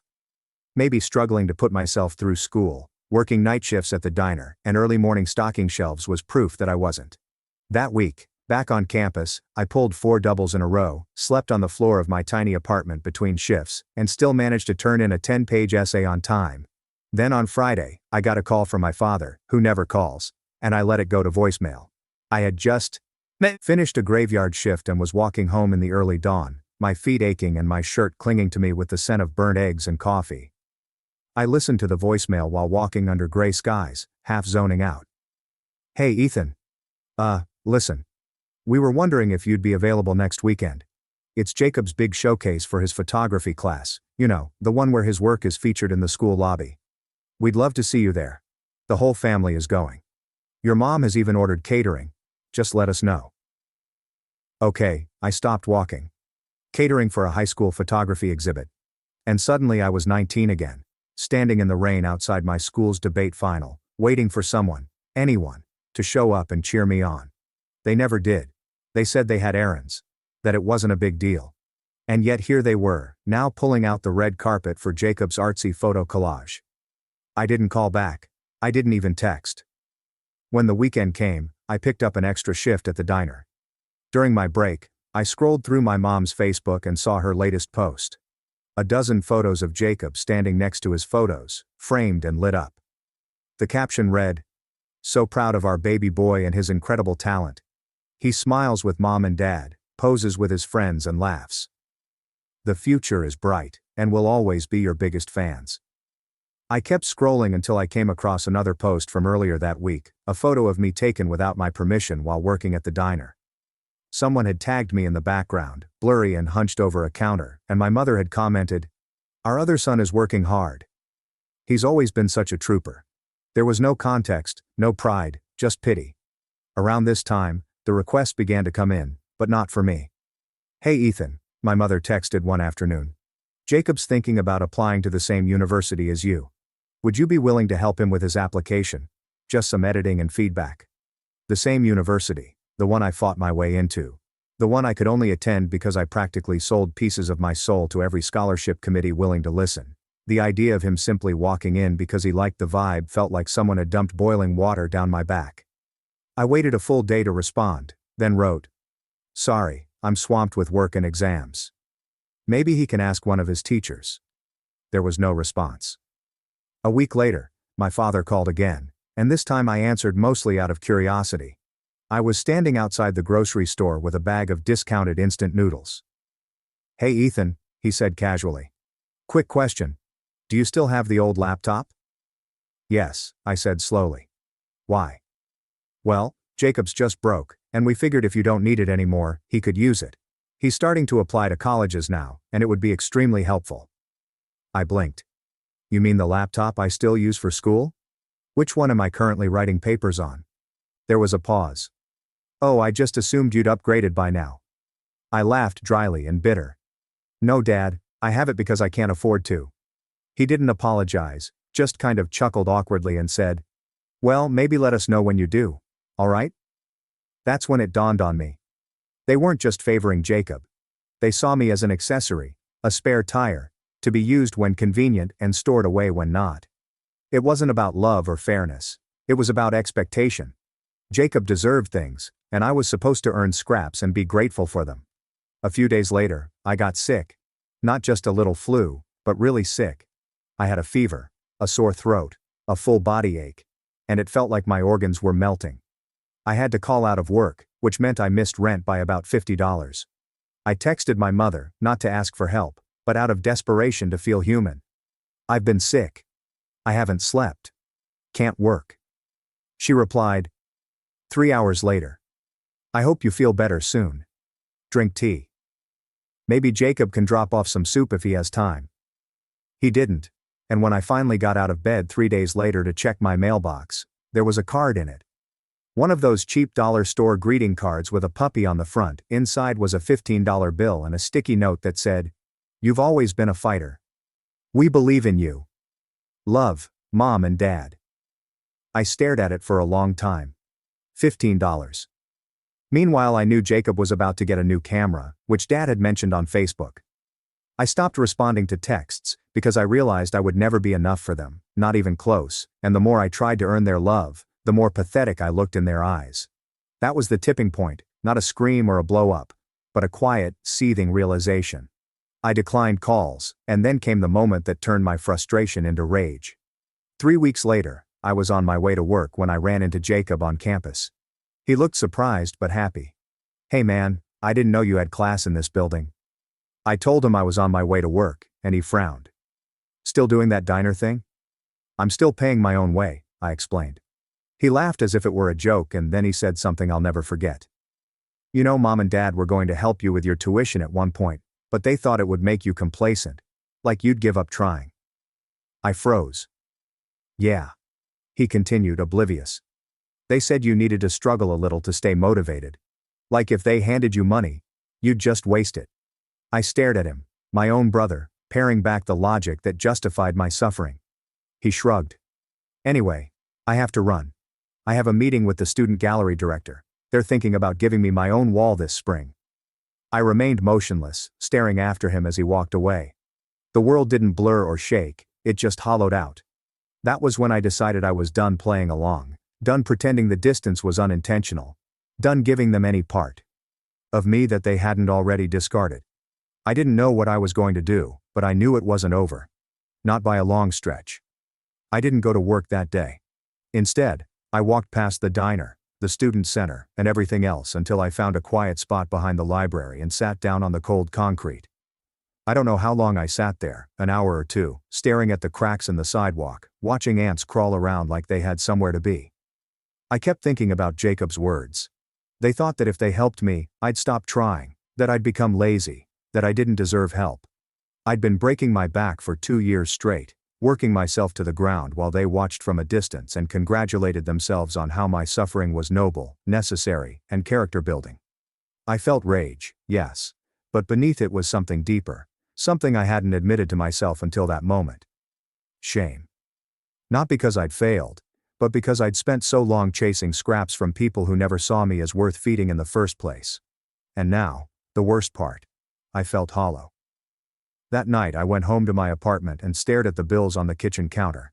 Rent was 7 days overdue, electricity was due in 3 days, my phone had a 5% battery and I couldn't find my charger. I hadn't eaten anything but a gas station granola bar since yesterday morning, and I was exhausted. I lay down on the floor because my bed was covered in clean laundry that I hadn't folded, pulled a hoodie over my face to block out the light from the hallway, and just stopped for 3 days. I didn't go to work. I missed class, I let my phone die, I didn't eat, and I didn't shower. I just lay there feeling like a ghost inside my own skin, and when I finally got up, when my stomach hurt so bad from hunger that I couldn't ignore it any longer, I looked in the mirror and barely recognized myself. My face was pale, my eyes sunken, and the bags under my eyes were so dark they looked like bruises. Still, I reached for my backpack, grabbed my laptop, and walked to the campus library. The only thing they hadn't taken from me was my mind. I began slowly, with 1 email, 1 scholarship, and 1 line on a resume. I applied for a campus tutoring job, then another part-time job at the computer lab, and went to the financial aid office to ask questions I should have asked a year ago. I ate ramen for a week straight and drank water from the library fountains. I discovered emergency grants that I had no idea existed, sold a few old books online, and even posted my notes from last semester's chemistry class on a study help site and started making $15 here and there as people downloaded them. I used to sleep with my coat on because I couldn't afford to turn on the heat, but I kept going. I started getting up early, not because I had energy, but because I needed time to work before classes. I'd work shifts at the computer lab from 6 a.m. to 9 a.m., then sprint to class. In the afternoons I tutored high school students via Zoom, using the library study pods for privacy. I even started helping a freshman with math in exchange for meals. He had a generous meal plan and didn't mind sharing if I helped him pass calculus. And slowly, so slowly, I started to breathe again. There was this moment about a month later that I still remember. It was 7:45 a.m., and I was sitting at the computer lab desk eating a banana from the tutoring center's free snack table. The sun was pouring through the windows, lighting up the dust in the air, and for the first time in forever, I didn't feel like a failure. I didn't feel like someone chasing approval or trying to win affection. I felt capable. I'd done this despite them, not because of them. And then the universe threw me a bone. I got accepted into a research fellowship program that paid a monthly stipend and provided me with lab experience. I applied on a whim weeks earlier, thinking I'd never get it, but I did, and the email came with the subject line, "Congratulations, Ethan." I sat there and read it 5 times before I let myself believe it. 4 days later, I was able to pay rent on time for the first time in months. I bought a space heater, restocked my fridge with actual food, and even replaced my frayed backpack with one I found on sale. Then, in an impulsive act of self-care, I bought a cheap journal and began writing again. Something I hadn't done since I was 17. It wasn't all sunshine after that. Jacob posted a video of his college decision reveal, and there they were again, Mom and Dad clapping, crying, and hugging him as he opened his acceptance letter. They bought him balloons, took him to dinner, and made a slideshow about his accomplishments. I still had moments when I was bitter, and seeing family photos online hurt like a wound I kept scratching. The caption said, "One down, one to go." As if I were just background noise, but something inside me had changed. They didn't break me. They tried. Whether they meant to or not, they loaded me down with doubt, tied bricks to my legs, and tossed me in the deep end. But I swam. I clawed my way back to the surface, breathless and shaking, but alive. And one night, sitting at my desk with a cup of actual tea in hand and the heat humming quietly in the corner, I realized something strange. I no longer cared if they ever said, "We're proud of you." Because I was proud of myself. I didn't need their words. I didn't need their guilt-tripped apologies, backhanded praise, or thinly veiled pity. I had built something out of ashes, found my footing in a storm, and now I was watching, waiting, not for them to change, but for the moment they'd need something from me, which I knew would come, and when it did, I'd be ready. By the time spring rolled around, I had a routine that worked. I was still working long hours, but the research fellowship provided me with enough stability to stop worrying about the next rent deadline. I had groceries in the fridge, a desk that no longer wobbled, and my own copy of the campus gym pass, which I had won in a scholarship raffle. But I wasn't exhausted. I was driven, focused, and something else had started to grow alongside that drive. Clarity. It started with a single question, the kind that buzzes in the back of your mind when things go quiet. What would they do if the roles were reversed? I thought about that more than I'd admit. What would they do if I were the golden child and Jacob was scraping by? Would they have let him struggle like they let me? Would they have made him fight for every? The answer wasn't hard to guess. They never expected me to win, or even compete, and now that I was doing better than ever, there was a strange tension in the air whenever we talked, because we still talked on occasion out of obligation more than anything else.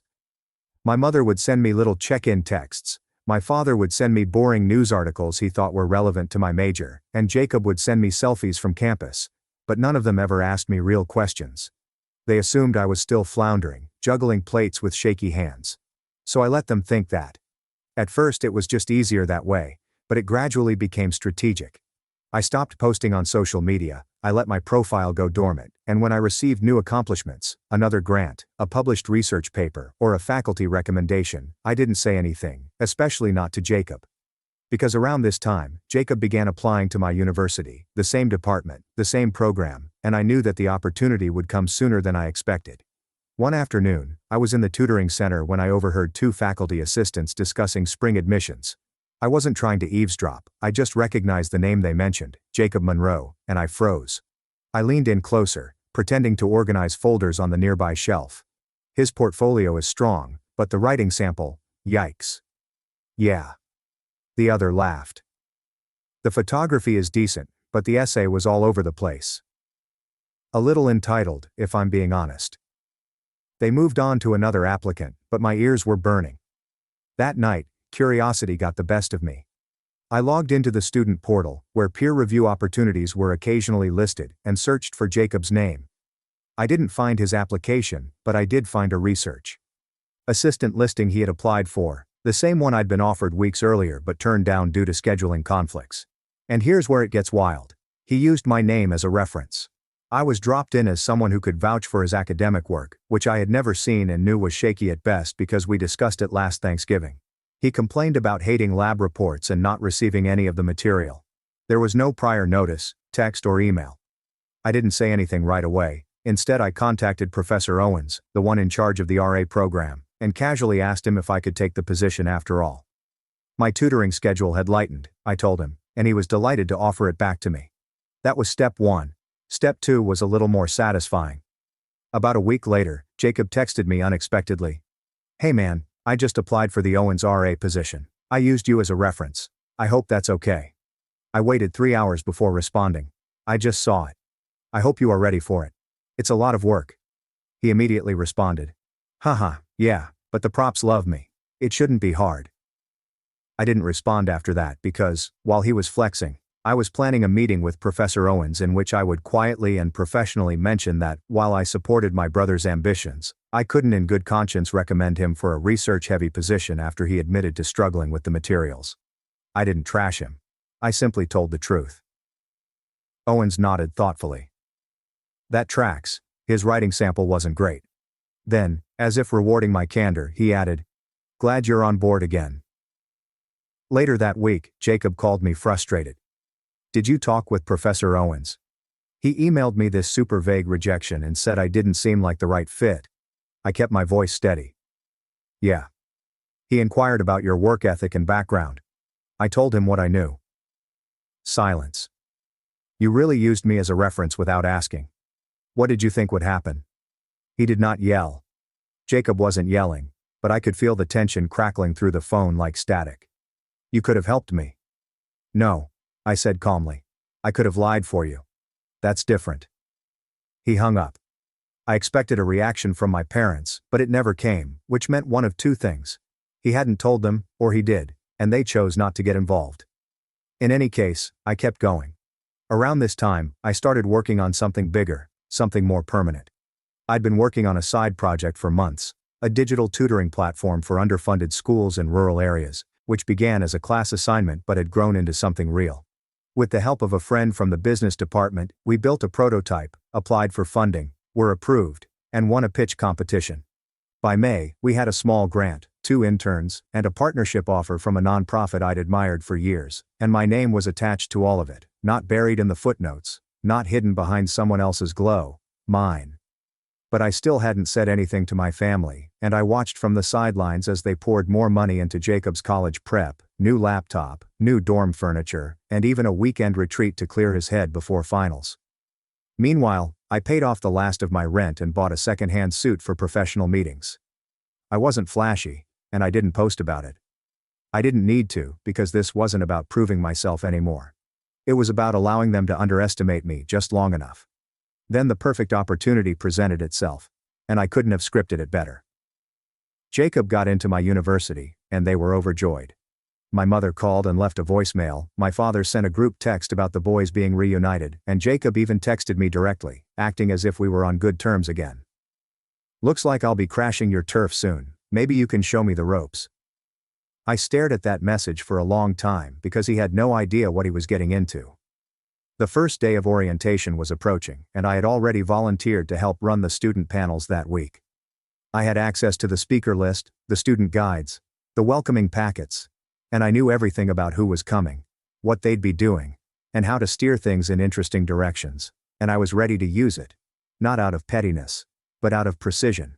Because if they were going to spend years pretending I was invisible, I was going to show them what orientation week arrived with all the chaotic energy of a theme park on opening day. New students wandering campus with wide eyes, parents hauling suitcases, and campus guides barking directions with barely concealed exhaustion. I'd volunteered to be a member of the Student Success Panel, a carefully curated group of upperclassmen meant to inspire and reassure freshmen and their families. We were asked to share our stories, how we overcame obstacles, found community, and succeeded academically. It was supposed to be wholesome and uplifting, but I turned it into something entirely different. My moment. The event took place in the university's main auditorium, which was packed with incoming students and their parents. I recognized Jacob's voice before I saw him shouting something about parking to my mom. Sure enough, there they were. Jacob in his designer sneakers, Mom in a bright floral cardigan, and Dad scanning the crowd like he owned the place. They didn't see me on stage until I stood to speak. I was the final student on the panel, and the moderator handed me the mic with a smile. "Ethan, you are one of our research fellows and scholarship recipients. Why don't you tell everyone how you arrived here?" I took a breath, studying my heartbeat. Of course I'd love to, I told the truth. Not the clean, curated version, the real one. I wasn't supposed to make it here, I said, pacing slowly across the stage. Not because I wasn't capable, but because I didn't have the support most students take for granted. I watched as some parents glanced at each other. My mother shifted uncomfortably in her seat. My younger brother, who's here today, actually got a full ride from our parents. They bought him a car at 19, gave him a college fund, and celebrated every win, big or small. I got a lecture on how they didn't think I'd ever amount to much. Gasps and chuckles of surprise. I worked 2 jobs to get here. I lived on instant noodles and barely slept to keep up my grades. Not because I was special, but because I had no other choice.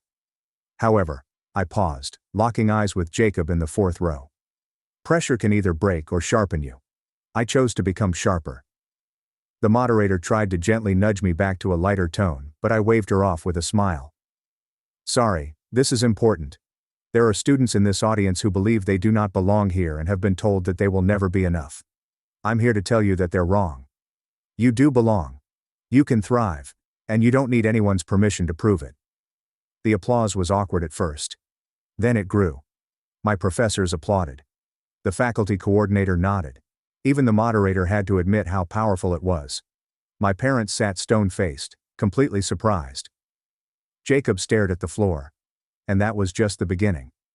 After the panel, parents and students interacted with the speakers. A few kids approached to shake my hand. One mother hugged me and whispered, "My son needed to hear that." Meanwhile, Jacob vanished behind the auditorium, most likely hoping to avoid the consequences. But I wasn't finished yet. I had one final card to play. That afternoon, a reception was held for the families of students who received academic honors or leadership positions. It was an invitation-only event, and while Jacob was not invited, I was, and this year, I wasn't there alone. See, I had sent 2 of my own invitations. One went to my favorite professor who has mentored me since my 2nd semester and treated me as an equal. The other went to Mr. Baines, my high school guidance counselor, once told me I wasn't competitive enough for college. He appeared stunned, impressed, and graying at the temples. "Ethan," he replied, shaking my hand. "I can't believe this. You appear successful." "I am," I stated unequivocally. "And I remember everything you said to me, by the way." He laughed nervously, but I simply smiled and walked away. My parents arrived late. I could tell by their expressions that they were not expecting the red carpet. They expected a casual meet and greet rather than a catered event complete with media booths, donors, and a slideshow highlighting student achievements. And on that slideshow, on the largest screen in the room, was a slide that said, "Ethan Monroe, Research Fellow, Co-Founder, Equity Tutor, funded by the Blake Foundation, Academic Excellence Award, Invited Speaker, Student Leadership Panel." First, my mother's mouth fell open as the slide cycled past. My father blinked slowly, as if trying to reboot his brain. They had no idea who I had become. And just when I thought I'd had enough, fate gave me another gift. A local journalist covering orientation week wanted to interview me for a short feature on student resilience. I agreed. The article went live 3 days later. It began with my quotation. "My parents told me they never saved for college because they didn't think I'd attend." That moment broke something in me, but it also started a fire. The piece went viral on campus, and by the end of the week, I had received a message from Jacob. "You embarrassed the whole family. You didn't have to drag us through the mud like that." I replied. "I didn't name names. If they recognize themselves in my story, that's up to them." He left me to read. My mother tried to call me a few days later. I let it ring. Then another message came in. "We're sorry if we ever made you feel lesser. That was never our intention." I didn't reply. I had nothing else to say because I didn't do any of this for vengeance. Not really. That was all the motivation I needed to keep going when everything seemed hopeless. The real victory was becoming someone I could be proud of. A year later, I graduated with honors.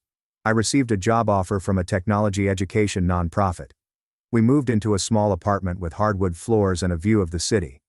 And when I sent out graduation announcements, I included a photo of myself standing in front of the auditorium wearing the same suit I wore on the day of the panel. There's no note or card, just the photo. My parents did not respond. But I knew they saw it, which was enough. I built my future from the ground up, with no safety nets, cheering sections, or shortcuts. And now, every time I walk into a boardroom or speak with a struggling student, I remember that experience, not as a scar, but as proof that I was never the disappointment. They couldn't see beyond their own expectations. My parents gave my sister their inheritance, but she squandered it on a lazy husband. Now they expect me to take care of them in exchange for a share. Growing up, it was obvious to me that Emily was my parents' favorite child. She was their little princess, whom they adored and regarded as incapable of doing wrong. It was as if their entire world revolved around her, and everything she did was met with admiration and praise. Whether it was a minor accomplishment at school or something as simple as her smiling at them, they were filled with pride and happiness. On the other hand, I was the oldest, and my parents were not like me. If I needed something, it would arrive only after Emily's needs were met. If I had an issue, it was rarely addressed. I often felt like an afterthought to them. Emily and I have never had any bad blood. I really liked her, and despite everything, I never felt resentful towards her. I understand that in situations like ours, siblings frequently develop jealousy or bitterness. But I never considered her an enemy. She was just my little sister. Of course, there were moments when I wished things were different. I wish I wasn't always the one pushed to the sidelines, putting my needs and feelings second. But, at the same time, I knew Emily was not to blame. She didn't choose to be the favorite, and I didn't want to be overlooked. Let me give you some examples of how much my parents preferred Emily over me. Every year for her birthday, we would visit Disneyland. This would be a full day of fun, excitement, and making lasting memories. Emily always looked forward to it, and my parents made it a memorable occasion. Meanwhile, when my birthday came, there were no big trips or extravagant gifts. Instead, we'd go out to dinner at a nearby restaurant. The difference was obvious. Emily's birthday was a big deal, whereas mine felt like a chore. When it came to extracurricular activities, my parents always prioritized Emily first. They only had enough money to cover one child's after-school activities, so they chose ballet over tennis. The frustrating part was that I was actually quite good at tennis. I enjoyed playing and had the potential to go far, but my parents did not consider it important. Instead, they advised me to focus on my studies, rather than what they considered a game. In reality, they just didn't want to invest in me. Emily was never an outstanding student. She never got a higher grade than a B, but it didn't seem to matter. Every report card she brought home, my parents would congratulate her on her efforts, express their pride in her, and sometimes even reward her with gifts or a special treat. For me, the story was entirely different. Even if I had won first place, there was no recognition, excitement, or rewards. My parents always expected me to get high grades. Not because they were concerned about my achievements, but because they wanted me to set a good example for Emily, my younger sister. If I did not meet their high standards, I would be chastised, lectured, or made to feel as if I had failed them. Regardless of how hard I worked, my accomplishments were never recognized in the same way Emily's were. My parents rarely provided financial support after I graduated from high school and attended university. I was expected to take out student loans and figure things out on my own because they assumed I was self-sufficient and responsible enough to handle everything. Meanwhile, when it was Emily's turn to attend college, my parents paid for all of her expenses without hesitation. They reasoned that she was too young to bear the stress of a loan. This felt extremely unfair to me, as if I didn't deserve the same assistance simply because I'd learned to care for myself. It was frustrating, but I had come to accept that this was the way things were in our family. Emily got a brand new car the moment she turned 19. My parents proudly handed her the keys. She didn't have to ask, beg, or prove she needed it. It was simply handed to her, with no questions asked. Meanwhile, when I needed a car for a part-time job in college, I had to ask my mother several times before she agreed to let me borrow her old beat-up vehicle. It wasn't in perfect condition, but I was glad to have anything at all. The problem was that the car was constantly breaking down. Some days, I'd be stuck on the side of the road, desperately trying to get it to restart. When I asked my parents for help with repairs, they declined. My father would tell me that if I wanted to drive, I needed to figure it out on my own. So, whenever my car broke down, I was forced to take the bus to work, no matter how inconvenient it was. Whether it was freezing cold, pouring rain, or oppressively hot, I had to forge my own path. My parents didn't seem to care how difficult things were for me. When my maternal elderly relatives died, my mother inherited everything they had left behind. It was a significant amount, and while I had not expected to receive any of it, I was also unprepared for what came next. Instead of spending the money on something meaningful for the whole family, she chose to go on a special trip just for herself and Emily. I wasn't even informed about it. I didn't realize they were going until I saw Emily's social media updates. She had shared photos of herself and her mother eating fancy dinners and staying in a luxurious resort. I was surprised and asked my sister where it was. She left me at red. Seeing those posts hurt in ways I can't describe. It wasn't only about the trip. It was the realization that they had not even considered inviting me. When I later confronted my mother about it, she made lame excuses. She claimed that she had made last-minute plans with my sister and that neither of them knew whether I would be available to attend. Mom also admitted that she has always felt more connected to Emily than to me because my sister is more like her, and she didn't expect me to mind as much. When I heard this, I burst into tears because hearing such things from my own mother hurts. I realized that no matter how hard I tried to fit in, I would always be on the outside. My parents were overjoyed when Emily graduated from college. They treated it as if she had done something unprecedented in our family. My mother was so proud that she gave Emily half of my grandparents' inheritance, with no conditions attached. She told her she could spend the money on anything she wanted, including travel, a new car, a business idea, or simply enjoying life. It was a huge gift, providing Emily with a secure financial foundation as she entered adulthood. Meanwhile, I got nothing. I did not expect half of the inheritance, but being completely overlooked once more was a slap in the face. I had worked hard, supported myself through college with minimal assistance, and never asked for much. However, my mother believed that I did not deserve any help. When I dared to question why Emily was given so much while I was given so little, my parents dismissed me. They told me that as the oldest, I was expected to be independent, strong, and self-sufficient, rather than relying on handouts. My father tried to make it sound like a compliment, saying that he believed in me and that I didn't need their help because I was capable of succeeding on my own. However, Emily did not appear to share this belief. She was always viewed as the one who required additional assistance, the one who needed to be protected and provided for. It was frustrating and disheartening that, while I was always expected to figure things out on my own, Emily was given everything on a silver platter. Despite everything, I've tried not to harbor resentment toward my parents for how they treated me. I have also tried not to resent Emily. As much as I adore her, I can't ignore the fact that she has never truly stood up for me. She's never admitted how unfair things have been. Never informed our parents that what they were doing was wrong. Part of me wishes she had spoken up and told them I deserved better, but she never did. She always accepted their generosity without question, never considering how I felt when I was left behind. And that has been the most difficult part for me to overcome. Anyway, because my parents had always delegated everything to Emily, conflicts between them began to emerge over time. Despite the money they had given her, Emily chose to return home after college. She explained that she wanted to save more money. However, it appeared that she preferred to rely on our parents rather than be independent. At first, my parents did not appear to mind. They had always coddled her, so having her back home was probably comforting to them. However, the situation gradually became too much for them. Emily wasn't just living with them. She relied completely on them for everything. She would insist that Dad buy expensive groceries, regardless of how much they cost or whether they were within the household budget.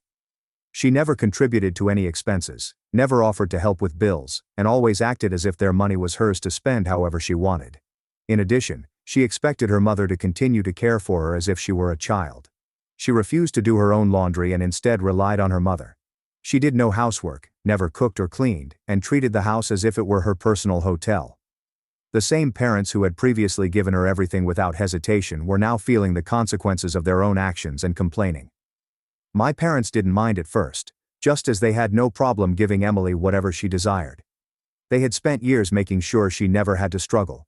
So having her live at home rent-free and relying on them for everything felt natural to them. However, as they got older, things started to change. They didn't have as much energy as before.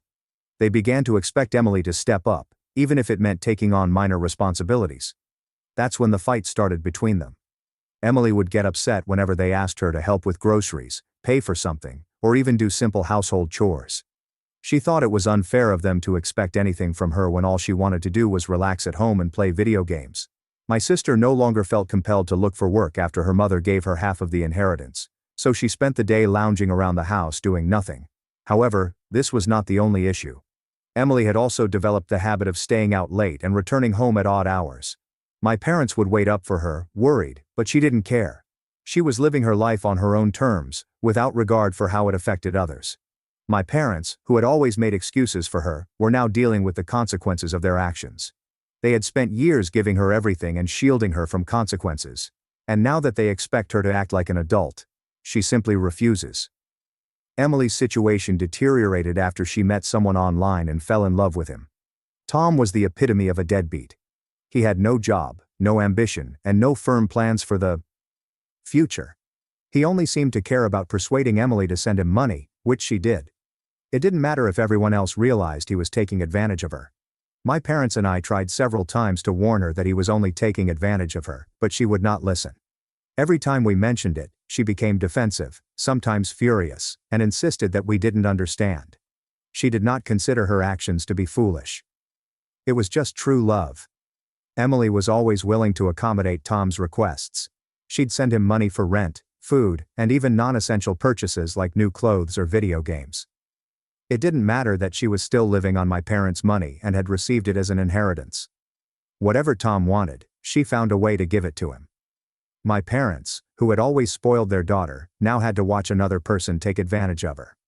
Emily refused to hear anything negative about him, no matter how hard they tried. She believed that helping him demonstrated her loyalty, and she refused to accept the reality of the situation. Emily abruptly decided 3 months ago to flee and marry Tom. It was completely unexpected. There were no indications, prior discussions, or anything to suggest that she had planned such a significant step. She was living at home as usual one day, and then disappeared the next. She didn't even tell our parents until afterward. We only found out when she video called us from her honeymoon. She proudly announced that she and her new husband Tom planned to travel the world and fund their grand adventure. They intended to use my sister's inheritance, or what remained of it. This was the same money that my parents had assumed she would use for something responsible, like a house or a secure future. Instead, she intended to spend it on her absentee husband.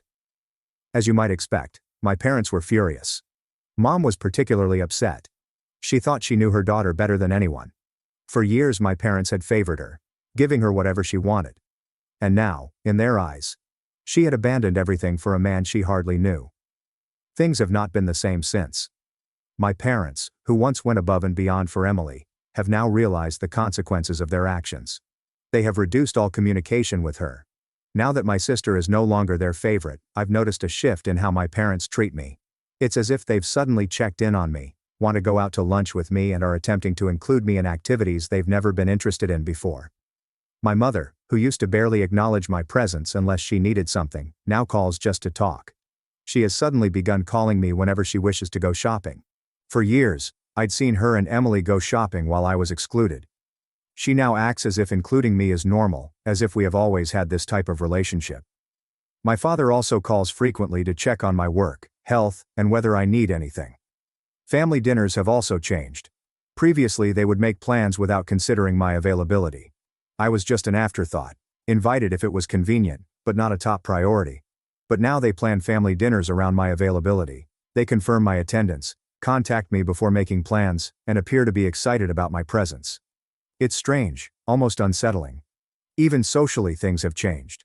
They expect me to accompany them to any weddings or family gatherings where they are invited. It will be great to have you there, they say, as if they have always been concerned about my presence. Meanwhile, whenever Emily was present, they never asked if I wanted to leave. It's as if they've decided to make me a replacement for my sister. Part of me wants to embrace this change so that I can finally get the attention and care I wished for as a child, but another part of me is skeptical. Was this simply a matter of convenience, as Emily was no longer available to be their ideal daughter? But, unlike Emily, they expect me to work for them. For example, when my father became ill, my mother was unable to help him much due to a bad back. They suddenly expected me to step in and care for him without asking any questions. When my father was in the hospital, they encouraged me to visit him as frequently as possible, almost as if it was my responsibility to be there every day. They expected me to drop everything and focus on them, something they never asked Emily to do when she was the one they cared about. Then, over Christmas, my parents sat me down for what appeared to be a serious discussion. They informed me that they had decided to give me a portion of the inheritance my mother had received from her elderly relatives but had previously decided not to pass down to me.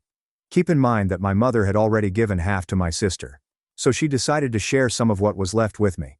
My mother told me that she and her father thought they should have given me the money right away and hoped that I would use this inheritance to invest wisely or buy myself a new car because, according to them, my 4-year-old car had served its purpose and it was time for an upgrade. I was completely caught off guard. My parents had never been as generous to me before. For years, Emily had received expensive gifts and financial assistance, while I had been told to be self-sufficient and care for myself. I was understandably suspicious. When I looked at them and asked, "Why are you suddenly being so nice to me?" they revealed the truth. My parents sighed and admitted that they had learned their lesson after what had happened to Emily. My father went on to say that they could never trust her again because she had willingly spent all of her money to run off and marry a deadbeat. Instead of giving her more money, which she would undoubtedly waste, they chose to give it to me because they trusted I would use it responsibly. Mom looked at me and told me that in exchange for their generosity, all they wanted was for me to be their temporary favorite child. She said it casually, as if it were a perfectly normal thing to say. According to her, this meant that I should listen to them, be there for them, and look after them now that they were older and had no one else to turn to. Dad chimed in, saying he had always known I was the more responsible one, and he had high hopes for me, that I would not let them down like Emily had. I sat there staring at them, attempting to process what I had just heard. Hearing them say this confirmed what I had suspected. This was not love. This was not appreciation. This felt like they were attempting to bribe me into taking care of them. They'd lost Emily, their golden child. So now they wanted me not only to replace her, but also to cater to their needs. Their motivation for giving me money was not to make amends for how they had treated me previously. It wasn't because they regretted having ignored me all these years. No, they needed something from me right now. They offered me these gifts with strings attached. They expected something in return. My obedience, presence, and care. They didn't appreciate me as a person. It was about creating a safety net for themselves now that Emily was no longer present. At that moment, I realized something painful. My parents never really changed. They did not suddenly wake up and recognize my worth. They simply shifted their preferences because Emily had let them down. And now I was just their backup plan. Now, I could have refused the money. I certainly could have protested. I could have called them out on their hypocrisy, pointed out how they had ignored me for years, and expressed my true feelings, but I didn't because there was no point. It wasn't as if they'd suddenly realize their error and apologize. It was unlikely that they would finally admit how unfair they had been. Instead, I decided to simply accept what they were offering. My parents had never given me financial assistance before. I had always been the independent one, the one who had to struggle and work for everything, whereas Emily received handouts. My sister had been spoiled with expensive gifts, free college tuition, a brand new car at the age of 19, and half of the inheritance from my elderly relatives. So what did she do with it? She took off and spent everything on herself and her husband. Meanwhile, I worked hard for everything I had, with no assistance from my parents. She had received more than enough from my parents over the years. So, if they finally wanted to give me something, who am I to refuse? So I kept my mouth shut and accepted the money. However, since then, my parents' expectations of me have only grown. Every day they appear to feel more entitled to me. My mother always relies on me to drive her around, despite the fact that she is perfectly capable of driving herself. If I refuse, she reminds me that no matter what I've given you, you can't even do this simple thing for me. She acts like the money she gave me was some kind of lifelong contract, binding me to her every whim, and my father is no different. He now expects me to handle everything for him, paying his bills, ordering things online, filling out paperwork, making appointments and fixing things around the house. If he needs something he calls me first, as if I'm his personal assistant, rather than his child. It's frustrating because, while I expected them to occasionally call me for help, I never expected them to put the entire burden entirely on my shoulders. Emily was never asked to be responsible for anything, but with me, it's as if they assume I owe them my time and effort simply because they finally decided to acknowledge me. And I despise it.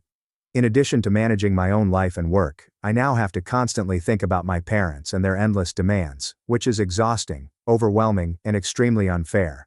I never asked for this money, but now it feels like they only gave it to me so they could use it as leverage. To make matters worse, my mother fell down the stairs yesterday. She had to be taken to the hospital, and the doctors ordered her to be on bed rest for at least 3 weeks. My father then called and asked me to move in with them so I could care for Mom 24 hours a day, 7 days a week. I was taken aback, and I told him that while I could visit her every evening, I couldn't just drop everything and move in to care for her full time. My parents are upset with me and accuse me of being too self-centered. Dad argued that they had given me money specifically for this purpose, so skipping work wasn't a big deal, but I stood firm, telling him that he couldn't just dictate my life and that I refused to become their full-time caregiver. So, Reddit, am I an a-hole? Update 1. Many people have asked me why I didn't just refuse the money, or why I'm still interacting with my parents after everything they've put me through. The truth is that I don't want to regret not helping them. As much as I resent how they treated me growing up, they are still my parents. A part of me fears that if I completely cut them off, I'll look back and feel guilty for not being there when they needed me. They're getting older, and while I know they're only coming to me now because Emily let them down, I can't help but feel some responsibility. Maybe it's the years of being forced into the mature and responsible role. Maybe it's just my conscience, but I don't want to be the type of person who walks away and later wonders, what if I had done more? That being said, I also don't want to be taken advantage of.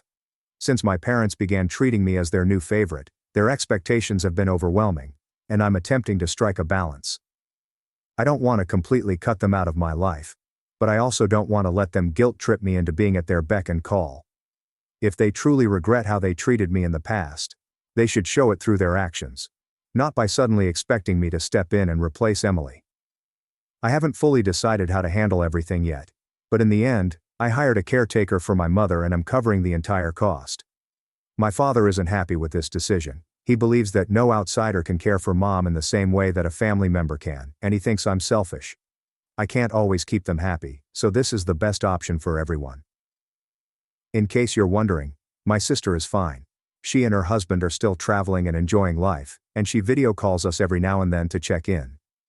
However, my parents no longer tolerate her. They're still angry about how she betrayed them by fleeing and using the money they gave her to fund her own adventures instead of, I suppose, staying at home and relying on them forever. It's strange to see how quickly their love for her has turned into resentment. Emily could do no wrong in their eyes for years, and now they act like she's the worst person in the world. It's not that she's suddenly turned into a bad person, she's just doing what she's always done, putting herself first. The only difference is that it no longer benefits them. Update 2. It's been 3 weeks since my last update, and I finally sat down and had an open conversation with my parents. I told them everything, how I felt growing up with them, how I saw them favor Emily over me over and over, and how it made me feel inadequate, as if I was never enough for them. With Emily out of the picture, it felt like they were just using me as a replacement rather than genuinely caring about me. I also made it clear that just because they had suddenly decided to give me money did not mean I owed them anything. I told them how exhausting it was to be treated like their personal assistant. I was not their servant, and I refused to be guilt-tripped into taking care of them when they had spent years pushing me aside. At first they argued, saying things like, "We didn't think you would mind, and we just thought you were capable enough to handle everything," as if that somehow made up for their behavior. But I stood firm, and in the end, after all, this is the first time I've expressed my feelings to them, and they now realize that if they want me in their lives, they must treat me with the respect I deserve. Update 3.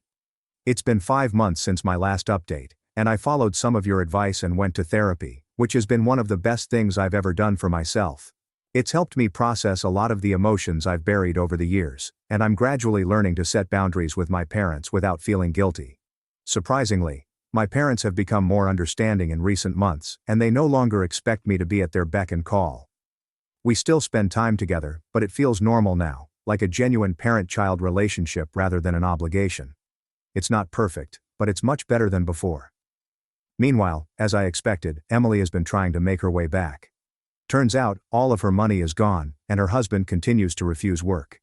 She recently approached me for help, but I declined because I knew if I gave in once, she'd keep coming back, and I'm not about to start funding her lifestyle.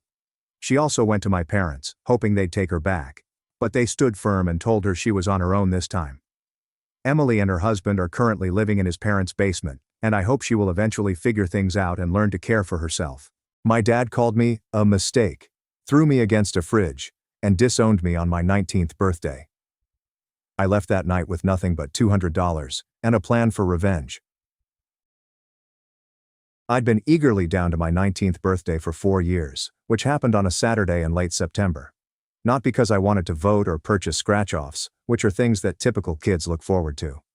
I was counting since that was my expiry date under their supervision. The day they couldn't legally force me to return home if I chose to flee. I, a 23-year-old boy, grew up in one of those residences that photographs brilliantly. 2-story craftsman with white trim and shrubs that my father obsesses over every weekend. From the curb, we appeared to have everything together. Inside, however, it seemed as if I were the only thing they wanted to hide. My brother Jake is 3 years younger, and he's been my favorite since the moment he breathed his first breath. Not exaggerating. The youngster could destroy the garage, and they'd inquire whether he needed treatment. He also got a new Xbox to help him cope with his emotions. Meanwhile, I left a wet towel on the bathroom floor once and had a 50-minute lecture about respect and responsibility, which finished with my father asking if I had been reared by wolves. Growing up, I learned to exist silently, with light footsteps, no complaints, and always one step ahead of what they need so they didn't have to ask. My father would give me this look as if I angered him simply by being present. My mom was even worse because she'd smile while saying things like, "Jake's just naturally talented, sweetie. You have to work twice as hard to keep up. Jake got the genetics, the personality, the breaks." After my mom lost 3 pregnancies before him, he became their miracle baby, their second chance, and I was just the kid they had before they figured out what they really wanted. I tried, nevertheless. I received good grades and worked part-time at a local hardware shop, loading bags of mulch and concrete mix after school. Never caused any difficulties. I saved every penny since I knew they wouldn't be able to afford education. When my father spoke about my future, he would grumble something like, "You'll figure it out." Jake was 16 years old when he received a brand new gaming laptop for school. He primarily used it to watch videos and play games till 3 a.m., when I wanted to borrow it for college study. My mother told me to ask Jake first. He instructed me to obtain my own. This concludes the conversation. So when my 19th birthday arrived, I didn't have high expectations. Perhaps a card with $20 inside. Maybe a sheet cake from the supermarket. Something that recognized my existence.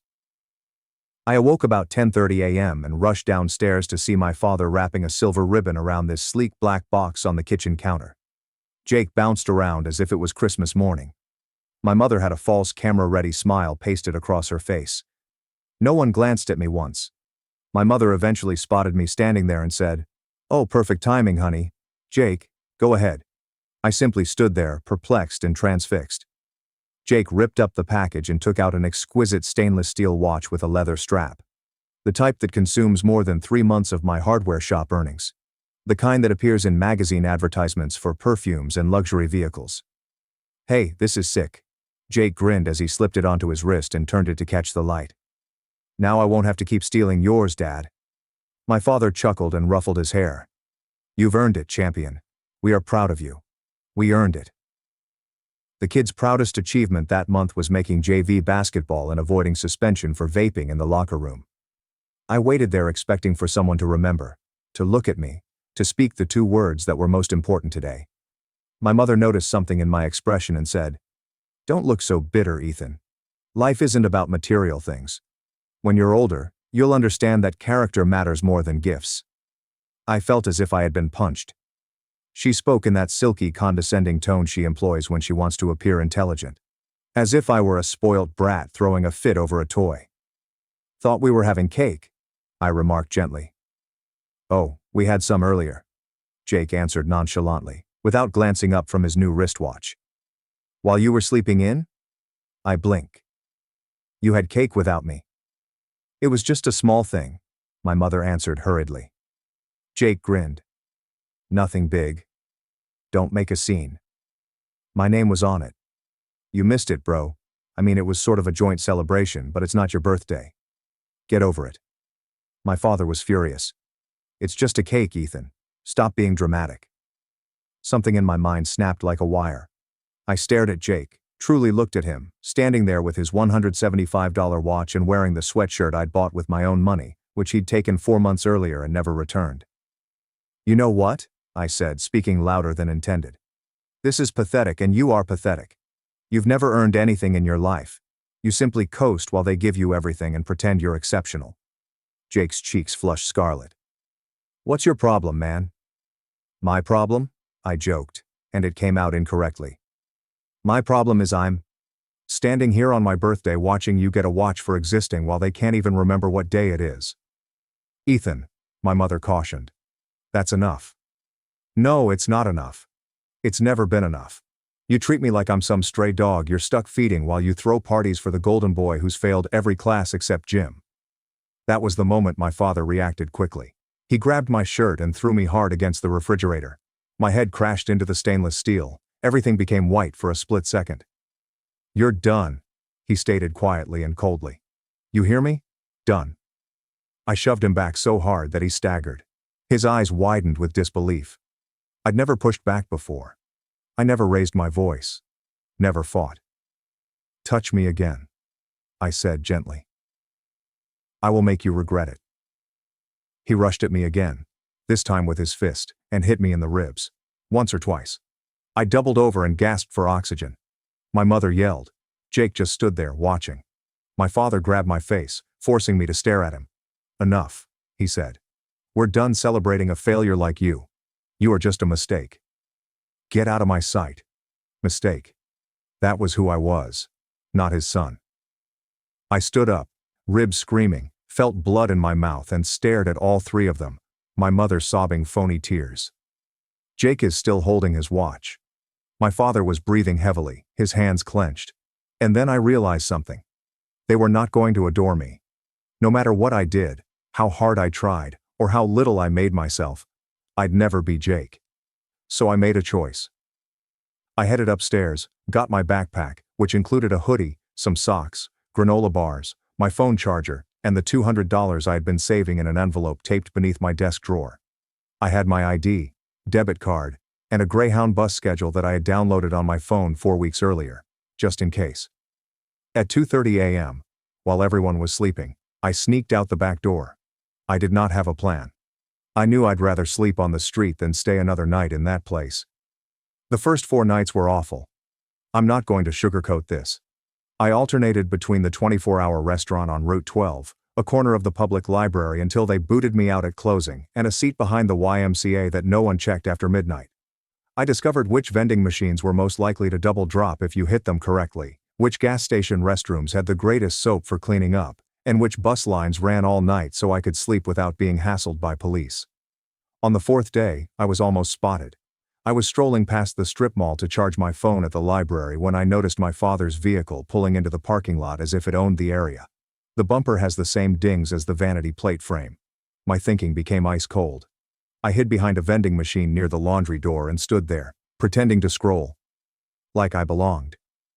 I saw him get out, glance around, and then walk into the grocery shop like he was on a mission. He did not see me. But I learned something right there. Disappearing does not mean just departing. It's keeping away when you're 5 seconds from being apprehended. By night 5, my phone had mostly died. My hoodie smelled like sweat and rain, and I had eaten so many protein bars at the petrol station that I felt my stomach might rebel. That's when I discovered the church downtown. They conducted a shelter program from the basement. Nothing spectacular, just CS and 3 hot meals every week. The person at intake was an older man with gray hair and kind eyes that you don't see very frequently. He didn't ask any questions when I arrived with my backpack and a damaged lip, just nodded and sent me to an empty cot toward the rear. I remained there for 11 days. I met some folks. I learned how to stretch $3 into 2 dinners. How to recognize trouble before it finds you. How to sleep light so nobody steals your belongings. During the day I would stroll to the library and use the public computers to fill out job applications. I applied everywhere. Restaurants, retail businesses, warehouses, delivery services, anything that would hire someone with a high school certificate and a pulse. After about a week and a half, my phone began to buzz with callbacks. That's also when my father started phoning. The first message was angry and menacing, followed by confusion and desperation. By the 4th voicemail, he was in tears. "Your room's still here, Ethan. Please just come home. We can talk about this." I hadn't returned the call. What was I expected to say? That I'd rather sleep on a cot in a church basement than live in a home where I was mistaken.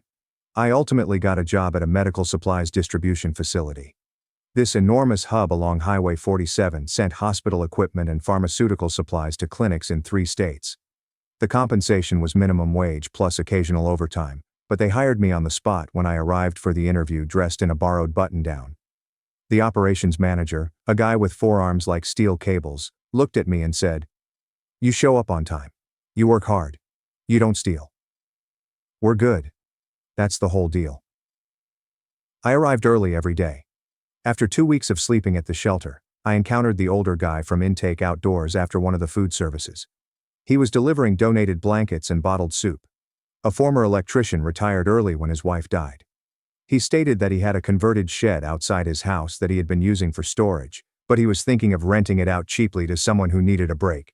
I inquired as to how inexpensive. He said $130 per week, including utilities. I moved in the next morning. It was not much. A twin mattress on a metal frame, a space heater that only worked when you breathed correctly, a microwave, and a hot plate. It smelled like engine oil and old newspapers. But it was cozy, private, and mine. The landlord largely ignored me. Just knocked once a week for rent and occasionally left a bag of goods on the doorstep without saying anything. I worked over 50 hours in the hub, occasionally picking up Saturday shifts when they needed bodies for critical shipments. I kept my head down, completed the task, and did not complain. After about 7 weeks, the management started assigning me to the inventory control station, which required less heavy lifting. He never articulated why. He simply did it. At night, I'd stroll to the library to work on community college applications. I'd missed certain deadlines, but spring enrollment remained available. I composed articles on my phone, stored them to a free cloud account, and had them printed at the library for 15 cents per page. Every application fee stung. $50 here, $60 there. But I did pay them. I didn't tell my parents, or anyone. By early December, I had established a rhythm at the hub. Started recognizing faces and learning names. It seemed odd, as if I were truly creating something genuine. My phone still rang sometimes with unknown numbers, primarily voicemails that I discarded without listening to. I assumed they had moved on by now. I converted my room into a home gym, office, or storage closet. Then one day in early December, I received an email from my high school counselor. "Ethan, I hope this finds you safe. I wanted to let you know that your transcript request has been canceled. Your parents informed the school administration that you would not be pursuing higher education." I read it 5 times. "They requested that we cease all correspondence regarding college applications, and I wanted to make sure you were aware. Please contact me if you require assistance." Then I phoned her back. She verified everything. My parents contacted the school 4 weeks ago, claiming I had decided against attending college and requesting that my records be designated inactive. Several deadlines had already gone. A state award that I had applied for was no longer available. I spent the next 4 days repairing it, phoning the school to explain the problem, and reactivating my records. The counselor assisted where she could, writing letters and making phone calls, but some possibilities had already passed. That night I sat in the shed, gazing at the wall, and I realized it. They weren't quite finished with me. They were aggressively attempting to sabotage my future before I could prove them incorrect. That was when I stopped feeling sad and began preparing. Winter struck heavily. The shed had minimal insulation, and the space heater only worked if it was exactly positioned. Most nights, I wore 3 layers to bed, piled up my socks, and snuggled up tightly. Work increased throughout the holidays. Most weeks I'd do doubles with my back screaming and my hands ripped up. However, each extra shift cost an additional $80 in tuition. The manager began rotating me into logistics coordinating. Less lifting means more problem solving. It turned out I was good at it. One night, the inventory system failed just before a key deadline. The whole team panicked.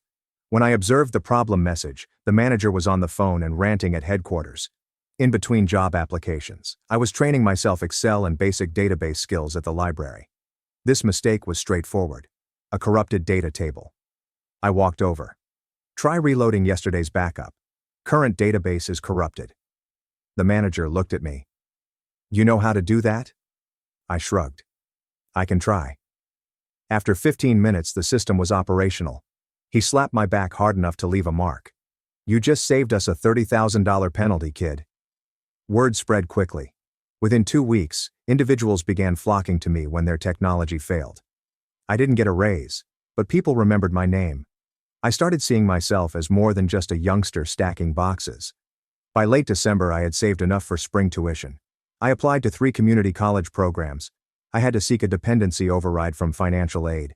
I brought them shelter papers, a counselor's note, proof that I was self-supporting, 6 trips, and a pile of paperwork. Later, I finished it. In January, acceptance letters for all 3 programs arrived, along with a small need-based grant. I looked at the email for 2 hours, staring at the word congrats, as if it might vanish. That night, I made myself a boxed cake in the landlord's kitchen. Chocolate, crooked and somewhat burnt. I wrote my own name, Ethan, in blue icing. Ate 3 pieces. I saved the remainder. The next morning, I registered for classes. Introduction to Business Management, Collegiate Mathematics, English Composition, and Logistics Fundamentals. I did not inform my parents, but tiny communities speak. And 4 weeks later, I saw a neighbor at the grocery store. She grinned widely. "Ethan, heard you're going to college. Your mom must be so proud." I waved a hand. "Yeah, must be," but I knew better. Later that week, my mother called from an unknown number. I let it go to voicemail. She didn't weep or shout. She just said, in her calculated, phony, sweet voice, "We heard about school, Ethan. That's wonderful. I hope you remember where you came from." As if I owed them anything. Deleted. Classes began. Mornings were spent working, afternoons were spent lecturing, and nights were spent in the library. We found an apartment near university with 2 peaceful housemates who paid their rent on time. Left the shed with a handshake, a thank you, and an extra $60 for the landlord. My business professor noted that I learned things up quickly. Started assigning me extra work, assisting other students, creating class schedules, making the dean's list in the spring semester, and landing a campus administration position in the autumn that paid higher than the warehouse. The first year was hard yet steady. Second year I settled in. Better apartment, better routine, and higher grades. I completed my 2-year associate degree and then proceeded to the state institution to pursue my bachelor's degree. By the time I was in my 3rd year of college, working on my bachelor's degree, I had been away from home for about 3 years. It felt like a lifetime. Then, one night in mid-September, a LinkedIn message arrived from a former neighbor. "Hey Ethan, wasn't sure if I should mention this, but thought you had a right to know. Your parents just listed the house for sale. Sign went up yesterday. Hope you're doing well." I glanced at the note. The home was for sale. At first nothing. It's just blank. Then something different. Something chilly and concentrated. I opened Zillow. The listing was easily found. Professional photographs, arranged furnishings, and generic descriptions. A charming family house with character. 3 bedrooms plus an extra room. Hardwood flooring. Quiet neighborhood. It has been lovingly maintained for over 20 years. I browsed through the pictures. Living area, kitchen, master bedroom, guest bathroom, and something called Jake's office bonus room. My room, but it wasn't mine anymore. Beige walls, bland bedding, generic landscape prints. No evidence of the 18 years I spent there. There are no posters, desks, or books. They didn't just eliminate me. They completely refurbished me. I sat there for quite a while, phone in hand, gazing at the listing. The asking price was quite expensive for a property of that age in that area. They were obviously desperate, probably needed to sell quickly. I dug deeper. Public property records are surprisingly easy to locate if you know where to search. I looked over the mortgage history, tax documents, and historical transactions and discovered something unusual. The mortgage was not paid off. Not even close. And they had fallen behind. According to public lien records, they have 4 to 5 months. That's when the concept started to shape. I wanted to visit the house one final time before it went to someone else. So I did something very crazy. I waited until the open house. They had one planned for that Sunday. According to the listing, when I arrived, the agent was welcoming visitors in the driveway. To appear legitimate, I stole my roommate's dress shirt and packed a folder filled with miscellaneous documents. The agent had no idea she was leading a tour for a ghost. "So the sellers are super motivated," she continued, anxiously clicking her pen as we came up the driveway. "They've already moved most of their personal belongings. I am looking for a swift closure. Their youngest has just begun college out of state. Of course, Jake is their youngest." I nodded and followed her inside. She chatted non-stop about crown molding, new appliances, and energy-efficient windows. I barely heard. My thoughts were focused on the gaps, the walls, and the fact that I wasn't there anymore. The kitchen looked the same. The same goes for the living room. My father's bedroom was staged using rental furnishings. Then we went to my old room. I stood at the doorway and felt nothing but cold. The agent pointed about as if she were displaying a treasure. This was their son's gaming and study area. It receives great natural light. An ideal adaptable space. Game and study room. That is what I would become. Jake's overflow. I stepped inside. They'd set it up like a college prep station. A stylish desk with a light. A bulletin board with neatly posted dorm checklists. College brochures spread over a side table. Jake's name is on everything. Next, we went through Jake's real room. Still decorated. Still had his belongings. Trophies lined the shelf. Posters adorned the walls. They had not touched a single item. The backyard was worse. The treehouse I had constructed with my uncle when I was 13, where I had spent hundreds of hours reading and fleeing, had been taken down. Just a rectangle of earth with few rusted bolts protruding from rotten timbers. The agent saw me gazing. The sellers said that they had dismantled an old building back here. There is a liability problem. I nodded. Did not say anything. She waited a minute, possibly feeling something strange in my quiet. "Want to see the garage before we wrap up?" she said pleasantly. I followed her via the side entrance. The garage was chaotic, with moving boxes and plastic bins heaped against the back wall. Most were labeled in my mother's immaculate handwriting. Holiday decorations. Kitchen overflow. Jake. Please keep. Then I noticed the corner. 3 containers were pushed beneath a broken treadmill. Masking tape labels in the same handwriting. Donate old room clutter. And the final one is the tiniest, almost like an afterthought. Trash. And guess whose garbage this was? Mine, of course. I gazed at the trash can for a long time. The agent did not notice. She was already headed back inside, discussing square feet. I moved to the back fence, hands in my pockets and breathing steadily. This was the yard where I learned to ride my bike and buried a time capsule in 4th grade, which is probably still under the oak tree. Where I had been for 18 years, it was now simply another listing, another transaction. That night, sitting in my car after the event, I made a decision. If they want to delete me, that's great. But I was going to make sure the entire world knew who I was, and they were going to watch from the ruins. I didn't want the screamed-for retaliation. I want vengeance that burned slowly. The sort that sneaks up, destroys silently, and leaves no trace. The text arrived unexpectedly around 2 months after I began attending community college. Jake. This was the first time I had heard from him since I left.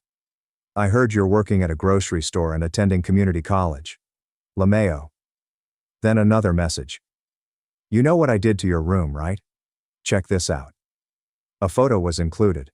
My former room, but it wasn't mine anymore.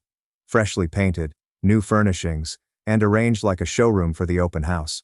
Clean and pristine, like if I had never lived. I took out all of your rubbish. Looks much better now. I suppose that's what occurs when the dead weight disappears. Continue to be broke while doing your part-time job. Do not come back. Oh, and thank you for moving out. We really needed the area for anything worthwhile. I gazed at the message for a whole minute. Nor wounded, nor furious. Simply cold and calculating. He wanted a reaction. They wanted me to respond with something desperate or defensive. I wanted confirmation that he still had influence over me. I didn't respond. That night I was unable to sleep. I kept thinking about that photo, and how easy it was for them to remove me. Around 2 a.m., I opened Instagram and started browsing, passing time. That's when I discovered it. Jake's Fin is public. Same face, but different username. Some variations of his name using random numbers. The type of account individuals create when they believe they are being smart but are actually being careless. His narrative was still posted. Posted 6 hours ago. The first slide showed him seated in my former room. Caption: finally got rid of the dead weight. The second slide showed him recording himself in the mirror. Caption: Golden Child keeps winning. I took screenshots of both. The username is displayed, as is the timestamp. Then I continued browsing through his highlights. Months worth of posts, and that's when I struck gold. One highlight titled Real Talk had slides from a few months ago. Jake jokes with his pals about replicating someone else's calculus exam. Another slide boasts of having his girlfriend compose his English essays. Another one laughing about fabricating volunteer hours on his college application. Screenshots from group discussions when he admits to plagiarizing work. There's nothing concealed. Nothing private. Just out there in public, idiot. I take screenshots of every single one. I ensured that the username and timestamps were displayed in all shots. Then I sent them to myself. I opened my laptop. I created a new folder inside the one titled House. I called them Receipts. That's when I decided I wasn't simply going to survive anymore. I'm no longer just constructing my own life and hope that karma would someday catch up. I was going to be karma. The first step was getting information. Real information is buried in paperwork and public records. I kept it ordered as if I were developing a case, which I was. On my laptop I had a folder named Home, and inside it was another folder called Don't lie to me. PDFs, screenshots, highlighted dates, county links, bookmarked pages, and a running notes file where I recorded who said what and when. I also printed the worst crap. Staples paper, inexpensive binder and plastic sleeves. Something about having it in your hands makes it real. I spent the following 2 weeks looking into everything concerning their property sale. Public records were sufficient. Permits, liens, outdated MLS notes, HOA minutes, and court documents. I screenshotted everything and maintained a running log as if it were a case. Something fascinating happened. The basement has flooded 3 times during the last 7 years. Sump pump failures, water damage, and foundation fissures have all been documented and are being handled discreetly and cheaply with minimum repairs. Nothing that would stand out in a cursory walkthrough, but enough to be a severe issue for any buyer who looked. Guess what isn't disclosed in the current seller disclosure? Flooding, foundation difficulties, all of it. They were hiding it, not just leaving things out, but intentionally concealing systemic issues. That is fraud, namely real estate fraud. Could nullify the deal, expose them to litigation, and undermine their credibility. I saved every document, printed copies, and uploaded backups to 3 separate cloud accounts.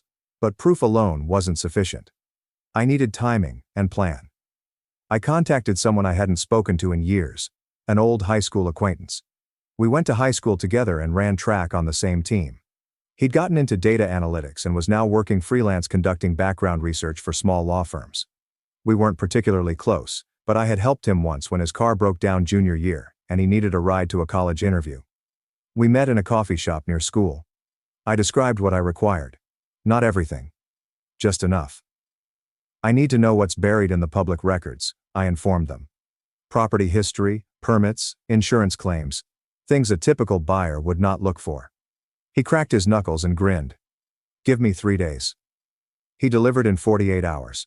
My pal did not hack anything. He just understood how to get permits, old postings, and insurance breadcrumbs that most people never look at. County building permits revealed 3 distinct waterproofing operations over a 6-year period. He discovered contractor bills my father had filed to the HOA for compensation on shared drainage concerns. The HOA meeting minutes are public record in our county. Old MLS notes from when they initially purchased the property revealed little basement wetness. There were also small claims court papers from a prior owner who sued for water damage before my parents purchased it. The basement problem was greater than I anticipated. Not simply floods, but severe foundation breaches with water pouring through the walls during heavy rains. The sump pump was a temporary solution. The true remedy would cost at least $40,000. My parents were aware. My acquaintance discovered an 8-month-old construction permit application in which my father claimed basement waterproofing repair and temporary patching as the work description. They had done the bare minimum and never revealed any of it. I had them, but I was still not ready to relocate. I wanted the timing to be exact and surgical. Meanwhile, I continued to develop my life. The institution invited me to speak at the autumn first-generation student showcase. They wanted upperclassmen who had surmounted hurdles to share their experiences. Someone who persevered despite the lack of familial support. The event was set for late October for the whole university, including staff, students, and parents. That's when I knew the time was ideal. What if my parents watched me on stage, acknowledged as a success, and publicly applauded, just as their house sale fell through? What if all they'd created, their image, their idyllic family myth, crumbled because I succeeded without them? I didn't yell, but rather grinned. I began placing parts in place. I had the paperwork, the evidence of fraud, ready to go at the appropriate time. I contacted the college communications department and they verified that my story will be included. Full profile, photographs, and the works. I agreed to everything. And then I got one more card. Jake shared screenshots from his Fanina. All those postings bragging about cheating, faking volunteer hours, and plagiarizing essays were sitting in my receipts folder, waiting. Nothing big, but packed together and forwarded to the appropriate admissions office. That is different. I did not want to destroy him. Just remind him that no one is untouchable forever. I waited until October, and then I started. The orientation address was delivered on a Thursday afternoon. I'd practiced it a dozen times alone in my flat, hoping to sound confident without seeming rehearsed. The college wanted inspirational, so I provided them honest answers. I talked about growing up invisible, working 2 jobs to cover application costs, sleeping in a church shelter and learning to stretch $3 into 2 meals, and the moment I understood I didn't need anyone's permission to be alive. I made the dean's list 4 semesters in a row while working part-time and attending school. The auditorium was filled. 300 individuals, possibly more. Students, parents, professors, and my parents, who are most likely watching online. The complete video was released on the college's website that night. 3 hours later, it had been shared 40 times. By the morning, 100 old classmates had commented and professors had sought out. Strangers received notes claiming they had been through something similar, and my tale offered them hope, which my parents noticed. I know because someone gave me a screenshot of a comment my mother made on a shared post. This is full of exaggerations. Some people just don't appreciate everything their families sacrifice. Passive-aggressive, defensive, and perfect. She was rattled, and I hadn't finished. What amused me was how quickly things got beyond my control. The local community page took it up since tiny communities view other people's lives as free entertainment. Someone uploaded the story. Someone else uploaded a screenshot of my mother's reply. And then the responses devolved into a gossip fest that pretended to be concerned but was actually simply drama. The next day, the listing agent abruptly disabled her listing comments. Not a coincidence, simply damage control. While the profile was being circulated online, I completed phase 2. The property purchasers were in the process of finalizing their inspections. Everything was coming to a close. They'd already gotten finance, begun packing, and psychologically invested in this as their new home. That's when I shipped the box. Anonymous, untraceable, and forwarded using a third-party mail provider. Inside was a flash drive, permit history showing recurrent waterproofing work, images of the open house listing showing suspicious wall stains, screenshots of the HOA meeting minutes noting shared drainage concerns, copies of the previous MLS comments suggesting moisture, and the claim includes court records from the prior owner's case, as well as a prepared letter. This property has concealed structural damage. The vendors were aware of the situation and actively disguised it. If you close on this residence, you assume the obligation. Inquire with the agent about any waterproofing permits or foundation concerns that have been reported in county records. See what they say. 4 days later, the listing disappeared. The purchasers backed out strongly. Here's the trouble about real estate. When a buyer's inspection confirms water infiltration and foundation damage and the buyer's agent requests repairs or credits in writing, the agent is legally required to report going forward. The listing agent couldn't hide it any longer. The buyer's agent issued her a formal email urging that the sellers remedy secret structural concerns or they would walk. That email may not be public record, but it made the rounds. Real estate agents chat. Small-town agents, particularly potential buyers, would learn about it. Any credible buyer's agent would pose inquiries, and if the agent tries to hide it now, she will lose her license. They were overdue on their mortgage, unable to sell without declaring and correcting. They didn't have $40,000. Looking at foreclosure, I didn't celebrate. Instead, I watched the dominoes fall. Then came step 3. Jake was applying to colleges, huge schools, and prominent programs based on faked grades and fabricated accomplishments. I submitted an anonymous email to the admissions integrity office for his top 3 picks. Concerns have been raised about academic dishonesty in applicant Jake. Attached are screenshots of false volunteer records and admitting plagiarism. Please review before making final acceptance choices. I've provided the screenshots. Jake is joking about duplicating assignments, boasting about faking community service hours, and laughing about having buddies sign attendance sheets he never earned. I didn't want him rejected right away. I only wanted a subtle under-review stamp that would follow him around. 2 weeks later, I learned through the small-town network that Jake's top-choice acceptance was delayed. They had demanded further paperwork. His scholarship committee placed his application on hold seeking explanation. Nothing definite, nothing explosive, only questions. But Jake would meet someone new. He'd wait months for the other shoe to drop, incessantly checking his inbox and wondering who was watching. That was sufficient. 3 weeks have passed, and things are quiet and usual. I went to class, worked my shift, and studied at the library. It was already November, a little more than 2 years after I left their house. I'd turned 22 months earlier. They had missed 2 birthdays. Then they showed up. When I returned home from work on Tuesday night, they were waiting outside my apartment building. Both of them. My father appeared older and exhausted, with his shoulders dropped.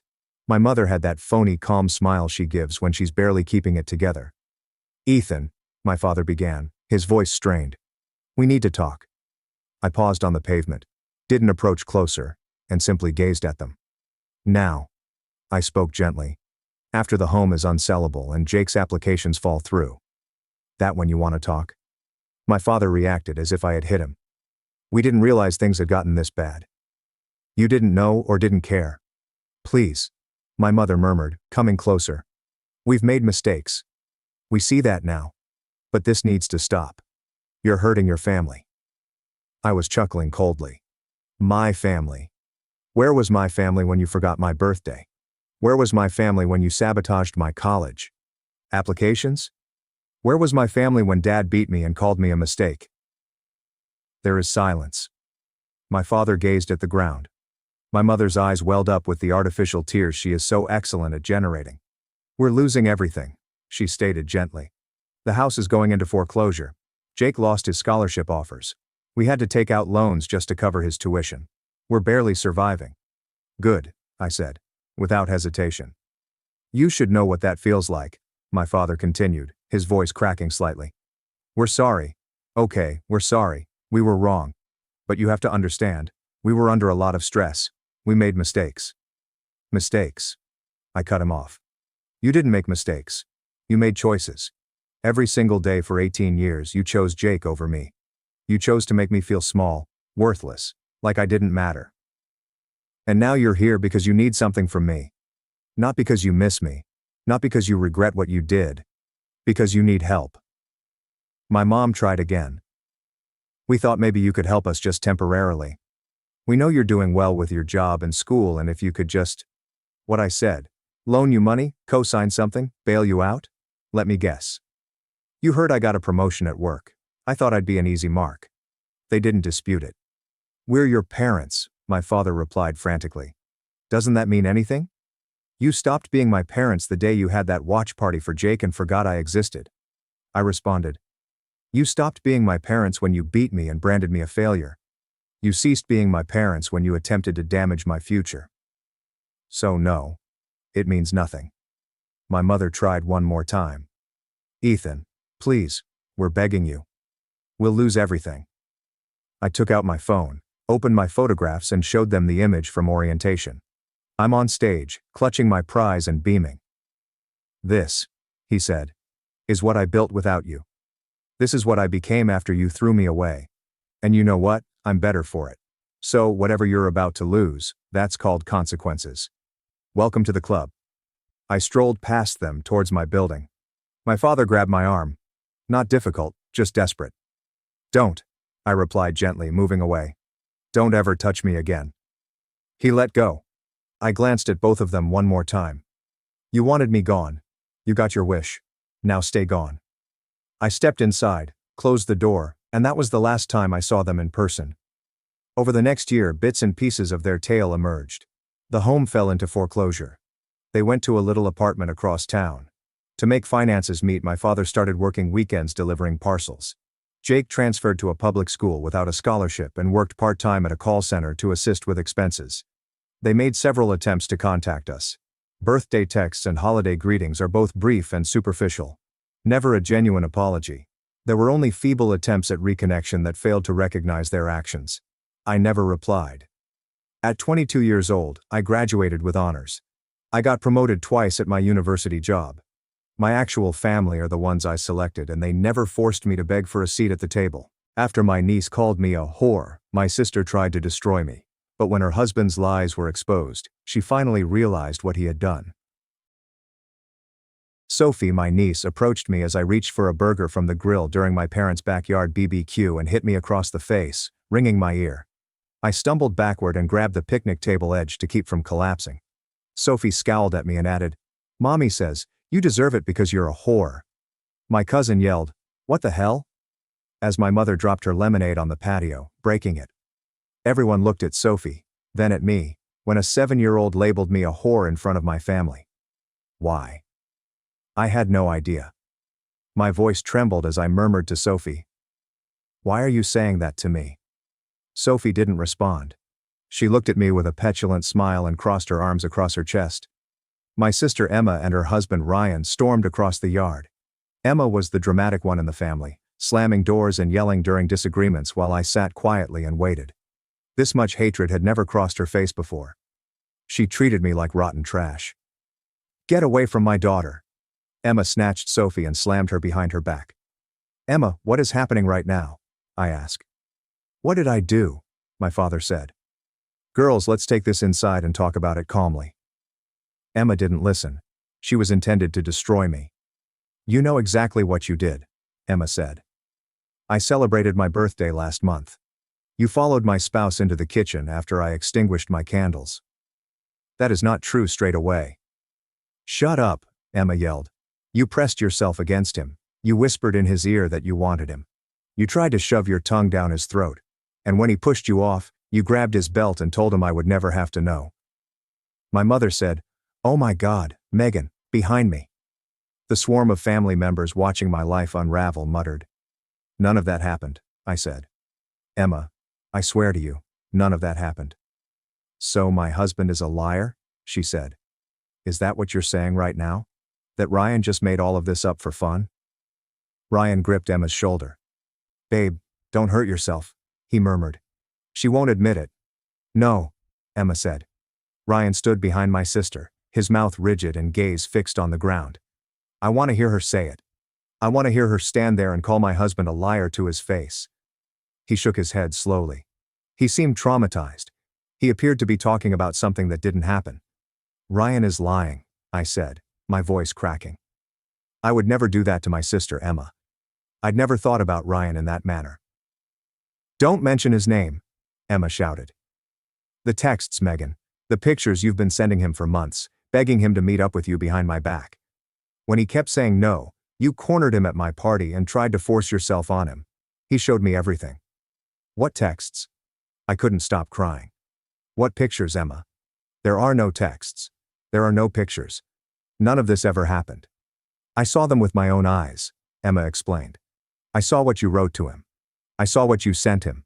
So don't stand there and lie to my face. I felt I was going crazy. There were no texts. There were no pictures. Ryan had never received anything from me. Emma, please, Ryan is the one who came on to me that night. He followed me into the kitchen and put his hands on my waist. He said you didn't appreciate him. I shoved him off and told him I would tell you everything. And he grabbed my wrist and said, no one would ever believe me. Ryan's eyes welled up with tears as he sighed deeply. This is exactly what I was afraid of, babe, he said, Emma. I told you she would flip everything around. I told you she would try to make me the bad guy. I didn't want to say anything because I knew it would tear your family apart.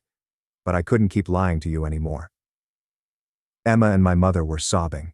I saw my life deteriorate from the center out. I screamed out, Mom, then turned to see her behind the broken glass. Mom, please. You know me. You know I would never do something like this. My mother's disapproval in her eyes made me feel it in my heart. I think you need to leave Megan, she said quietly. I attempted to approach Dad, but he was already heading toward the house, suspicious. I stood there, surrounded by people who should admire me, yet no one glanced at me. Ryan noticed me, and as Emma moved to bury her face in his chest, he winked at me swiftly and quietly, letting me know he had won. He had not. I would not ask my family to trust me over a man who had assaulted me first. He just feels that he won since he lied before I did. He is unaware that I aim to expose him. His present level of confidence will lead to his doom. He'll destroy his story with words before the end of the week. I will provide an update. Sophie, my niece, approached me as I reached for a burger from the grill during my parents' backyard BBQ and hit me across the face, ringing my ear. I stumbled backward and grabbed the picnic table edge to keep from collapsing. Sophie scowled at me and added, Mommy says you deserve it because you're a whore. My cousin yelled, What the hell? As my mother dropped her lemonade on the patio, breaking it. Everyone looked at Sophie, then at me, when a 7-year-old labeled me a whore in front of my family. Why? I had no idea. My voice trembled as I murmured to Sophie. Why are you saying that to me? Sophie didn't respond. She looked at me with a petulant smile and crossed her arms across her chest. My sister Emma and her husband Ryan stormed across the yard. Emma was the dramatic one in the family, slamming doors and yelling during disagreements while I sat quietly and waited. This much hatred had never crossed her face before. She treated me like rotten trash. Get away from my daughter, Emma snatched Sophie and slammed her behind her back. Emma, what is happening right now? I asked. What did I do? My father said. Girls, Let's take this inside and talk about it calmly. Emma didn't listen. She was intended to destroy me. You know exactly what you did, Emma said. My birthday party last month. You waited until I was blowing out my candles and then you followed my husband into the kitchen. Not true, I replied promptly. Emma yelled. Be quiet. They pressed against him. You muttered your longing into his ear, trying to drive your tongue into his throat. After he shoved you away, you grabbed his belt and told him I'd never know. My mother said, Oh my God, Megan, behind me. I heard murmuring among the family members watching my life fall apart. None of that happened, I said. Emma, I swear to you, none of that happened. So my husband is a liar, she said. Are you saying this now? Ryan made up everything just for fun, right? Ryan approached Emma, grabbing her shoulder. Babe, don't hurt yourself, he murmured. She won't admit it. No, Emma said. Ryan stood behind my sister, his mouth rigid and gaze fixed on the ground. I want to hear her say it. I want to hear her stand there and call my husband a liar to his face. He shook his head slowly. He seemed traumatized. He appeared to be talking about something that didn't happen. Ryan is lying, I said, my voice cracking. I would never do that to my sister, Emma. I'd never thought about Ryan in that manner. Don't mention his name, Emma shouted. The texts, Megan. The pictures you've been sending him for months, begging him to meet up with you behind my back. When he kept saying no, you cornered him at my party and tried to force yourself on him. He showed me everything. What texts? I couldn't stop crying. What pictures, Emma? There are no texts. There are no pictures. None of this ever happened. I saw them with my own eyes, Emma explained. I saw what you wrote to him. I saw what you sent him, so don't stand there and lie to my face. I felt I was going crazy. There were no texts. There were no pictures. Ryan had never received anything from me. Emma, please. Ryan is the one who came on to me that night. He followed me into the kitchen and put his hands on my waist. He said you didn't appreciate him. I shoved him off and told him I would tell you everything. And he grabbed my wrist and said, No one would ever believe me. Ryan's eyes welled up with tears as he sighed deeply. This is exactly what I was afraid of, babe, he said, Emma. I told you she would flip everything around. I told you she would try to make me the bad guy. I didn't want to say anything because I knew it would tear your family apart. But I couldn't keep lying to you anymore. Emma and my mother were sobbing. I saw my life deteriorate from the center out. I screamed out, Mom, then turned to see her behind the broken glass. Mom, please. You know me. You know I would never do something like this. My mother's disapproval in her eyes made me feel it in my heart. I think you need to leave, Megan, she said quietly. I attempted to approach Dad, but he was already heading toward the house, suspicious. I stood there, surrounded by people who should admire me, yet no one glanced at me. Ryan noticed me, and as Emma moved to bury her face in his chest, he winked at me swiftly and quietly, letting me know he had won. He had not. I would not ask my family to trust me over a man who had assaulted me first. He just feels that he won since he lied before I did. He is unaware that I aim to expose him. His present level of confidence will lead to his doom. He'll destroy his story with words before the end of the week. I will provide an update. My hands were trembling so violently that I had to stop twice on the way home from the BBQ. I wept at a grocery store parking lot while driving. Emma made an accusation against me. That night was so vivid that I felt dreadful. It was her birthday party. She rented the back room of her favorite Italian restaurant and invited everyone she knew. My attire was green since Emma always said green was my color, and I wanted to look lovely on her special night. Ryan welcomed me immediately as I walked in. He said I was beautiful and kissed my cheek. My brothers-in-law do it, so I said thank you without thinking. They laud the wives' sisters. It does not need to mean anything. But then I saw he was looking at me over meals, not my face. Lower. Despite the fact that I had done nothing wrong, his stare made me feel vulnerable, so I tugged on the collar of my dress. Ryan whispered, That dress is doing things to me, Megan. I chuckled uncomfortably and walked to speak with my cousin across the room as Emma stood up to go to the toilet. I said I misheard him. I told myself he was strange and charming, like some men who have had too much alcohol. The alternative was too terrifying, so I told myself numerous things that night. Everyone went to the main room for dessert after dinner. Emma hoped with her eyes closed and hands clasped at the head of the table. I saw her happy and thought how fortunate she was to have found love. Maybe I'll discover it too. I slipped into the kitchen to get some water since the booze was making my head hurt. I stood at the sink in the quiet room, pouring a glass and stroking the chilly edge against my forehead. Then I heard footfall behind me. I turned to see Ryan standing in the doorway. His usual grin was gone. He glanced at me with a different expression. Hungry. There's just one term to describe it. He seemed starving. There you are, he said. I've been trying to get you alone all night. I laughed for no reason. What are you talking about? Come on, Megan. He pushed off the door frame and walked toward me. Don't play dumb with me. I see the way you look at me when you think nobody's watching. I see the way you dress when you know I'll be around that green dress tonight. That was for me, wasn't it? I backed up to the sink's edge. The counter was frigid despite my light attire. I remember thinking it couldn't happen. This must be a joke. Ryan, whatever you're thinking, you should stop right now. He proceeded. He continued going till he was in front of me. I could smell champagne on his breath and see his pupils expand in the dim kitchen light from so close. Then he grasped my waistline. When his fingers brushed my hips through my dress, I froze because my brain couldn't process it fast enough to react. Emma doesn't appreciate me, he said, almost kissing my ear. She does not look at me the same way that you do. Megan, we could be awesome together. Only once. She doesn't need to know. I shoved. He lurched backward and almost collapsed as I shoved him hard. I yelled, "Get off me," loud enough to startle someone but not enough to fill the entire room. What is wrong with you? Emma is my sister. I would never do that to her. Ryan's expression became sour as his charm disappeared. His jaw clenched and his gaze froze. He scared me briefly. You're making a mistake, he whispered. I was trying to be pleasant about it. I was giving you an opportunity. But if you want to play that way, that's okay. The way he fixed his shirt and looked at me made my skin crawl. Just so you know, he said. Megan, if you tell Emma about this chat, I'll tell her you came on to me. You've been messaging me for months, and you flung yourself at me tonight and I turned you down because I love my wife. She'll believe me. I'm her husband, and you're her jealous single sister who has never had a boyfriend, so she'll believe me. I gasped. You're insane, I gasped. I'm going to tell her everything.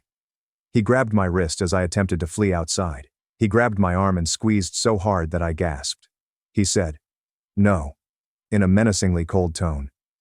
"You're not. Because if you do, I will destroy you. I will turn your whole family against you. Your mom, your dad, your cousins, everyone. By the time I'm done, they'll all think you're the whore who tried to break up your sister's marriage. Is that what you want, Megan? Is that the hill you want to die on?" I grabbed his arm and ran out the door. His fingers left red lines on my wrist, which was painful. I almost told Emma everything when I saw her in the main room with her family singing happy birthday. I almost grabbed her arm and led her aside to show her my wrist markings and persuade her to trust me. Ryan followed me out of the kitchen and stood across the room gazing at me with a "I dare you" expression. I was terrified. He expressed everything in a bad sense, which scared me. She would trust her husband over her unmarried sister. My parents trusted their loyal son-in-law more than their daughter, with whom they had never been compatible. Because Ryan was charming and affluent, and I was Megan, everyone would support him. I hugged my sister and wished her a happy birthday before going home and not talking. I figured keeping away from him would be excellent.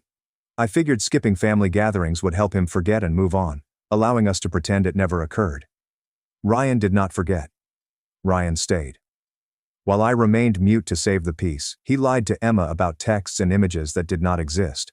He was arguing his case against me in whispers. He was becoming the victim, and I was the villain. It was too late when I uncovered his hidden activities. He had won, or believed he had. In the grocery store parking lot, weeping, I realized my worst mistake.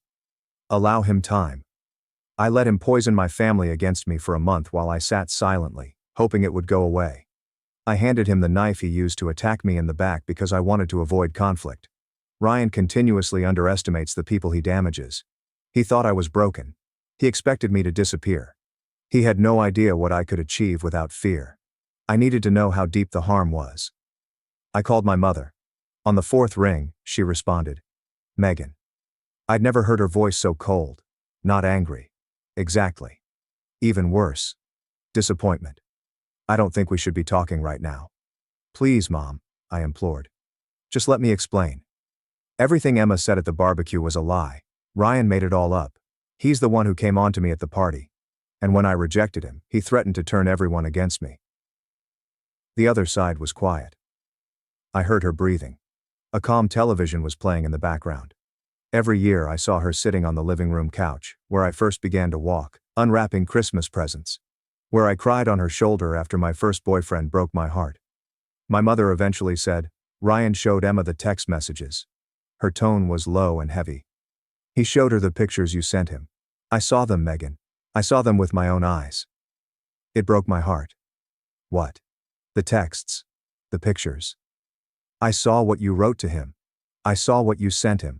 Emma showed me on her phone. I clenched my steering wheel.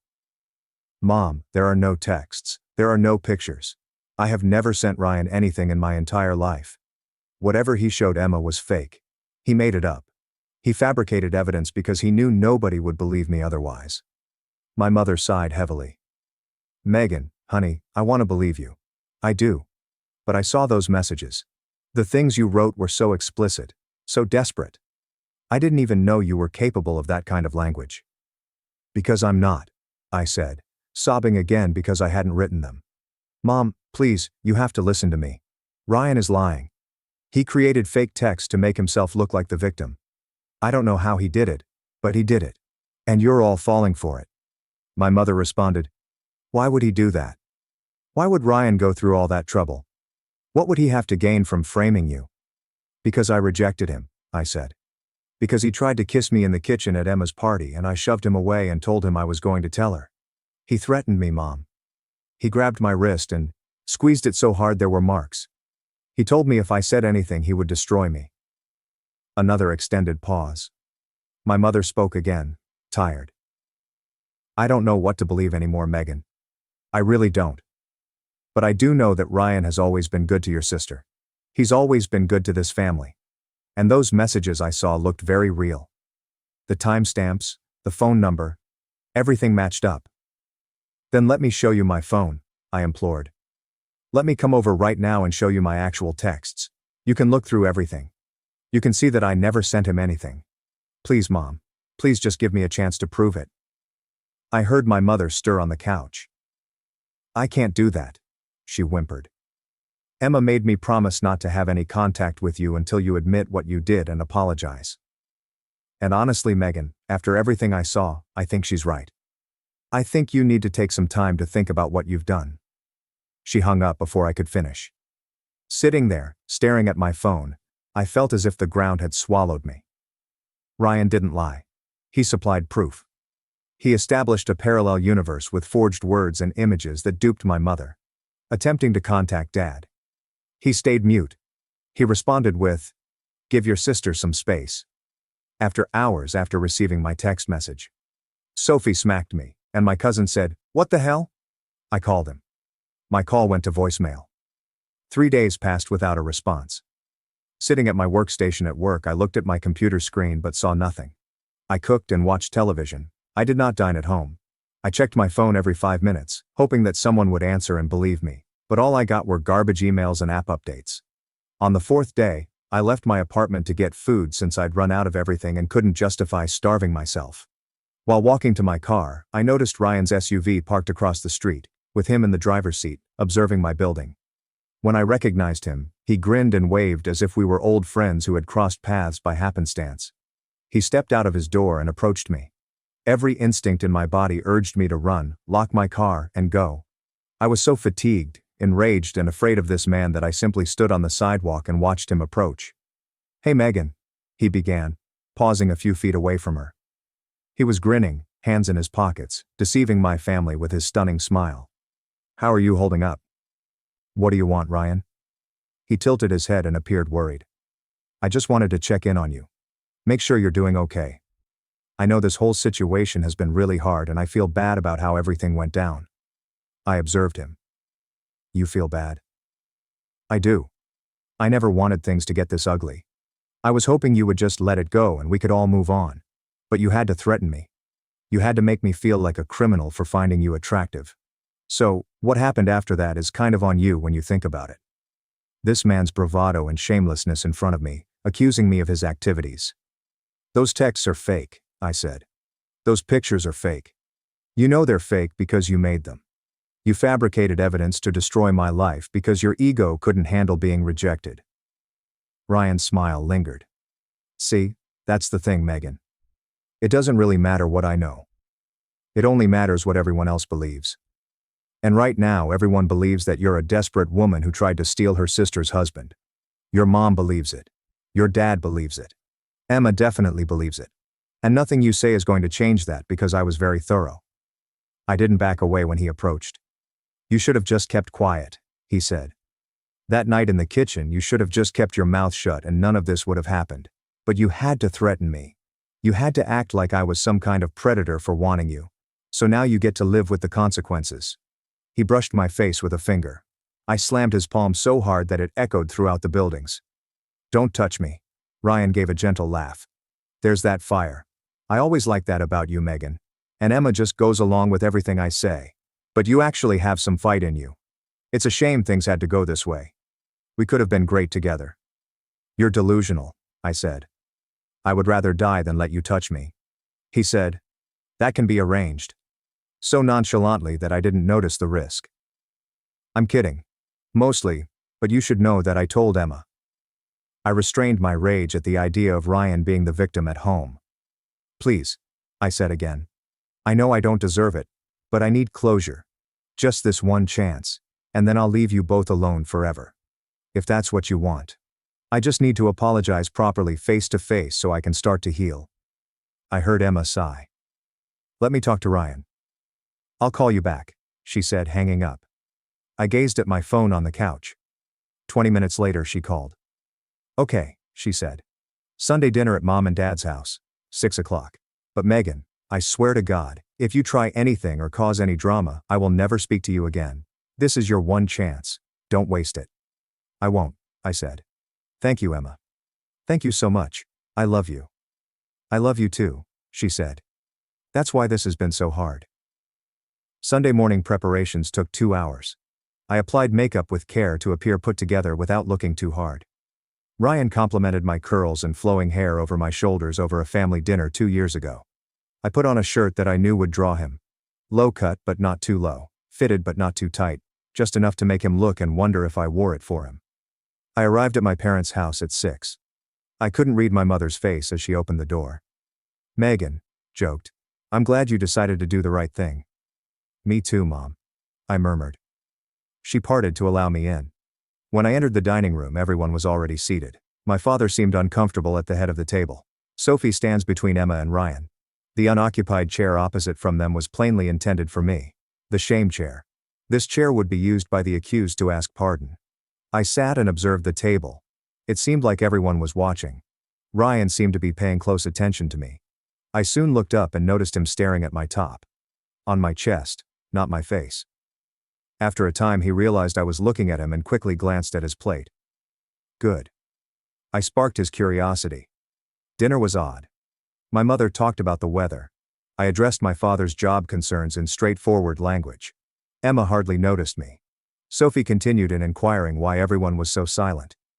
During lunch I apologized 3 times. I revealed my shame.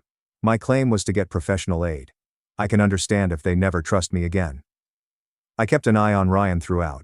When I gazed at him, he always returned my gaze. He stopped hiding it when my mother served dessert. Emma told my father about Sophie's school, and he glanced at me. He proceeded to glance at my top, then my face. I kept his gaze for longer than necessary each time I caught him. Not long enough for others to notice, but enough to make you wonder. I rose to the podium and requested, Emma, can I talk to you and Ryan privately for a minute? I want to apologize to both of you properly away from everyone else. Emma looked at Ryan. Still staring at me, he slowly nodded. Fine, Emma said. Let's go to the living room. The 3 of us exited the table and I stood in front of them. Ryan, I said quietly, approaching him. I'm so sorry for the way I behaved. I was confused and lonely, and I misread your kindness as something more. That was my mistake. My sickness. You've always been a good husband to my sister and a good father to Sophie, and I never should have put you in that position.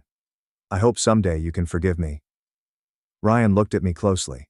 I could see him trying to figure out whether this was real, whether I had given up, and if his strategy had worked as well as he had hoped. "I appreciate that, Megan," he said. "I know this wasn't easy for you to say, and I want you to know that I forgive you. I just want us all to move forward as a family." His arm encircled Emma. "See, babe, I told you she would come around. She just needed some time to process everything."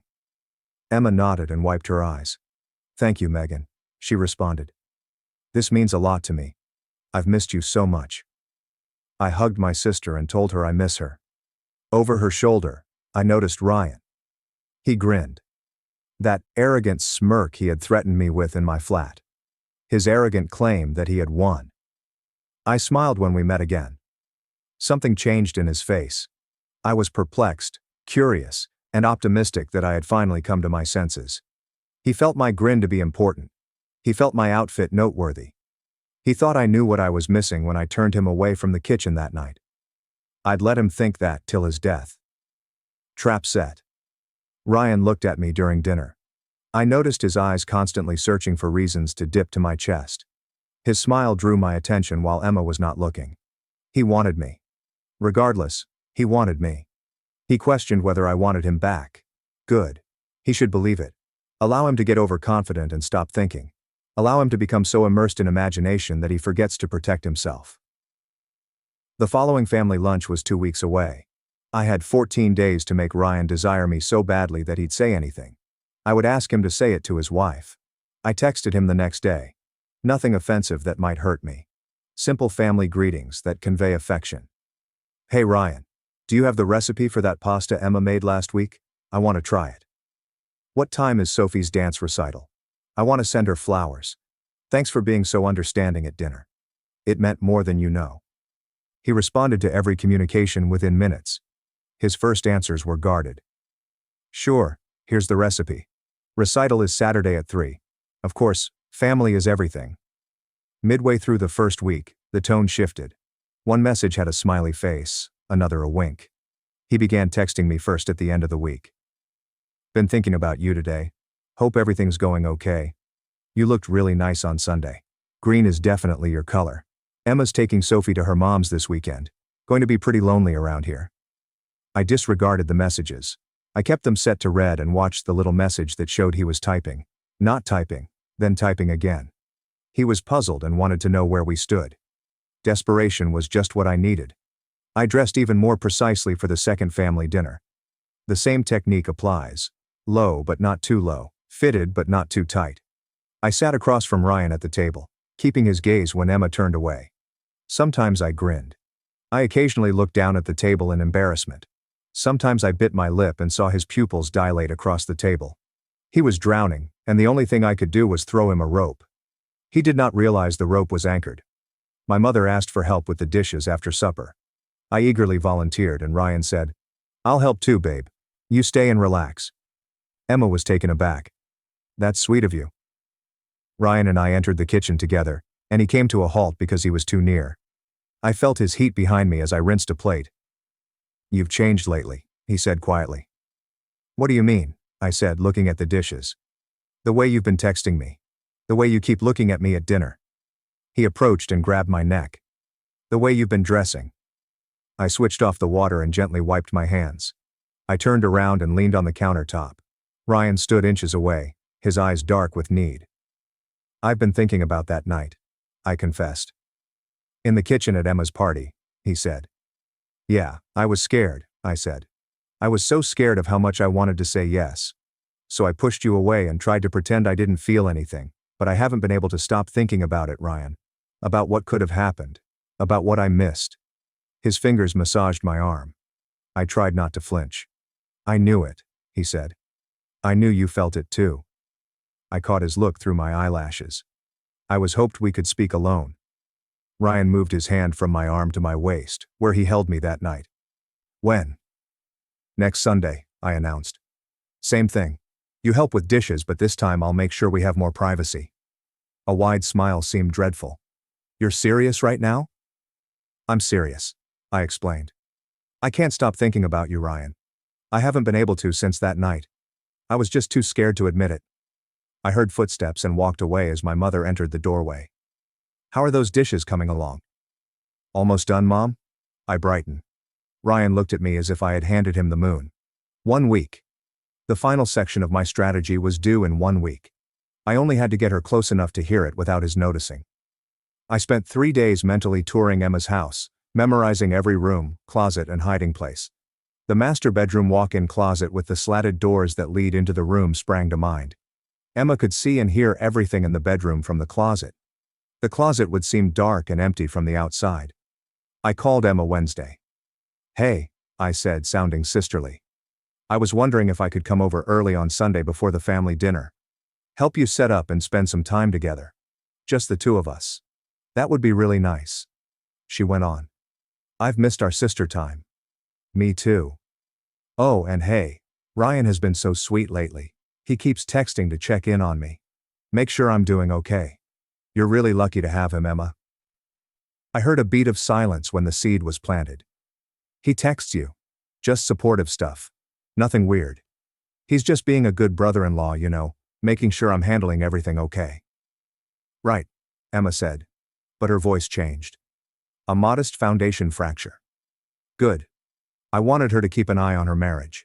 I wanted her to pay closer attention to him than she had previously. I arrived at Emma's apartment 2 hours early on Sunday. Not Ryan's car in the driveway. Emma informed me that he had taken Sophie to get ice cream before letting me in. Wanted to give us some girl time. During the first hour of cooking, I planted small seeds of mistrust. Ryan seems stressed lately. Is everything okay with you guys? He's been texting me a lot. I hope you don't think that's weird. I feel like he's trying really hard to make things right between all of us. It's sweet, actually. Emma was supposed to ask why her husband was so worried about my well-being with each comment. To sow the smallest seed of doubt that would blossom when she discovered his genuine feelings for her. Emma said she'd take a short shower after we finished cooking. Make yourself at home, she said. Ryan should be back soon. This was my opportunity.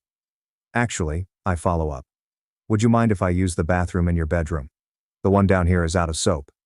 Sure, go ahead. I entered the master bedroom upstairs.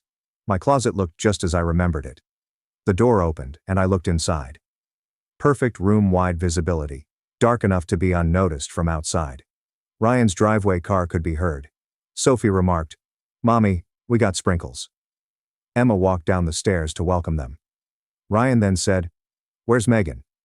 "Upstairs," Emma. Left the bedroom and down the stairs. Ryan at the bottom looked at me, famished. As I approached him, he said, "Hey," softly. "Hey." We went into the kitchen and he entered my space when we were alone. "So tonight," he mumbled. "We're still on, right?" "Actually, I was thinking," I explained gently. "Maybe we shouldn't do it here. Too risky. What if someone walks in?" His expression indicated disappointment. "Then when?" "After dinner, when everyone leaves. Tell Emma you're tired and want to go lie down, then text me. I'll tell my parents I forgot something and come back." Ryan's eyes widened. "You want to come back here? To my house? To your bedroom?" I said, "I want to do this right, Ryan. I want it to be perfect." It appears like he will faint. "Are you serious?" "I've been thinking about it for 2 weeks. I need to know what it would have been like if I hadn't pushed you away. I need to feel what I was missing." He grabbed my hand. "I'll text you the second she falls asleep." "Don't wait that long," I advised. "Just tell her you need to rest." "I don't think I can wait." After the family arrived, supper was pain. Every minute seemed like an hour. My job was wonderful. The remorseful sister is grateful for the welcome. Beautiful daughter helps the mother. Sophie's nice aunt was playing with her in the living room. I examined the clock on the wall, counting down the minutes till I could murder Ryan, who stared at me with greedy eyes. After supper and everyone had departed, I pulled Emma aside. "Hey, I think I left an earring in your bathroom earlier. Can I run up and check?" "Sure," Emma said. "Do you want help looking?" "No, it's fine. I know exactly where I was standing." I walked upstairs to her bedroom and checked the closet again.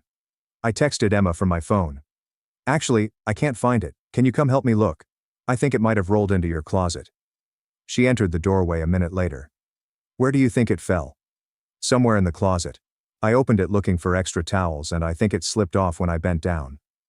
Emma went into the closet and checked the floor. I don't see anything. Keep looking, I said. It's a tiny silver hoop. Could be in the corner.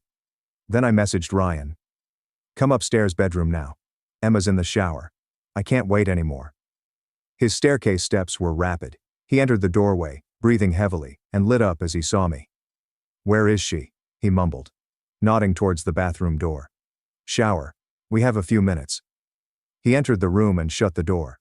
I cannot believe this is finally happening, my husband said to me. I've been thinking about you all day, all week. Ever since that night in the kitchen, I haven't been able to get you out of my head. Tell me, I said, approaching him. Tell me what you've been thinking about. My waist was once again in his hands.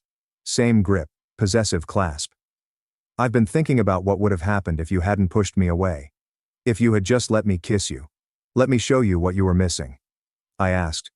What would have happened? I would have taken you right there in my wife's kitchen, he said desperately. Emma has no idea what I'm capable of. She's so boring in bed, so predictable. But you, Megan, I could tell from the moment I met you that you were different. That you needed someone who could actually handle you. A gentle sound emanated from the closet. Emma adjusts weight and listens. I asked. What else? Tell me everything. Ryan sketched me. I wanted to push you up against that counter and show you what a real man feels like. And I wanted to hear you scream my name while my wife was in the next room blowing out her birthday candles. I wanted you to know that you were always the one I really wanted, not Emma. You. And when I said no, when I pushed you away, the man said. That made me furious. I spent weeks being nice to you, complimenting you, making you feel special, and you rejected me like I was nothing, like I was disgusting. So, I decided if I couldn't have you, I would destroy you instead. I asked. How? Tell me how you did it. Ryan gave a gentle laugh. It was easy. I made up the texts on a fake messaging app. Made up the pictures too. Spent a whole month telling Emma what a desperate whore you are. Watching your entire family turn against you one by one. He grins. And the best part, you came crawling back anyway. You apologized. You begged for forgiveness. And now here you are in my bedroom about to give me exactly what I wanted in the first place. Say it again, I replied. Say what you did. I want to hear it. I made it all up, Ryan claimed. Every single text, every single picture. You never sent me anything. I fabricated everything and watched your whole family hate you for it. Nobody believed you, Megan. Nobody will ever believe you because I'm the devoted husband and you're just the crazy jealous sister who couldn't handle rejection. The closet door burst open. Emma's expression as she gazed at her hubby in the doorway was memorable. Her face had lost all of its color. Her hands trembled. Tears flooded her eyes. When Ryan turned around, he saw his wife and became paper white. She was aware of every confession, criticism of her dullness, and every detail of how he had gradually destroyed me in order to conceal his betrayal. He had nowhere to hide. Emma, Ryan sputtered. Babe, this isn't what it seems. I heard everything. Emma's voice trembled, making it difficult to talk. I heard every single word you just said. You made it all up. The texts, the pictures. You made my family hate Megan because she wouldn't sleep with you. Ryan raised his hands. Okay. Wait. Just listen to me. Megan set this up. She tricked me into coming up here. She made me say those things. None of it was real. I was just telling her what she wanted to hear. Emma screamed and laughed. I just heard you say it with your own mouth. You said you fabricated the texts.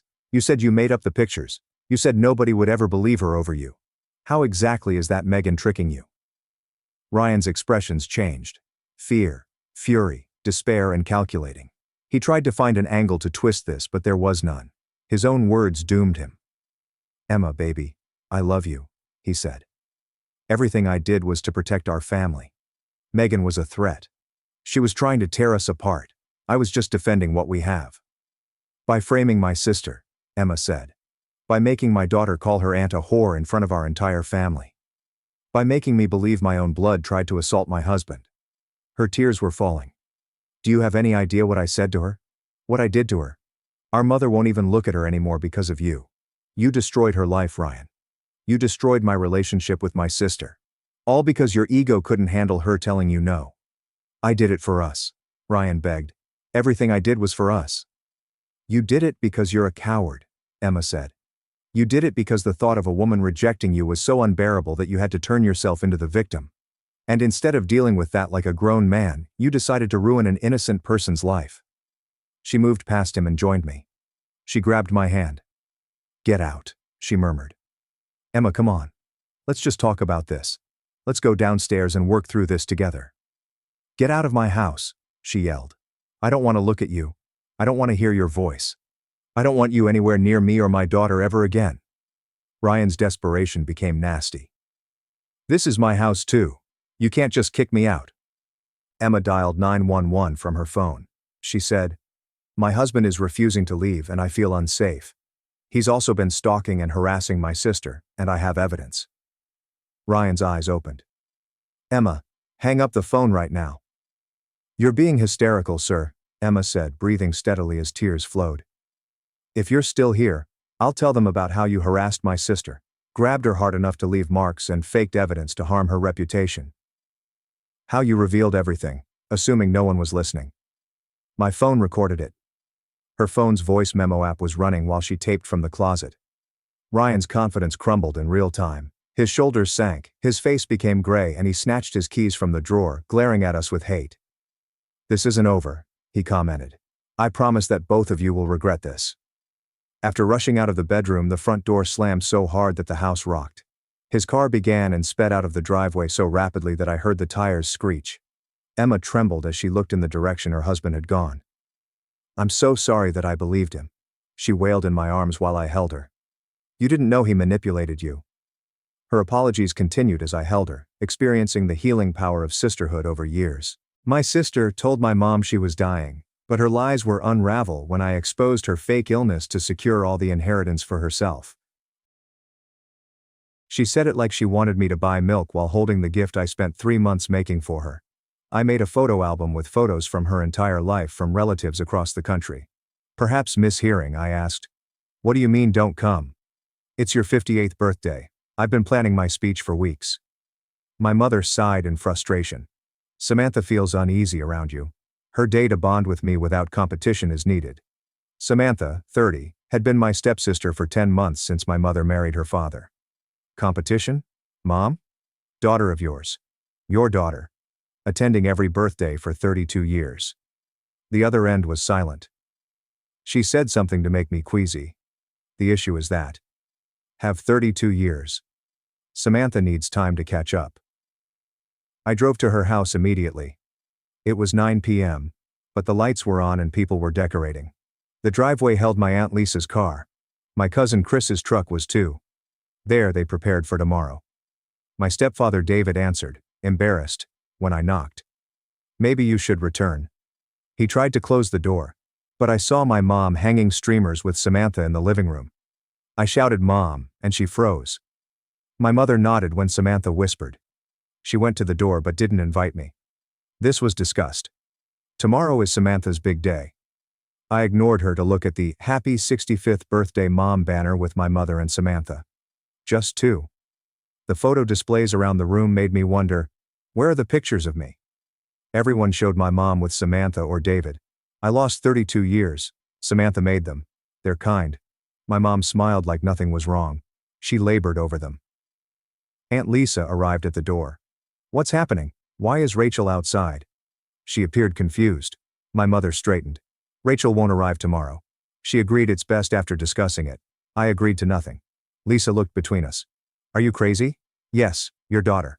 Samantha appeared with a cake decorator. She triggers me.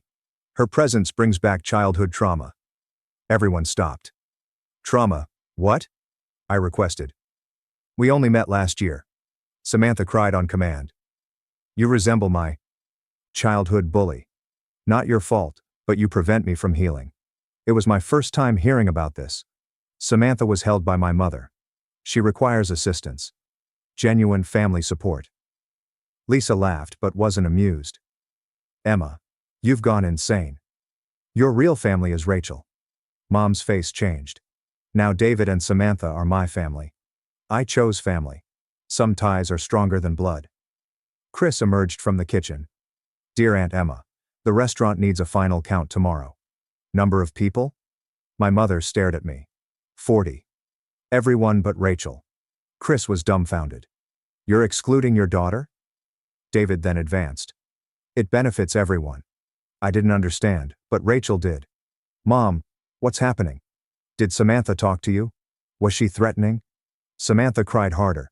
See? Again, she attacks me. This is my point. My mother ran inside after her. David was at the door. You should, you upset them. Lisa grabbed my arm. Come to my car now. Sitting in her driveway, she pulled out her phone. Last week your mother changed her will. Samantha gets everything. The house, savings, and grandmother's jewelry. When my grandmother died, she left me certain pieces. My mother kept them until my wedding. You know this how? I requested. Just because she asked me to watch. I told her she was wrong and refused. She then announced Samantha's terminal diagnosis.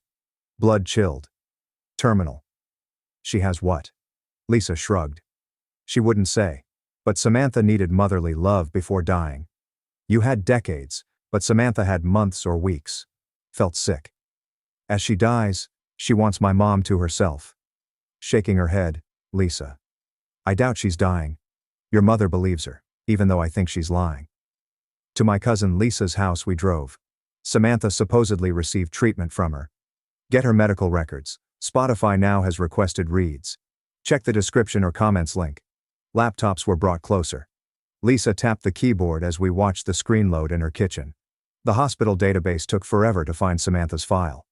Lisa's expression changed when it appeared. She scrolled through empty pages. No chemotherapy records, oncology appointments, or treatments. Only 2 visits were listed. 2 years ago for a sprained wrist and last March for the flu. Lisa gave me a stack of Samantha's hospital medical history and printed everything she could without breaking privacy laws. Every page showed she was alive.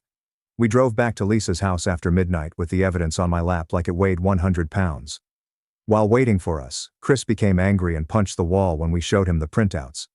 Lisa made coffee we didn't drink while we pondered our next steps at her kitchen table. Chris suggested hiring someone to investigate Samantha's past because if she lied about being terminal, she probably lied about other things. Diane knew fraud-fighting private investigator Dylan Paday from her courthouse job. Even though it was almost 12:30 a.m., he answered on the 3rd ring when she called. Diane explained the situation while Chris and I listened. Dylan offered to meet us the next day and investigate Samantha's background immediately. We kept making lists of Samantha's suspicious features and story because we couldn't sleep. The terminal illness that changed depending on who she talked to, how she isolated my mother from anyone who questioned her, and how quickly everything happened after my mother married David. We had 2 pages of red flags that should have been obvious by sunrise. Diane called Sarah Nelson 9 a.m. Sarah, a family lawyer who handled elder manipulation cases, helped Diane's friend's father change his will suspiciously last year. Sarah agreed to review our data and meet with us that afternoon. The hospital records, timeline, and Samantha's behavior concerns were brought to her office. Sarah spent 2 hours reviewing every document and asking about my mother's relationship with David and Samantha's quick takeover. She said proving undue influence in court was difficult but possible. The rapid will change helped us. The fact that my mother had abandoned me after 32 years helped us. Samantha's history of health deception helped us. Sarah said we needed more evidence before suing, but we had enough to start. Now we must document every interaction with my mother and Samantha, she said. Record calls if possible. Save text messages. Keep a record of Samantha's growing control over my mother's finances and decisions. Sarah warned us that manipulators like Samantha doubled down when threatened, making cases like this worse. I called my mother 3 times the following week but she never answered. Left messages saying I loved her and wanted to talk. I texted to check on her. Nothing. On the 8th day, David finally picked up when I called. He told me Samantha had a health crisis after the party and my mother was too stressed to deal with me right now. I asked what kind of health crisis and David got vague. Something about her heart, or maybe her lungs. He wasn't sure, but it was serious, and seeing me would make it worse.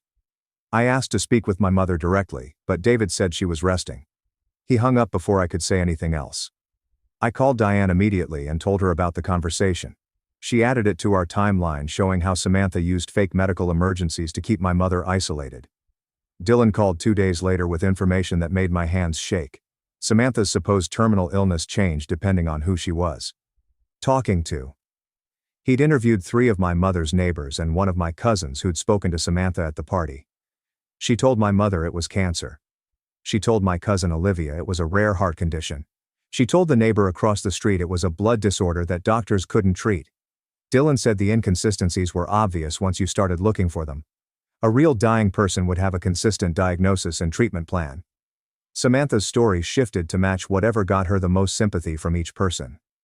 Dylan was still digging into her background, but already he'd found gaps in her employment history and addresses that didn't match what she'd told David. He said he'd have more information in a few days. Lisa contacted Mia Matthews at the hospital. Mia was an administrator Lisa trusted who'd worked there for 15 years. Lisa explained the situation carefully, staying within privacy regulations while asking Mia to verify whether Samantha had been treated for any serious conditions. Mia spent 3 days checking records across their hospital network. She found nothing: no cancer treatment at any of their facilities, no heart condition monitoring, no blood disorder diagnosis. Mia provided official documentation that we could use legally showing Samantha had never been a patient for any of the terminal illnesses she claimed. The documents were stamped and signed and completely legitimate. Mia told Lisa she'd seen cases like this before where people faked illnesses to manipulate family members. She said the hospital took fraud seriously, and if Samantha had used fake medical documents to deceive anyone, we should report it. Chris went to my mother's house to check on her because she still wasn't answering my calls. He found her in the backyard pulling weeds while Samantha sat on the porch drinking lemonade. Chris said my mother looked thin and tired, but she smiled when she saw him. He tried to ask how she was doing, but Samantha interrupted constantly. Every time Chris mentioned me, Samantha would say something about her health or her stress levels. My mother seemed completely under Samantha's spell. She kept talking about making every moment count because Samantha didn't have much time left. She said Samantha needed her full attention and support. David stood in the doorway looking uncomfortable, but he didn't contradict anything Samantha said. Chris tried 3 times to ask questions about Samantha's diagnosis or treatment plan. Each time, both my mother and David shut him down immediately. My mother said it was private. David said it wasn't his place to share. Samantha just smiled and changed the subject. Chris felt worse after leaving. I drove to my mother's the next morning. I knocked and waited. Samantha answered in my mother's robe. She treated me like a stranger selling something. Whether my mother was home. Sam leaned against the doorframe, clutching her chest. She said seeing me stressed her out and could cause a health emergency. She gasped for air while saying it. It looked staged as her hand pressed against her heart. Then I realized I was watching a performance she'd done many times. The staged illness, dramatic symptoms, and convenient timing. Samantha learned this routine to look natural. Samantha saw David behind her, looking guilty but silent. I requested direct communication with my mother. David entered, blocking the doorway. He said my mother was sleeping and couldn't be disturbed. I tried to pass him but failed. My stomach turned as Samantha watched with a slight smile. Her health was fine, she lived. She was having fun. Samantha's smile grew as David closed the door in my face. I waited 8 minutes on the porch for my mother. She never did. Lisa and I discussed legal options with Sarah again at her office. We brought everything from the past 2 weeks.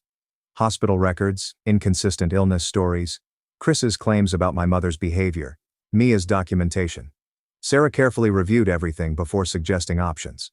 She said we needed more proof before acting. Right now we had enough to raise questions but not prove undue influence in court.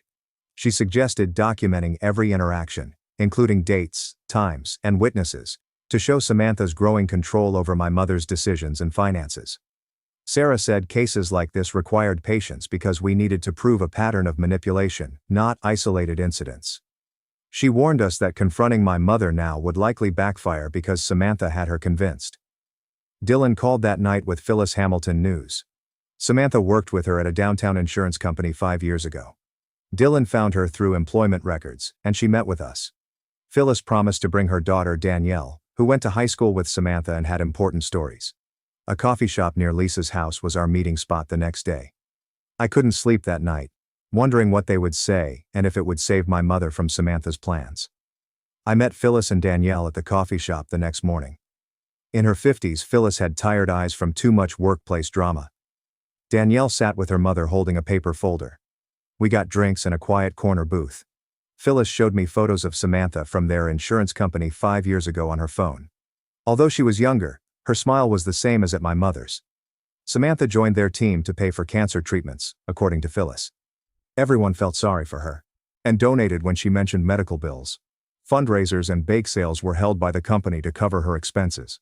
Samantha raised over $14,000 from co-workers who believed they were saving her life over 5 months. Then, a hospital employee's husband said he'd never seen Samantha for treatment. Samantha was never sick, according to a quiet company investigation. She planned doctor appointments and treatments while spending money on vacations and shopping. Management offered her a choice: return the money and leave quietly, or face charges. Samantha returned most of it and vanished a week later. Phyllis felt stupid for believing the lies, but Samantha's stories of pain, fear, and gratitude were so convincing. Danielle pulled out old social media screenshots from her folder. She showed high school photos of Samantha with different groups of students. Danielle said Samantha targeted lonely or troubled kids. She'd quickly become their best friend and discover their weaknesses. Samantha would then cause a crisis to gain attention. She sometimes accused family of abuse. She sometimes lied about illness or threats. She lied and slandered friends until they fought. Samantha then joined a new group and started over. Danielle showed me a photo of Olivia, who resembled me. Similar features and hair color. Samantha's junior year target was Olivia until she discovered the manipulation and alerted others. Samantha claimed Olivia had bullied her for months and ruined her life. Samantha cried convincingly, so most people believed her. Olivia switched schools to avoid harassment.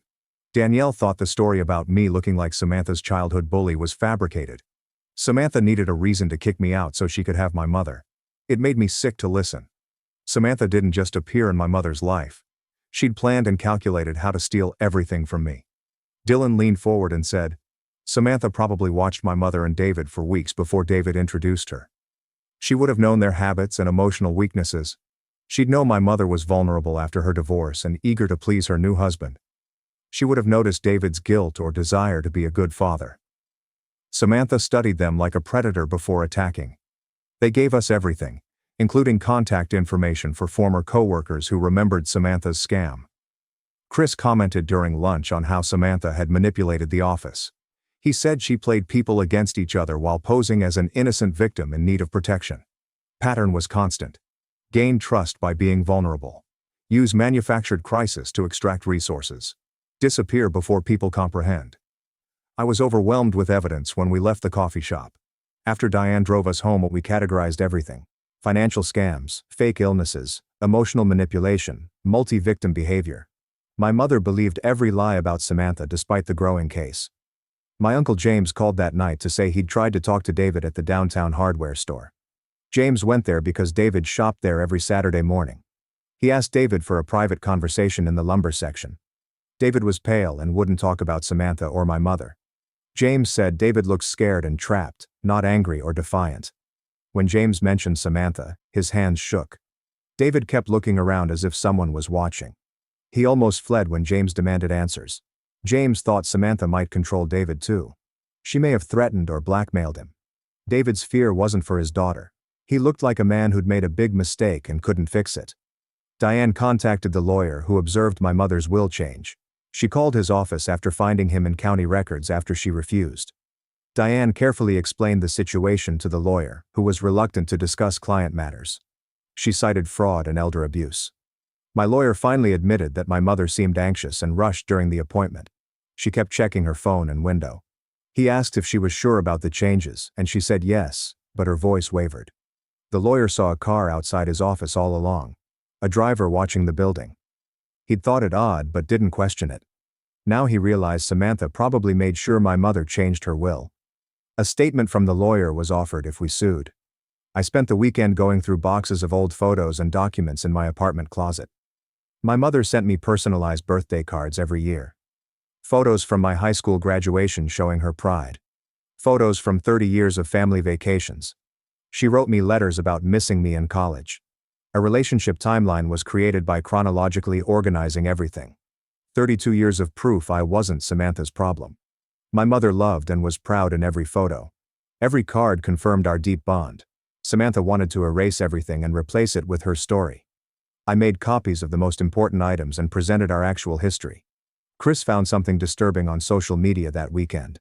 Samantha posted about her dying mother on multiple platforms.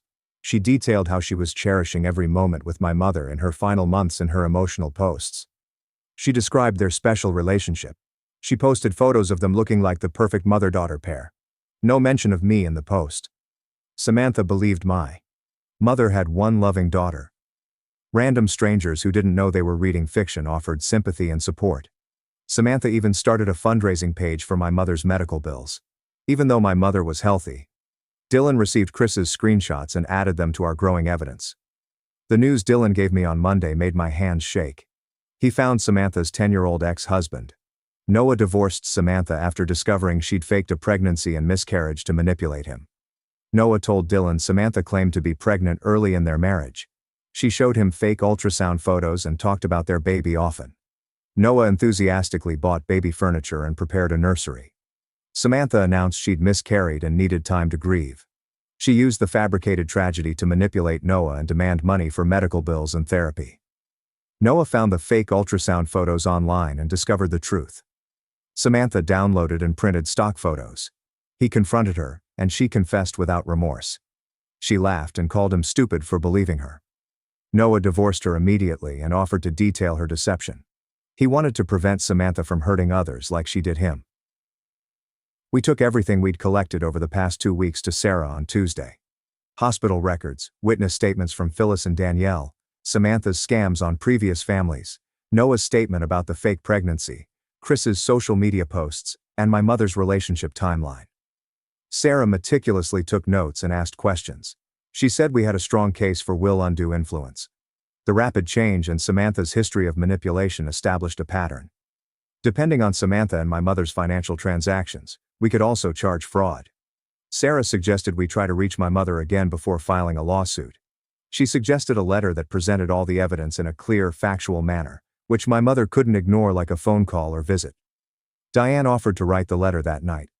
Her hours of drafting and revising ensured every point was clear and supported by evidence. We revealed Samantha's history in the letter. Phyllis, Noah, and other willing victims' contact information was included. It described fake terminal illnesses, fake pregnancies, and targeting vulnerable people.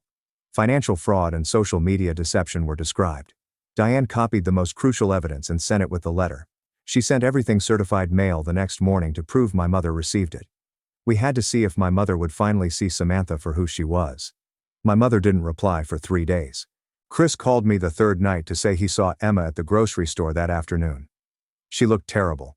Thin, like she'd lost weight quickly, and pale and drawn. Chris tried to talk to her, but she saw him coming and ran out of the store, leaving her cart half full in the aisle. She didn't look back when he called her. That image haunted me all night. My mother fleeing her nephew in a grocery store. Samantha twisted her up so much she couldn't face family. The next morning Diane's phone rang while we had coffee at her kitchen table. Her face changed immediately when she answered. Her phone was on speaker and she shouted, "James." James Turner advised my mother financially for 20 years. His services included retirement account management, tax planning, and investment advice. They had volunteered together years earlier, so Diane knew him. James sounded worried. I'd been trying to reach Emma for 2 weeks about some unusual account activity, but she wouldn't answer my calls or emails. Large withdrawals and transfers to unfamiliar accounts. Everything since she married David. He was worried enough to contact family because something felt wrong. Diane requested that he meet with us to explain everything. James agreed immediately and offered to visit Diane that afternoon. He arrived with a briefcase full of papers at 2 o'clock. He spread account statements and transaction records at Diane's dining room table. I was sickened by the numbers. The past 5 months, Emma withdrew over $37,000. Start with a few hundred, then $4,500, $7,500, $10,500. James cited a statement showing Emma and Samantha opened a joint account 2 weeks ago. He wasn't informed and didn't know about it until the transfer records. Money was transferred from Emma's retirement account to this joint account and then disappeared. James said he'd advised Emma since her 30s. He knew her spending and financial goals. This behavior was uncharacteristic. She always handled money carefully and consulted him before big purchases. Now she was draining accounts without telling him and ignoring his concerns. He asked us if we knew because it looked like someone was systematically stealing from her financially. I showed James Samantha's hospital records, victim statements, and the multi-family fraud pattern. He reclined and shook his head. He had seen con artists drain older people's accounts before. Romance or investment scams were typical. He'd never seen it with a relative, but the pattern was the same. Trust, Urgency: isolate victim from advisors, extract money, disappear. Diane called Dylan to come over immediately. He arrived 30 minutes later and James showed him the financial records. Dylan said he could legally get bank records now that we had fraud evidence. He made some calls at the table and subpoenaed Emma's account and transaction histories by day's end. The bank records arrived 2 days later. Dylan spread them on Diane's dining room table and we read them all. The pattern was worse than James said. Emma's funds were transferred to Samantha's 3 accounts. James found a joint account. Samantha opened 2 personal accounts with Emma's address. Samantha transferred families like Dylan had found before. She started with small amounts to avoid suspicion, then increased them as she gained control. Samantha convinced an elderly man to take out a second mortgage and send her the money. Everything was gone. It was strange to be right and horrified. We were right about Samantha all along. She stole from my mother and others.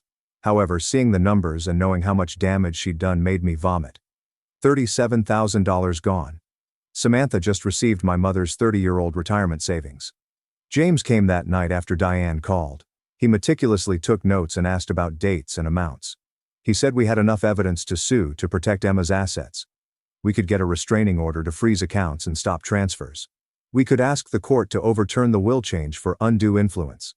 We may be able to charge fraud and theft. James said it would take time and court proceedings and humiliate my mother in public. Diane suggested trying another method first. Bring everything to David privately to see if hard evidence will break Samantha's hold on him.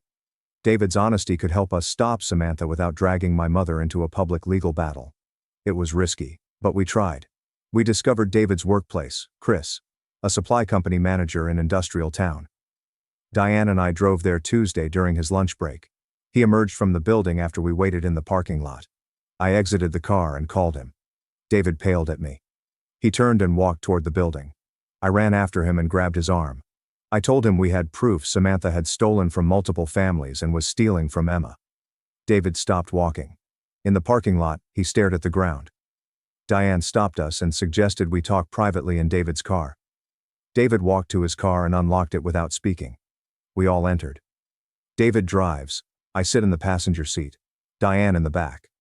I took out the folder with our collected items. Previous victim statements. Bank records showing transfers. Hospital documentation proving Samantha had never been treated for a terminal illness. And her behavior timeline. While reading each page, David's hands shook. Diane identified each person and explained Samantha's actions. The fake pregnancy, cancer diagnosis, stolen money, and broken relationships. David cried with his head in his hands. His body shook with deep sobs. He felt trapped despite knowing something was wrong for weeks. Samantha threatened him. She warned him that she would tell Emma that he had hit her. Threatened her. And tried to control her if he didn't support her story about being his daughter and terminally ill. David feared divorce and being accused of something he never did. How to fight someone who lied so easily was beyond him. David's next statement made everything worse. He was approached by Samantha before meeting Emma. She found him and claimed to be his long-lost daughter from a brief relationship decades earlier. She had plausible info about his past. She knew his residence and workplace. She knew his dates' names. David wanted to believe her because he regretted never having kids. For confirmation, he tested paternity. Results were negative. Samantha wasn't his biological daughter, but she'd already gained his trust. She knew everything about him, met his friends and lived in his apartment. David questioned her paternity test. Samantha didn't act surprised or upset. She smiled and said she never thought he was her father. He seemed lonely, and she needed a place to stay. Then she told him she found Emma online and thought she'd be a good target. She threatened to ruin David's reputation if he didn't help her get close to Emma. She recorded private conversations.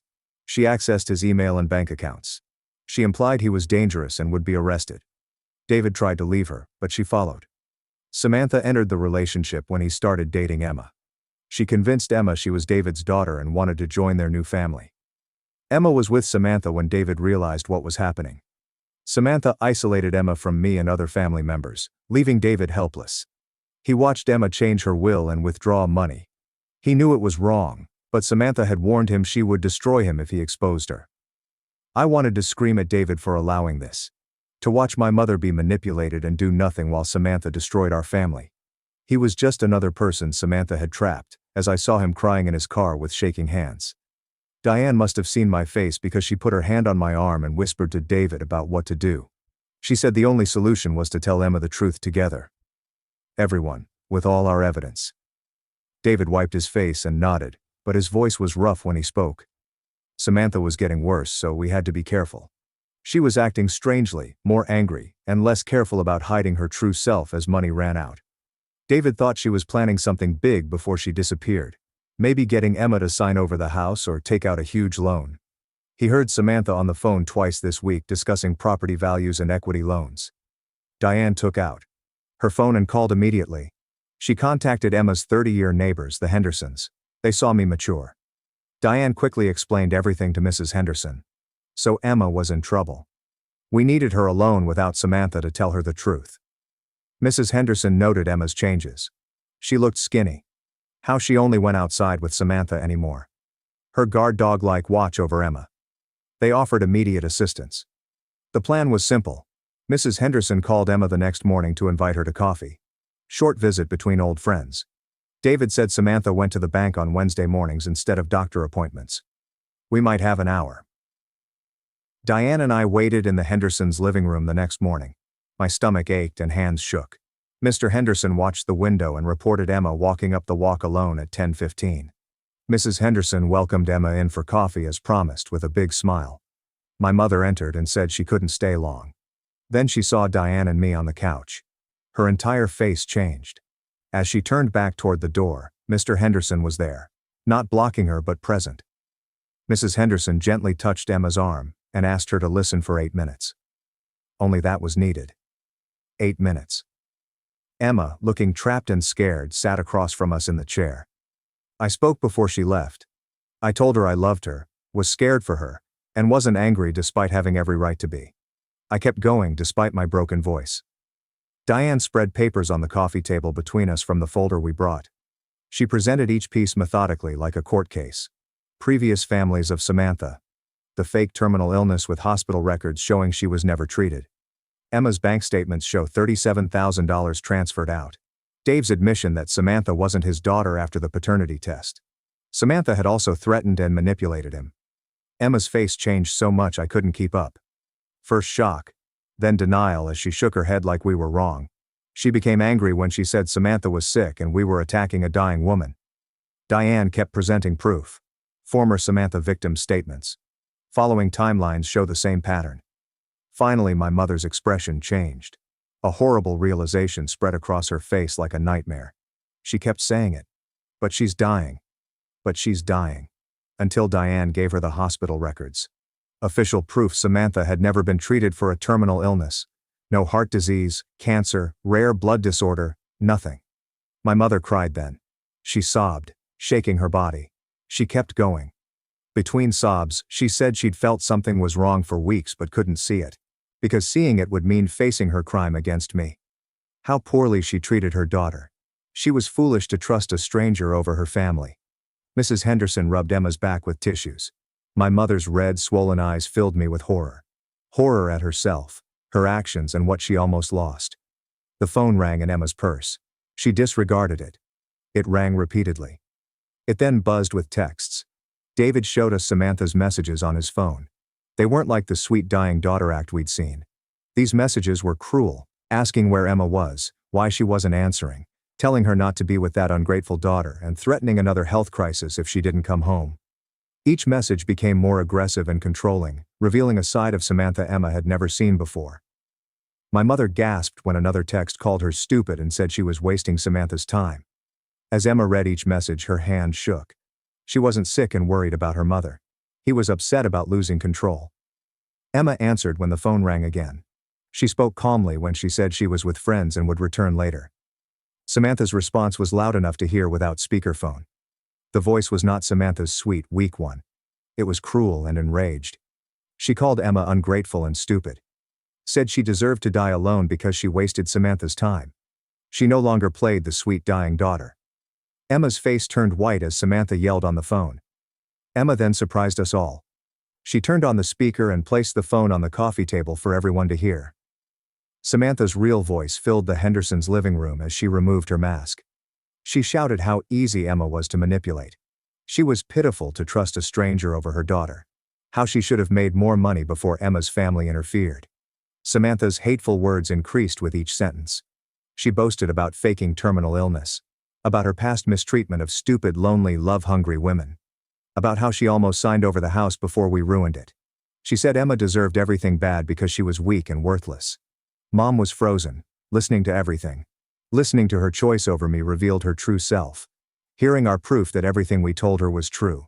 Samantha shouted, threatened, and revealed her plans. How she first targeted David. How she'd researched Emma online and knew what to press. How she'd leave with everything after draining the accounts and refinancing the house. She couldn't stop talking from anger. Keep confessing everything she did. David took his phone from his pocket and recorded silently. Holding it up allowed the microphone to catch every word spoken.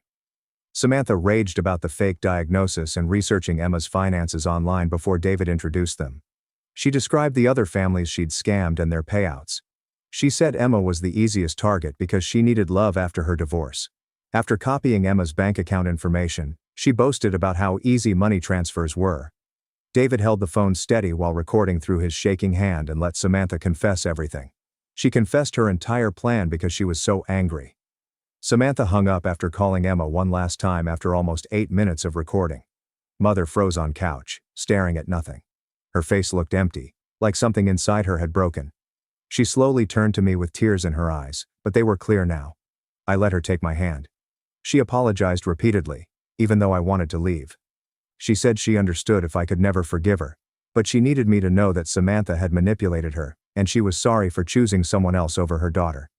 She cried while speaking, releasing broken, painful words.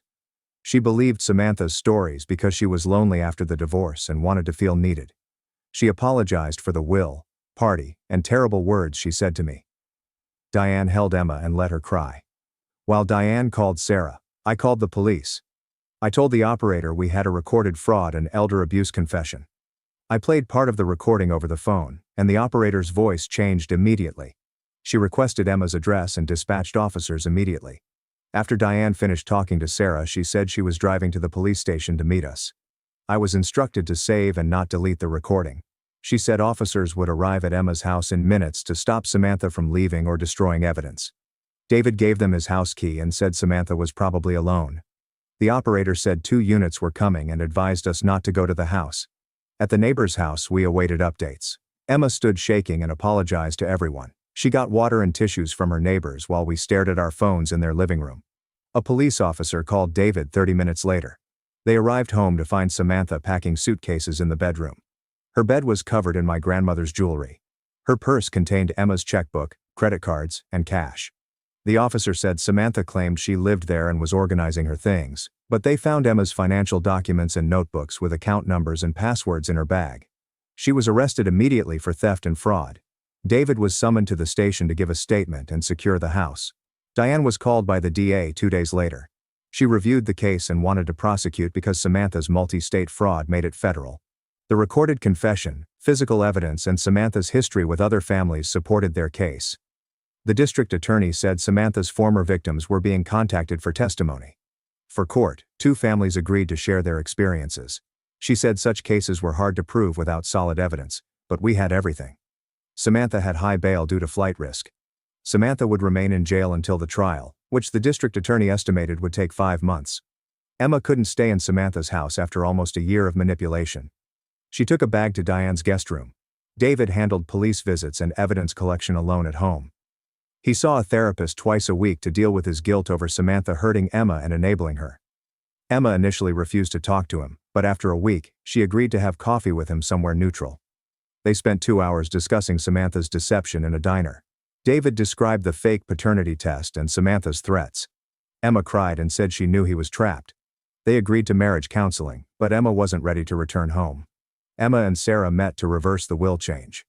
Emma appeared anxious and rushed during the signing, according to the lawyer who witnessed the coerced document. He said Samantha waited in the car outside his office the whole time and Emma nervously checked her phone.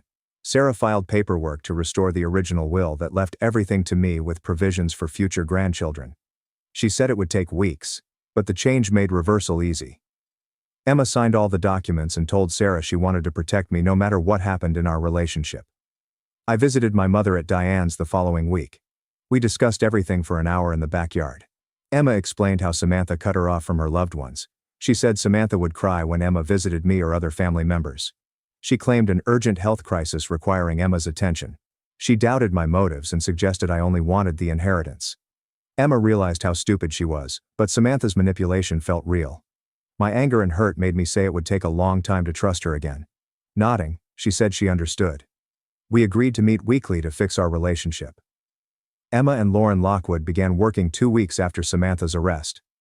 Lauren specialized in family manipulation and had seen dozens like ours. She told Emma in their first session that Samantha was likely a skilled con artist who targeted people going through major life changes. New marriages made people vulnerable because they wanted blended families to work. Lauren believed Samantha had examined Emma's social media and public records before. David introduced them. She'd researched the divorce and my mother's loneliness and tailored her approach. Emma learned from Lauren that manipulation didn't make her stupid or weak. Samantha intentionally exploited her humanity and trust. Emma asked me to join her in therapy during one of our visits. I thought about it for a few days before saying yes, but she needed to understand first. I said rebuilding trust would take months or years and our relationship might never be the same again after she chose Samantha. I said I'd been erased from her life like I didn't matter, which hurt a lot. She sobbed and promised to prove her sorry as long as it took. I agreed to joint sessions after she worked with Lauren individually. I needed to see real change before sitting with her and a therapist to repair our damage. The district attorney charged Samantha 2 days after her arrest. Major fraud, theft by deception, elderly financial exploitation. The list was 2 pages long. Samantha faced serious prison time if convicted on each count, according to the prosecutor. Bail hearings were quick. Samantha appeared before the judge in an orange jumpsuit instead of her usual clothes. She tried crying, but the judge ignored her. Bail was $180,000. Samantha's public defender said it was too high, but the judge noted her history of fleeing victims. When people asked questions, she vanished from 3 states. Bail stood. Samantha returned to county jail for trial. Dr. Anderson treated couples with manipulation and abuse, including Emma and David. David drove to the first appointment alone because Emma wasn't ready to be with him. Emma joined him after a month of weekly visits. Dr. Anderson explained how Samantha targeted their new marriage's weaknesses. She exploited David's guilt over not knowing his daughter. She took advantage of Emma's post-divorce loneliness and need for attention. Diane said the sessions hurt. Emma and David realized how easily Samantha had divided them from those who cared about them. David requested a return home after 5 weeks. Emma agreed, but they kept separate bedrooms and went to therapy twice a week. Samantha opened accounts worth $28,000 that the bank's fraud investigation recovered. Another $9,500 vanished. It went to clothes, trips, and expensive dinners instead of Emma's retirement savings. The bank manager called Emma to explain what they found and what was lost forever. Emma visited Diane's house the next day and offered to split the recovered money, my half and hers. I declined immediately. She needed her money after Samantha stole everything. Emma insisted. She said it was the least she could do after dumping me from her will and life. Diane later told me to take it. Not because I needed the money, but because Emma needed to take action to fix things. The following week, I took $14,000. 2 weeks later, Diane hosted a small party, just close relatives. I recognized Emma's wooden box from my grandmother's dresser. On Diane's dining room table, she opened the lid. Wrapped in tissue paper was my grandmother's jewelry. The pearl necklace my grandfather gave her at their wedding. Her gold bracelet with tiny charms for each child. Every important family event she wore diamond earrings. Mother's sapphire ring. Emma removed each piece slowly. She explained each item as she handed it over. Her voice broke at the charm bracelet. She nearly let Samantha sell these pieces. Almost let her destroy her mother's physical memories. Chris, Diane, and others watched her cry. I repacked the jewelry and hugged my mother after months. It fixed something, but not everything. Samantha's trial was 4 months away. After 2 months, her lawyer offered a plea deal to the prosecutor. Samantha would confess to all charges for a proposed sentence. The prosecutor called Emma and me to discuss. We could request a jury trial, but there was risk. Samantha may get a sympathetic juror who believed her victimhood. Plea deal guarantees consequences. 5 years in state prison and restitution to Emma and the other scammed families. We accepted it together. Samantha testified 5 weeks later and confessed. The judge accepted the plea and sentenced to 5 years. It wasn't enough. 5 years couldn't fix her damage to my mother-daughter relationship. It was close to closure to see her handcuffed and taken away after she stopped pretending to be innocent. Emma planned nothing until Samantha was sentenced. She called everyone from the original party and invited them to her house for a small dinner. No party, just family. She wanted to celebrate her 58th birthday with her loved ones. 20 people, including me, attended. The air was heavy at first. Everyone knew what happened and had no idea what to do. Emma spoke briefly before we ate. She apologized to everyone for her behavior. The lonely woman said she let herself be manipulated because she wanted to be needed. It was no excuse to choose a stranger over her family, she said. She stared at me when she apologized for erasing me from her life, and promised to earn my trust. After she finished, people clapped quietly. Our dinner conversation avoided the elephant in the room. Unplanned, it felt real in a way the original party never would. The following Tuesday, my mother and I had coffee halfway between our houses. We sat outside despite the cold because public conversation was easier. I told her we needed boundaries to rebuild. Our weekly meeting was just the two of us. No David until I'm ready. No big family gatherings where I had to perform as okay. No pressure to forgive her faster than I could. Emma accepted everything. She said she knew our relationship might never be the same. I told her that was true and needed her to agree. We met weekly after that. Sometimes for coffee, lunch, or a park walk near her house. Our conversation focused on her garden, my job, and the weather. We were learning to be together again without the baggage that had broken us. 2 months have passed since I stood on my mother's doorstep and was told not to attend her party. More careful, honest, and less automatic, my relationship with Emma changed. I learned that being someone's daughter didn't guarantee a choice when it mattered. I learned that family was about who showed up in hard times, not blood. Diane called me frequently. She'd become much more maternal than aunt. Chris and I had weekly dinners. Lisa and I saw movies. In unexpected ways, Samantha brought us together with cousins I barely knew. My mother worked to regain my trust. Whether she'd get there was uncertain, but I was better off than I thought when it started. People around me had proven they'd fight for me. That mattered. Maybe everything. You were always sensitive, my father laughed, and my brother mocked me at dinner. That night I walked out, then find 15 missed calls. I'm Ethan, I am 28 years old. And for the majority of my life, I've been a supporting figure in my own family. I'm not the golden kid or the favorite, I'm simply there, quietly doing the right thing and keeping my head down. I was the kid who got all B's and never asked for anything. The one who did not ruin anything, yell at the dinner table, wreck the car, or sneak off to parties. I assumed that would be sufficient. It was not. My elder brother Liam is the golden one. He always was. He's 30, and he goes through life as if it owes him something. My parents, particularly my father, regard him as an unstoppable force. The one who will carry the family name forward, whatever that means. Liam played varsity football, even though he mostly sat on the sideline, and it garnered him years of adulation. Meanwhile, I was discreetly teaching myself how to make websites, edit movies, and even write some code. I got my first freelancing employment when I was 19. Nobody said anything. Mom used to call me the silent achiever. But things changed when Liam dropped out of college and chose to establish his own business. They hailed him courageous for it. Dad co-signed the loan. When I sought to start my own side hustle, a true LLC with a few respectable clients, Dad advised me to wait until I had more experience. I moved away as soon as I could afford to. I wasn't rushing away. Not really. I simply needed space. I continued to return for birthdays, holidays, and other occasions. Even when it felt awkward, Liam found new ways to tease me, calling me the intern, laughing at my attire, and asking if I was still making money on YouTube. It wasn't just him though. My parents never intervened. They always let things slip. This year, things started to grow worse. I'm not sure why precisely. Maybe the tension was mounting. Perhaps something snapped in Liam. Or maybe I simply quit brushing things off. It began with small things. When I arrived at the residence, I'd find my seat at the table already taken. Nobody would ask whether I wanted coffee or assistance with the dishes.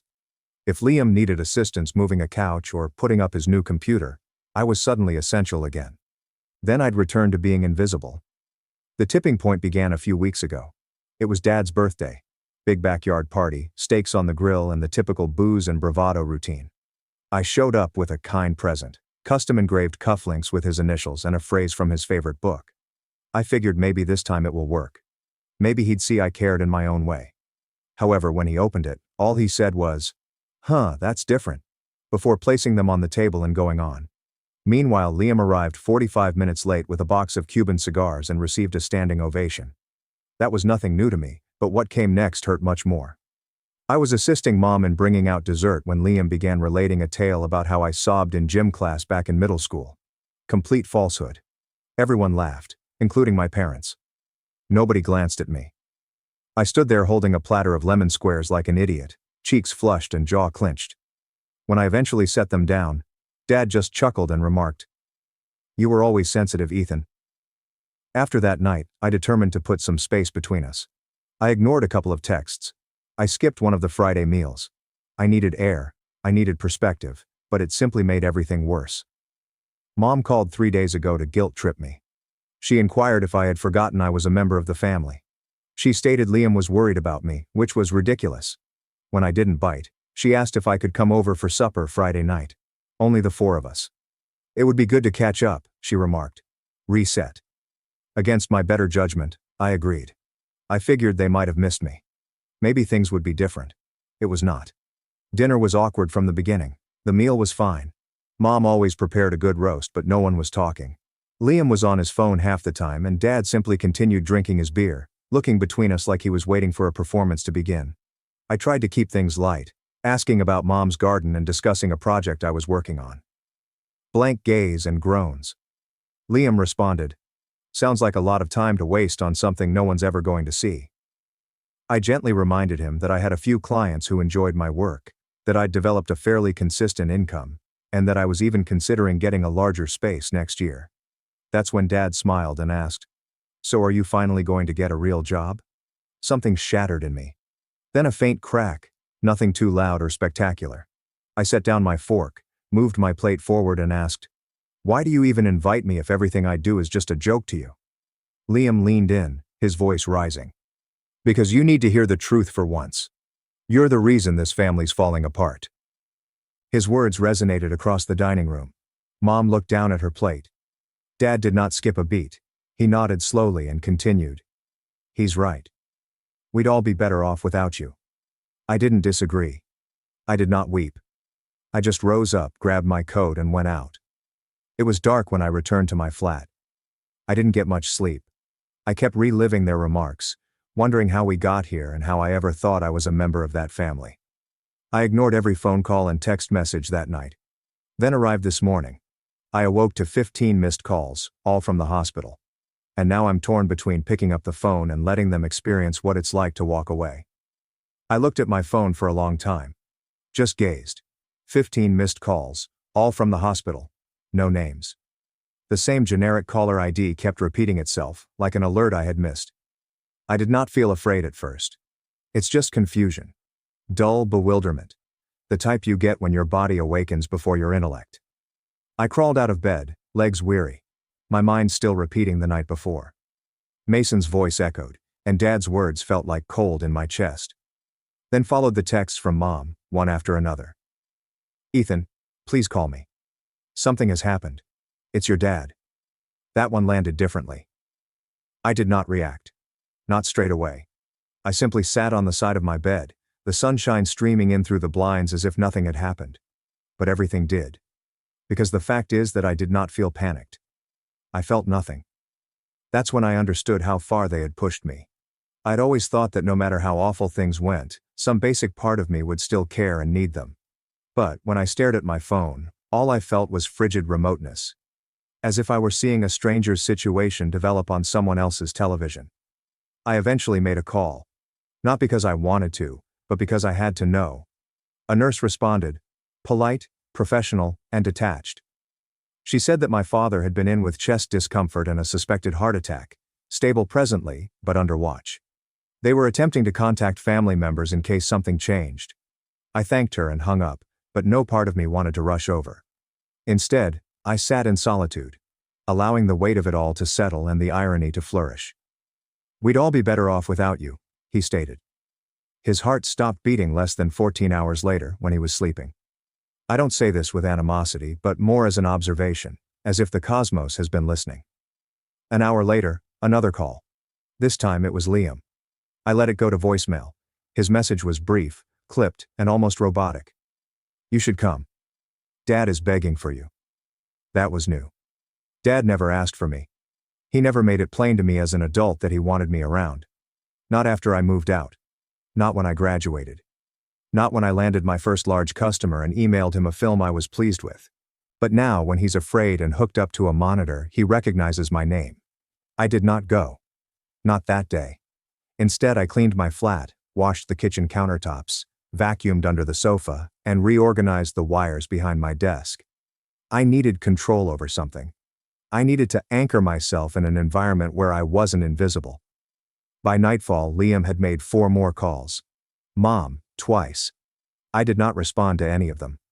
I turned off the phone and went for a stroll. Cold wind, deserted streets, my footfall reverberating through the silence.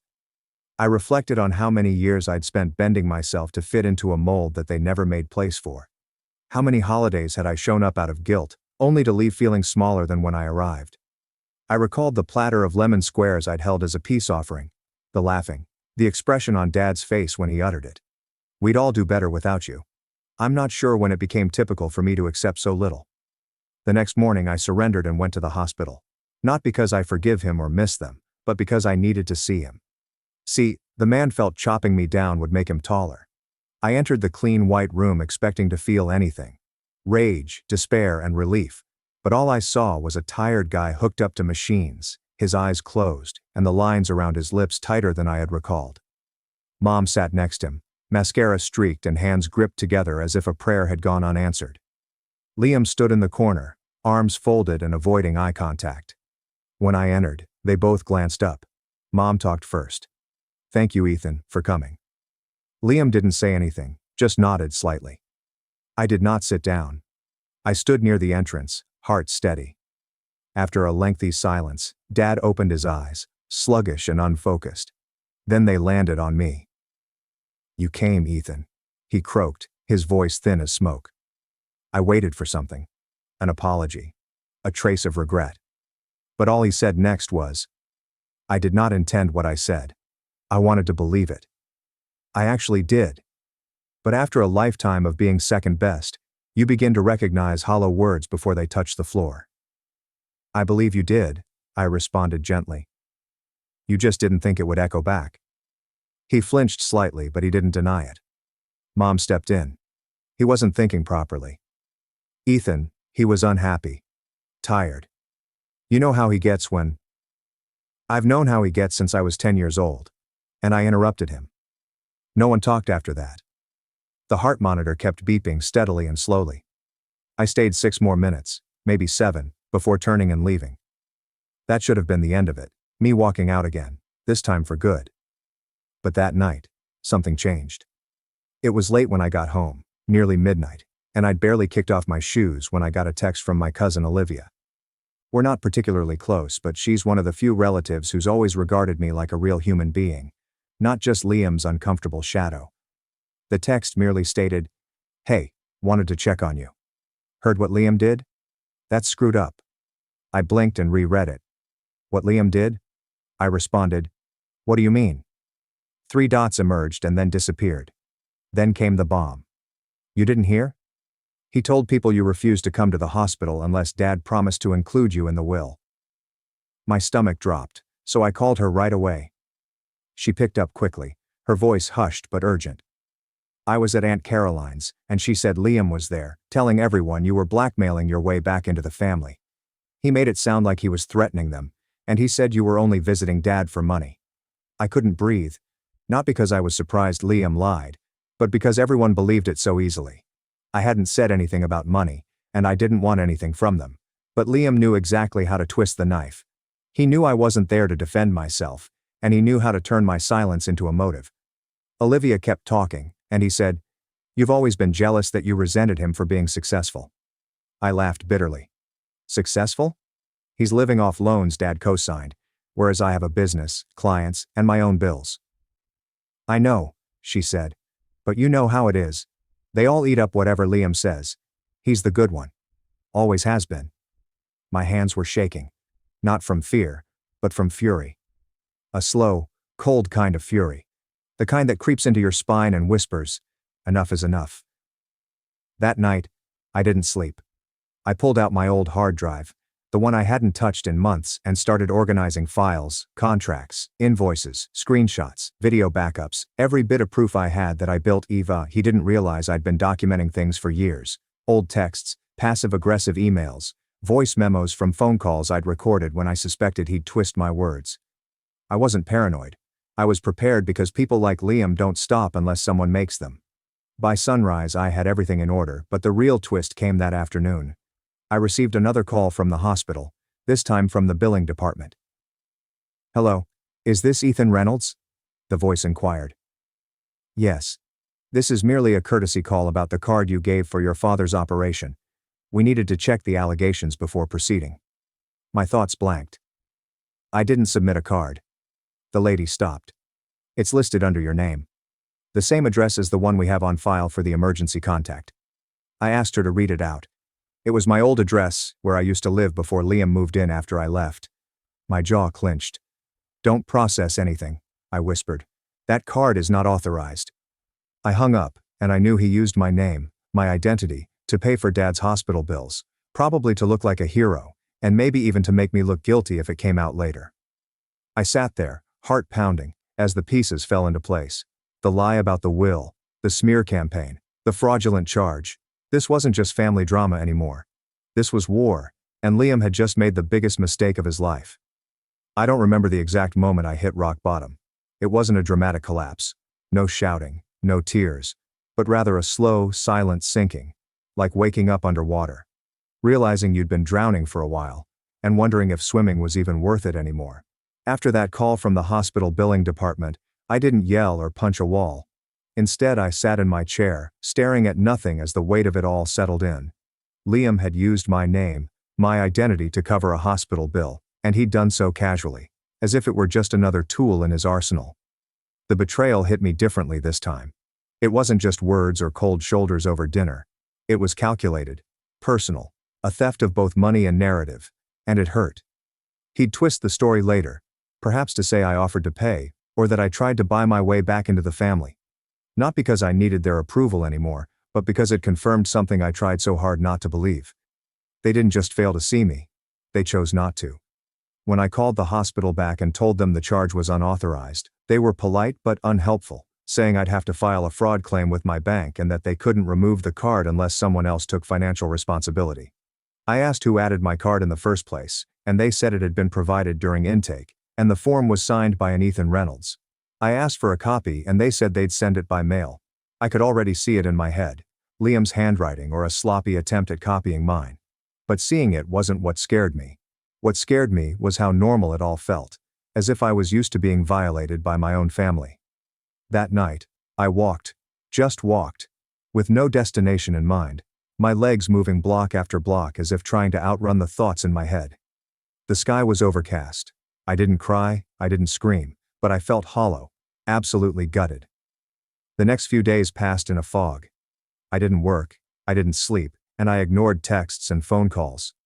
Liam had messaged me once with a smug line like, "Just cleaning up your mess, little bro. You're welcome." I couldn't respond. I didn't trust myself to say something I wouldn't regret.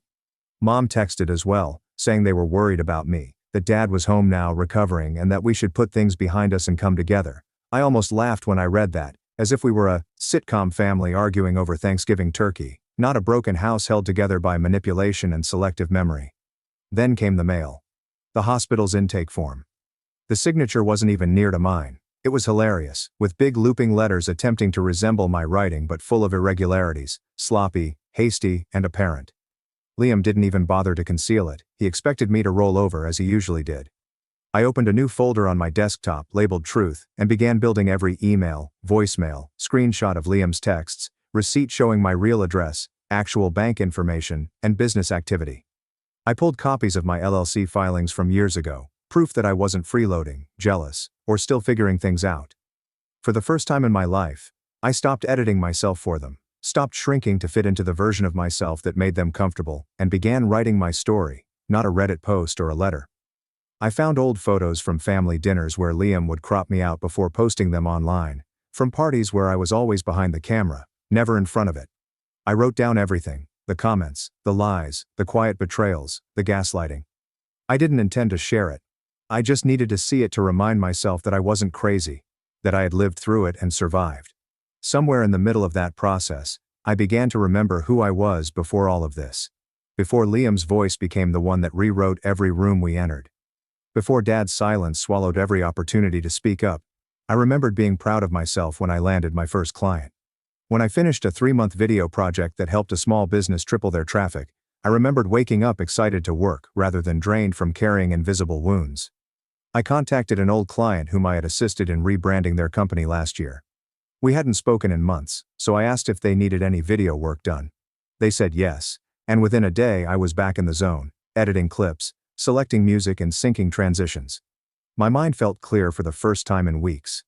I worked late into the night, not because I had to, but because I wanted to. 1 gig turned into 2, then a referral, then another. I didn't advertise or post anything online, but something had changed. The more I focused on myself, on building rather than reacting, the more momentum I gathered. And the more I worked, the more I realized how much my family had shrunk me. I started going to the gym again, nothing fancy, just a few light sessions a week to get my body moving. I used to second-guess myself, worried that I was being overly sensitive or making things about me, but the truth was that they made it about me when it was convenient, when they needed someone to blame, or when they needed someone to pay the bill. I changed my diet, started sleeping better, cleared out my apartment, donated old clothes, rearranged furniture, and threw out junk I didn't even remember owning. It felt symbolic, like shedding skin. I even booked a weekend trip to a small cabin upstate with no Wi-Fi or noise. I brought books, not screens. I hiked, journaled, sat in silence and listened to the wind, and somewhere out there, surrounded by trees and sky, I realized something important. I don't need them. I don't need their validation, permission, or even their love, at least not the kind they're capable of giving. What I needed was myself, my voice, my story, my strength. When I returned from that trip, I realized that Liam wasn't just a bully. He was a coward in a loud costume, a fragile ego dressed in bravado. Dad wasn't a patriarch. He was a man who picked favorites and called it discipline. Mom wasn't innocent. Her silence was a choice, and her refusal to stand up for me had consequences, whether she admitted it or not. But I wasn't going to chase an apology anymore. Instead, I was going to show them who they were attempting to erase. I started small, updating my portfolio, rebranding my website, polishing my client testimonials, adding new services, and then launching a YouTube channel, not for fame, but as a creative outlet, with tutorials, breakdowns of editing techniques, and behind-the-scenes project commentary. Within a week, a few videos began to gain traction. Comments began to trickle in, then more. One video reached 12,000 views, then 60,000 views. Emails followed. New clients, collaborations.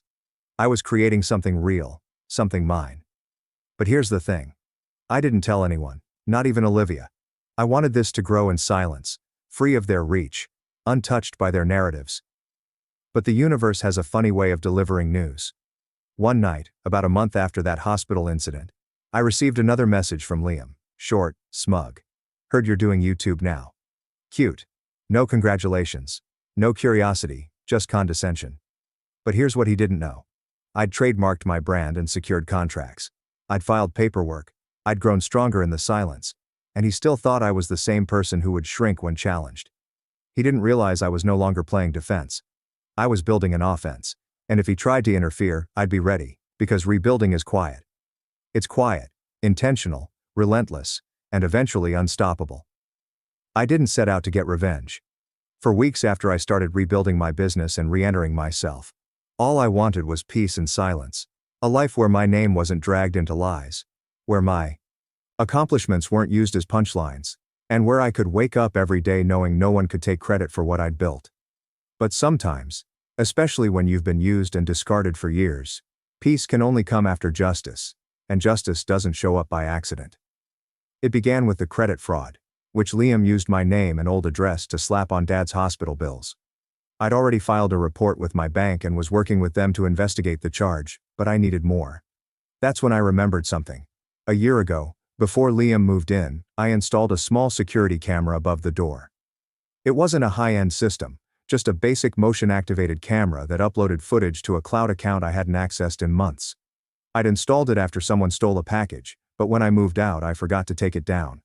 It wasn't connected to Wi-Fi anymore, but I remembered that it had an SD card, and I knew Liam didn't notice things that weren't about him, so the camera was probably still there, dead and dusty but still storing data. The next morning I drove by the old place, parked across the street and just watched for a while. Liam's truck was there, with the same vanity plate. M4 Sun, as subtle as ever, and there was no sign he was home. I waited until he left, probably to the gym or to brag somewhere, and then I made my move. The camera was still there, hidden in the porch light housing, exactly where I'd left it. I popped it open, yanked the SD card, and dashed away. When I got home, I dug out an old adapter and plugged the card into my laptop. The majority of the footage was old, with me grabbing takeout, the landlord fixing a leak, and a raccoon doing unspeakable things to a trash can. But then I came across the one. It was 4 weeks ago, and the timestamp was 2 hours after Dad was admitted to the hospital. I saved the video, backed it up 5 times, and uploaded it to my truth folder. It didn't show Liam signing the form, but it did place him at the address associated with the fraudulent hospital charge, and most importantly, it proved I wasn't there. After completing step 1, I contacted Olivia. I hadn't told her much since the last time she messaged me about Liam's smear campaign, but I figured if anyone in the family would be open to hearing the truth, it would be her. I sent her the video and asked, "Do you think anyone in the family would believe this matters?" She immediately phoned me. "Oh my goodness, Ethan," she replied. This confirms he's lying." I described everything: the charge, the signature, the voicemail, Liam's text, and the video evidence. Her voice was low and weak. "I knew he was evil," she murmured. "But this is next level. This is criminal." The word hung in the air. Criminal. It was no longer simply family turmoil. It was legal. Olivia didn't hesitate. "You need to do something with this. Expose him. Go public. Inform the family. Call the police. Whatever it takes." I wasn't ready to go full nuclear yet, not until I had everything in order, but I assured her I had a plan, which I did, since Liam's most powerful weapon was story. Before I could burn his bridge, I had to rebuild mine. I began by writing a letter, not a rant, not a revenge post, but a letter to every extended family member who had been fed Liam's lies. I told Aunt Caroline, Uncle Thomas, Cousin Olivia, and even Grandma Helen, everything calmly, clearly, and factually, including screenshots, timelines, camera footage, proof of the forged signature, and the fraudulent hospital charge. I explained how Liam used my name and framed it as if I demanded inheritance money. And I didn't beg for sympathy. I just laid out the facts, and then I asked one simple question. If someone can lie so easily about their own brother, what else have they lied about? Olivia assisted me in sending it, some via email, others printed and mailed, and then we waited. For a few days nothing happened. Radio silence. I figured most of them had either ignored it or sided with Liam as they always did. But then Grandma Helen called, which might not seem like a big deal, but in our family it was. Grandma Helen was the matriarch, the spine, the only person Dad still listened to. She'd never been warm toward me, more polite than loving, but she was sharp, observant, and had always believed Liam's stories until now. Her voice on the phone was low and forceful. "I read your letter, Ethan." I didn't know what to say. "I believe you," she said, which nearly shocked me. "I don't know what happened to your brother," she continued. "It's spiteful, and I will not accept it." She didn't say anything further, but it was sufficient. Aunt Caroline messaged me, saying she'd always suspected Liam had twisted tendencies and that my letter just confirmed it. Uncle Thomas texted, asking for copies of the hospital documents. And Olivia, who used to call me boring Ethan, sent a DM that said, "Wow, I had no idea. I'm sorry for laughing at such jokes. I didn't know it was like this." I didn't need their sympathy, but I did need their eyes. And now that they were open, I took the next step. I set up a private Zoom call, not for drama or argument, but to let the truth be seen. I invited everyone who had responded positively, and I walked them through the evidence calmly and professionally, like a client pitch. I showed the video, the text messages, the hospital invoice, and even the voicemail Liam left me, where he said, "Just cleaning up your mess, little bro." When the call ended, there was silence, and then Grandma Helen said, "This family deserves better." I didn't say it out loud, but I thought I do too. Olivia contacted me after the call. "You're scaring him," she said. I stared. What, Liam? She continued. He's messaging people, freaking out, claiming you're trying to ruin his life. That you're obsessed with him. I nearly laughed. Of course he was playing the victim, but I wasn't finished because Liam hadn't just lied. He tried to call me once and I let it ring. I had already spoken with a detective, shared the documents, footage and timeline, and they were looking into it. I didn't know how far it would go, but I knew it wasn't going away, and that scared Liam more than anything. Then another message appeared. Please don't do this. I stared at it for a long time, the irony not lost on me. Please don't do this. As if I hadn't spent my entire life begging them to stop. But the real turning point came a week later when Dad called. Not Mom, not Olivia. Dad. I didn't answer, and he left a voicemail. Ethan, I'm not sure what's going on between you and Liam. Your mother claims it's gotten out of hand. I'd love a chance to discuss face to face. I didn't call back. Instead I turned there, not out of compliance but out of strength, because I wanted him to see me. Not the picture Liam painted. Not the quiet achiever. Not the scapegoat. Me. And as I pulled up to that house, his house, I knew this wasn't the end of the story, but the beginning of the reckoning, and I had all the pieces in place. When I pulled into my parents' driveway that afternoon, I didn't feel nervous, which surprised me because this house had always made my stomach knot before I even stepped out of the car. Today, there was no fear, no anger, just a steady calm, as if I'd already crossed some invisible line and there was no going back. Dad opened the door himself and he looked smaller than I remembered, thinner, older. The hospital scare had taken something out of him that pride couldn't fully mask. For a brief moment, I almost felt bad. Then I remembered his voice at the dinner table, how he'd said we'd all be better off without me, and the feeling passed. Ethan, he said, clearing his throat. Come in. Liam was already there, pacing the living room like a caged animal. He stopped when he saw me. His face hardened, then shifted into something defensive, almost desperate. So this is it, he snapped. Are you going to flaunt your little slideshow for Dad too? I didn't answer. I dropped my laptop bag down on the dining table and sat quietly, methodically. The way people do when they know they have an advantage. Mom remained near the kitchen, eyes darting between us, hands wringing the edge of her sweater. She appeared exhausted and guilty, as if she had waited too long to choose a side and realized too late that neutrality was a decision in and of itself. Dad motioned for Liam to sit, and he didn't say anything. Explain why the family is being dragged into this, Dad said to me. I nodded, opened my laptop and turned it so everyone could see. But first, I want to be clear. I did not bring the family into anything. Liam did. I'm just finished covering for that, Liam scoffed. Unbelievable. You've always been theatrical. I pushed play, and the surveillance tape filled the screen, showing Liam in a hoodie walking out of the old home with the clipboard, the timestamp and address obvious. Dad leaned closer. Mom covered her lips. What is this? Dad asked slowly. This, I said. Is Liam leaving the address associated with the hospital intake form? The same address used when my name and card were fraudulently attached to your medical bills. Liam laughed, sharp and forced. That doesn't prove anything. I clicked to the next file, the intake form, the signature enlarged side by side with my genuine one. Forgery, I continued. Ask any handwriting analyzer. Liam's chuckle faded. I then played the voicemail. Just cleaning up your mess, little bro. You're welcome. Silence filled the room and Mom sat down hard on a chair. Dad's face turned pale, then hot, and then pale again. Liam opened his mouth, then closed it. I didn't, he began. I raised my hand. I'm not done. I showed them the text messages in which Liam told people I'd demanded money. The screenshots Olivia had forwarded of family group chats in which my name was dragged through the dirt while I remained silent. The bank correspondence, the fraud report, and the detective's email confirming the investigation. When I finally closed the laptop, the house felt different, heavier, as if the walls themselves were holding their breath. Dad stared at Liam, not with pride or indulgence, but with amazement. You used your brother's identity, he said quietly. You committed fraud. Liam shouted. I was assisting, you were at the hospital. Someone needed to take care of it. Ethan never does anything for this family. That was it, his final card, and I stood up.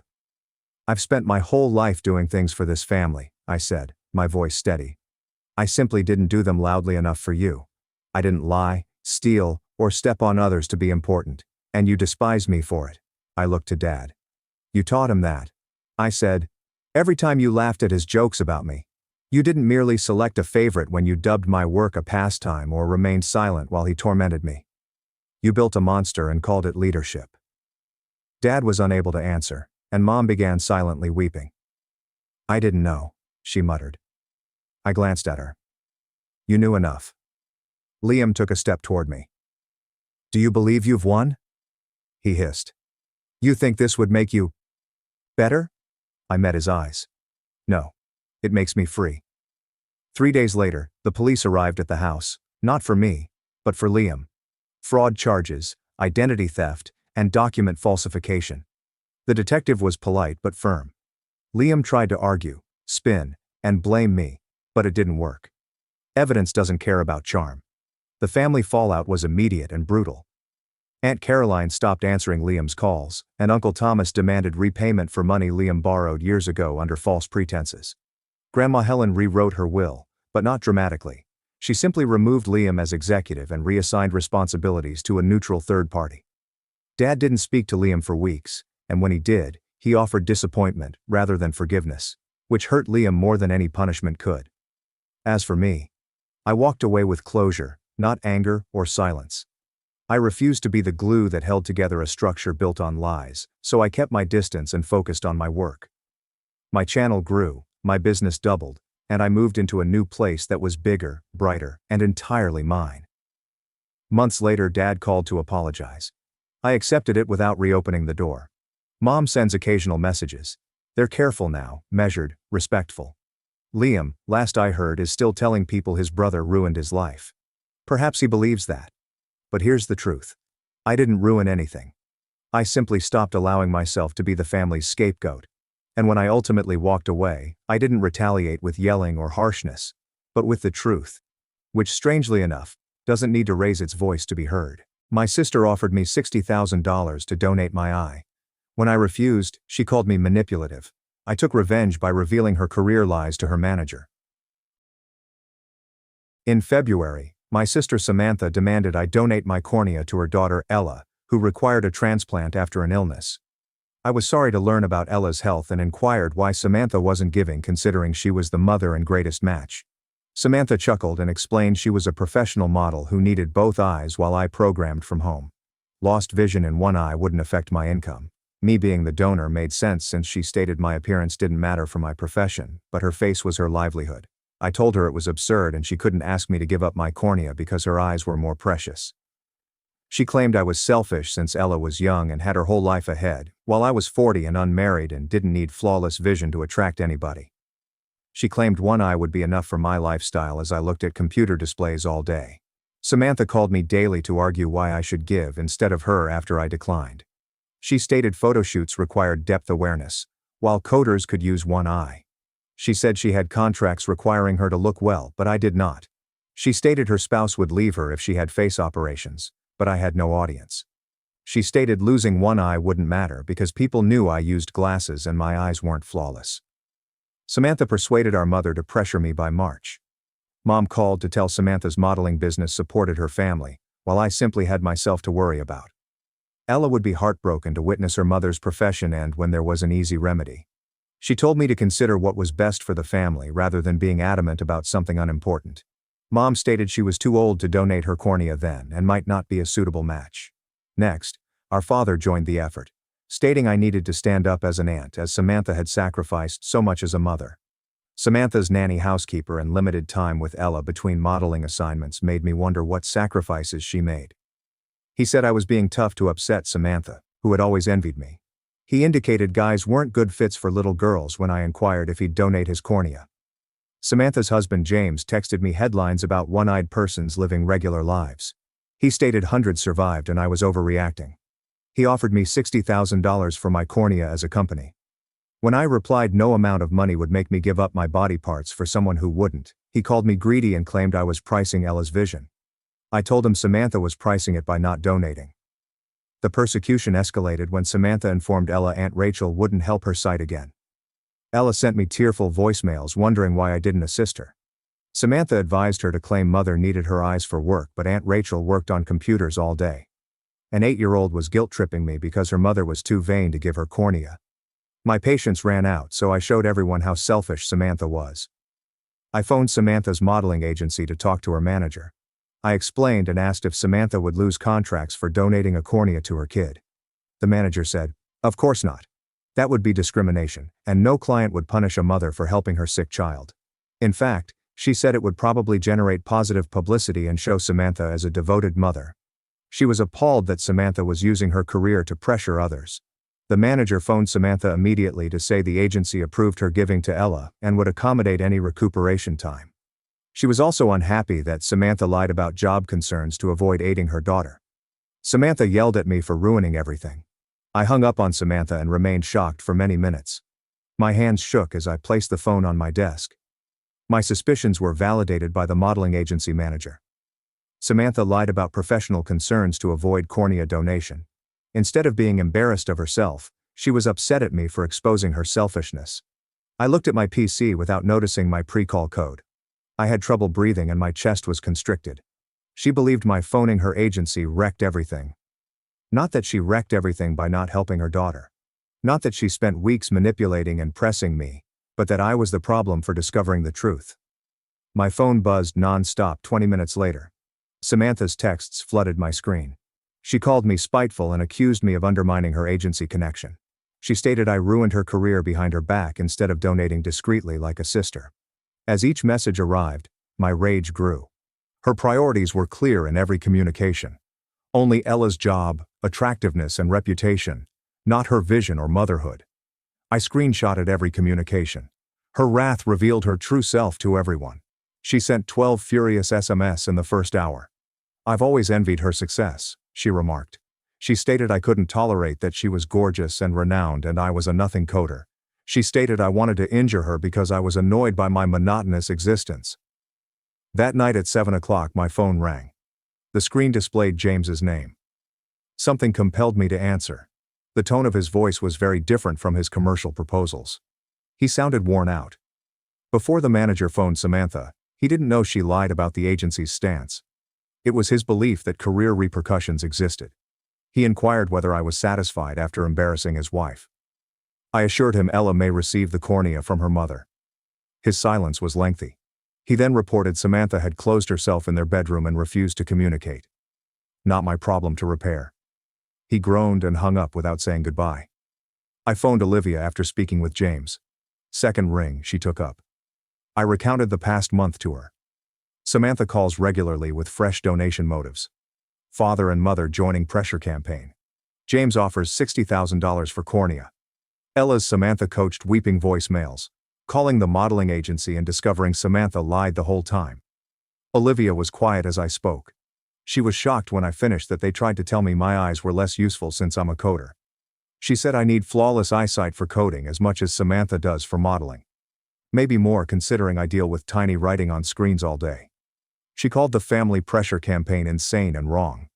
Olivia asked Samantha why she was so hesitant to donate if the organization guaranteed no professional penalties. I realized I didn't know Samantha's underlying issue beyond vanity and face surgery concern. Olivia said Samantha may have underlying worries about medical procedures and was hiding behind career justifications, or that she used modeling as a barrier. After hanging up, I contemplated that. Samantha seemed less like a monster, but that didn't justify manipulating me into surgery. My mom contacted 4 days after the agency confrontation. Her voice was hesitant and distinct from her earlier pressure. She confirmed the incident with Samantha's manager. She regretted pushing me so hard when Samantha lied to us. She apologized for not believing me about Samantha being selfish. Her apologies sounded more like she regretted backing the wrong horse. Not sorry she pressured me to donate a bodily part. Not sad she valued Samantha's profession and attractiveness above mine. Sorry Samantha lied and embarrassed her. I informed my mom her apologies didn't fix the issue. She believed she could pressure me to donate despite Samantha's falsehoods. She thought Samantha's profession and attractiveness mattered more. She considered my physiological autonomy optional for familial convenience. Mom on the other line fell silent. She said to consider what I said. She hung up without saying goodbye. Sitting with my phone, I felt empty. Part of me wanted her to comprehend. I suspected she would never. Dad phoned the next day. His tone was defensive from the outset. He felt I was too hard on my mom, who was helping Ella. Samantha's job explanation deceived the family, he said. I punished them for trusting her. I explained that they trusted her because it matched their vision. My needs are less important than Samantha's. Her career matters more than mine. That her looks trumps mine. Dad became mad and said I was distorting things. He stated they wanted Ella's finest. How come I had to decide what was best for Ella instead of her mother? That stumped him. Samantha didn't call me for a week after the agency incident. James occasionally texted updates. Samantha met with the transplant coordinator to evaluate donors. Her medical exams were underway. She discussed the operation with the surgical team. He never faulted Samantha. I never received an apology for his pressure. He apologized for the issue getting out of hand in his messages. Like this was an accident rather than a plan to force me into surgery. Thomas Clark of the transplant facility called me Thursday morning. He asked whether I would be considered as a backup donor if Samantha wasn't right for Ella. They astonished me by contacting me. I asked Samantha if wanted it. Thomas said identifying backup donors was normal. Before the pressure campaign, Samantha submitted documents with my name weeks before asking me. She thought I'd agree if she pressed hard enough. She listed my name like my body belonged to the family. I asked Thomas to give me time to consider the backup donor. I could take as long as I needed to feel comfortable with my choice, he added. I liked his calm, professional voice throughout the interview after weeks of family members yelling at me. Long after we hung up, I stared at my phone. The realization hit me hard. Samantha put my name on the forms weeks ago when she launched her pressure campaign. She never requested a backup donor evaluation. She thought I'd cave if she pressed hard enough. She regarded my body like family property she could claim anytime she needed. Despite being enraged for weeks, the assumption made me furious again. She filled up formal medical documents with my details before talking to me since she was so confident in her abilities to deceive me. Olivia brought neighborhood bakery coffee and cakes Saturday afternoon. I told her everything about Thomas's call and the backup donor on my couch. I told her my conflicting feelings and she listened quietly. I wanted to assist Ella, a youngster stuck in adult troubles, but I worried that being backup would show my family's influence succeeded. Olivia suggested something I hadn't considered. Only if Samantha couldn't contribute medically would I donate. It wasn't like being first or having my family force me to get surgery. I wouldn't have to give if Samantha donated properly. Though that made logic, I felt odd about the circumstance. Olivia stated that was usual considering my family's treatment for 3 months. She advised me to see a professional therapist about processing everything since family manipulation campaigns weren't typical life experiences that friends could help with. I looked for family dynamics and boundary therapists online on Sunday. Most of the websites were generic and useless, however Miriam Shepard's description addressed helping with individuals struggling with familial pressure and guilt. Her office was 20 minutes from my flat. I briefly told her I needed aid with a delicate family matter with medical pressure Monday morning. She was available the following Thursday, so I scheduled it. I'd never been to therapy. My family always thought therapy was for others. However, this terrible issue made me rethink every familial bond, and I wanted someone impartial to assist me deal through it. I drove to Miriam's office Thursday afternoon, worried about therapy. Her waiting room included nice music and comfy chairs. When she summoned me back to her office, she appeared normal, not frightening. She asked me what brought me in, so I explained cornea donation demand. When I started talking, everything came out. Samantha's first call, the daily pressure campaign, my mother's calls about family commitments, my father's jealously charges, James's $60,000 offer, Ella's coached guilt messages, the modeling agency showdown, and now the backup donor dilemma. Miriam probed my childhood and Samantha connection. I noticed trends I hadn't seen before answering. Samantha was always attractive and started modeling at 12.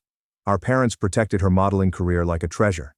I was brilliant, received high marks, and studied computer science in college. Everyone expected me to be independent and prioritize Samantha's needs. I was supposed to comprehend why Samantha robbed my education cash for modeling portfolios. I wasn't allowed to protest when Samantha wanted our parents' attention for auditions and photo shoots. I accepted the pattern as regular family relations for decades. Miriam utilized parentification in reverse, a new phrase. Parentification usually requires older kids to care for younger siblings. However, my family asked me to suffer for my younger sister since her needs were prioritized above mine. I was responsible and didn't need anything. But Samantha was exceptional, and required everything. Miriam noted my refusal of the contribution requirement was healthy self-preservation, not greed like my family alleged. She emphasized that I'd always accepted Samantha's needs over mine. Finally saying no helped me appreciate myself. I startled myself by sobbing in her office. Despite the pressure and manipulation, I didn't cry. Sitting there hearing someone support my sentiments and limits cracked something loose. I realized I'd spent 40 years thinking being a good sister and daughter meant shrinking to make Samantha bigger. Miriam gave me Kleenex and said we had a lot to go through, but she was delighted I came in. We made another appointment next week. James began contacting me regarding Samantha's transplant center exam 2 weeks after the modeling agency fight. He stated the day-long assessment included various scans and procedures. Samantha was nervous about all the medical things and kept asking how long it would take. The tone of his communication suggested I should reply with pity or encouragement. Each text was read and I put my phone down without responding. I wasn't ready to comfort someone who'd spent a month manipulating me into surgery. Samantha chose to give and now faced the medical process. My sympathies was exhausted after what she'd done. James sent another text that evening claiming Samantha was fatigued from testing. I remained silent. He could reassure his wife about her choices. Thomas Clark contacted me Tuesday morning with Samantha's assessment findings. Unlike our previous talk, his voice was more guarded. Samantha's examination showed early-stage keratoconus in her other eye. I asked what that meant because I didn't know anything about eye issues. He explained keratoconus as corneal thinness and bulging. Samantha's early-stage mild illness making her a less appropriate donor than predicted. She could donate to Ella, but surgery and post-op problems were increased. The transplant team wanted to evaluate me as a backup after this discovery. They needed a robust backup donor in case Samantha's operation or recuperation went poorly. Hearing the news caused a complex combination of emotions. I felt justified that Samantha wasn't the wonderful donor she thought she was when she said her eyes were better than mine. But worry returned that I might get involved. I had worked hard to keep my boundaries, but now I might need to contribute for medical reasons. I informed Thomas I needed 48 hours to decide on backup assessment. That was good, and I could call him when I was ready. After we hung up, I contacted Miriam's office to request an emergency phone session. Her receptionist suggested Miriam call that afternoon. I conveyed the change to Miriam at 3 using Samantha's evaluation scores. She asked me how I felt about being a backup donor now that there was a medical purpose rather than family pressure. Yes, I was puzzled and guilty. Miriam helped me separate Ella's medical requirements from my family's manipulation throughout the last months. She said I could assist Ella without believing my family's tale that I had to be the first donor. I would choose backup evaluation for my own reasons, not under compulsion. That distinction seemed crucial. I didn't give in to familial pressure. I was deciding whether to help my niece. I recapped everything with Olivia that night. She inquired about my intentions. Leave family conflict and strain behind. After thinking about it, I wanted to help Ella if Samantha couldn't give properly. Ella was innocent and deserved her eyesight restored, but I had to do it on my own, not because my family pressured me. Olivia thought it was a good idea and asked for my terms. I deliberated. I stressed that I was doing this for Ella, not because I agreed with my family that my body parts were negotiable. I wanted everyone to realize that giving was my decision, not something I should have done sooner. Olivia thought those were appropriate limits. She noted that I'd previously shown I could resist family pressure by refusing for 2 months. Accepting backup assessment didn't remove or invalidate that boundary setting. I phoned Thomas Wednesday morning to say I'd proceed with backup donor evaluation, but I stressed that I was doing it for Ella, not my family. I also mentioned that if I had to contribute, it would be my decision, and I wouldn't let people say I was finally coming around or doing what I should have done. Thomas Clark stated he understood and will register my complaints. He set my evaluation sessions for the next week and provided me testing instructions. After hanging up, I felt weirdly peaceful about the decision. I chose based on my ideals and reasons, not familial pressure. That felt distinct from anything else. Evening call from Mom. She seemed relieved when I replied. She thanked me for being reasonable after James informed her I'd back up donor assessment. I interrupted her story. I clearly said that I wasn't being rational or agreeing with them. Choosing to aid my niece was different than giving in to familial pressure. I assured her that I would donate because I wanted to help Ella, not because the family manipulation campaign worked. My mother grew silent on the other end. She responded quietly that she recognized my difference. She seemed saddened, but maybe she understood this time. She was delighted I was willing to be examined as backup and hoped Samantha's donation went well so I wouldn't have to. I felt exhausted but stronger when we hung up without family chit-chat. Despite helping, I kept my limits, felt progress. I checked in at the main desk the next week at the medical center. My receptionist gave me a clipboard with medical history and health status paperwork. I answered dozens of questions on surgeries, meds, family health, and smoking drinking. After submitting the papers, a nurse phoned me and brought me through a maze of halls to the ophthalmology department. After checking my blood pressure and temperature, she led me to the first testing room. The eye exams were different from my normal vision checks. The technician put my head in a tunnel-like contraption. Lighting flashed and equipment made frightening noises. She said they mapped my corneas to look for anomalies. Next was a contraption that captured back-of-eye photos using drops that blurred everything for 20 minutes. The technician specifically inquired about my computer use and headaches and eye strain. Even though no one was scrutinizing me, I felt unusually protective about my screen time as I detailed my dual-monitor work setup and regular breaks. Blood testing in the lab down the hall followed, where the phlebotomist filled a dozen vials for compatibility screens and health indicators. The ophthalmologist saw me after testing. In her computer review, she indicated my corneal thickness was great. For someone who spent so much time on screens, my eye health was excellent, and I would be a good donor. She stressed the if, saying Samantha was still the main donor and I was backup. After weeks of my family saying Samantha's eyesight was more essential, seeing her say my eyes were great made me feel weirdly validated. I was warned of infection, eyesight abnormalities, and healing issues if I donated. She said cornea donation was safe, but I needed to know what I was signing up for. I signed permission documents recognizing hazards and left the hospital fatigued after hours of testing. I got more blood tests and a surgical team consultation the following week. I signed in at the front desk and read an eye health magazine in the waiting area. Samantha was heading through the entryway with James behind her when I looked up. Her face tightened as she looked down at her phone as we met across the room. James offered an uneasy nod, like he wanted to recognize me but wasn't sure whether he could. Neither came over to greet me or inquire about my evaluation.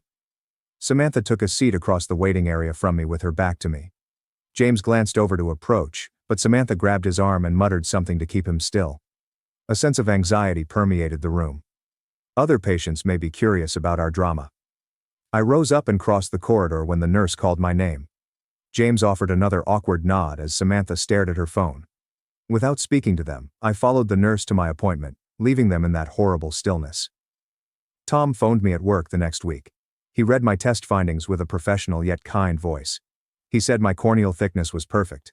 My blood testing was flawless for transplant compatibility and my eyes were okay. He thought I was a better fit for Ella than Samantha because of my eye health and lack of corneal indicators. He swiftly emphasized that Samantha was still a good donor and the medical team was proceeding with her. The family and medical team would decide which donor to employ based on medical criteria and family choices. He inquired whether I had any findings or procedural queries. Asked why I was a better fit than Samantha, he said my corneas were thicker and healthier, which improved results. He said Samantha may donate well, but if we were comparing the two alternatives medically, I would be better. After we hung up, I stared at my computer screen without seeing the code. Samantha called me 2 days later. I almost didn't answer, but curiosity won. Before I finished greeting her, her voice was tight and aggressive. She stated Thomas Clark told her I was a better fit than her and asked whether I was delighted. I told her I didn't like this predicament she created, but I was glad Ella had good transplant possibilities. Samantha stated the doctors were still utilizing her cornea and she was having surgery in 4 weeks, daring me to fight. I liked that, and Ella was blessed to have her mother support her. Samantha's respiration was audible as the connection fell quiet. Her tone changed totally, bleeding fury into sheer fear. She said she was afraid about the surgery since she had never had surgery before and thought someone cutting into her eye made her sick. Over the previous week she experienced panic attacks about it, waking up gasping in the night. She couldn't sleep and had dreams of the procedure going wrong. She spoke like a real person for the first time in months, not the manipulative person who had harassed me since February. Despite all, I felt small pity. Recognizing medical procedure fear was real. I assured Samantha her concern was reasonable and understandable. Many individuals are afraid of surgery, especially eye surgery, which requires awareness. I advised she discuss anxiety treatment with the surgical team, such as pre-procedure medicine or relaxation exercises. Her silence was followed by a whispered request to be the donor as I was a better match. My number was solid. After refusing to contribute, she spent weeks attempting to get me to have surgery. Now she had to live with her choices. I wasn't going to save her from a predicament she made because she was terrified. Her dread was real, but it didn't modify her actions or require me to have surgery. Again, Samantha's voice strained. She felt I punished her by forcing surgery when there was a better choice. She accused me of being vengeful and exploiting the circumstance to get back at her for everything. I patiently stated that I wasn't forcing her. Ella's mother had caused this predicament by valuing her appearance over her daughter's health. She would give since the doctor said she could. She was afraid, but weeks of harassment and manipulation remained. My phone died after she hung up. I put my phone on the kitchen counter and felt exhausted, like the chat had drained me. Dad phoned the next day. He spoke in such tone when he was going to lecture me on family responsibilities. He stated Samantha was having a breakdown about the procedure and I should give. He repeated his points from weeks earlier about me being unmarried with no one to impress and my career not dependent on my beauty. He stated programmers didn't require flawless eyesight like models and losing one eye wouldn't harm my lifestyle. I stopped him off and informed him his arguments were insulting the first time and didn't improve by repeating them. Despite being unmarried and working from home, my body wasn't negotiable. I told my dad Samantha spent weeks saying the procedure would ruin her modeling career. After the agency determined that was a fraud, she said she was too terrified to proceed. I acknowledged her medical procedure phobia. Her worry didn't force me to get surgery. Like Ella's mother, moms have to do terrifying things for their kids. He said I had changed since this began and was harsh and cold-hearted. He stated I used to be understanding and eager to help family when I inquired what changed. Now I prioritized my comfort over my niece and sister. I informed him I was prioritizing my body autonomy over my family's demand to get surgery, which was different. After much argument, he hung up in frustration. I scheduled a week later meeting with Miriam.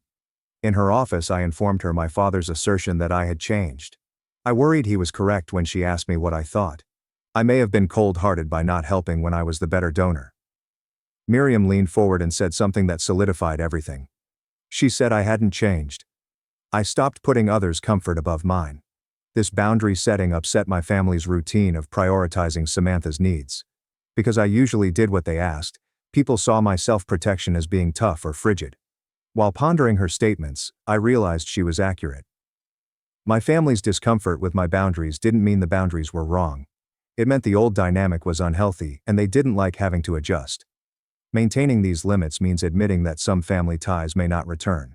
My father may always remember me as the unpleasant daughter who rejected help. Samantha may never forgive me for not saving her from her decisions, but protecting myself was worth it. James texted me a week before Samantha's surgery to meet for coffee.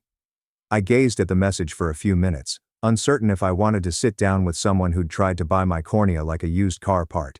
Yet his tone was different from his forceful messages weeks before. I suggested we meet in a coffee shop between our neighborhoods. He looked unfamiliar when I entered and saw him at a corner table. With black bags under his eyes and unkempt hair, James looked like he hadn't slept in days. I noticed him standing with a weary smile that didn't reach his eyes.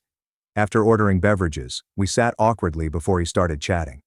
He said the preceding 2 months had been awful at home. Ella continued asking questions they couldn't answer, worsening Samantha's concern before the procedure. The 8-year-old didn't understand why the adults fought when they tried to help her see better. James took 2 hands to his face and claimed he was fatigued from handling Samantha's panic attacks and keeping Ella from feeling guilty for the family quarrel. I was surprised by his next move. He apologized for pressing me, noting the $60,000 offer. He took the issue like a business discussion where money could repair everything, thinking like a problem solver to find a solution everyone could accept. He was visibly uneasy as he realized he'd been wrong to sell my body. His apology was more sincere than my parents' since he took responsibility for specific acts rather than making general, "sorry you feel that way" comments. I thanked him for his apologies and said it indicated he recognized his mistake. While drinking coffee, I wondered about something upsetting me. I asked James why Samantha was so opposed to the operation beyond fear given the medical risks were low and recovery was expected to be short. He paused, peering into his coffee cup as if the solution was there. Then he said something unexpected.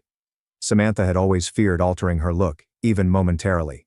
Not only modeling career worried, but horribly afraid he didn't understand. Since she started modeling at 12, she'd defined herself as gorgeous. He couldn't see how face surgery, especially little eye surgery without scars, damaged her sense of self. James tried to talk to her about it, but she became defensive and stated it was about her profession, which was easier to fight about than admitting she was afraid of losing her only asset. His answer clarified Samantha's psychology without condoning her conduct. I informed James that Samantha's identity troubles and worries didn't excuse family pressure, and Ella guilt-tripping me into surgery. He nodded and agreed that Samantha's motivation didn't excuse her actions. I suggested that this event may help Samantha appreciate her worth beyond her beauty. James nodded regretfully and hoped so. But he didn't think Samantha would learn anything. He stated his wife blamed others when things went wrong, instead of evaluating her own conduct, and today was no different. After coffee, James thanked me for meeting him.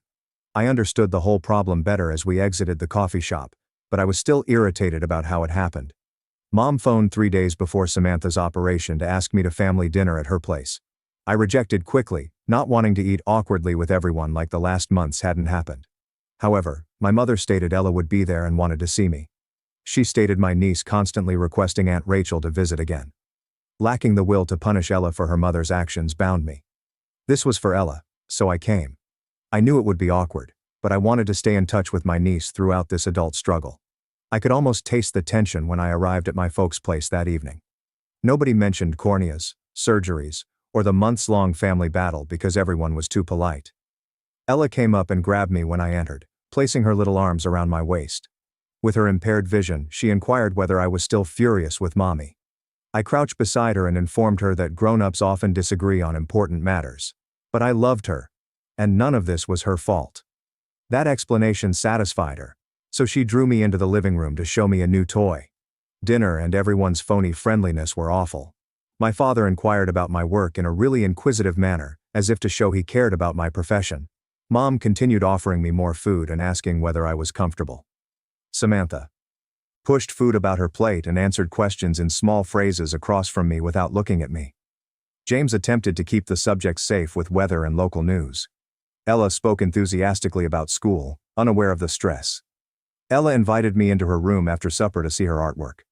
We were sitting on her bedroom floor when she begged me in a whisper if I would give her my eye because Mother was worried. I was surprised she knew these information and wondered what she overheard or Samantha told her. I gently emphasized that Mother would be courageous and help her, and that being brave sometimes includes doing things when we're terrified. Ella nodded genuinely and stated she was frightened about surgery.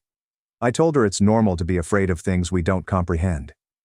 She appeared happy and showed me sketches of her returning vision following surgery. The photographs showed her seeing brightly colored flowers, butterflies, and family faces. Looking at these optimistic drawings from a youngster manipulated by adults broke my heart. Samantha quickly caught me as I pulled on my jacket near the front entrance after the family supper. She apologized for everything. Her apology was hasty and awkward, with words falling over each other like she'd prepared them but didn't mean them. I could see she was told to apologize rather than comprehending her mistake. Like a performer, she kept looking toward the living room where everyone was. I thanked her for apologizing but didn't say I forgave her, and her expression clenched in disappointment. She expected me to accept and return to our typical family dynamic quickly. She left without saying a word when I didn't satisfy her. James contacted me the day before Samantha's surgery that she was at the hospital for pre-op appointments and instructed him to inform me of the 8 a.m. operation. I thanked you for the update and wished Ella a smooth ride. No personal well wishes for Samantha were intentional, and James wasn't shocked. He replied with a thumbs up and promised to inform me after surgery. I couldn't focus on my coding the day Samantha had surgery. I checked my phone every few minutes for updates, even though I told myself I didn't care about Samantha. James texted around midday that Samantha was recovering after surgery. Once Ella was ready and the cornea was viable, the operation would happen tomorrow. I was relieved for Ella and confused about Samantha. I was delighted she did it so Ella could obtain medical attention. However, the months of manipulation, familial pressure, and guilt for preserving my body left me enraged. Samantha did what she should have done from the start, yet she still inflicted harm by avoiding it. James sent me Ella's transplant operation updates the next morning.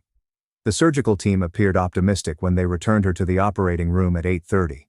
I looked at my phone for a moment before saying I hoped things went well. Another SMS arrived at 10 o'clock saying the procedure was going well and the surgeons liked the cornea. Despite trying to concentrate, I checked my phone every few minutes. James updated at 11:30 that they were completing, and the surgical team said everything went well. Knowing Ella will finally have her vision repair made me feel relieved. Just before midday, Ella received the last SMS confirming her recovery and good visual prognosis. The transplant worked, although she needed weeks of special eye medications and limited exercise. I instantly replied that I was delighted she was okay and hoped her rehabilitation went well. James thanked me and promised to update me on her development. 3 days later, my mother called with that tone that signaled she wanted something from me. She asked how I was doing and spoke about the weather before explaining why she was calling. She stated Samantha's recuperation was harder than planned, with pain and concern about mending. Samantha is emotionally struggling and needs family support, she said. The inference was clear without her saying so. Her voice indicated that she expected me to volunteer to visit or contact Samantha to check on her. I inhaled and informed my mother that Samantha had James, the babysitter, and both her parents close. I said she had enough of recovery support. My mother paused before stating that family support was different, and Samantha was struggling. I told her I wouldn't console someone who hadn't recognized her months of harm. My mother groaned and said she understood, but she disagreed with me. After that, she awkwardly hung up. 2 weeks following both procedures, my mother called again to arrange lunch. Her request was for just us and no relatives. She claimed she'd been thinking about my response to her apologies and wanted to talk about our family dynamics. My mother never had long emotional talks about family dynamics, so I was suspicious. However, her voice was less defensive and more hesitant this time. I agreed to meet her at a nearby restaurant the following Saturday. The week before lunch, I questioned if she was ready to confront the problematic habits or just trying to smooth things up without meaningful change. I went to the restaurant first on Saturday and secured a peaceful table in the rear. My mother entered nervously and smiled tentatively as she sat down. We ordered dinner and awkwardly discussed work and weather till it arrived. After setting down her fork, my mother glanced at me with an unusual expression. She said she'd always seen Samantha as more delicate and in need of protection due to her modeling profession and beauty obsession. She realized she'd ignored my wants and feelings throughout the years after seeing me stand up to the whole family.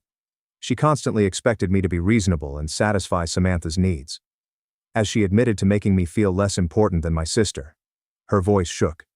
Her prior apologies seemed more about resolving dispute than understanding. As she talked, my wrath toward her softened.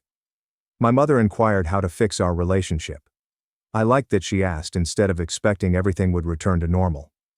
I told her honestly that she shouldn't expect me to sacrifice for Samantha in the future. I requested that she prioritize both girls' needs rather than Samantha to repair our friendship. I demanded that she obey my boundaries, even if it upset Samantha or complicated family matters. My mother cried and squeezed my hand across the table. She agreed and claimed she wanted to do better, that she hadn't understood how much partiality had hurt until the situation forced her to see it. I was cautiously optimistic for the first time in months that our relationship may mend with true effort from both of us. James sent me Ella's progress images 3 weeks after the procedures. The first batch depicted her happy visage with a protective eye covering and joyful notes about her improved vision. He reported her visual progress every several days. Ella's doctor said her graft was mending well and she could see better than before her illness. Ella sent a snapshot of her elaborate drawings of flowers and butterflies, which she couldn't see previously. James's text claimed she was happy to see her mother's face again and was pointing out features she'd missed. I was thrilled for my niece when I saw their drawings.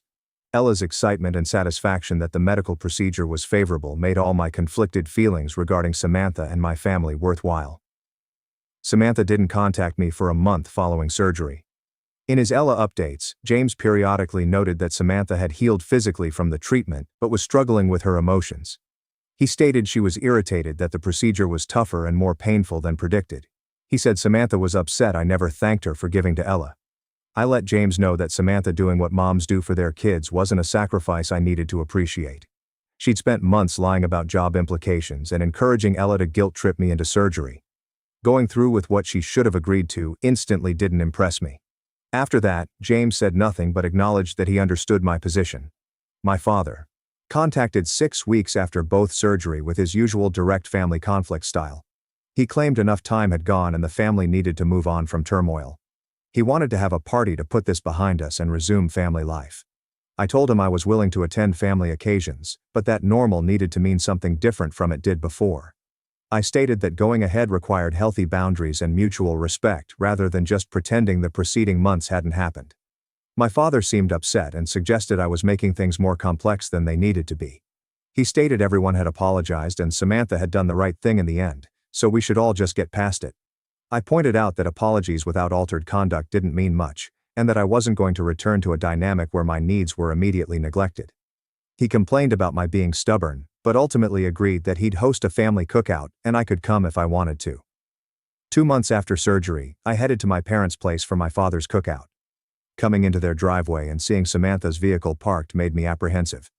After entering the garden, I noted the uneasy atmosphere of everyone being extremely nice and careful with their words. Samantha was talking to James near the grill when I arrived and hardly looked at me. Mama hugged me and whispered she was delighted I arrived. Ella called my name and ran across the yard toward me. Ella slammed into me with an embrace and showed me her improved vision. She correctly read yard signs and detailed microscopic details on flowers and foliage she couldn't see before the transplant. Her joy and excitement were contagious. Watching her point out everything she could now see made the difficult family dynamics worth it. Later that afternoon, Samantha and I were alone on my parents' back porch. When I stepped outside to get away from the crowd, she followed. We were uneasy for a minute before she said quietly. Her modeling agency included her gift in a promotion promoting loving moms. Several clients had praised her, and the tale had garnered exposure for her and the agency. She softly acknowledged that I was right about the career implications being overblown. She was afraid about the procedure, not the career repercussions. She lowered her voice as she said that she'd never had surgery and that the thought of having her eye operated on had caused weeks of panic episodes. It was her closest to taking responsibility for her actions. She wasn't apologetic, but she said her anxieties were about the procedure, not her career. While I didn't declare I'd forgiven her, I nodded to acknowledge her. We waited there for another time before returning inside to the family. I told Samantha I understood being terrified of medical issues, but she shouldn't rush me into surgery or guilt trip me. Moving her weight, she peered down at the porch planks. She regretted her actions, especially including Ella in adult issues. I nodded to acknowledge her but didn't forgive her. We returned inside where everyone was eating and feigning calm. I avoided Samantha for a few months and spent more time with my mother and Ella. Dad stopped calling my looks or career worthless. He nevertheless reacted defensively to pressure campaign mentions. James texted me sometimes to check in and apologize for his role in things, which I liked since he appeared to understand why they did wrong. I started visiting Miriam every other week to maintain healthy family boundaries and stay in touch with loved ones. She showed me I could love my family without being hurt. I practiced identifying manipulation so I could stop it before it got out of hand, as with the cornea scenario. James reported that Samantha signed multiple modeling contracts 4 months after the procedures, including one that portrayed her as a dedicated mother who gave to her kid. She had battled so hard against contributing, so it was ludicrous. But now she was earning money by being unselfish. James claimed Samantha seldom mentioned the operation and didn't realize how close she came to refusing to help Ella. In one therapy session, I told Miriam I was frustrated that Samantha would never comprehend her injury. Miriam asked me what I could manage. I couldn't make Samantha learn from what occurred, only how I treated her. I choose to focus on Ella rather than Samantha and keep things distant but courteous with my sister. At Ella's 6-month visit, the doctor remarked her recovery was fantastic, better than expected. Now that she could see the school board, she took art courses and sketched these intricate images. Watching her point out minor things in her paintings she never seen before made me thrilled the medical portion went well. Despite the familial chaos, my mother hosted Thanksgiving dinner and I didn't feel apprehensive traveling there like I used to. I stated my disapproval of some issues and practices. My mother respected such limits. My mother interrupted my father's joking about me being the troublesome daughter and stated I was right to defend myself. Her defense of me nearly knocked my fork over. Samantha and I became cordial at family gatherings but didn't hang together or communicate on the phone. She never thanked me for being a backup donor or acknowledged her unreasonable expectations.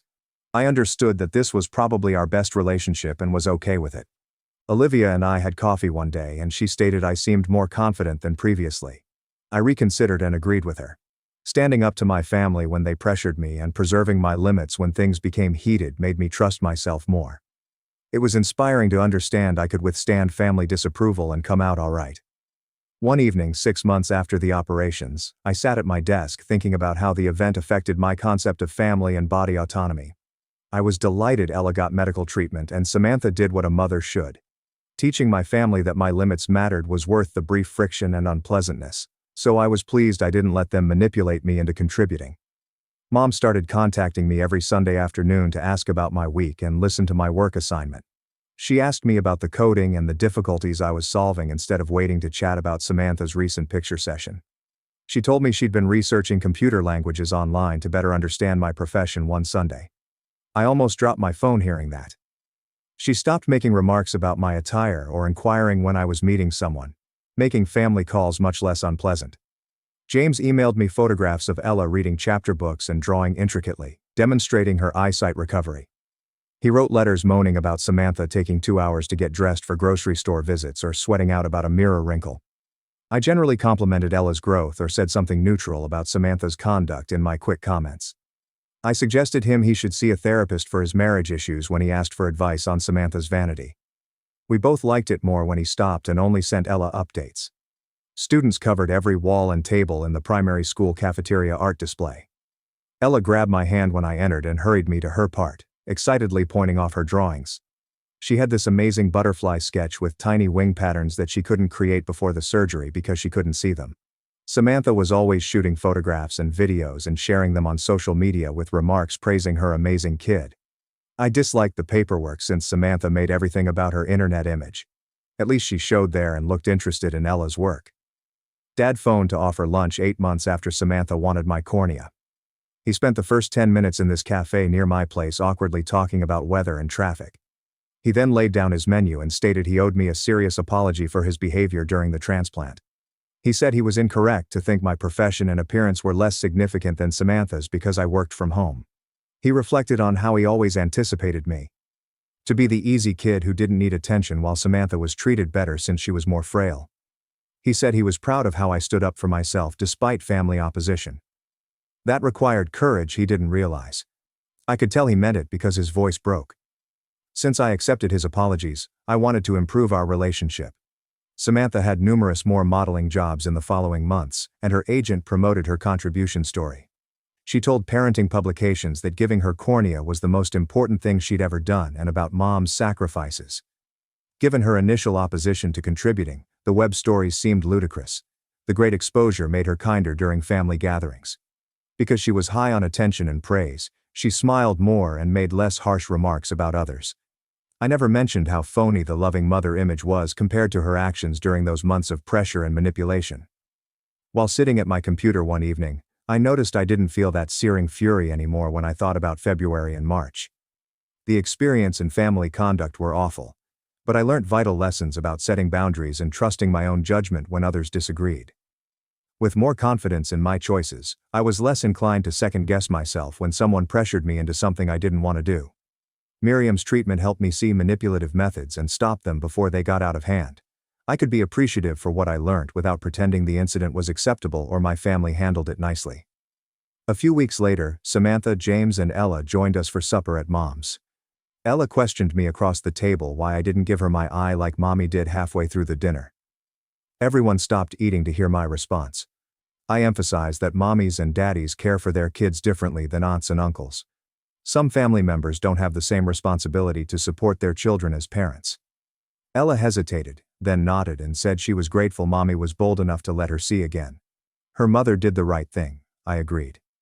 Samantha stared at her dish silently. At Olivia's apartment on New Year's Eve, I reflected on how much had changed since February.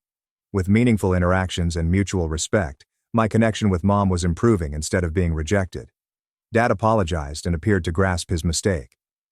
Ella and I had a good connection, so I could be in her life without pressure or manipulation. Samantha and I would certainly never be close sisters who phoned each other for advice or hung out, but we could be together without friction, which was plenty. I defended my right to make bodily decisions, made sure Ella had the best medical care, and educated my family to accept my limitations. Despite my fear, standing up for myself while everyone was against me was one of the finest things I ever did. My parents called me the spare twin. They said, "Your sister is the one." Years later, she begged for my inheritance, and I had proof to destroy her. I'm Ethan. A 23-year-old guy who was always the extra kid my parents kept around until they found out someplace else to put me. My sister was the golden kid, while I was essentially the family's spare part. Years later, she contacts me with a foolish request. My folks join in, and things take a very amusing turn. Let's just say I had the final laugh. It may or may not have included a mop, a blue outfit, and my attempt not to pass out from laughter. From the start, it was clear who was the show's star. My twin sister, Chloe, 23, is a female with blonde hair, green eyes, dimples, and all the characteristics of an angel kid that people adore. Every time someone saw us, they said, "Oh, she's gorgeous." Then they said, "And that's her brother." As if I was her driver or something. My parents, John and Rebecca, ate it up. If Chloe just burped softly, she was elegant. If I did anything, it would be lethargic, uninspired, and problematic. And I am not exaggerating. One year for Christmas, she received an iPad, while I received socks. Not great socks. Clearance socks. 2 sizes are too small. They relished pointing out that I had darker complexion than Chloe. She inherited her mother's fair complexion and her father's fair eyes. I got me. Guess which one goes better with their family photo style? Spoiler. Not the youngster who was advised to stand in the rear so the light wouldn't wash out your sister's face. Growing up, I was the designated errand guy. If they needed someone to clean the garage, it would be me. It's Chloe's time to clean dishes. No, she had homework, so I completed them. Family excursions. Oh, I was invited, but only to carry baggage and photograph everyone else having fun. What still makes my eye twitch is that I was never permitted to be in some family photos. They'd make 2 versions, one with Chloe front and center and one with just her. My version did not exist. The day they finally decided they were done with me was almost hilarious. I was 14. Chloe was 14. We each had an upcoming school concert. I didn't want to wear the itchy, too tight outfit my mother chose for me. I expressed my discomfort and requested if I might change into something more comfortable. That is it. That is the crime. I didn't want to appear as if I was headed to court for tax fraud. Mom had a complete meltdown. Dad backed her up, stating I was ungrateful and humiliating to the family. The next thing I know, they're saying, "You know what? Maybe it's better if you go live with Uncle James and Aunt Laura for a while." That while turned into forever. Here's the bit that makes things worse. They did not disguise the motive. A week later, I overheard my mother on the phone stating, "We chose to keep the better child." That's me they're referring to. Or more accurately, not me. Uncle James and Aunt Laura, Dad's brother and wife, were shocked. They were not wealthy, but they were nice people. When they picked me up, they assured me that I would have my own room and space, and that I would not be treated like luggage. My parents scarcely said goodbye. Chloe waved at me from the porch, as if I were going on a school trip. My mother's final words were, "Don't cause them as much trouble as you caused us. No hugs. No, we will miss you. Just one final stab to remember them by." The first night with Uncle James and Aunt Laura made me understand how different my life may be. They inquired whether I was hungry. They never compared me to Chloe once. They didn't care what I was wearing as long as it was clean. They treated me like I was a member of the family, which felt strange at first because I wasn't used to it. But the problem was that even after I left, my parents found methods to remind me that I was the reject. They'd send me cards for Chloe's birthday with photographs of her as she grew older, but no mention of me. My favorite was when they sent me a family photo with me clipped out. You could still see my hand resting on Chloe's shoulder. Classy. I used to believe it may be me. Maybe I was the problem kid. But living with James and Laura taught me that I wasn't. It turns out that if you treat a child as if they are important, they will behave accordingly. So, it is how I became the spare twin. There were no spectacular judicial custody fights or sad catastrophes, just 2 parents who decided which child looked better on their Christmas cards. And really, that was the finest thing they could have done for me. Because while Chloe was being nurtured as the golden kid, I got out. I got to live with individuals who didn't mind how I appeared in images. And one day, I was going to make sure that their decision to discard me was the one that came back to hit them the worst. So I thought moving with Uncle James and Aunt Laura would be the end of it. They kicked me out, so why should they care what I did? Yeah. It turns out that my parents were not the kind to let things go. They were the sort of people who would put something in the garbage and then complain because the trash didn't send them thank you cards. That Christmas marked the beginning of their strange behavior. James pulls in a bundle of mail and gives me a card with my name on it.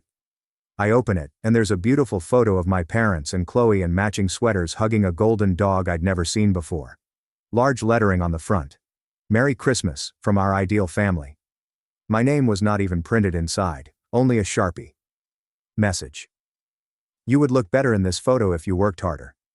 Merry friggin' Christmas. Then they got inventive. On my 16th birthday, a box arrives. Inside there is only one cupcake. There is no icing or message, just a candle shoved in the middle. And I realized right away that they hadn't remembered my birthday. It was their way of saying, "You're not worth an actual cake." Another time, a padded package arrived, containing a present. My antique third-grade participation ribbon, charred on the edges. I suppose they felt it would really stick it to me. This item was not for me. It was for them. They weren't attempting to reconnect. They weren't even attempting to harm me in a way that made sense. They simply wanted to ensure that I never forget I was the rejected one. It was only about malice. The oddest thing was that the harassment was planned. I'd get something from Chloe, then from Mom a week later, and finally from Dad. Like they have a harassing schedule posted on the fridge. Someone even mailed me a flash disk. I plugged it in. A huge error. And there came a slideshow showcasing Chloe's accomplishments. School accolades, holiday shots, her carrying trophies, all set to this goofy, inspiring music. I couldn't go through it without laughing. By the age of 17, it had become physical. They showed up twice. This is the first time I have come home from school. James stands on the porch clutching a large framed photograph. My parents had just left it there. It was an updated family picture. Only the three of them and the dog. In the frame behind the glass, pasted in the corner, was a little baby photo of myself with a red X through it. Second time I'm walking home. I see a vehicle parked at the corner. Chloe is leaning out the window, carrying a large sign that reads, "Need money? Ask your real family." A couple of school kids were behind me. They witnessed everything. Chloe waved as if she were at a parade. I didn't even react, just continued going. I think my lack of concern irritated her more than anything. The final straw arrived a few months later. A parcel shows up. Big, hefty box. I open it to reveal a shoebox, full with dirt and debris. On top of the soil was a message that said, "This is all you'll ever be worth to us." James almost phoned the cops.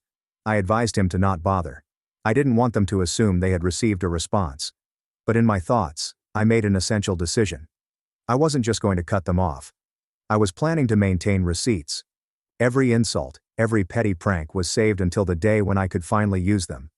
By that point, James and Laura were saying, "They're not going to stop unless you cut every line of contact." So I did. New phone number, privacy settings on school records, and mail routed to a P.O. box. For over a year, everything was calm. No cards, no parcels, and no parade stunts. I nearly believed they had finally moved on.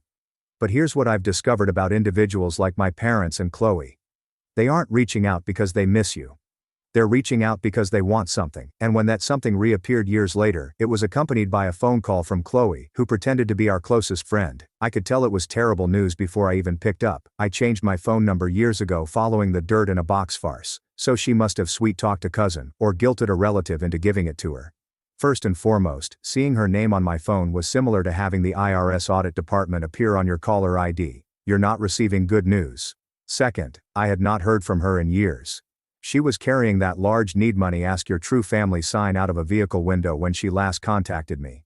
So, while I wasn't anticipating a heart-to-heart, curiosity got the better of me. I wanted to see what angle she was taking this time. I respond. Her voice is sugary, sweet, false, and happy, similar to how the Kardashians talk. Yes, that tone. "Hey, it has been forever. How are you?" I play along. "Let me guess. This call concludes with you begging for money." She chuckles as if I was joking. "Oh, stop. Seriously, I've been thinking about you. We should catch up." Which is Chloe speak for, "I want something." I just wasn't sure what it was yet. We do the awkward dance for around 2 minutes. Her chatting about her busy life, and my quick responses. Then she moves in for the kill. "So I heard Uncle James received some money from Grandma and Grandpa." Bingo. I maintain a bland tone. "Yeah, they left a trust in my name, which James maintained. He recently moved it to me a few months ago, so it is now mine." "Well, I just thought, since we're twins, it would make sense to divide it. I actually laughed. I couldn't help it. Divide my inheritance? That is adorable. She did not laugh back. I am serious, Ethan. We are family. The family shares. I could feel my jaw clench. Funny. You refused to share when I was having supper alone in the kitchen, allowing you to sit at the nice table. God, you're so theatrical, she exclaims, suddenly switching to the tone she used as a child. The one that made everything I said seem insane. It's about doing the right thing. I need this money for college. Oh, I answered. You mean the college you might have paid for with the funds your parents set up? The one Mom told James about before I learned from a cousin that you spent it on handbags and a vacation to Italy. Silence. That hit. Then she snaps back. That was different. I was living my life. You have had it easy with James and Laura. You don't need that much money. The arrogance made me chuckle again. Let's get this straight. You squandered your own education funds, and now you believe you are entitled to mine. Since I had a nice life with people who genuinely wanted me. You are being selfish, she says. If our roles were reversed, I would assist you. Oh yes, I said.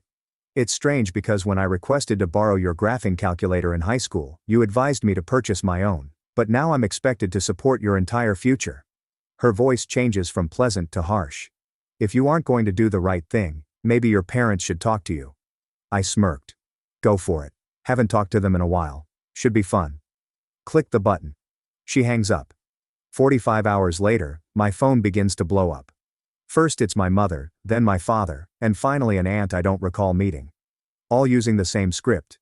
It is your responsibility to support your sister. You wouldn't have the same life without us. Without them, the same folks who abandoned me at their brother's house as if I were a broken toaster. One voicemail from my father stated, "You're still my son, so I have a right to ask this of you." Which was funny because the only time he's ever used the words on me is when he's trying to guilt trip me. One even provided me a link to a GoFundMe page Chloe created titled, "Help me get to college, my brother won't help." The description was pure gold. My twin brother was granted a large quantity of money, but he refuses to share with me. Even while he understands how essential my education is, he has had it easy his entire life, whereas I have fought. Last summer the girls' fight took place at an all-inclusive resort in the Maldives. The greatest part? The GoFundMe page included a photo of her standing next to a BMW. I wasn't furious at this time about her BMW. I was impressed. Chloe's entitlement was not merely typical golden kid enthusiasm, it was Olympic level. It takes confidence to spend your own money, beg for someone else's, and yet act like you're the victim. James and Laura were about to contact her and shut it off, but I persuaded them to hold off. Something inside of me had moved during that phone chat. I'd been cutting them off for years to escape their mess. Now I wanted to lean into it, not because I was going to hand them a penny, but because Chloe had just given me the ideal situation. She was blatantly lying about the reason she needed the money. My parents were backing her up like the devoted little enablers they'd always been. And here I was, armed with both physical and digital receipts, demonstrating she was lying. Instead of rejecting their calls, I began answering them, allowing them to rant while pretending as if I was contemplating the situation. I preserved everything of it. Screenshots, voicemails, and a GoFundMe link. I even had a common friend email me images of her gloating about her Italy shopping trip and Maldives vacation in a private group conversation. It wasn't simply about money anymore. It was about ensuring that everyone received precisely what they earned. That night Chloe texted me one more time before remaining silent. In a way, I am receiving what I deserve. I grinned at the phone. Yeah, I figured you would. Just not in the way you expect. See, people like Chloe and my parents don't know when to give up. If you let them think they're tiring you out, they'll just keep talking. And the more they talk, the more ammunition they provide you. So I choose not to block them. I decided to let the pandemonium in just long enough to get what I needed. The following morning, Chloe phoned again. I could see she had been practicing her reasonable voice. Ethan, I just want to work things out. I'm not asking for it all. Just enough to cover the tuition. Uh-huh. How much is sufficient? I inquired, knowing full well that the amount would be outrageous. She did not disappoint. 45,000. But that's only the start. There are also books, housing, and personal well-being. I cut in silence. Then he said, "How do you know that?" I replied, "I'm psychic." She huffed and changed the subject, but I could sense the worry in her tone. That informed me she understood she'd spoken too much elsewhere and was curious where I'd heard it. Meanwhile, my parents were doing their own campaign. My mother tried the "I'm just concerned" tactic. "Chloe is quite stressed, Ethan. You have always been the strong one. You can live without this money, but she cannot. Be a bigger person. You're not the golden kid, thus your life is intended to be more difficult." I knew I needed to keep them talking. So I began asking questions. So, if I helped, what precisely would the money be used for? I'd make it sound like I was thinking about it, then sit back and let them probe further. They emailed me spreadsheets. Actual spreadsheets. Chloe had created a college budget file, complete with color labeling. Tuition and books accounted for around 20%. The remaining expenses included a $6,500 wardrobe update, $3,500 for networking events and reading parties, and $10,200 for mobility upgrades, which was code for a new automobile. I transmitted the material to myself using 3 separate email addresses. I was not going to lose that jewel. About a week into this, I received a text from a mutual buddy. One of those folks who want to remain impartial yet enjoys a little of drama. She provided me photos from Chloe's private Instagram, posts of her visiting high-end stores, and selfies with titles like, "Manifesting my dream car." No one can tell me I can't have the life I deserve. Gold. Pure gold. I began to see the wider picture. Chloe expected this to be a brief guilt trip and a paycheck.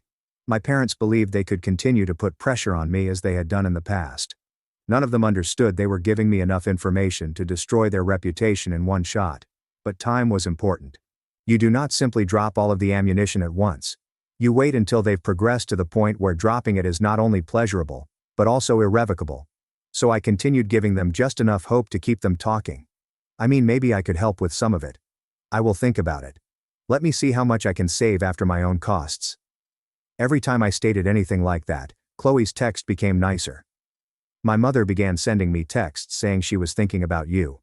My father even inquired about my employment as if he cared. It wasn't real. Everything was wonderful. Then Chloe made her first major error. She gave me a photo of a fancy handbag she recently purchased, claiming it was an investment item for interviews. The $1,500 tag was still on it. The sting was that she sent it while simultaneously messaging me about how broke she was and how she didn't have enough money for textbooks. I did not react. I've just saved it. 2 days later she made another error. She announced on Instagram that she was going a weekend getaway with pals to unwind before the semester began. The setting was a 5-star resort, and the caption said, "Self-care is essential to success." I did not answer either. Saved it. By this point, I had screenshots of her shopping sprees, proof she wasted her initial college fund, the crazy college budget file, and her parents, my parents in name only, publicly supporting her entitled crap in messages and voicemails. All I needed was one more thing. A strong indication that they were not going to stop until they were publicly shamed. It arrived in the guise of a group message.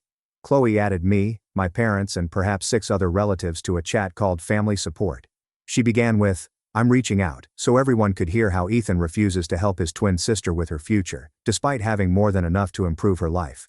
My mom said, "We're just asking for fairness. He's been blessed and should share." That was all. The ideal configuration. They had made it public among the family. They'd drawn their line, and they had no clue I was standing on the opposite side with a match and a gallon of petrol. When I lighted this up, I determined right away that I wasn't going to turn them off. I planned to make sure they couldn't twist it later. No misconceptions. No, it is not what we intended. Only their words, behavior, and entitlement are on full show. Once it was out there was no turning back. They intended to make it public. Fine. I was planning to make it permanent. I took a big breath, accessed the family support group chat, and began typing as if I were ready to submit a final paper that I was confident would receive an A. First message. Okay, now that we're discussing freely in front of everyone, let's make sure we all have the same knowledge. This is Chloe's comprehensive college budget proposal.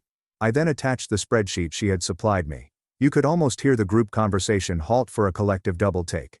Next message, you'll notice that just 20% of this is for college. The remainder is $6,500 for apparel, $10,200 for a mobility upgrade, and $5,000 for personal health, which based on her receipts likely includes facials, yoga retreats, and even a membership to an influencer's lifestyle course. Then I dropped the handbag image, which still had the $1,500 tag on it. This was bought yesterday. I'm not sure how this comes into the struggling student category, but maybe it's a textbook holder. There was a brief moment of silence in the talk.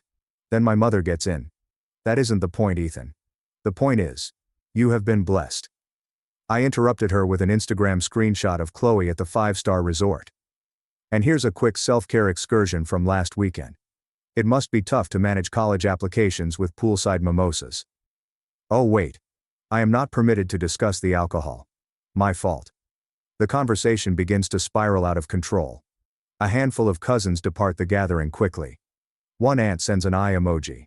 My father attempts damage control. Ethan, this is needless. We are family. So I reached for the throat. I included documentation from a common acquaintance that shows Chloe talking in a private group conversation about how she had already spent her original college fund on Italy and the Maldives. Along with her exact words. It's okay. I'll just ask Ethan to pay for the remainder. He owes me anyhow. I captioned it. So just to be clear, I owe you because when I was 14, our parents dumped me on James and Laura so they could keep the more attractive one. I want to be sure I grasped the rationale.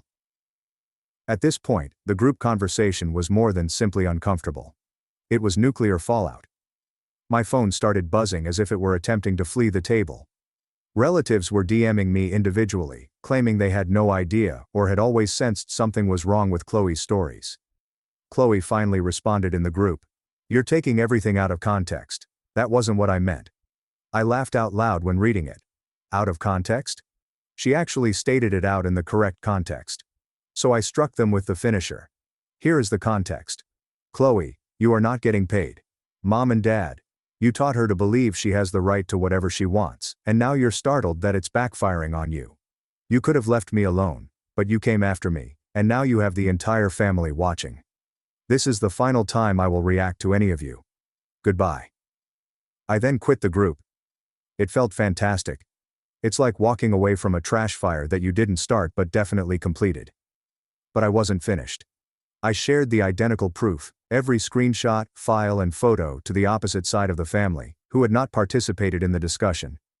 I didn't want Chloe or my parents to think Ethan was being cruel or making things up. Nope. The receipts were bulletproof. Within 24 hours, Chloe's GoFundMe page had been erased. Not because she had met her aim, but because the remarks were harsh. One cousin even shared the entire screenshot album in the comments. So, anyone who clicked the link saw the entire tale before even reading her proposal. People started sharing links to the screenshots I'd given, claiming she was a fraudster. Someone even posted a college fund, which is more like a vacation fund. James and Laura were unable to stop smiling for a week. James even prepared popcorn one night and claimed, "This is better than Netflix." The best thing is that Chloe hates losing face. She may have simply accepted the L and gone on. Instead, she doubled down and tried to convince some family that the images were outdated or manipulated. However, the timestamps and information in the screenshots immediately disproved that deception. Every time she attempted to get out of it, someone else provided me her reason, and I showed them proof that she was lying again. Her reputation in the family plummeted quicker than a bad cryptocurrency. Party invitations are no longer available. My mom's proud parent posts about her are vanished. Even her pals began unfollowing her online. And I didn't even have to raise a finger after the initial explosion. The problem merely continued to expand on its own. It was no longer about money. It was all about control. For the first time, they had nothing on me. They couldn't blame me, alter the facts, or disguise what they'd been doing for years. I had turned their small public shaming effort into a career-ending PR disaster. All I had to do was give them their own words back. I assumed that was the end of it. However, I misjudged how desperate entitled individuals can get when the gravy train failed.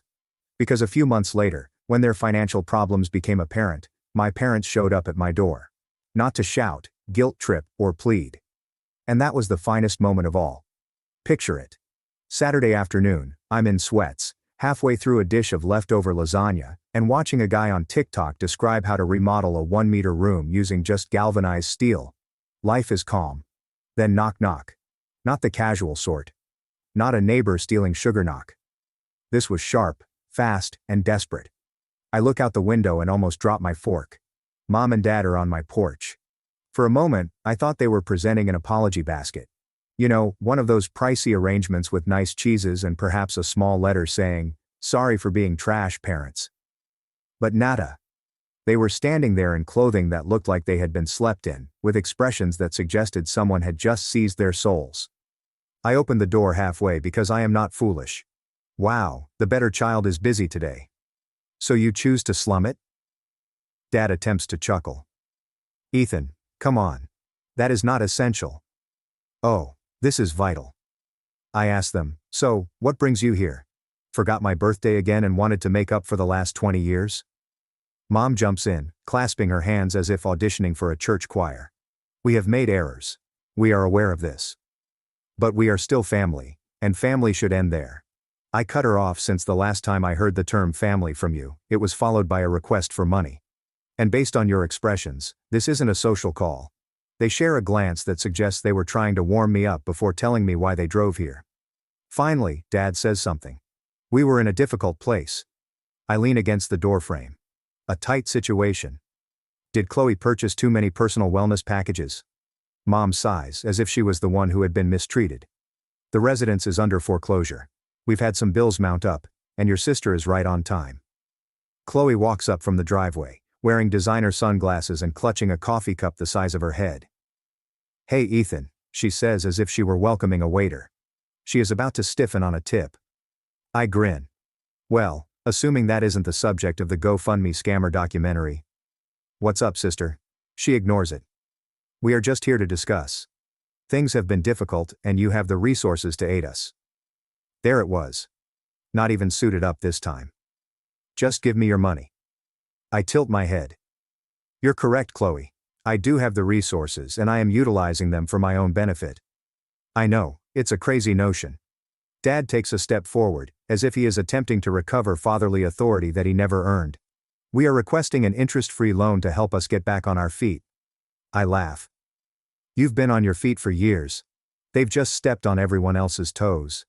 And now that you've tripped, you want me to be your crutch. Mom attempts the guilt trip next. We took you in as a newborn. I'm sorry, I interrupted. You gave me away to James and Laura because I did not fit the Christmas photo style. Let us not change history. Chloe scoffed. God, you are so theatrical. It's only money. You act as if we are asking for your kidney. Yes, I say. But notice the difference. If you removed my kidney, you'd probably sell it and then come back begging for the other one. Dad's jaw tightens. We're giving you an opportunity to be the greater person here. I smirk. I've been the bigger person since I was 14.